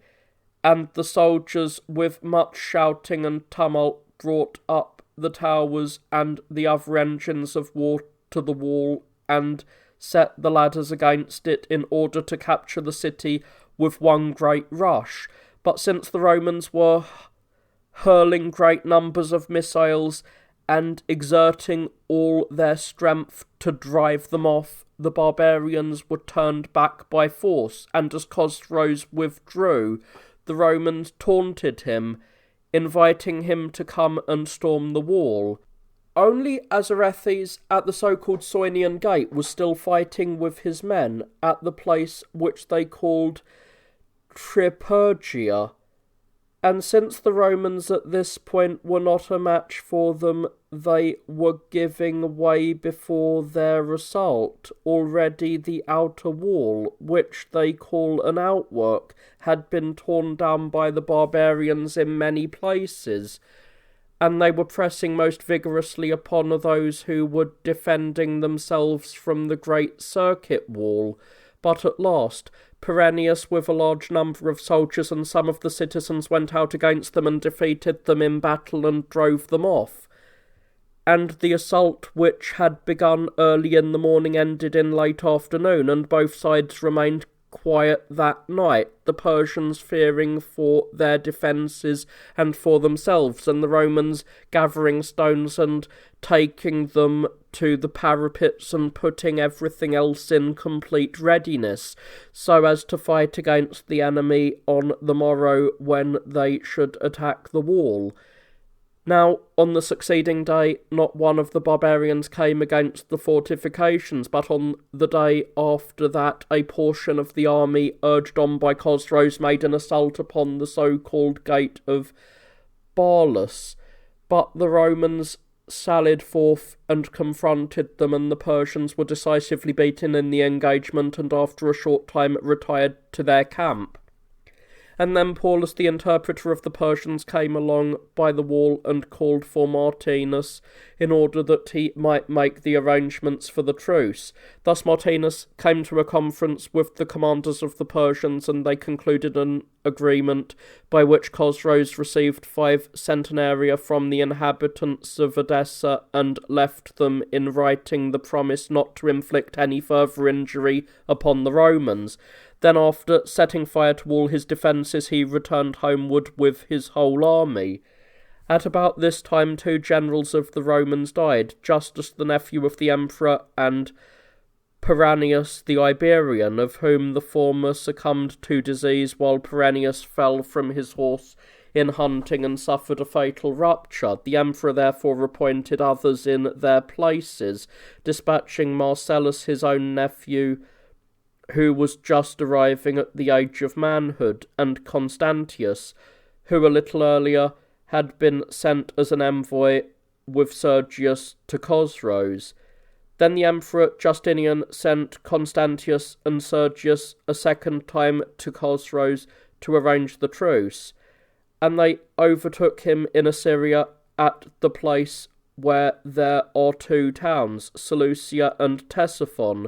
built by the Macedonians who after Alexander the son of Philip ruled over the Persians and the other nations there. These two towns are separated by the Tigris River only, for they have nothing else between them.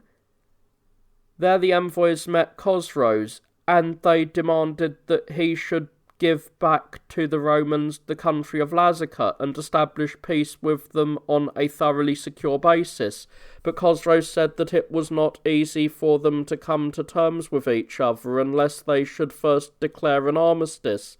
and then should continue to go back and forth to each other without so much fear, and settle their differences and make a peace which should be on a secure basis for the future. And it was necessary, he said, that in return for this continued armistice the Roman Emperor should give him money and should also send a certain physician, Tribunus by name, in order to spend some specified time with him, for it happened that this physician at a former time had rid him of a severe disease, and as a result of this he was especially beloved and greatly missed by him. When the Emperor Justinian heard this, he immediately sent both for Tribunus and the money, amounting to 20 centenaria. 545 AD. In this way the treaty was made between the Romans and the Persians for 5 years, in the 19th year of the reign of the Emperor Justinian. And a little later, Arathis and Alamandurus, the rulers of the Saracens, waged a war against each other by themselves, unaided either by the Romans or the Persians, and Alamandurus captured one of the sons of Arathis in a sudden raid while he was pasturing his horses, and straightway sacrificed him to Aphrodite. And from this it was known that Arathis was not betraying the Romans to the Persians. Later they both came together in battle with their whole armies, and the forces of Arathis were overwhelmingly victorious, and turning their enemy to flight they killed many of them, and Arathis came within a little of capturing alive 2 of the sons of Alamandurus. However, he did not actually succeed. Such then was the course of events among the Saracens. But it became clear that Chosroes the Persian king had made the truce with the Romans with treacherous intent, in order that he might find them remiss on account of the peace and inflict upon them some grave injury. For in the 3rd year of the truce he devised the following scheme. There were in Persia 2 brothers, Fabrizus and Istigouznas, both holding most important offices there, and at the same time reckoned to be the basest of all the Persians, and having a great reputation for their cleverness and evil ways. Accordingly, since Chosroes had formed the purpose of capturing the city of Darus by a sudden attack,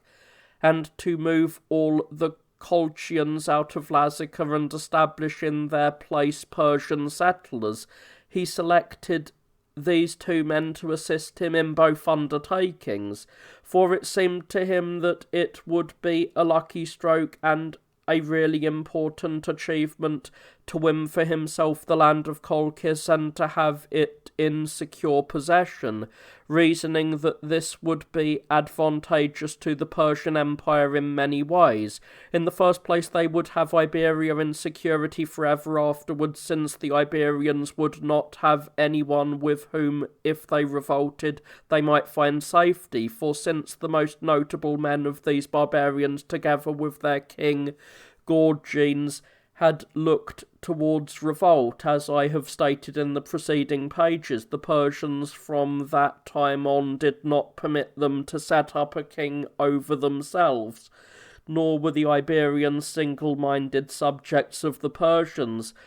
but there was much suspicion and distrust between them, and it was evident that the Iberians were most thoroughly dissatisfied, and that they would attempt a revolution shortly if they could only seize upon some favourable opportunity. Furthermore, the Persian Empire would be forever free from plunder by the Huns who lived next to Lazica, and he would send them against the Roman dominions more easily and more readily whenever he should so desire, for he considered that, as regards the barbarians dwelling in the Caucasus, Lazica was nothing else but a bulwark against them, for most of all he hoped that the subjugation of Lazica would afford the advantage to the Persians that, starting from there, they might overrun with no trouble, both by land and by sea, the countries along the Euxine Sea, as it is called, and thus win over the Cappadocians and the Galatians and the Bithynians who join them, and capture Byzantium by a sudden assault with no one opposing them. For these reasons, then, Chosroes was anxious to gain possession of Lazica, but in the Lazi he had not the least confidence, for since the time when the Romans had withdrawn from Lazica, the common people of the country naturally found the Persians to be burdensome rulers, for the Persians are beyond all other men singular in their ways, and they are excessively rigid as regards the routines of daily life, and their laws are difficult of access for all men, and their requirements quite unbearable. But in comparison with the Lazi, the difference of their thinking and living shows itself in an altogether exceptional degree, since the Lazi are Christians of the most thoroughgoing kind, while the Persians' views regarding religion are exactly opposite theirs. And apart from this, salt is produced nowhere in Lazica, nor indeed does grain grow there, nor the vine, nor any other good thing. But from the Romans along the coast everything is brought in to them by ship, and even so they do not pay gold to the traders, but hides and slaves, and whatever else happens to be found there in great abundance. And when they were excluded from this trade, they were, as was to be expected, in a state of constant vexation. When therefore Chosroes perceived this, he was eager to anticipate with certainty any move on their part to revolt against him, and upon considering this matter it seemed to him to be the most advantageous course to put Galbardes, the king of the Lazi, out of the way as quickly as possible, and to move the Lazi in a body out of the country, and then to colonize this land with Persians and certain other nations. When Chosroes had matured these plans, he sent Istigalzinus to Byzantium, ostensibly to act as an envoy, and he picked out 500 of the most valorous of the Persians and sent them with him, directing them to get inside the city of Darus and to take their lodgings in many different houses, and at night to set these all on fire, and while all the Romans were occupied with this fire, as was natural, to open the gates immediately, and receive the rest of the Persian army into the city. For word had already been sent to the commander of the city of Nisibis to conceal a large force of soldiers nearby, and hold them in readiness, for in this way Chosroes thought that they would destroy all the Romans with no trouble, and seizing the city of Darus would hold it securely. But someone who knew well what was being arranged, a Roman who had come to the Persians as a deserter a little earlier, told everything to George, who was staying there at the time. Now this was the same man whom I mentioned in the preceding pages as having persuaded the Persians who were besieged in the fortress of Cisauragon to surrender themselves to the Romans. George therefore met this ambassador at the boundary line between Roman and Persian soil, and said that this thing he was doing was not after the fashion of an embassy, and that never had so numerous a body of Persians stopped for the night in a city of Romans, for he ought, he said, to have left behind all the rest in the town of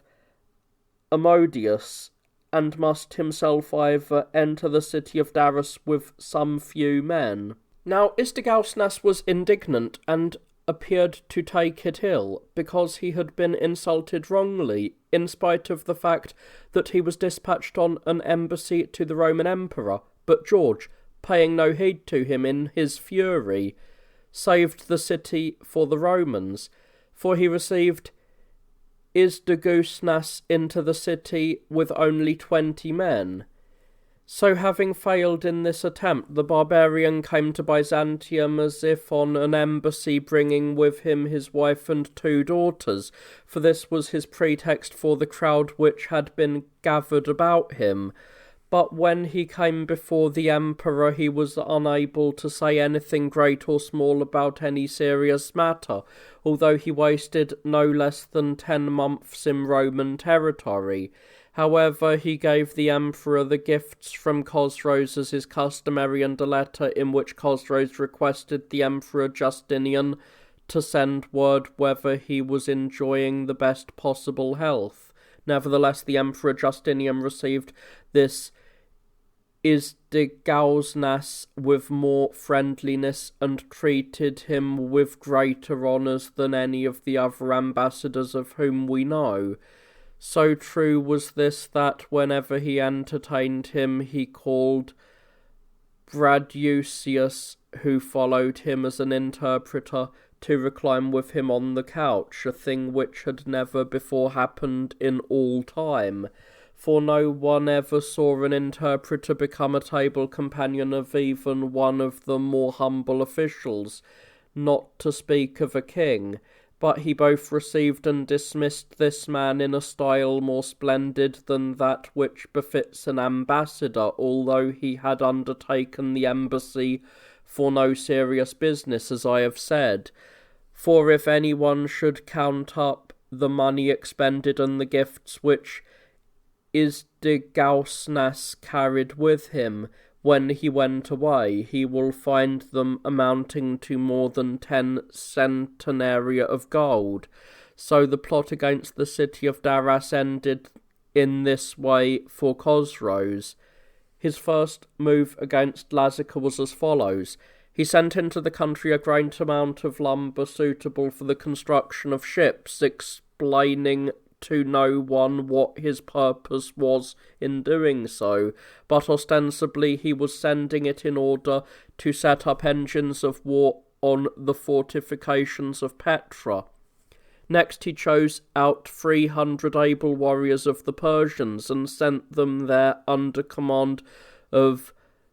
Fabricius, whom I have lately mentioned, ordering him to make away with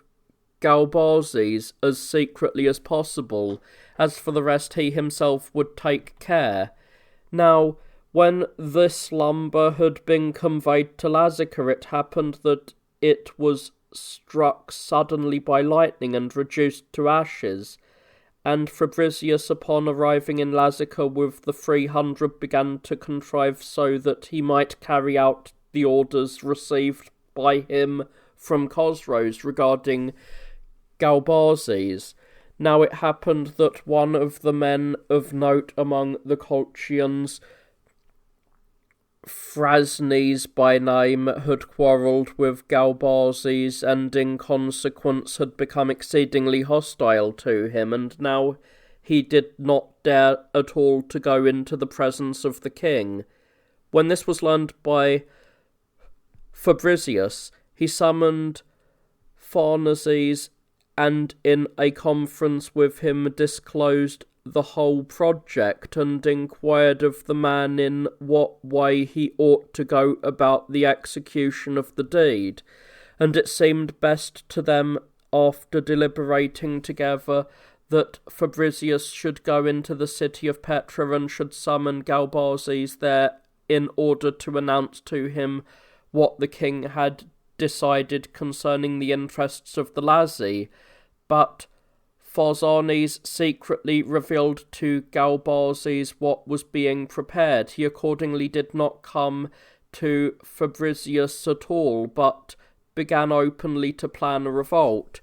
Then Fabricius commanded the other Persians to attend as carefully as they could to the guarding of Petra, and to make everything as secure as possible against a siege, and he himself with the 300 returned homeward without having accomplished his purpose, and Galbazes reported to the Emperor Justinian the condition in which they were, and begged him to grant forgiveness for what the Lazi had done in the past, and to come to their defence with all his strength, since they desired to be rid of the Median rule. For if left by themselves, the Colchians would not be able to repel the power of the Persians. 549 AD. When the Emperor Justinian heard this, he was overjoyed, and sent 7,000 men under the leadership of Dagistheus and 1,000 Tazani to the assistance of the Lazi. And when this force reached the land of Colchis, they encamped together with Galbazes and the Lazi about the fortification of Petra and commenced a siege. But since the Persians who were there made a most stalwart defence from the wall, it came about that much time was spent in the siege, for the Persians had put away an ample store of victuals in the town. And Chosroes, being greatly disturbed by these things, dispatched a great army of horse and foot against the besiegers, putting Mamores in command of them. And when Galbazes learned of this, he considered the matter together with Dagistheus, and acted in the manner which I shall presently set forth. The river Boas rises close to the territory of the Tazani among the Armenians who dwell around Pharaiconum, and at first its course inclines it to the right for a great distance, and its stream is small and can be forded by anyone with no trouble as far as the place where the territory of the Iberians lies on the right, and the end of the Caucasus lies directly opposite. In that place many nations have their homes, and among them the Alani and Abaski, who are Christians and friends of the Romans from old, also the Zeki, and after them the Huns, who bear the name Saberi. But when this river reaches the point which marks the termination of the Caucasus and of Iberia as well, their other waters also are added to it, and it becomes much larger, and from there flows on before bearing the name of Phasis instead of Boas, and it becomes a navigable stream as far as the so-called Euxine Sea, into which it empties, and on either side of it lies Lazica. Now, on the right of the stream, particularly the whole country for a great distance is populated by the people of Lazica as far as the boundary of Iberia, for all of the villages of the Lazi are here beyond the river, and towns have been built there from old, among which are Archaeopolis, a very strong place, and Sebastopolis, and the fortress of Pitius, and Scanda, and Sarapanis, over against the boundary of Iberia. Moreover, there are two cities of the greatest importance in that region, Rhodopolis and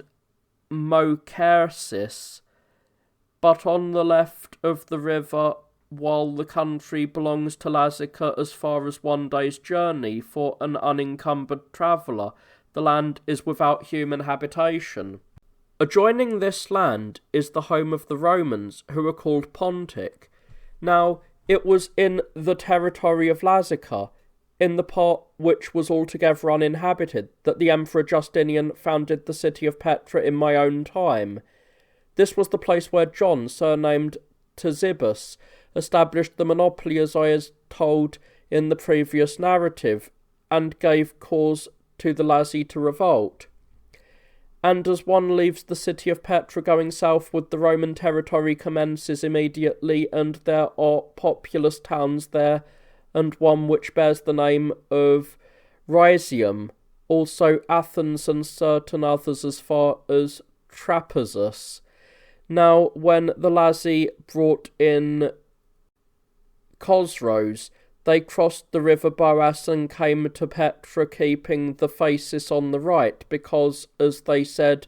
they would thus provide against being compelled to spend much time and trouble in ferrying the men across the river Phasis, but in reality they did not wish to display their own homes to the Persians, and yet Lazica in everywhere is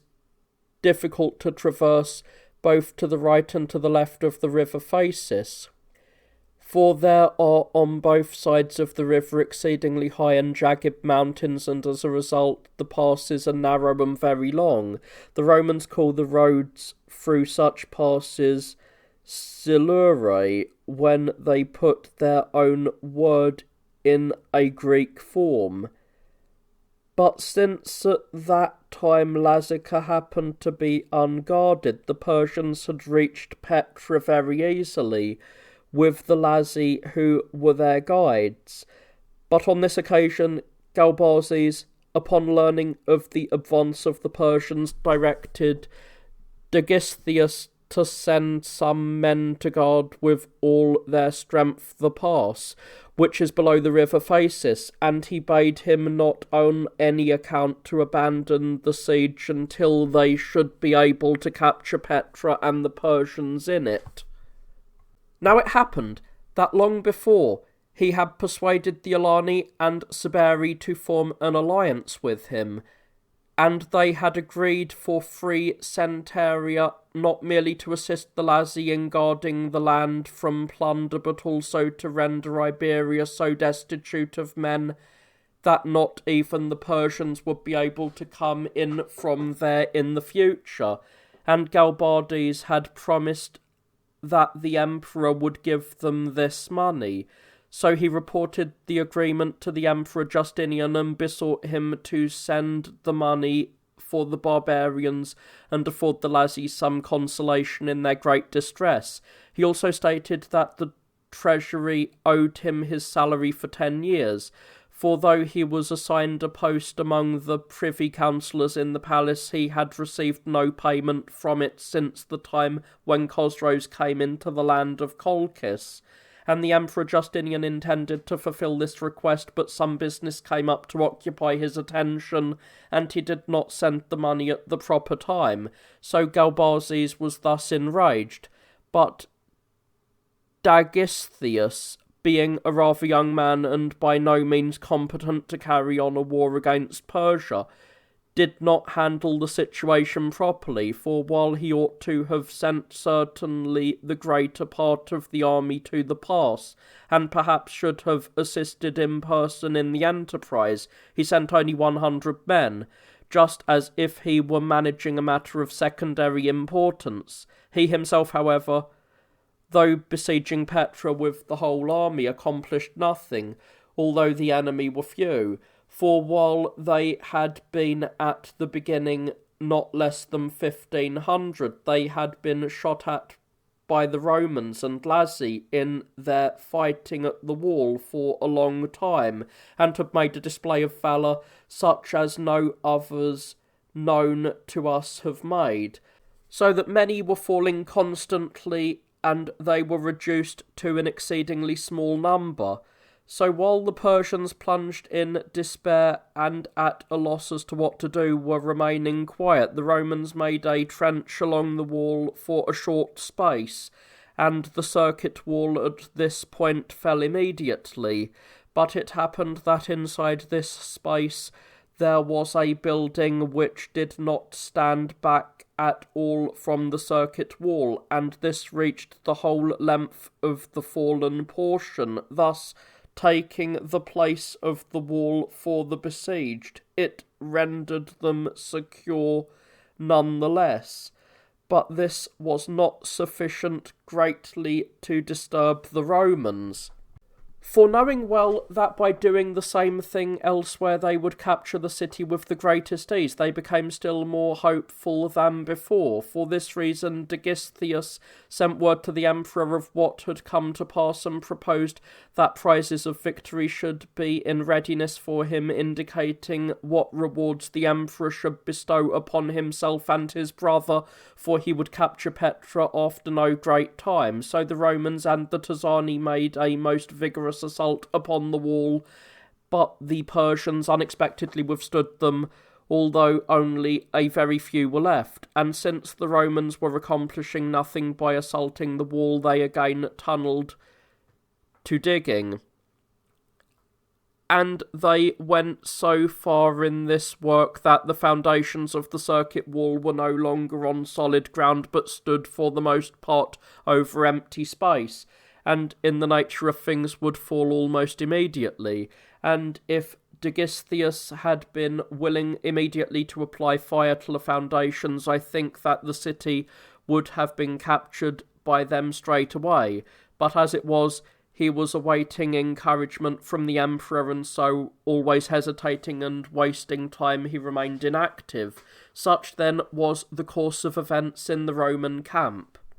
But Mamores, after passing the Iberian frontier with the whole Median army, was moving forward with the river Phasis on the right, for he was quite unwilling to go through the country of Lazica lest any obstacle should confront him there, for he was eager to save the city of Petra and the Persians in it, even though a portion of the circuit wall had fallen down suddenly, for it had been hanging in the air, as I have said, and volunteers from the Roman army to the number of 50 got inside the city and raised the shout proclaiming the Emperor Justinian triumphant. These men were led by a young man of Armenian birth, John by name, the son of Thomas, who they used to call by the surname Gozes.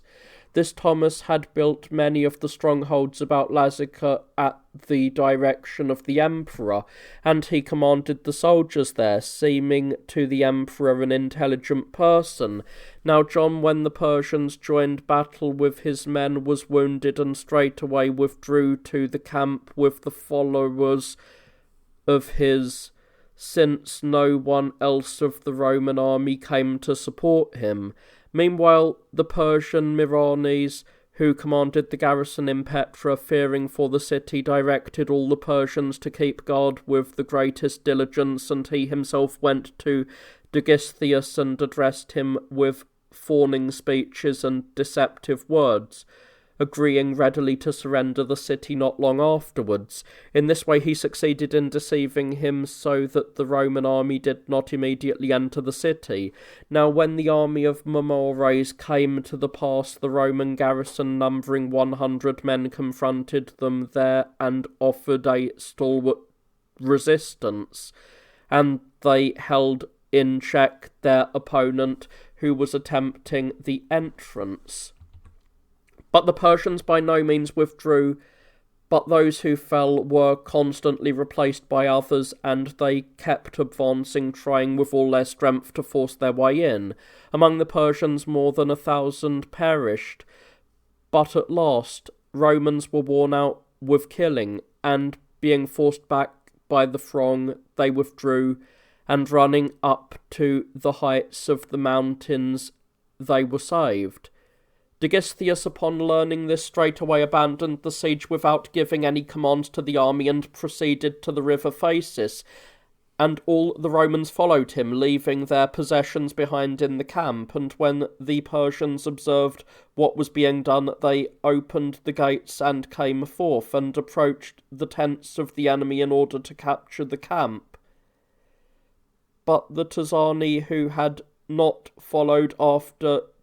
Dagisteus, as it happened, rushed out to defend the camp, and they routed the enemy without difficulty and killed many. So the Persians fled inside the fortifications, and the Tazani, after plundering the Roman camp, proceeded straight for Rhysium, and from there they came to Athens and betook themselves to the homes through the territory of the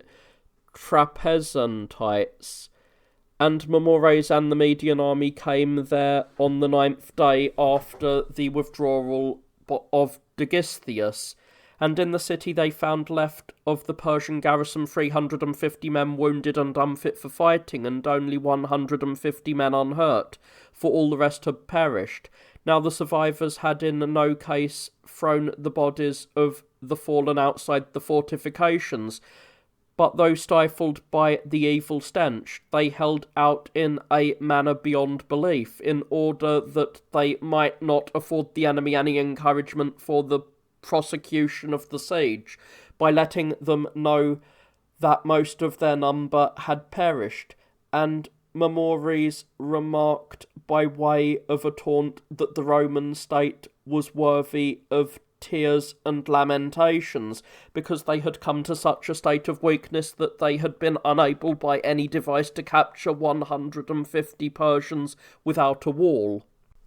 And he was eager to build up the portions of the circuit wall which had fallen down, but since at the moment he was neither able to procure lime nor any of the other necessary materials for the building, he devised the following plan. Filling with sand the linen bags in which the Persians had carried their provisions into the land of Colchis, he laid them in the place of the stones, and the bags thus arranged took the place of the wall. And choosing out 300 of his able fighting men, he left them there, depositing with them victuals for no great length of time, and commanding them to attend to the building of the fortifications. Then he himself with all the rest of the army turned back and marched away. But since if he went from there by the same road, no means of provisioning the army was available, since he had left everything in Petra, which had been brought in by the army from Iberia, he planned to go by another route through the mountains, where he learned that the country was inhabited, in order that by foraging there he might be able to live off the land. In the course of this journey, one of the notables among the Lazi, Phobelis by name, laid an ambush for the Persians while camping for the night, bringing with him Dagistheus with 2,000 of the Romans, and these men, making a sudden attack, killed some of the Persians who were grazing their horses, and after securing the horses as plunder, they shortly withdrew. Thus, then, Mamores with the Median army departed from there. But Galbazes, upon learning what had befallen the Romans both at Petra and at the pass, did not even so become frightened, nor did he give up the guarding of the pass where he was, considering that their hope centred in that place, for he understood that even if the Persians had been able, by forcing back the Romans on the left of the river Phasis, to cross over the pass and get to Petra, they could thereby inflict no injury upon the land of the Lazi, since they were utterly unable to cross the Phasis, in particular because no ships were at their disposal, for in depth this river is not inferior to the deepest rivers, and it spreads out to a great width. Moreover, it has such a strong current that when it empties into the sea it goes on as a separate stream for a very long distance, without mingling at all with the sea-water. Indeed, those who navigate in those parts are able to draw up drinking water from the midst of the sea. Moreover, the Lazi have erected fortresses all along the right bank of the river, in order that, even when the enemy are ferried across in boats, they might not be able to disembark on the land. The Emperor Justinian at this time sent to the nation of the Saberi the money which had been agreed upon, and he rewarded Galbazes and the Lazi with additional sums of money, and it happened that long before this time he had sent another considerable army also into Lazica, which had not yet arrived there. The commander of this army was Resinthacus from Thrace, a man of discretion and a capable warrior. Such then was the course of these events. Now, when Mamercus got into the mountains, as I have said, he was anxious to fill Petra with provisions from there, for he did not by any means think that the victuals which they had brought in with them would suffice for the garrison there, amounting to 3,000 men. But since the supplies they found along the way barely sufficed for the provisioning of the army, which numbered no less than 30,000, and since on this account they were able to spend nothing at all of consequence on provisions to send into Petra, upon consideration he found it better for them that the greater part of the army should depart from the land of Colchis, and that some few should remain there, who were to convey to the garrison in Petra the most of the provisions which they might find, while using the rest to maintain themselves comfortably. He therefore selected 5,000 men and left them there, appointing as commanders over them Fabricius and 3 others. For it seemed to him unnecessary to leave more men there, since there was no enemy at all, and he himself with the rest of the army came into Persarmenia and remained quietly in the country around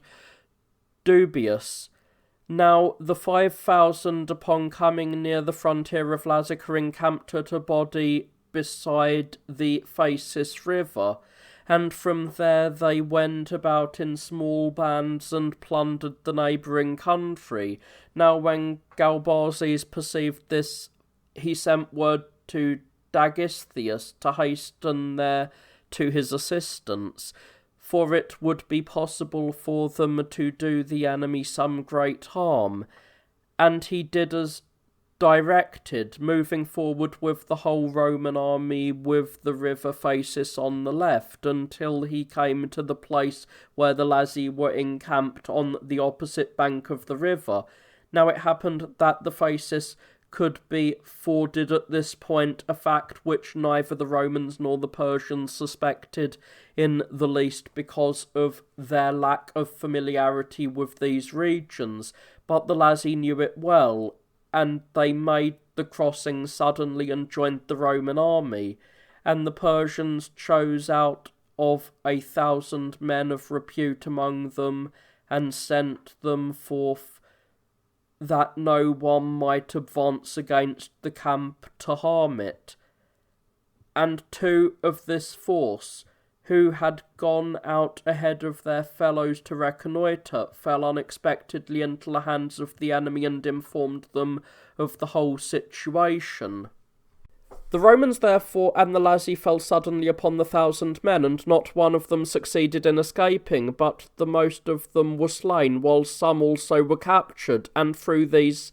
the men of Galbases and Dagistheus succeeded in learning the numbers of the Median army and the length of the journey to them and the condition in which they then were.